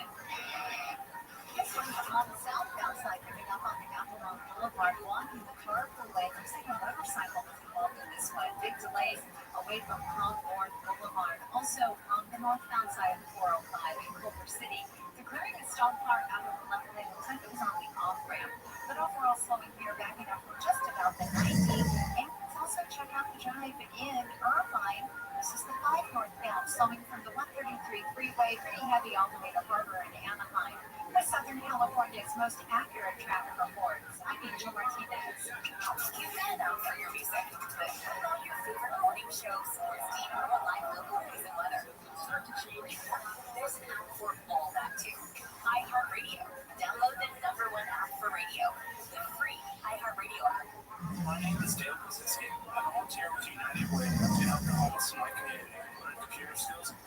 Amazing resume. I don't just wear the shirt, I live it.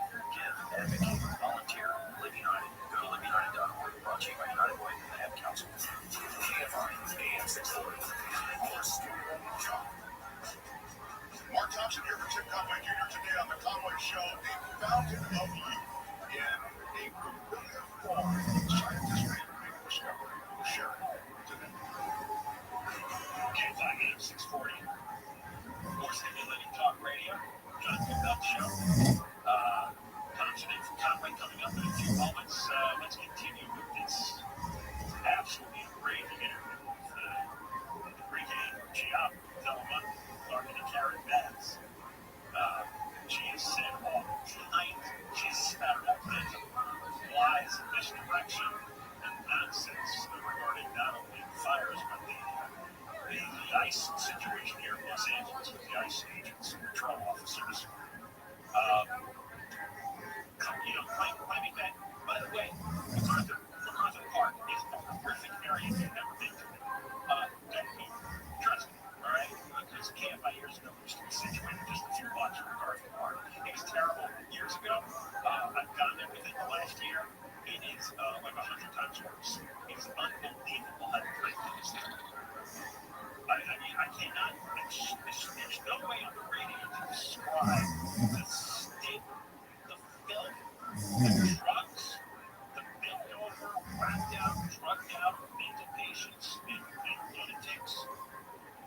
They're in wall-to-wall illegal aliens. They've got tables and tables of junk they're selling. That's all stolen. You know, look at the, these are small businessmen. Look at the economy here. What's he talking about? They steal, somebody steals that stuff, they take it to a fence, and then the illegal aliens line up and collect it to sell on their tables, on their cheap card tables, and that's what buying from the streets. One of the most beautiful parks in the city, absolute cesspool. Run by aliens, run by all kinds of violent thugs and cartels and the whole. My God. So here's a Ricky Jobber this week at 9 asking Bass about the drug. Yes, I'm Republican. Others are saying that you were on Monday. They find drug addicts, criminals, because MacArthur is well known for having those issues. We need to see the next one's one of the As the leader of one of those laws, obviously. Yeah, democracy, whatever you feel like, authority, and what defending are people who have immigrated to this country. They're not there's not protect them. Boy, there was so much garbage stuffed into that answer. First of all, his question, it's Republicans and MAGA people who says that it's drug addicts and gang members there. It's because there are. That's a fact. That's not an opinion of a MAGA person. That's a fact. And yet, Karen Bass says she's not protecting them. She's protecting them. Yes, she's protecting them. Otherwise, they would all be arrested. And the illegal ones deported. And the homeless ones and the drug addicts rounded up and forced into treatment. Of course, she's protecting them.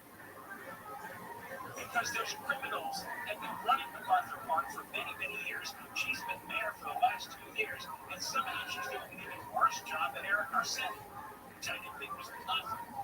Of course she's protecting them, otherwise they wouldn't be there.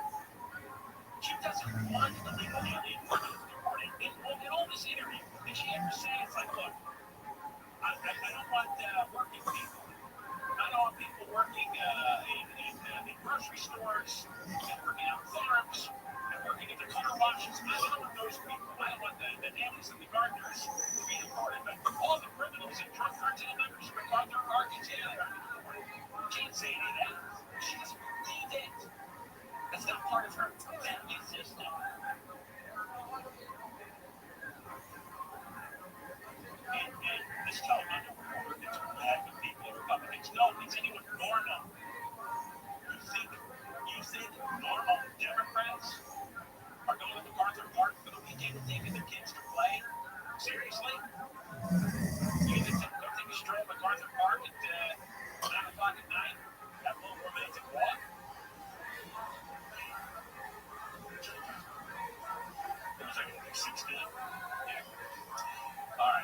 the opera, talking to Bass, a message for legal aliens. Is he give a message for Angelinos who are undocumented, who are living in fear, who, yes, they just moved here to work, to be out of a life for their children, and then now they're basically facing this situation where, they can't work because they feel like they're going to get arrested or even sending their children to school. Or and I would mention the whole situation of the Harvard Park. It was a camp, and the kids were taken away. So a message for them. So my message is my number one job as mayor is to protect Angelinos. They're not Angelinos. Regardless of their immigration status, regardless of what they're not Angelinos. And I want you to know, and I want Angelinos to know that this is part of my core values. This is not an issue for me because of the moment. I've been involved in immigration reform efforts for many years. When I was in Congress, when I was a community activist, immigration bill from Congress was in 1986. The Citizens Bill, fighting against Proposition 97. Stop. Again, she doesn't ever address the criminal aliens. The drug cartels, the MS-13 gangs have been running MacArthur Park. And she knows this. I know she's scared of taking them on, but she doesn't take one. She doesn't take. Her values are aligned with criminals, gang members, cartel members, illegal aliens, homeless people, drug addicts. Then she should protect. People in the Palisades are just supposed to pay the bill. And the Palisades, they're not supposed to be there. So she's not unhappy that that burned down. She sees a great opportunity to turn the Palisades into MacArthur Park and set up those low-income high-rises. Hopefully one more. Cut 18. That family just where Sanctuary City, I was not working for agency coming to the city and the rates, but you have to understand that it's a mini Sanctuary City is the fact that local authorities can operate, but they can still come and do whatever they want. We see that for the past 30 days. People, and hopefully you will participate in this in terms of educating the audience, the difference between the federal, the state, the county, and the local government. The federal government is at the top, and that preempts all of the laws going down. And so we can do everything that is possible. But I can tell you, this city has a long history of fighting for immigrant rights. But we have never seen in our lifetime what is happening right now. It's just letting the federal government supersede local government. And under federal government law, no, they don't have any rights to stay. Yes, ICE can come in and take them out. And she knows that. She's going to fight for immigrant rights. You'd actually have to change the Constitution and federal law. The way everything's written, what's going on is absolutely legal. Mark Thompson's here. I heard about you and the NIH guy, like that. Jay got a cherry. That was a really great conversation. Not a big Fauci thing. No. He was never really on the Fauci train. Although if you read his background, he wasn't crazy. He just, he thought the vaccines worked out well. He understood well the first few months everyone was in panic. But when the data came in, it was clear that it was largely the elderly. Yeah, you kind of missed that point. Like, I didn't policy sort of follow that data. But it should, and I thought he was quite open and talking about the fact that certain decisions are informed by other stuff that's going on and the Wuhan lockdown. I know it's a really interesting thing. So I would encourage people to check it out on your podcast on your World Fitness podcast. So this Camarillo farm thing, I know you. I don't know what it like looks good, but I have no idea what this thing is about. Well, I mean, I guess it's about sort of what they're doing, where they drop a lot of ICE agents and immigration enforcement into an area that they know is rich with people who are probably not here legally. I was wondering if the company was getting this thing. I mean, what that apparel company is downtown. Sure.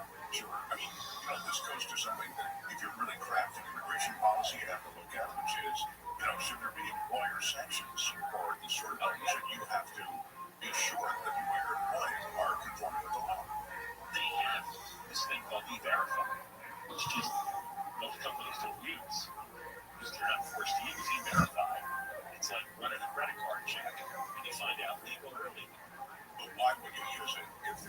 incentive to use it or disincentive to not use it. A lot of companies don't use it. Of course not. They want the low, the immigrant labor that can hire low cars. I always thought, going back a long time, that you go after the employers because if the employers have an incentive not to hire, they'll then trans the market. Sure. And then put up something for them where you match the number of immigrants to the industry and to get enough Americans to take the job. Like a reserve. And just organize it. And you could hear Trump the other day kind of thinking that out loud. He said, we ought to have a thing for the, Got to look at this thinking process and get it done. All right, anyway, we got to move shut. Mark, Tom today for time, but coming up next, Mark is stuck. It's Michael Crozier, who looks nothing like that. Live, we can't make 24 hours. Start the day. S5 and KOST HD2, Los Angeles, Orange County. More stimulating talk. Well, that's an action filled back and forth. I'm Michael Crozier live from the KFI 24-hour newsroom. Protesters are pushing back against federal immigration agents outside of Columbia, Canada, Greenhouse Colorado cultivation, which grows in the streets, cannabis. A second operation of theirs in Carpenterville was also reportedly hit by immigration earlier. Camarillo City Councilwoman Martina Martinez Bravo tells ATLA the ongoing raids have startled the community. Honestly, not only among our farm-working community, but truly among our entire community. Agents have shown up in military vehicles and used gas multiple times to disperse the crowds, having reconvened soon after. Michael Bunks, KFI News. Report by Sweet James accident attorneys. 31 workers have been rescued from a huge tunnel that collapsed during construction in Wilmington. There was an issue with the industrial tunnel shortly before 8 o'clock Wednesday night. The workers were 300 to 400 people on the surface at the time, and they were about 6 miles away from the tunnel's only access point. They were rescued by the Los Angeles Fire Department's urban search and rescue team. All 31 workers were evacuated by paramedics, and there are no reports of injuries. Mark Beebe, KFI News. Mayor Harris is wanting people to stay home because of the ongoing immigration enforcement in the Southland. Not allowing us necessary to stay at home and do not open the door to strangers. The city is committed to protecting the dignity and well-being of all our residents. Mayor Michael Clark has posted a message on social media urging people to know their rights. People across the Inland Empire have been sharing messages online warning about suspected ICE operations. Ford has announced a recall of about 150,000 vehicles. The company says a low-pressure fuel pump failure could lead to an engine stall and an increased risk of crashing. Ford says the affected vehicles may show warning signs such as engine misfiring, running rough, check engine light coming on, or reduced engine power. ABC's Chuck Simonson says the 2021 to 23 models recalled include Ford Expeditions, Mustangs, Explorers, Broncos, Lincoln Navigators, F-150, and 250 trucks. Half a dozen Secret Service agents have been suspended over the attempted assassination of President Trump during a campaign rally in Butler, Pennsylvania. ABC's Pierre Thomas has reported the attempt last summer found a series of failures. Among the mistakes uncovered by Rome and several other investigations, a failure to properly coordinate with local officials and a general lack of planning. Perhaps most disturbing, that failure to secure the rooftop, direct line of sight to President Trump's podium. Suspensions range from 10 to 42 days and include those from supervisory level to line agent level. Trump was raised by a bullet. A person in the audience was killed. She was killed by counter snipers. The suspensions actually took place months ago. Panera has settled the last of its lawsuits over charged lemonade. NBC News reports the company settled 3 lawsuits alleging the oil contaminated drink caused multiple injuries and 1 death. Panera had already settled a different lawsuit last year blaming the drink for a second death. The company was accused of failing to appropriately warn customers about the high amount of caffeine in the beverage. Tammy Trujillo, KFI News. Sound bad weather from KFI. Patchy clouds, patchy fog overnight tonight. Lows low, 50 degrees. Clearing up by midday tomorrow and a little cooler, about 5 degrees. Highs mid-70s at beaches. That's better. Mid-80s Metro LA, Orange County. But 110 still further out in the Palm Springs, Inland Empire area. Close to 90 in the valley, but 100 in the Antelope Valley. A little cooler Saturday and much cooler Sunday. Right now, 74 in Boone Beach, 84 in Orange, 90 in West Covina, 97 in Thousand Oaks. The KFI Financial Report, Dow was up today, 192. NASDAQ was up 19. S&P was up 17. The crash into some hole in a pass. A spot has been reported on the northbound side of 405. It's before Snowball Center. Now, at last check, these guys after blocking lanes. Unclear as to which lanes were blocked, but now Freeway Service Patrol is saying that they're out there on the scene and everyone's off to the right shoulder. But we are seeing delays on that 405 northbound loading up all the way out of Culver City from just about Venice Boulevard. And beyond the scene of the crash, you still have a heavy drive ahead to the 5 merge rolling into Selmar. It's also tough in riding out to Chino Hills for this wreck on the 71 southbound just before Butterfield Ranch Road. It's a busy spot to begin with. Now this wreck is blocking the second lane from the left, and delays are building up and building away from Pine Avenue. Corona, southbound side of the 15, slowing from the 95. Pretty heavy ahead as you continue towards Temescal Canyon Road. For Southern California's most accurate traffic reports, I'm Angel Martinez.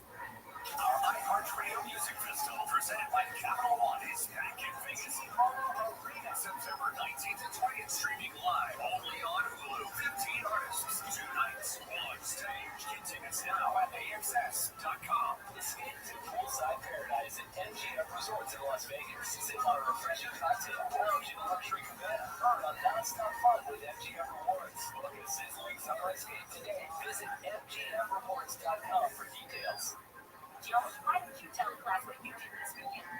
My dad and I went to magic minnows and found a zillion of them in the street. Look out, then my sister and I escaped from an eagle smoking. I went back to my students report for safety. Then we told stories told from there, and the Big Dipper led us all the way out.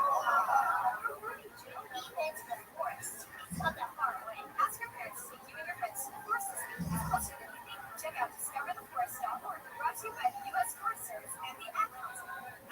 The free iHeartRadio app is #1 for music, radio, and podcasts, all in one. Discover a new podcast from our library of over 350,000 titles. Here's an iHeartRadio podcast preview. Here's something pretty disturbing I discovered while researching this podcast. This is what it actually says on the Los Angeles Police Department website. The site states that the Adult Missing Persons Unit investigates 3,200 cases a month, and 70% of those missing people are found or returned voluntarily within 2 or 3 days.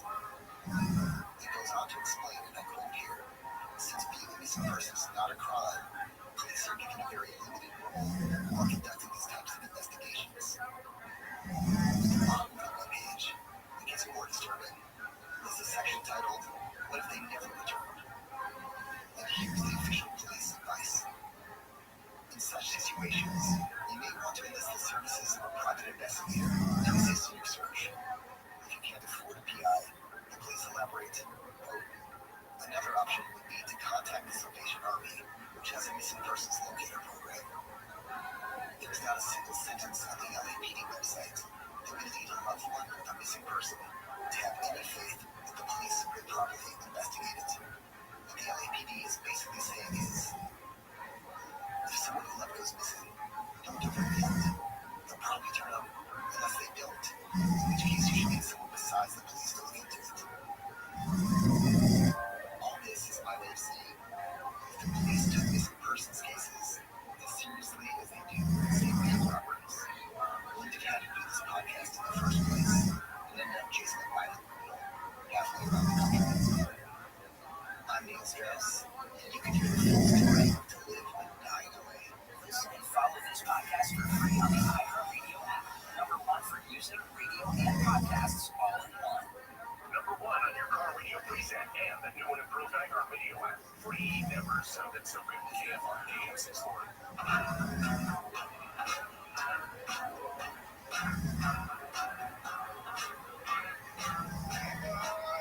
AM 640 live everywhere on the iHeartRadio app. Mark Thompson for Tim Conway Jr. Everybody at ease. We have the show. I'm going to jump right into it.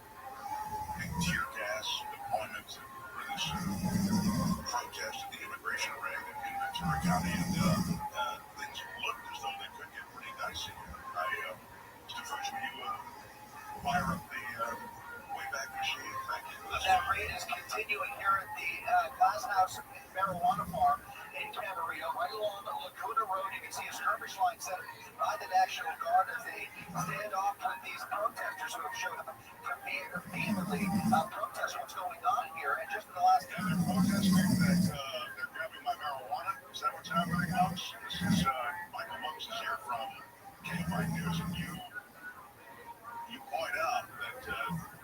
was a marijuana farm facility. This is what we're hearing from the media sources in Ventura County. I'm talking about the Ventura Sun. I'm talking about coastalview.com behind publications.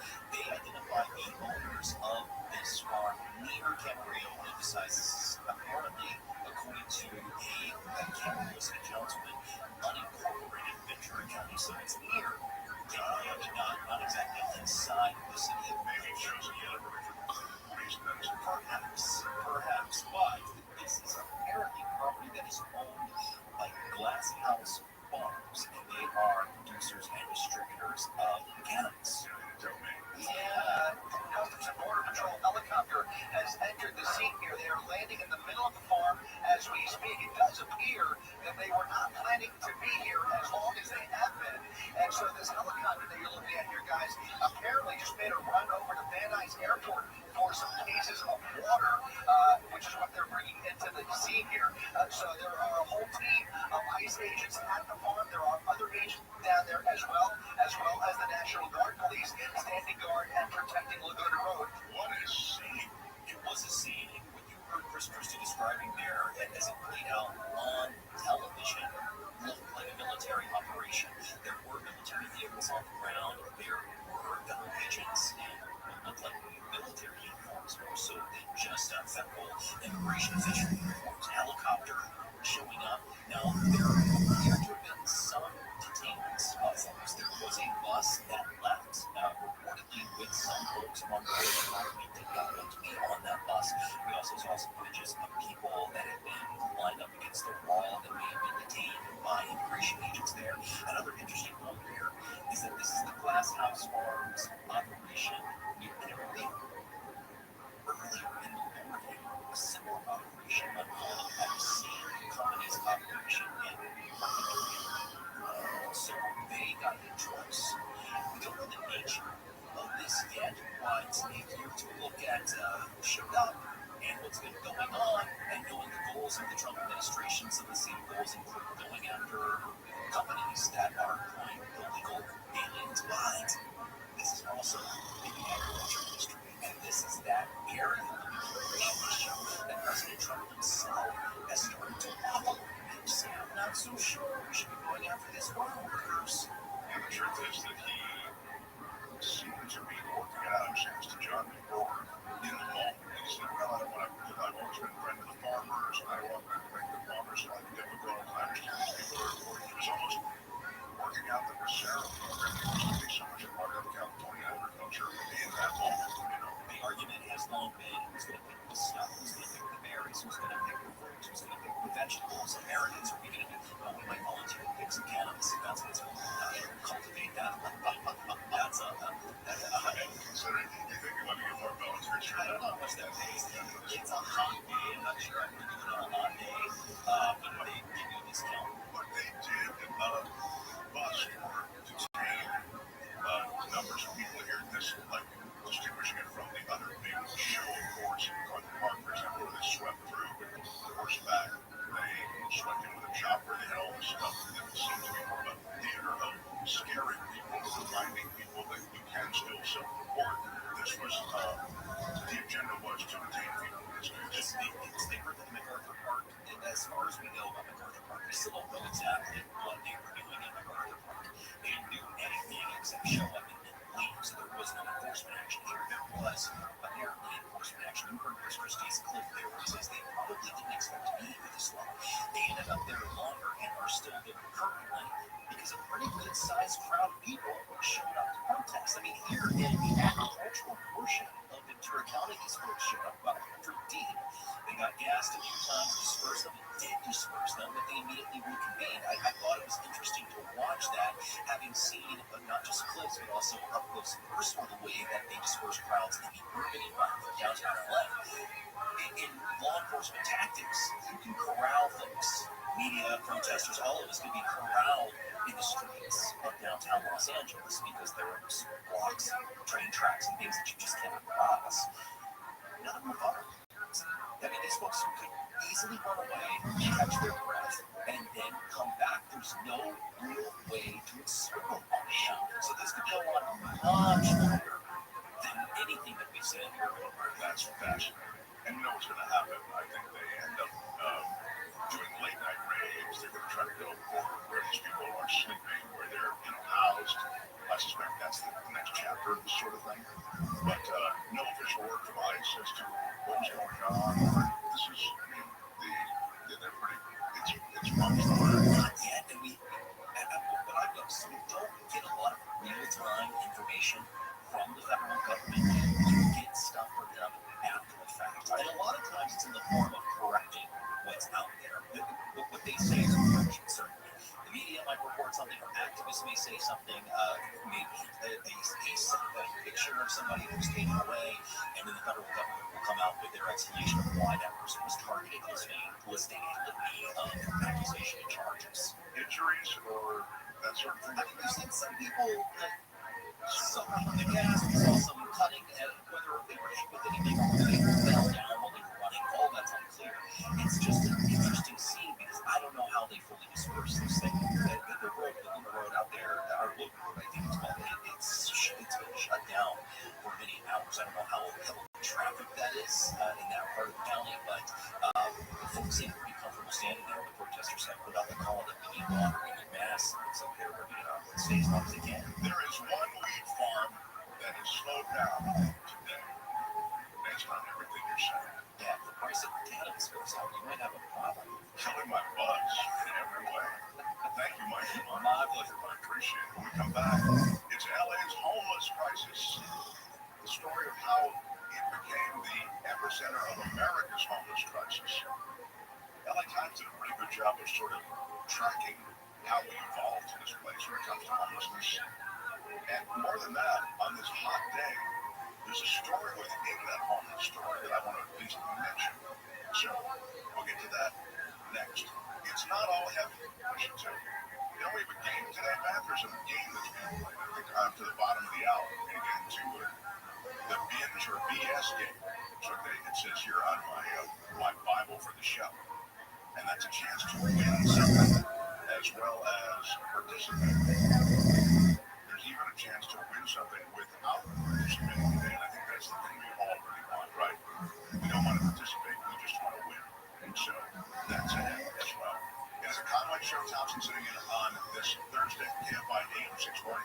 We're live everywhere on the iHeartRadio app now. The KFI 24-hour newsroom. Here's Mike Crozier. Here is the latest from the KFI newsroom. Officials say 2 people found in a homeless camp in the Westlake area in May died accidentally from fentanyl and methamphetamine.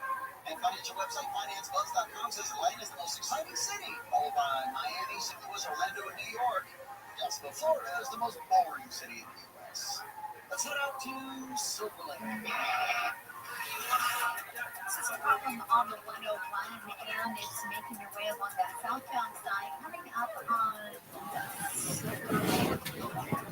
right around there. Looks like these here are pretty slow moving anyway. They're backing up from Sunset Boulevard and continuing beyond. You're slowing to downtown Los Angeles on the 5 southbound, just past the 2. That's another problem. A crash being cleared out of lanes, overall slowing out of Glendale from Western Avenue beyond the scene. You still have a tough drive as you continue towards the 605 freeway. And let's also take a look at Corona, southbound side of the 15, slowing away from Magnolia Avenue, all the way to Wyrick Road.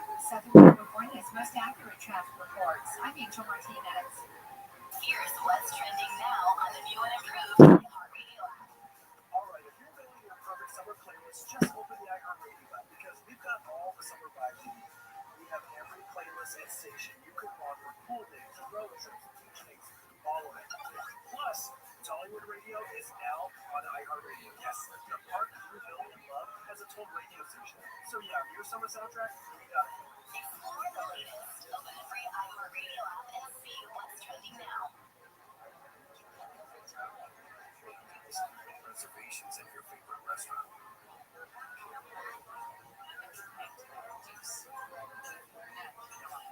Thanks so much for waiting. Your table's ready. Getting back to the moments we miss starts with getting informed. Get the latest info about COVID-19 vaccines at getvaccineanswers.org. It's up to you. Brought to you by iHeartRadio and the Ad Council. iHeart is America's #1 podcast network. Open the free iHeart app and explore podcasts like this. Dig below the surface in central Mississippi. Odds are good you'll find a burnt orange color coming back up at you. It's called Yazoo clay. And there's one thing it's known for: wreaking havoc on anything buried in it. It's the strangest, most destructive soil I've ever dug in before. You never get what you expect. No. Over the years, Yazoo clay has held and destroyed a lot of Mississippi secrets. But in 2012, a construction crew uncovered a big one. Graves, thousands of them, on the site of the old state asylum. You may have thought they only found 1,000, and then once they realized, okay, wait a minute, 2,000, wait a minute, 7,000. And all this begs the question, just how do you lose track of 7,000 graves? In Mississippi, keeping secrets is as old as the soil itself. So can the truth ever really be uncovered? The story is much more complicated and nuanced than that. I'm Larissa Campbell, and this is Under Yazoo Clay. Listen on America's #1 podcast network, iHeart. Open your free iHeart app and listen now. Welcome to How We Made Your Mother, which I think we're calling Women. I say let's connect. This is our new podcast, rewatching 208 episodes of How I Met Your Mother. I'm Josh Radner, and I played Ted Mosby on the show for 9 seasons. And I am thrilled to be joined by Craig Thomas, who co-created the show along with Carter Bates. Well, if you're a super fan, we're going to get into all the secrets, theories, Easter eggs / pineapples, and general knowledge. But we'll also use him and our relationship to it these 20 years later. Let's talk about life and love and art and everything in between. Real question.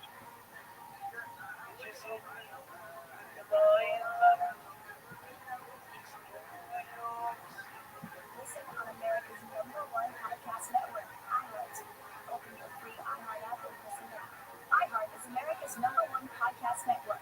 Open the free iHeart app and explore podcasts like this. Hey everyone, I'm Amy Poehler, and I'm launching a new podcast called Good Hank. And in preparation, I asked some of my friends to send me some videos and Just be yourself. Yes. You're going to do this, really do it, commit to it. Don't be the celebrity that this is their like 6 things to do. Have a good podcast, keep your move for it. Hey, how you doing, girl? So fabulous. So glad you're working. So good for me. I have a true crime and cooking podcast. Is there any way you can find it too? Well, everybody has an opinion and a podcast. So join me for Good Hank. It's rough out there. We're just trying to lighten it up. Listen on America's #1 podcast network, iHeart. Open your free iHeart app and listen now. AM 640, more stimulating talk.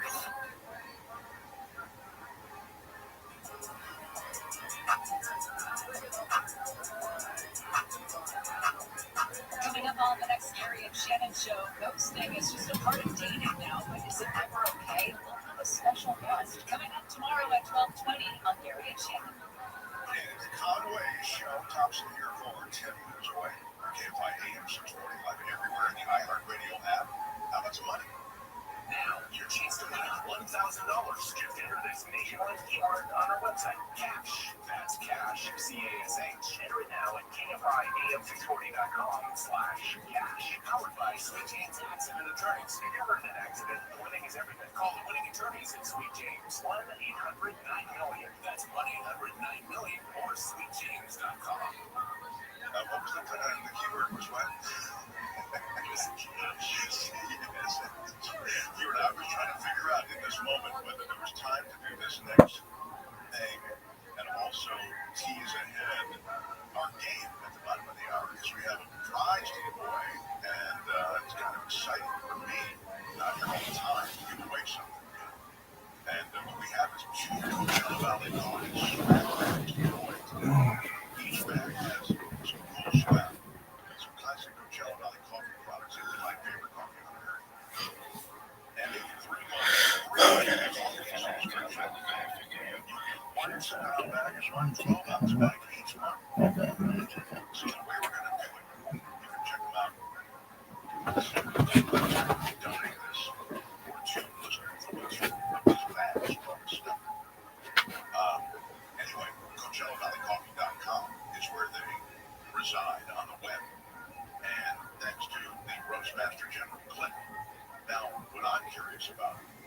is we want a caller to perhaps join us if you're saying you feel they can be woven into this game that you've had for about the hour, Matt. I mean, I don't understand. Your reputation kind of rests on this game.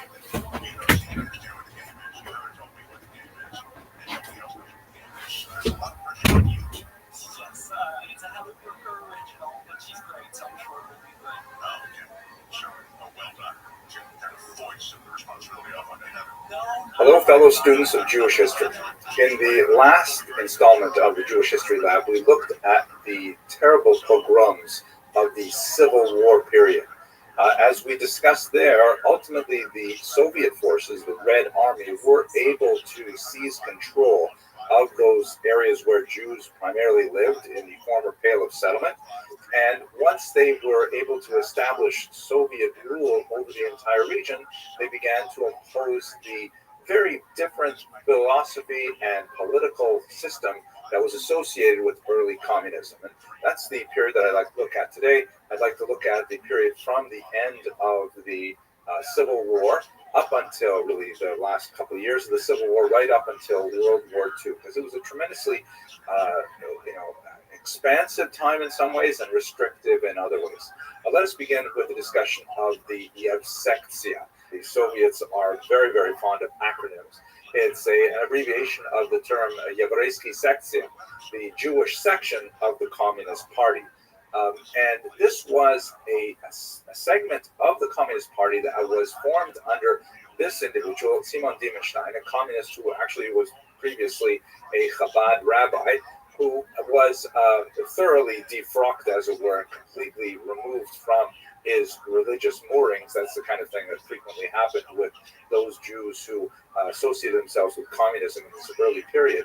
Dimenstein was assigned the task of propagandizing this largely very traditional population, that traditional specifically when you get outside of the large cities where there's much less secularism, much more old traditional observance in the Shtetlach, the small villages that dotted the now Soviet countryside, and bringing them into this brand new, radically atheistic, totally different economic system, and divorcing them from their Jewish roots, while at the same time successfully bringing them forward into this new Soviet era. Definitely a great challenge, and they evolved some really interesting strategies to try and do it. In the general political environment in the first few years was especially dire.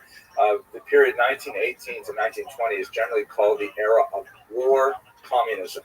And during this period of war communism, when the Civil War was still being prosecuted, and there were still, numerous forces, including in particular the Ukrainian Directory and Makhno and the anarchists and the White Russian forces, that is the Russians who wanted to bring back some form of the monarchy, or at least get rid of the communists and establish some kind of more capitalist society in its place.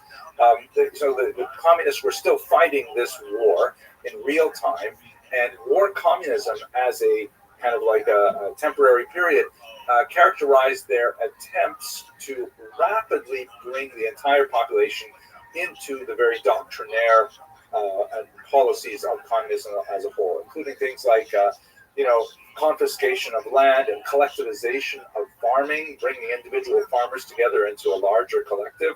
This would ultimately slow down and then speed up dramatically later, about a decade later, under communism. The outlawing of all kinds of forms of commerce and, shutting down capitalist enterprises, being very, very aggressively attacking any kind of religious behavior and so on. And this went on for about 2 years. Confiscations of Torah scrolls from synagogues, real persecution, but it was across the board, not just Jews, obviously. Any religious individual in this newly atheistic society felt definitely very out of place. This was followed as the war began to calm down and as the anti-Soviet forces were slowly quelled, and it was replaced by something called NEP, which was another acronym, this time in English, for the New Economic Program. This was what was generally conceded as kind of like a one step backward in order to later take 2 steps forward.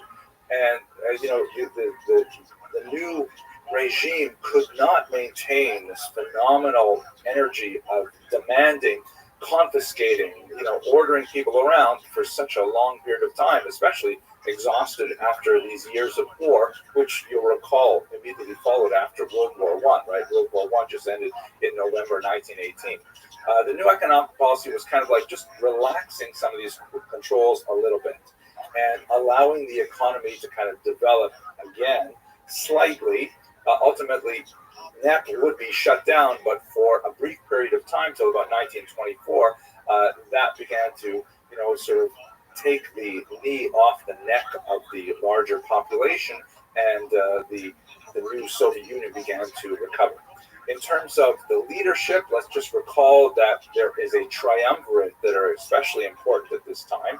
There are other figures that are also very important, like Bukharin, but if you focus on the triumvirate, there is, of course, Lenin, who is the first leader of the Soviet Union. He has a stroke in 1922, if I remember correctly, that renders him incapacitated. And he lives for a couple more years, but during that time, which was during the period of NEP, there was a big question as to who was going to be his successor. There were some who favored Trotsky, the Jewish leader of the Red Army, who had shown tremendous skill at expanding the control of the Soviet Union. But others favored Stalin, who was a much more brutal individual coming from Georgia. He was an expert on the nationalities question, which was sort of communist speak for the non-Russians who lived within the Soviet Union. Of course, there's a lot of non-Russians living in the Soviet Union, and he ultimately would end up very cleverly maneuvering himself around Trotsky, around Bukharin after Lenin's death, and ultimately he would become the leader. And the 30s were dominated by Stalin right up until his death in the early 1950s. So back to where we are. Diemenstein was placed in charge of the Jewish section of the Communist Party, and this was initially during the period of war communism, but during the period of NEP, he saw that he had quite a bit more freedom to explore the methodology of bringing the Jewish population into communism.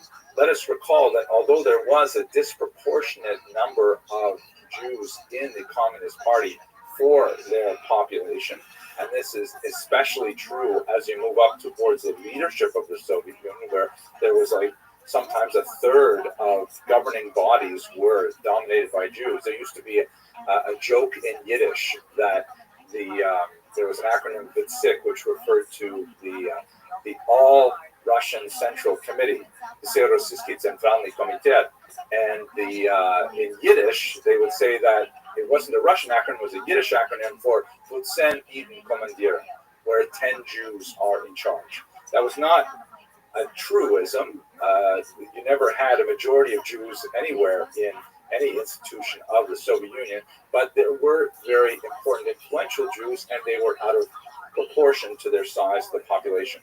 That said, the proportion of Jews who became communists was tiny. There was the vast majority of Jews were hostile to communism, seeing it as a threat to their traditional way of life, especially those who are religiously oriented, who recognize the threat of the anti-clerical nature of the Soviet Union.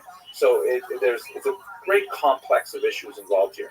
The thing that made the Soviet Union very popular in the Civil War period, as we discussed in the previous lecture, was the fact that Trotsky's Red Army forces were far less likely to commit pogroms than the other forces that were ravaging the countryside. That engendered an enthusiastic support for the Red Army that was translated initially in the early 1920s to support for the Soviet Union. But as we shall see, it rapidly declined. The policy that Diemenstein seized upon, which was generally issued during the more liberal period of the 1920s for all of the non-Russian nationalities, was a policy that went by the name Korenizatsiya. This is kind of a strange word. It's difficult to translate into English. The word koren can mean like a root. And so it can be translated as rootification, like roots as in a tree. Or I've seen it translated as indigenization. which kind of like was a way of thinking about the general society and identifying those elements of the indigenous culture which were compatible with communism and actively encouraging those factors. The slogan of the era was nationalist in form, but socialist in content, meaning they could wear their national costumes, they could eat their national foods, they could speak their national language, as long as none of the things that they did or said challenged the economic and political ideology of communism, right? Nationalist in form, okay, but socialist in content. As soon as they got into things like, a level of ethnocentrism, that would be definitely not socialist in content. If they wanted to defend their national religion, definitely not socialist in content. So this idea of korenizacja was kind of reaching into the roots with this kind of like, theory operating that communism was the true form of human organization. And if you dug below the accreted layers of corruption that came in from bourgeois democracy, you would find that people are naturally communist and they just spoke different language, kind of like, happily wearing embroidered dresses or dancing the hora, whether they eat kreplach or whether they ate, I don't know, perohe, and whatever it would be, they would still be naturally communist if only you get past all those other things. So that's the policy of korenizacja. And what Diemenstein did was he took that material and he said, let us go to the Jewish people with the authentic element of their cultures and talk to them about communism. Now, there were a few challenges, one of which, really huge, was this idea of atheism, right? Because Jews are overwhelmingly united by their religion. Even when they're rebelling against their religion, they still regard themselves as some kind of, loose tribal familial affiliation that is rooted in a long religious tradition. And this anathema to the Soviet cause. So one of the things that the Soviet Union stood up in the 1920s was an institution called the League of Militant Atheists. It sounds almost funny, actually. And this was targeting all religions, of course, not just Judaism. They published this magazine here. This is called Bezbožnik, which means literally godless.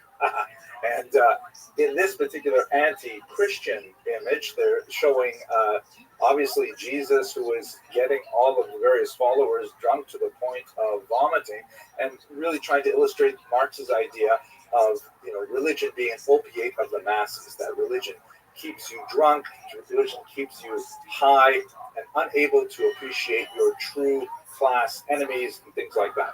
So there was a Yiddish version of Bezbožnik, and there were tremendous amounts of effort placed in trying to do things, crazy things, like rewrite the Haggadah, rewrite the Passover liturgy. They wrote a red Haggadah that celebrated, Stalin and Marx instead of Moses, that, Pharaoh was portrayed as the Tsar and all kinds of things like this.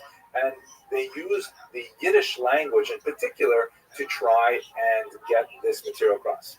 Yiddish was considered the true folk language of the Soviet Jewish people, even though it's essentially medieval German written in Hebrew characters. But that was the native tongue of 97, 98% of the Jewish people at the end of the 19th century living in the region of the Russian Empire. And so they said, we'll speak to them and we'll write to them in their Yiddish language. And so there was just a flourishing of attention lavished on anything in Yiddish which would be considered compatible with Soviet culture. A lot of money was spent on Yiddish writers. There was a renaissance of Yiddish poetry.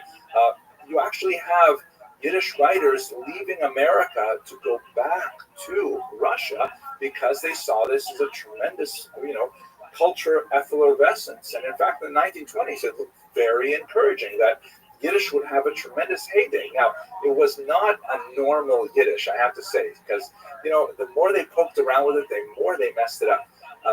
Yiddish is, as I mentioned, written in Hebrew characters, and it is heavily populated by Hebraic terms, Aramaic terms as well.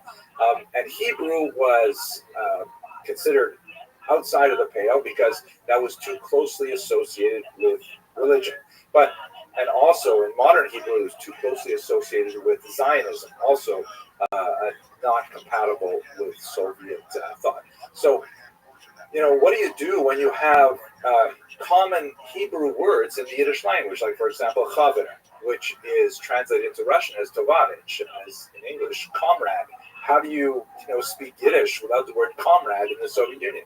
So what they would do is say, okay, you can keep the word chaver, but you have to write it out phonetically, spell it phonetically, rather than spelling it with the traditional Hebrew spelling. So for those of you who are familiar with the letters, the word for chaver in Hebrew and in Yiddish is chet vet resh, 3 letters. But in Yiddish, in the Soviet period, it will be written chaf aleph vav vav ayin resh, which is 6 letters. And if you didn't know what you're looking at, you'd be totally confused when you saw it. So many words were written like this. And by the way, once again, the Soviets attacked all of the nationalities in this form. The Ukrainians, for example, had a letter G, G, which is distinct from the Russian letter G. And so they actually made the Ukrainian letter G illegal. If you use the Ukrainian letter G rather than the letter that looked like the letter H and pronounced it like a Russian letter H, you could be sent to Siberia. Here's something I find really ironic and amusing. This is the Russian translation of the Hebrew prayer book, the Siddur, which of course would have been totally off limits to these very atheistic Russians. And you can see in Cyrillic letters, it has the large word Siddur, right, the prayer book. And then underneath, you see it has the words Tehillat Hashem, which means the Psalms of God or the songs of God. And the word Hashem, of course, is pronounced with the letter H, but there is no letter H in the Russian alphabet. So in order to indicate that it should be pronounced as an H, they took the letter G, you can see the second word there, and they added a small accent mark on the top to let you know that you should pronounce this as an H. So it's really very ironic, because one of the things that the Yevsektia did was they looked at 5 letters of the Hebrew alphabet, the so-called manatzbach, that are written differently at the end of a word than if they were written at the beginning of the word, and they said those letters are illegal. You can't use those 5 letters. They're essentially like capital letters, because it's too hard for people to learn. It's not proletarian. We should have a simple language, a simple alphabet. So they tried to take away these 5 letters from the Yiddish alphabet, like they tried to take away the G from the Ukrainian alphabet, and so in return, we forced a new letter on them, right? You can see the word Hashem, that H is actually an imposition into the Russian alphabet in order to accommodate a Hebrew sound. Ironic. Okay, so back to where we are. So during the 1920s explosion of Yiddish activity under the Yevsektia, and one last detail, this actually occurred a little bit afterwards, but it's still quite fascinating. At one point, the Soviet Union even experimented with creating a kind of alternative Israel. They created a homeland, a Jewish autonomous oblast called Birobidzhan, which was way out in the border with China. It was 4,000 miles away from where Jews were actually living. And the idea was, we're going to make a homeland for Jews. You don't have to think about Israel. You don't have to be constantly pressuring us to go to Israel. You have your own homeland in Birobidzhan. Now, it's kind of an interesting thing. Yiddish was made an official language of Birobidzhan and stuff like that, but they had very few Jews actually live there, primarily because Stalin blocked a lot of the migration there exactly when the Jews could have used it during World War II. At any rate, to sum up, the 1920s, period of incredible creativity, although very atheistic, but a huge surge of popularity of Yiddish language and culture in particular. This came crashing to a halt in the 1930s under this man, Joseph Stalin. Stalin was able, by the end of the 1920s, to firmly consolidate his control over the entire region, and he had very little patience for all of these kind of national informed and socialist and content experiments. He shut down the Yevsektsiya. Incidentally, another organization that he also shut down was the women's section of the Communist Party that had exactly the same lifespan as the Jewish section. And Stalin said, we have to focus ourselves on industrialization. He instituted a number of 5-year plans which were designed to rapidly propel the Soviet Union into modernity by building massive things like huge hydroelectric dams at Dnipropetrovsk and other places like that. But he created this kind of environment in which people were desperately pressured to report results, and what ended up happening was that people were faking the results rather than, tell the truth to power and say, hey, we can't possibly produce this much pig iron over this amount of time, or we can't possibly harvest that much grain in this much time. One of the most terrifying and awful results of the 5-year plans was the Holodomor, this massive terror famine that in particular affected Ukrainian regions. In 1932-33, a huge number of people, it's very difficult to get a good sense of exactly how many. Reasonable estimates are around 5 or 6 million, a huge number of people, and there are larger estimates as well. This colossally awful artificial famine, which killed millions of people, was largely a result of the disastrous economic planning of Stalin and his henchmen. It was actually a terrifically horrible event. And in context with the Holodomor and several other related factors, the purges began in the Soviet Union, especially towards the end of the 1930s. As people began to see that the glorious reports of Soviet productivity were not evident in reality, rather than say, wait a second, maybe people are exaggerating their findings about how much they're able to produce. Instead, they blamed non-existent saboteurs, that they were wreckers, there were people who were somehow, deciding to stand in the way of progress for the Soviet Union. And these people were identified, tortured, and forced to divulge the names of other saboteurs. This created this ecosystem of purges that was not at all unlike the Spanish Inquisition, in which heresy was hunted out everywhere. People were taken and tortured and asked to betray the names of other heretics and so on. And even if a person wasn't a heretic or didn't even know any heretics, they were nevertheless under the pain of torture, give up all kinds of names. This initiated a horrific cycle of arrest, torture, confession, arrest, torture, confession, that resulted in millions of people, again, the scale is phenomenal, being exiled to the Gulag out in Siberia or even executed. And this really consumed the Soviet Union in the later 1930s. And at this point, the Jewish enthusiasm for the Soviet Union collapsed dramatically. Prominent Jews were purged early on in this period of Stalinist cleansing of the party and then later of society. And Jews, with a few significant exceptions, like Kaganovich, who was involved in Ukraine during the years of the Holodomor, with the exception of a few characters, much of the Soviet leadership was purged of its Jewish membership, and the kind of popularity that the Red Army enjoyed in 1919 was nowhere to be seen, as people around the world began to realize what Stalin really stood for. So by the time you get to the late 1930s, what was once a more significant participation of some Jews in the Communist Party was reduced to a tiny, tiny remnant. And this is where we're going to have to pick up the story next when we look at the Holocaust, because the memory of Jewish participation in the communist movement had tremendously disastrous results when World War II broke out. Thank you very much for watching.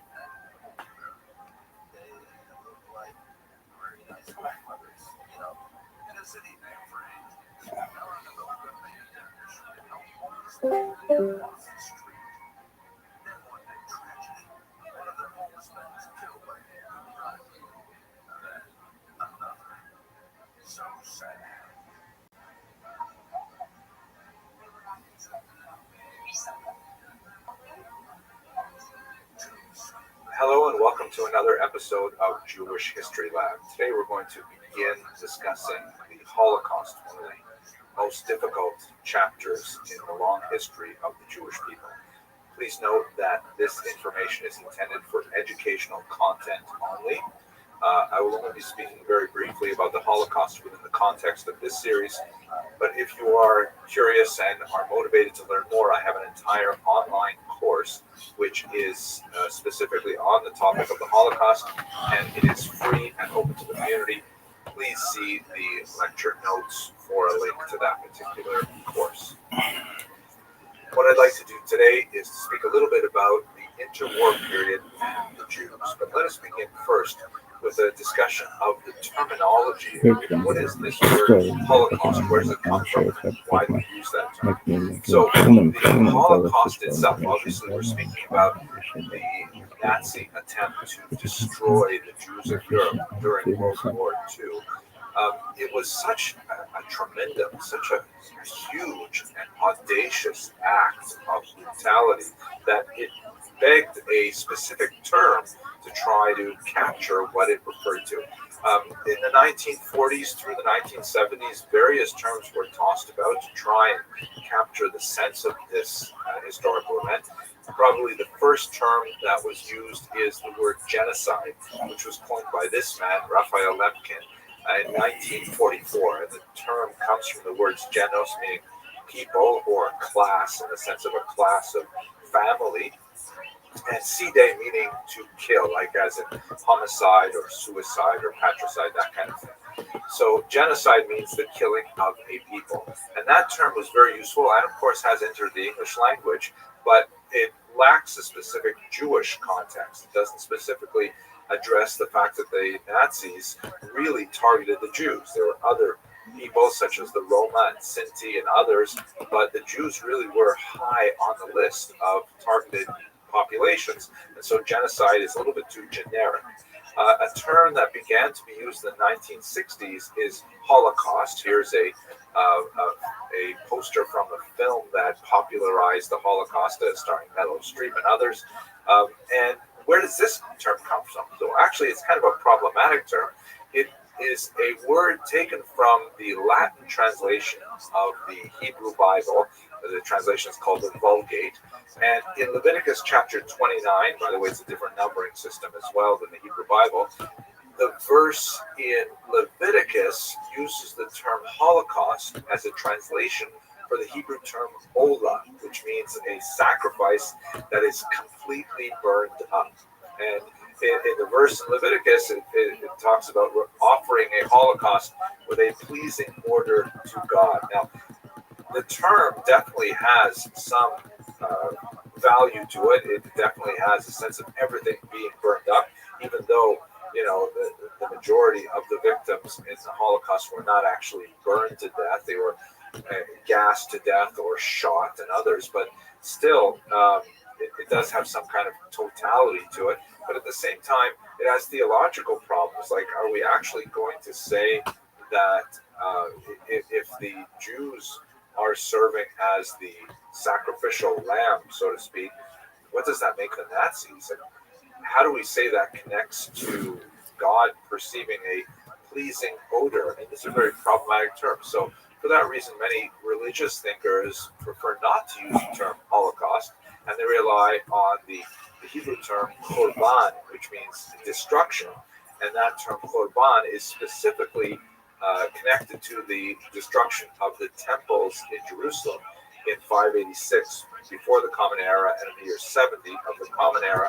So for religious thinkers, the term korban is definitely popular, but it also adds a kind of religious coloration that is problematic for more secular users. In Israel, the most popular term is undoubtedly Shoah, also a Hebrew term that occurs in the Bible, but it does not have that same connotation of connecting it to the destruction of the temples and the, theological baggage that goes along with it. One last term.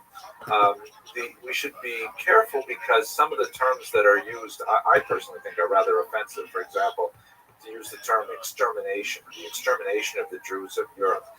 Extermination is a term we use for vermin, which plays right into the Nazi ethic with regards to their destruction of this population of people. And there are certain terms like final solution and Lösung, which were actually coined by Nazis themselves. Here you see a mugshot of Hermann Goering from the Nuremberg trials, and he used terms like this, an Endziel, the end goal, things like that. So Holocaust is a difficult term to use. It has some problems with it, but nevertheless it is the term that has become most popular in the English language, and so therefore we will use it for expediency. So when we go to the historical data here, the Jews in Europe at this time, you can see this map, which comes from the United States Holocaust Memorial Museum. They're spread out across Europe. The great mass of them are in Eastern Europe, in the Soviet Union and in Poland in particular. Germany has only about 500,000 Jews. They tend to be highly assimilated. They tend to speak German very well, dress like Germans, tend to have less, outward adherence to traditional Jewish observance, whereas when you move to the east, you have a lot more of the masses of traditional Hasidic and Lithuanian Jews who are much more obviously Jewish from without. But that didn't stop anti-Semitism from spreading in Germany in particular. In fact, a lot of the anti-Semitism the Nazis relied on had a specific coloration. We've spoken in previous lectures about the development of anti-Semitism through several phases, from ancient xenophobia to medieval Jew hatred. And when we get to the modern period, there is a very kind of quasi-scientific quality to it, in which the Nazis have largely abandoned the outwardly religious aspect of previous forms of anti-Semitism, and they focus on this racial quality connected with the idea of a conspiracy, specifically that the Jews constitute a distinct kind of race that are altogether joined in a global conspiracy to dominate other races. And the way in which they dominate, which obviously is very difficult because the Jews are a tiny minority of the population, is specifically in some kind of cancerous or bacteriological form. Like, for example, here you see a German language novel from 1920 that shows a hideous kind of vulture that's weighing down this shirtless man. And what this picture is meant to say is that the Jews, who are like carrion eaters, they're vermin, they live off decay, they're going to dominate the otherwise healthy, strong, muscular Aryan races. And once they eat them out like a cancer from within, then they will feed on their corpses. The title, by the way, reads Die Sünde wider das Blut, ein Zeitroman. The Sin Against the Blood, a novel of the times.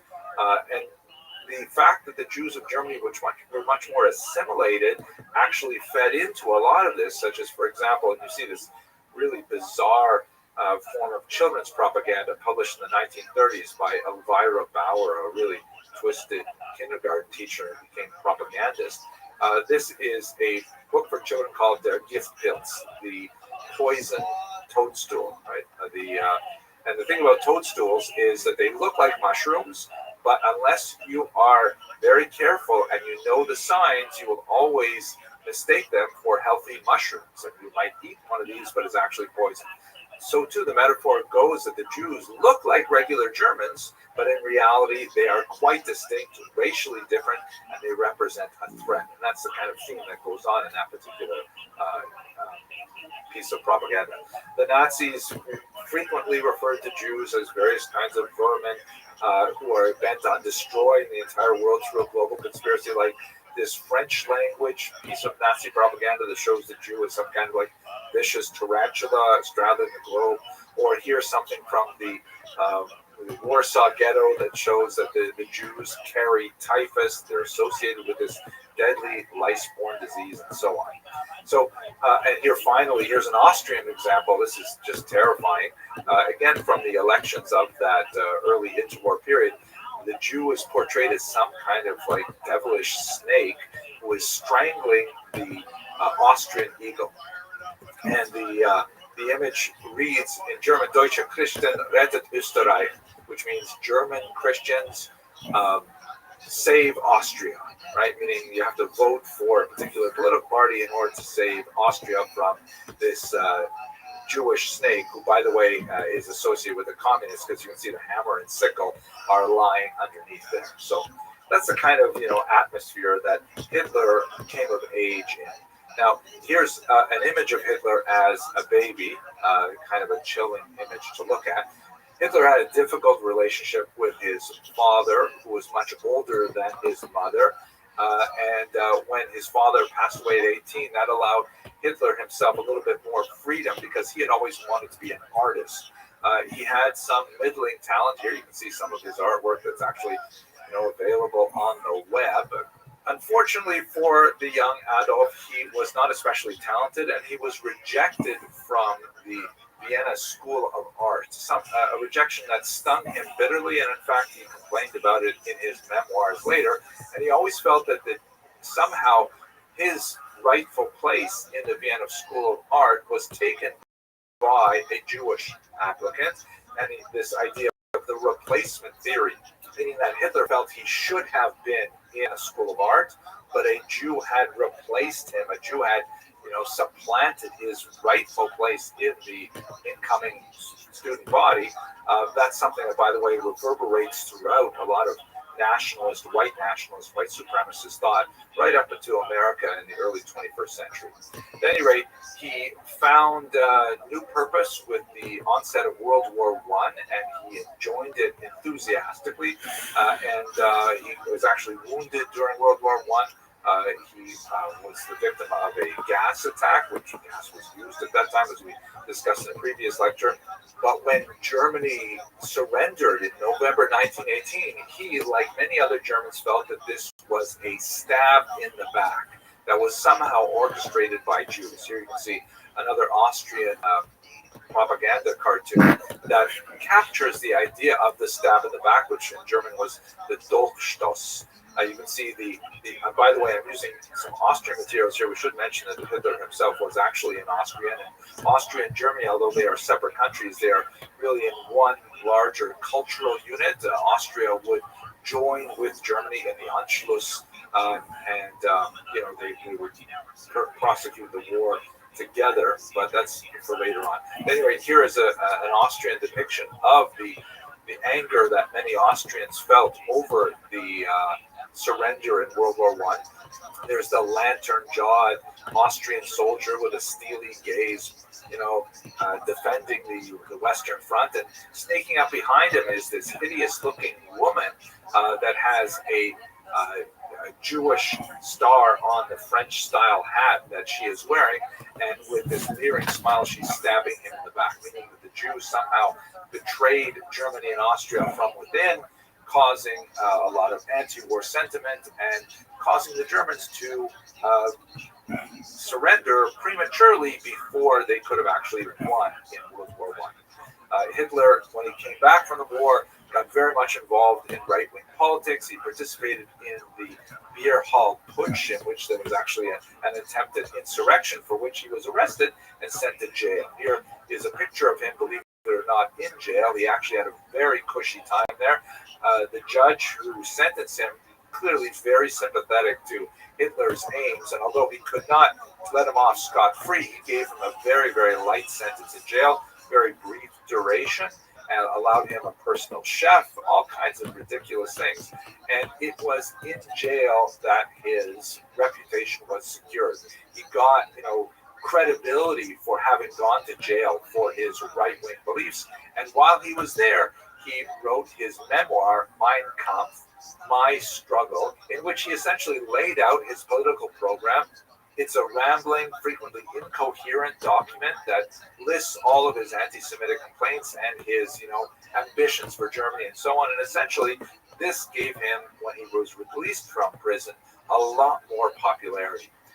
He used these thugs that were organized in the so-called brown shirts, the Sturmabteilung, to intimidate much of the population in the various elections that were held in the 1920s and 1930s. But he never gained a majority of the vote with his Nazi party.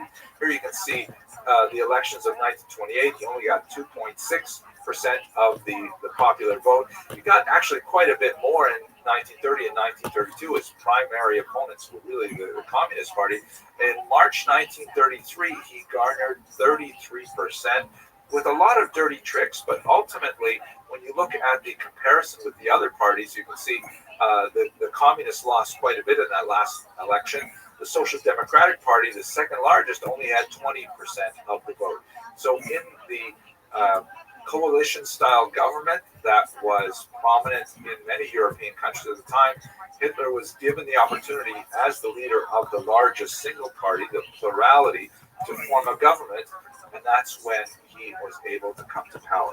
He proceeded early on to identify Jews with the so-called Nuremberg Law that clearly identified them by racial characteristics, that is, how much blood was in them as measured by their grandparents, creating a very racist society that was dependent for all kinds of advancement in various careers and in public services like education and so on whether or not one was free of any taint of Jewish blood.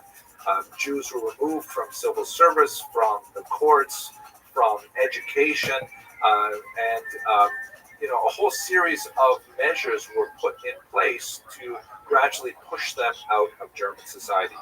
This culminated in a dramatic attack, the largest attack of its kind, called Kristallnacht in 1938, where there were it was really a nationwide pogrom against Jews, a widespread attack, widespread burning of synagogues. The name itself, Kristallnacht, comes from the broken glass that littered the streets of German cities, and it was kind of like the last warning for the Jews of Germany that they had better get out.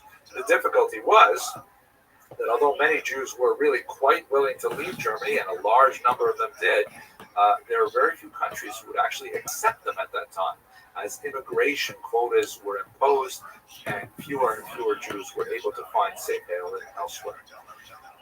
We're going to continue with the onset of World War II and the Holocaust in the next lecture. Thank you very much for watching.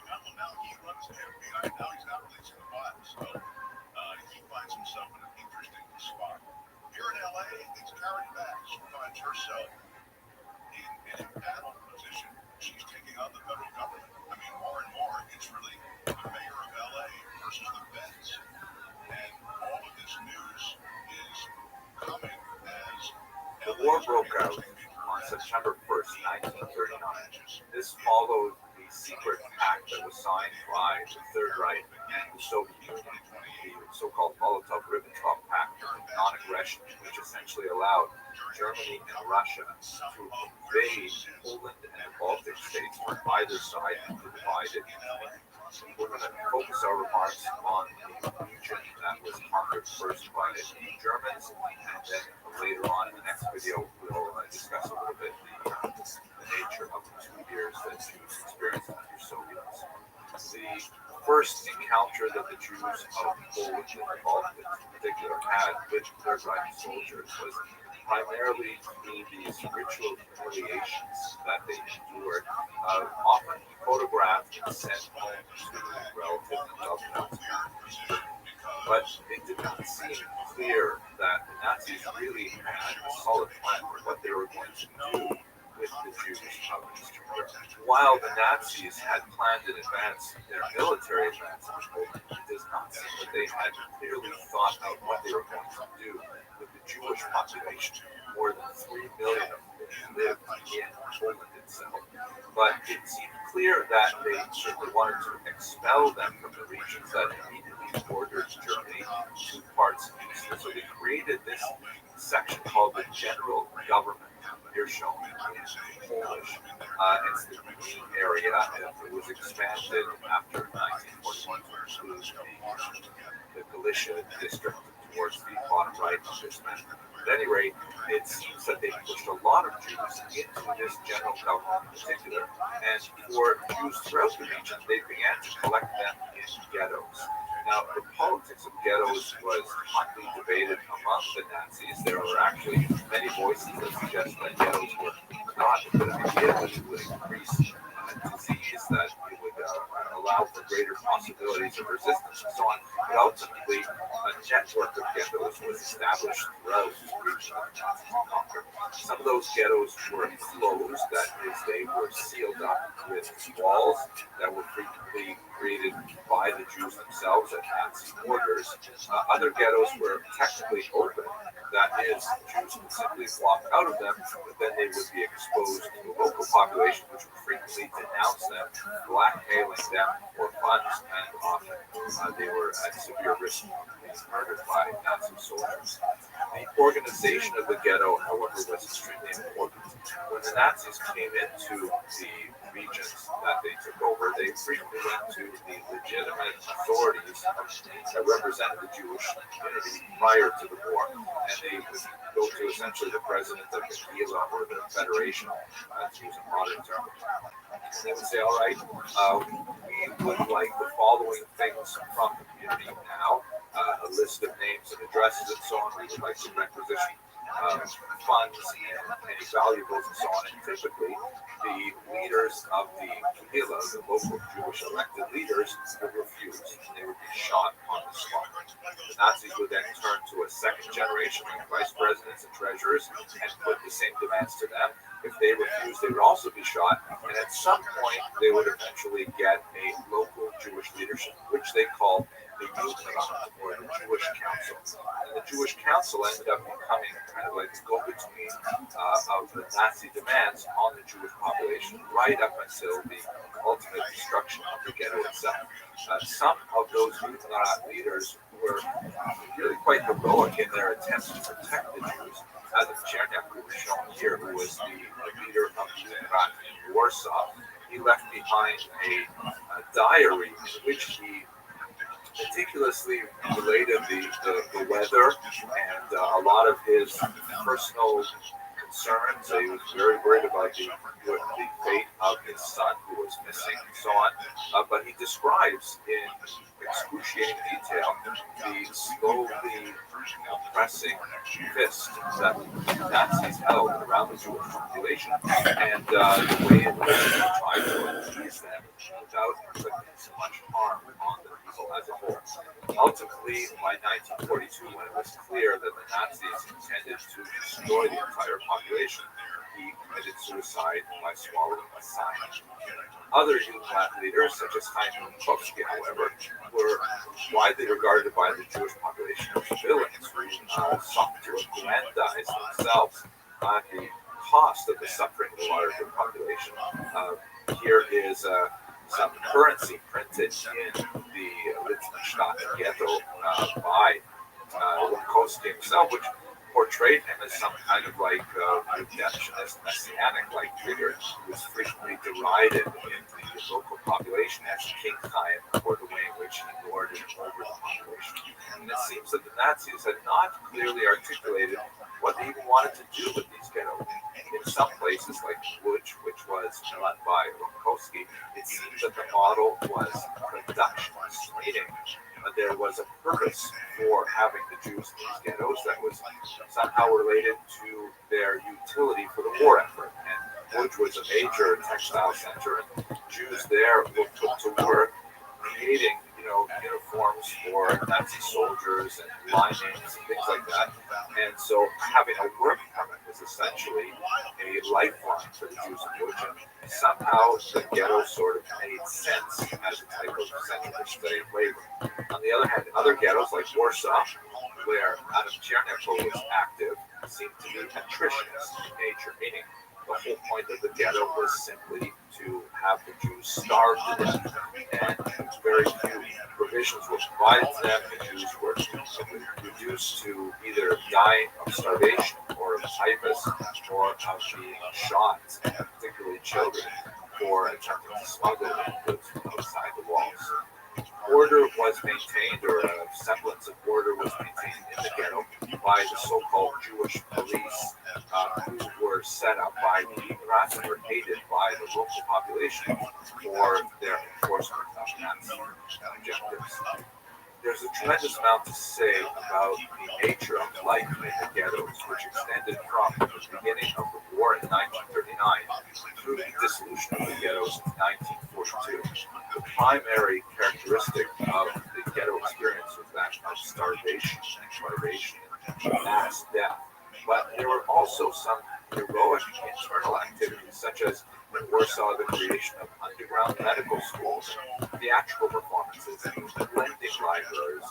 Really an incredible array of activity that the Jews engaged in the ghetto to try and return the semblance of normalcy to their existence, even under these magical conditions. There was also, unfortunately, a very active black market and even activities like nightclubs and so on. A tremendous amount of gambling, prostitution, organized crime happening in the ghetto as certain individuals took advantage of the suffering of the population as a whole. Ultimately, nothing would matter because all of these ghettos, whether they were productionists, whether they were nutritionists, whether they strove to, meet the needs of the Nazis or the demands of the Nazis, I should say, or whether they tried to resist, they were all destined for destruction. There were notable episodes of resistance in the ghettos.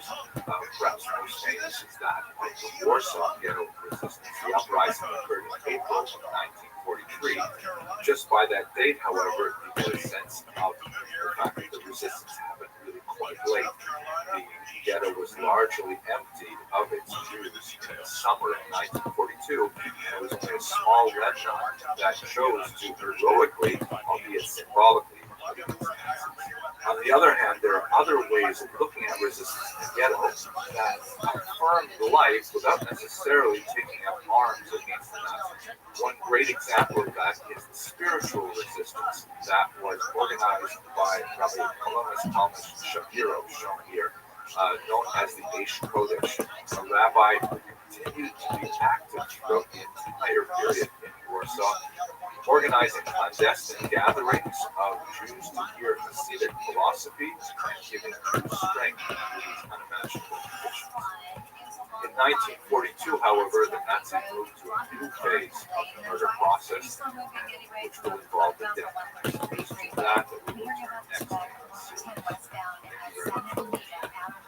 Now that is where the carpool and two left lanes are blocked. You've got a lot of activity here. Highway Patrol telling us we're going to run a break west 10 from just past Peck Road. Slow everybody down so we can get this wreck at least somewhat situated if not out of lane. So let's take a look at that 10 westbound right now. And it's pretty messy getting out of the Walker Park area. Hello, fellow students of Jewish history. Welcome to another lecture in the Jewish History Lab series. We are now continuing our discussion of the Holocaust. These lectures are intended for educational purposes only. One of the historiographic challenges of studying the Holocaust is defining precisely what is it that we mean when we're speaking about the Holocaust. Are we talking about the overall period of persecution that the Jews suffered through, as well as other peoples, during the reign of terror of Adolf Hitler? That could easily take us back into the early 1930s. Or are we speaking about something more narrowly focused, like the persecutions that came along with the invasion of Poland in September 1939? That's also quite a reasonable possibility. But the Holocaust and World War II are overlapping and not identical phenomena. Coming to the core of the events which we associate with the Holocaust involve two major periods of Nazi activity: the period of the Einsatzgruppen and the period of the death camps. This is the era in which the Nazis enacted actual mass murders, as opposed to the horrific conditions that were endured by Jews during the period of the ghettos. So let us look at those two moments in particular. We recall that one of the prerequisites of the beginning of hostilities in September 1939 is the sealing of a non-aggression pact between the Soviet Union and the Third Reich, which allowed both Stalin and Hitler to invade Poland and the Baltic states and simply divide up the territory between them. That meant that a significant number of Jews found themselves inside the Soviet orbit between 1939 and 1941. I have a longer lecture on that topic specifically in a different series. See my YouTube channel on the Holocaust for a longer discussion of what happened there.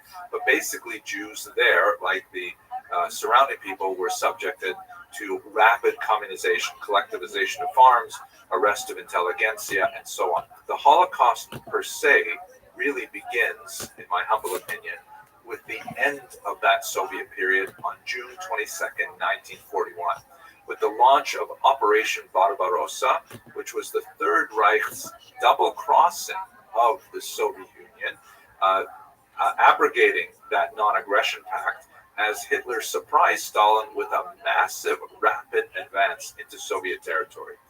Now, why that is specifically connected to the Holocaust is because behind the Wehrmacht troops, behind the regular army that were sent in to defeat the Soviet Union, Hitler sent 4 mobile killing squads called Einsatzgruppen. As you can see in this map here, these 4 squads spread out throughout the territory that they conquered in the Soviet Union, and their task was not to prosecute the war against the Soviets, but to prosecute Hitler's war against the Jews. They would go into the local villages known as Städtlach, little Jewish townlets that dotted the countryside, round up the local Jewish population along with other enemies of Hitler, such as communist leaders. The Einsatzgruppen would march these Jews and others out to local ravines. If there were no dry riverbeds in the vicinity, they would have the Jews dig their own graves, and then they would simply shoot them by firing squad. This is sometimes called the Holocaust by bullets because it represented a remarkably large number of casualties, civilian casualties of the war. Estimates range from 1.5 to 2.5 million Jews were killed during this process. And here you can see a map from the United States Holocaust Memorial Museum that gives you a sense of the scope of the townlets that were attacked in this nature. Kiev, which was not a town but rather a large city, had one of the largest of these mass killings. 33,000 Jews killed in the space of 2 days. The ravine called Babi Yar was used for a much larger number of Ukrainians and other opponents of the Third Reich for the coming months. The so-called Holocaust by bullets, however, proved to be a very inefficient and psychologically a very taxing form of mass murder.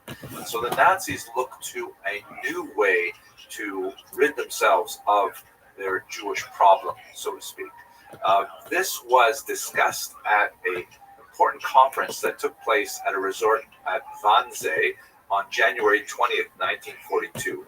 Note the rather late date. The war began in 1939, Operation Barbarossa, which represents the first mass killings of Jews. The only thing that comes close to it before that would have been Kristallnacht in 1938, which had about 260 Jews killed. Now we're talking about hundreds of thousands, even millions of Jews killed in Barbarossa. But that was not fast enough, and it proved to be too hard on the psychological makeup of the soldiers who were engaged in these killing squads. So at Wannsee, this conference, which was chaired by Adolf Eichmann, shown here, they drew up a list of all of the Jews in Europe, a terrifying list, in my humble opinion, perhaps the most terrifying document that survived the German archives of the period. And you can see from this list of countries that it included countries that had not yet even been conquered by Germany, such as, for example, the United Kingdom. And it included even 200 Jews living in Albania, giving you a sense of just how determined the Nazis were to hunt down every last Jew of Europe. They counted up 11 million Jews, and from the Wannsee conference, it appeared that they intended to massacre all of them. The means to be used was gas poisoning, which they had already been experimenting with for some time. Chelmno was one of the regions where a gas chamber was constructed in order to see if they could scale this up. And in fact, the Nazis committed themselves to do so at that Wannsee conference. Here is a map that shows you the 6 so-called extermination camps. I personally don't like that term. The German term was Vernichtungslager, which means make into nothing camps, or destruction camps, or perhaps most simply death camps. These 6 death camps, Chelmno, Treblinka, Sobibor, Majdanek, Belzec, and Auschwitz, were situated in and around the General Gouvernement, which still had a very large concentration of Jews in the ghettos that we discussed in the previous video. And they were very different in terms of camps from the concentration camps, which Hitler had set up from the early 1930s. Unlike the concentration camps, which held largely non-Jews, particularly in the early period, the political enemies of Hitler, the concentration camps were horrific, awful places with a significant death rate of people dying from things like starvation and abuse, but they were nothing like the death camps. The death camps were intended primarily for the purpose of creating death. They were factories of death. Many of them had satellite camps that were used for slave labor, but it only represented a very small proportion of the Jews who were interned in these death camps. Here you get a sense of the process of deportations from all around Europe, including regions that were conquered nearly at the very end of the war, when it was clear that Nazis were going to lose World War II.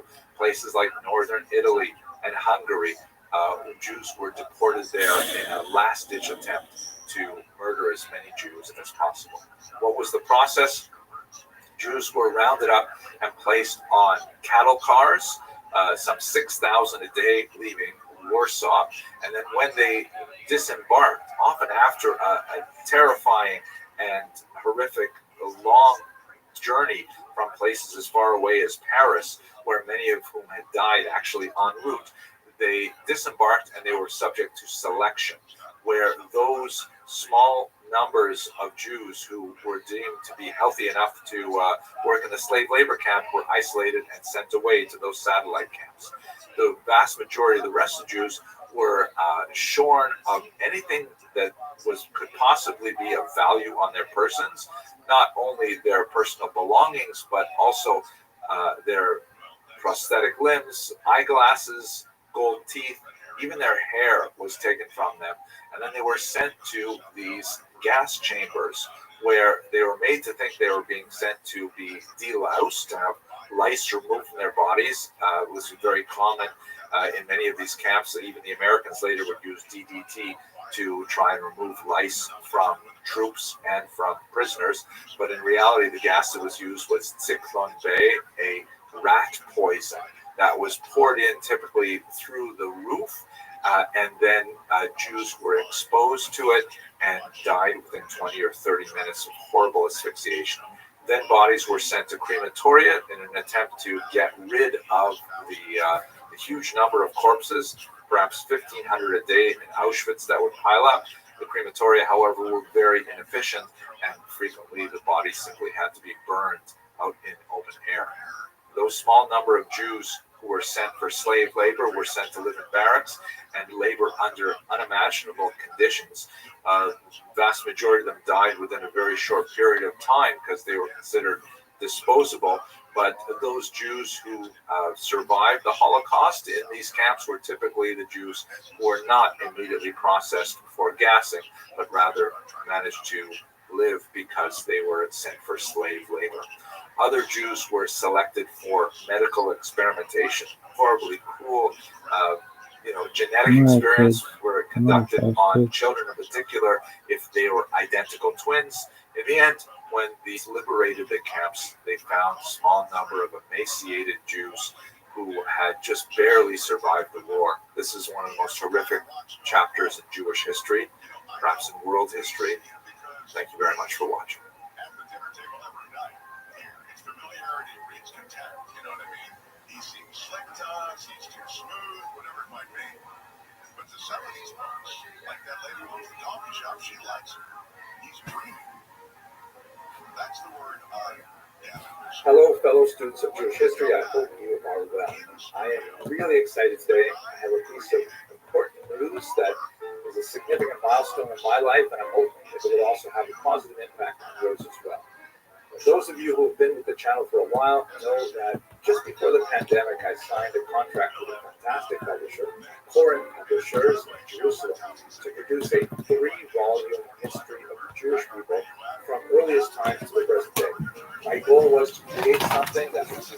semi-metaphorical, and it'll be the perfect bar mitzvah gift for the next century. That's my goal. I think it's going to be a really useful project. And the news for all of us today is that this very day, I'm sending the manuscript to the publisher for the first volume. So it looks like I've been working on it since the beginning of the pandemic. A few months before is when I really got started. And I'm just really pleased to reach this particular milestone. I want to take a minute in this video to tell you a little bit about how you can be involved if you haven't been already. First of all, the really different thing that I think I tried with this particular volume, and I think it's been successful, is I crowdsourced a certain amount of the research by sketching out the chapters in a series of about 100-odd videos, which I call Jewish History Lab. I've added a few other series as well since then, and I'm really pleased to say that it's got a big response. There's 9.2 million views on the channel, a mind-boggling number, about 75,000 subscribers, and 300 channel members who like get involved at a much deeper level. But here's the part that's specifically connected to the book.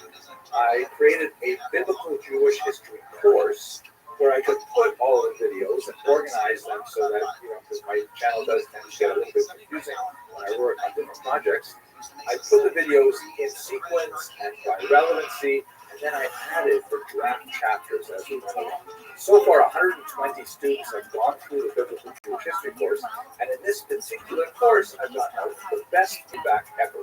Really, really useful stuff. I'm so grateful to you for telling me a little bit about how I shaped this particular book. It's been fantastic. If you are interested in participating in the Biblical Jewish History course yourself, welcome. It would be great to have you there. I'll put the links in the information section. So if you are interested in reading this draft text and giving me some suggestions as to how I might shape it one way or another, or you'd like to read what other people think and maybe engage in a little bit of community interaction, if you like, it's entirely open to you. We would love to have you. Okay, I have to get started on volume 2 right now, and thank you so much for helping me out as I put together volume 1. Enjoy the videos, and hope you have a real good day.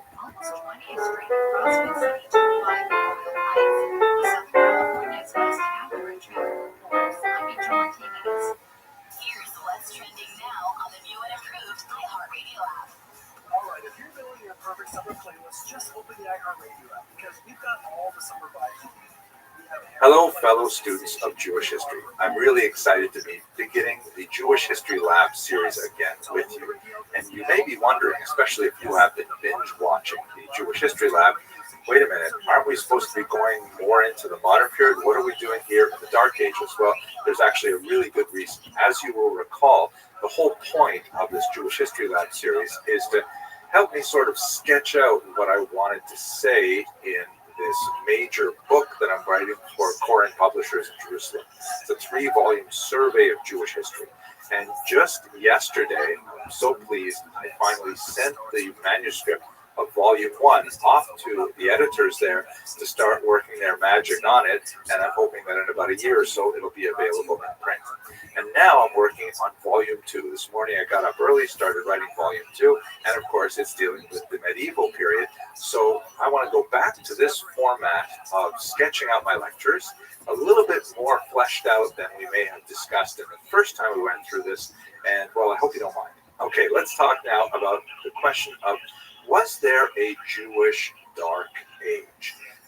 First of all, what does that term, Dark Age, actually mean? It comes primarily from 18th and 19th century European historiography, which posits a map that looks something like this. If you look at the y-axis, that's basically measuring like civilization. Up high, you have like advanced and literary civilization, all kinds of arts and things like that, sciences, and at the bottom you have very little. And the x-axis represents time, flowing from left to right.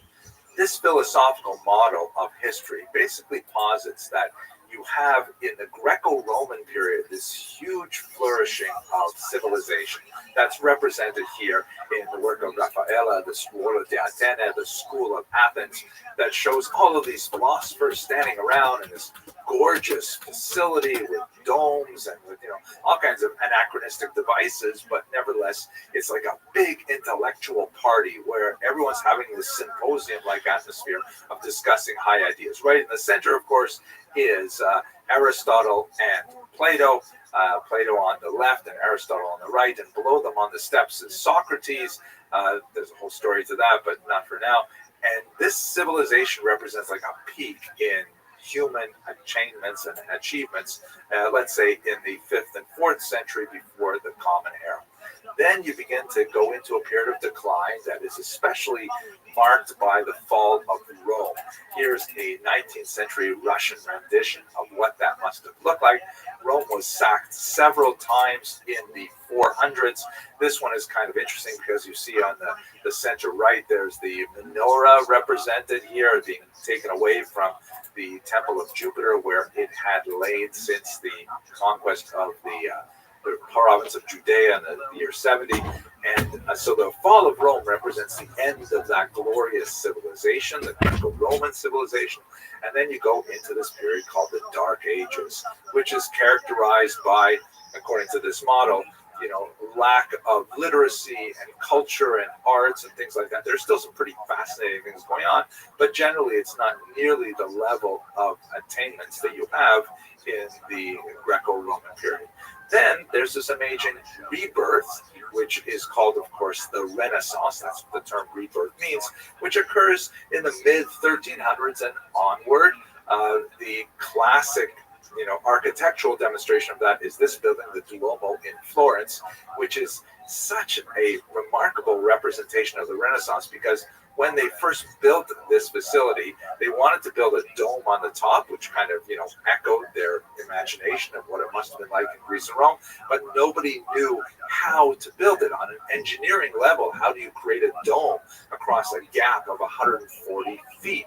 So they left the building blank as they were constructing it, saying, figuring one day someone will figure this out. This is like a tremendous chutzpah, architectural chutzpah, and of course someone came along, figured out the technology, and then it was hugely influential. You see this kind of dome echoed in Rome and even in Washington and all kinds of places where you have it. So that's the Renaissance. If we look at this graphically, you put these together and you see that the model of Dark Ages is that it goes from a height in the Greco-Roman period down into the depths of culture in the so-called Dark Ages, and then rises up again in the Renaissance and just theoretically keeps going up and up and up. So that's basically this term Dark Ages, the period where Europe went dark, that we didn't have nearly as much culture and literacy and things like that. And it's also called the Middle Ages because it's in the middle of these two peaks, right? It's a valley in the middle of these two peaks. So that's basically the model. It is very Christian and Eurocentric, and it basically denies the kind of cultural activities that are happening elsewhere in the world, in particular places like the Middle East and East Asia and so on. So here's our question for today. Was there a Jewish Dark Age? I mean, after all, the Jews are heavily involved in all of these cultures. Did they experience this same drop-off? So first of all, let's just think for a second about the theological approach to time. And there's so much to say about this, but just very briefly, if we put on the same scale the y-axis being culture, civilization, and so on the x-axis you put time. So you begin with Moses right up here. I always love this kind of picture. I saw the 10 Commandments when I was about, 8 years old, and it has a huge impact on me. I always sort of, it's too bad it poisoned my mind. I can never think of Moses as anyone other than Charlton Heston. But anyways, there you go. And then what happens after this supreme moment of closeness to God, of the revelation at Sinai, when every Jew actually heard the first 2 commandments uttered by the voice of God, wow, overwhelming. How can you get any closer to development than that? And from that point on is just a steady downhill. There's nowhere to go from that peak. And so this is called Yeridat Hadorot, the decline of the generations. That at least on the level of spirituality, the world must go into a period of decay, because how can you get any closer to God than that particular moment? But this is not a historical model. This is like a spiritual kind of mental model of theological structure of the universe. How does it work in terms of history? So it depends a lot, obviously, on what you measure. If we go back to our chart again and we say at the very bottom, politically, you have the fall of the Judean political entity at the hands of the Romans, the destruction of the temple, the fall of Masada, shown here in 74, and Jews go into a period of political wandering where, if everything worked by natural law, you would think that these people would simply disappear. But nevertheless, what they end up doing is they focus deeply on cultural literacy. The Mishnah travels with the Jews outside of the land of Israel in their 2,000-year exile, and that turns out to be a phenomenal catalyst for spiritual, cultural civilization development. You have tremendous figures. I'm just going to pick a few, like Casta ibn Shaprut.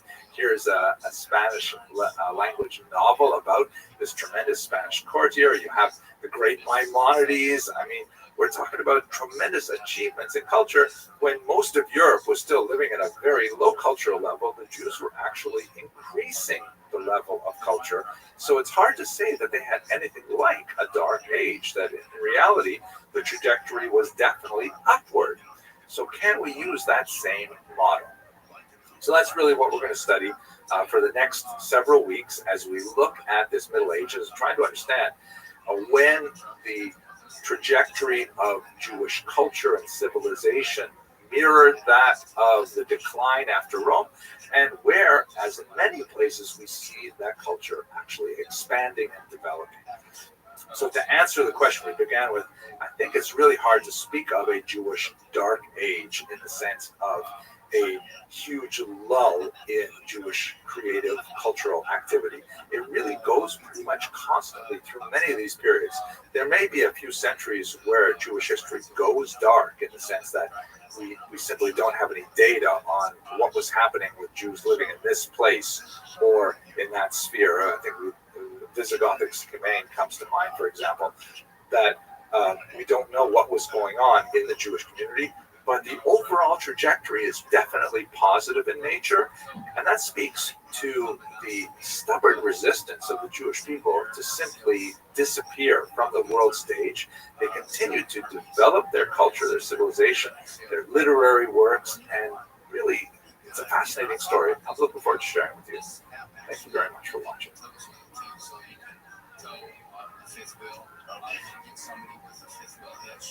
Signs up. They can tow small distances. I want to do this local, not far distances, but if you want to do far, if you want, you can do this. You can do it far as well. Now, how does that pricing work? If you're going from here to there, and there is a long way. Or is there? Yeah, there is. There's mileage, and that doesn't have to be exact. Hello, fellow students of Jewish history. I'd like to continue our discussion of Jewish civilization now at the beginning of the so-called medieval period or Dark Ages with a look at the Jews in the land of Israel. Now, let's understand the role of geography in the development of the Jewish people. Have a look at this amazing map by Heinrich. This is a 16th century map. He called it the cloverleaf map. He was a fascinating kind of individual. He liked to make these kind of map ideas that expressed like more philosophical thought about how the world was organized. And this is one of my favorites. And it shows in this cloverleaf, the top left is Europe, the top right is Asia, and the bottom is Africa. Of course, these three continents. And they all join in the land of Israel, which is featured in the center of Jerusalem. Now, this is not a Jewish map, obviously. The cross is there. Christian himself was a Protestant minister, not especially successful in his career as a minister, but really successful, I think, as a map maker. You can see America, the New World is off to the left there, and there's a whole bunch of mermaids. Now, Israel, of course, is right at the center of three continents. And in fact, when you look at Israel from a satellite map, you can see that's basically true. Africa connects to Europe and Asia through the land of Israel, and note that this is exacerbated by the Jordan River Valley rift, which is very prominent on the satellite photograph. Basically, to the right, to the east of that Jordan River Valley, it's like an impassable desert. So basically, if you want to go anywhere from, let's say, the very rich agricultural area of the Nile Delta, Egypt, which is just to the left of the land of Israel there, up to the region of Mesopotamia, which would be on the extreme right towards the middle, that area there. You know, the only way to get from A to B is through Israel. That's called the Fertile Crescent, by the way. The sort of C shape that's formed from Egypt through Israel and down into Mesopotamia. And Israel really is at the crossroads. There's no other way by land to get to these three continents, so Lifting itself was not so far off. The roads developed this way from ancient times. Here's a map showing the roads from left Egypt to the middle right, the Fertile Crescent, and they have to go through two major routes. One is called the Derek Hayam, the Via Maris, or the Way of the Sea, which basically cuts the coast about halfway up the land of Israel and cuts to the east.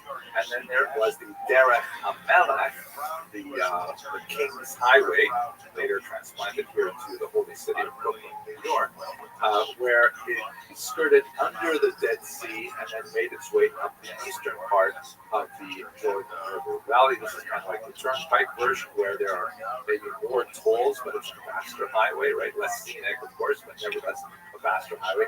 Everything goes through Israel. There's no roads really to the east. It's true. You can do a camel caravan, dangerous, expensive, you know, all kinds of robbers and brigands on the way. Much easier ways to travel through Israel. So Israel really was at a crossroads, geographically, economically, and that was the case for thousands of years. It's important to notice, of course, that not only goods travel up and down this tiny strip of land, but also ideas. Right? Kinds of thought traveling, notions from Mesopotamia, notions from Egypt, those notions from further afield as they make their way to this region. So, more to say about that later. Now, how would people have seen it in the later Dark Ages? Let's have a look at this fascinating map called the Madaba map, which is located in Madaba, Jordan. It's also pronounced Madaba in Hebrew, but in Arabic it is Madaba. Here is the map itself, which was made originally as a mosaic of a church in the 6th century of the Common Era. It's a Byzantine church, and it was covered over. The church itself was abandoned when there was earthquakes in the 8th century, and it was eventually resettled, and they covered it over with tiles, which were discovered again during an 1884 renovation of the region. It's partially damaged and obscured by the pillars and things like that, but we get a much better look at this fragmentary map in this reconstruction here. It's absolutely gorgeous and amazing. It's obviously designed for Christian pilgrims coming to the Holy Land. They're coming from points east, and they stop in this church and they get oriented as to what's going on in Israel, what should they look for. Now, like many ancient maps, it is oriented with east to the north, right? So you have to imagine, as we're looking at this map, the south of the map, well, let's say the bottom of the map, is like standing with your feet in the Mediterranean Ocean, and you're looking towards the east, and that big sort of blob in the middle is the Dead Sea. To the left of it, the Jordan River flows into it, and all through the map there are various sites of Christian significance that are mentioned in Christian scriptures and things like that. So visitors will be able to, tour these sites and understand something about where they're located from this map. Here's a beautiful depiction of the holy city of Jerusalem. You can see that this mosaic, which by the way has literally millions of tiles, over 140 square feet. And it says at the top there in Greek, Hagia Polis Jerusa. The last part is cut off, but the holy city of Jerusalem. It is, you clearly see the original design of Jerusalem. Running through the center is the Roman road known as the Cardo. I actually have personal experience with the Cardo because when I was a young undergraduate at Hebrew University, I worked at Richie's Cardo Cafe, which is actually a pizza joint right on the Cardo there. To the left would be the Damascus Gate, and it's actually laid out with pretty specific proportions and very accurate to what archaeologists have been able to reconstruct about it. So here you get the idea of Israel still as a great center and focus of pilgrimage for Christians, of course, holy to Jews who are still living in the land of Israel. Of course, we're going to continue with that in another lecture. But this region eventually is conquered by the Muslims in the 7th century as Islam sweeps through the region. And of course, that will be the subject of much more discussion as well. Just one last detail, though, before we leave this map and the Muslims. This is a fascinating picture. This is a close-up of the two fishermen on the Dead Sea. And as you can see, the boat is very clearly delineated. You can see the mast, and there's like a furled up sail there, but what's going on with the fishermen themselves? So it appears that the Muslims, when they encountered this Nadama map, they were like hesitant to destroy it. Obviously, it's a tremendous work of art, extremely useful, but at the same time, it depicts the human form, which was considered anathema to the Muslims in the 7th century in particular. And so what they did was they as it were, vandalized the map. They removed the bodies and the faces of the fishermen, and they painstakingly recreated the mosaic with other tiles to disguise their original form. You can just see their hands and feet sticking out of those sort of potato-like shapes.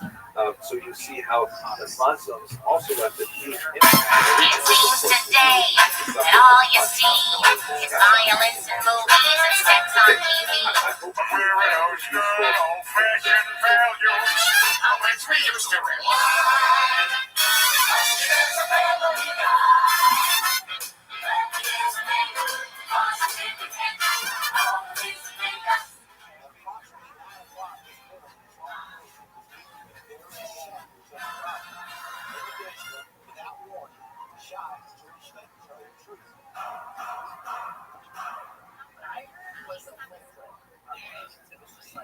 Hello, fellow students of Jewish history. Let's continue our discussion of the early Dark Ages, and let's look at the land of Israel and Babylonia. So let's start a little bit with a review of the important political history. So here in the background is this beautiful image of the Beit Malcolm Mosaic. We're going to return to this. But what were the major political events between year 200 and year 634, specifically in the land of Israel? And we've spoken quite a bit about the middle of the 2nd century and the immediate aftermath of the Bar Kokhba revolt, and how Judea, the southern part, central southern part of the land of Israel, especially, is attacked by Adrian and his successors. Tremendous devastation brought on Jerusalem in particular, and all kinds of terrible things. A lot of the Jewish population moves to the north, where there's a new center developing there. Then at the end of the century, there's a very brief moment of respite. Largely as a result of this relationship between one of the Roman emperors, who was known in the Talmud as Antoninus, and Rabbi Yehuda Nasi himself. This mysterious Antoninus is difficult to identify because Antonin was the name of an entire dynasty. There's several emperors that had the name Antonin in their names, usually the second or third name. And so it's hard to determine which one it is, but most likely the one that's called Caracalla, because they had similar names, they often had nicknames. So during this period, when according to the Talmud, actually, the reason for their very close relationship was because at one point their mothers actually switched, and Antoninus was actually nursed by Rabbi Yehuda Nasi's mother, and that experience changed him dramatically, although it is important to note that his father was also positively disposed towards Jews. At any rate, what this means for us is there's that moment in time when Rabbi Yehuda Nasi decides that he's going to take advantage of it, and he specifically organized the codification of the Mishnah. The Roman Empire, of course, is going to be divided. You're going to have the western part ruled by Rome, the eastern part ruled by a place called Byzantium that would later be renamed after Emperor Constantine as Constantinople. Eventually, when the Muslims would conquer it, they would be named Istanbul. This represents an eastern and a western Roman empires, and they're going to be quite different in so many ways. And in general, the Jews begin to experience a steady decline in their status after that brief moment of respite under Antoninus. There is a couple of punctuated moments where it seems to look a little bit better, like Julian the Apostate, a very short-lived leader of the Roman Empire in the middle of the 4th century, proposes to the Jews, quite possibly because he wants to get an alliance with the Jews of Babylonia, didn't really work out, but he proposed even rebuilding the temple, which generated a certain amount of enthusiasm, but not enough to keep him from being killed in the battlefield, and that idea simply disappeared. By the way, the term apostate is something that's applied from a later Christian perspective, obviously, because he was bucking the trend towards Christianity that would be strongly promoted by his predecessor, Constantine. The Persians will end up invading, the Persians will get the upper hand over the Roman Empire, and they will end up invading the land of Israel in year 614. And then the Eastern Roman Empire, now called the Byzantine Empire, will invade back again just a couple of decades later, and then the Muslims will come in just 5 years later, in 634, and kind of bookend this period that we're talking about. So we're looking at about 400 years now in just a couple of short lectures, but I hope this orients you to the overall picture of what's happening. Perhaps one of the most important things for the long-term survival of Jewish people is, of course, the development of the academies, the yeshivot. And we have two major centers in the land of Israel. They're centered primarily in the north. This particular map is a little bit, distorted in the sense that all the dots are the same size. You get the sense that there's yeshivas all over Israel, but really the most important ones, the concentration of the most significant figures were to the north. There were definitely significant figures in the south. If you live there, for example, and the Talmud speaks about the Chachmei Darom, sages of the south, but most of the activities happen. What the hell are you doing here? The two most significant figures after Rabbi Rothschild passed away were none other than the great Rabbi Rothschild and Rabbi Rothschild, phenomenal thinkers of the late 3rd century, who were perhaps the most important in bringing together the text for what would ultimately become the Jerusalem Talmud. They and their successors were involved in this, especially after yet another revolt, this one much more localized, against a local governor named Gallus in the year 351-52. After briefly gaining some momentum against the Romans now having gone through two major wars against the Jews, not to mention a minor war in 115, they put it down almost immediately and in a terrifying manner, completely destroying the Jewish population of the forest, for example. But it was against this backdrop, and perhaps because the Jews saw that moment that they had enjoyed under Rabbi Rothschild was perhaps going to close forever, that they decided to codify their lengthy discussions of the Mishnah into the first Talmud.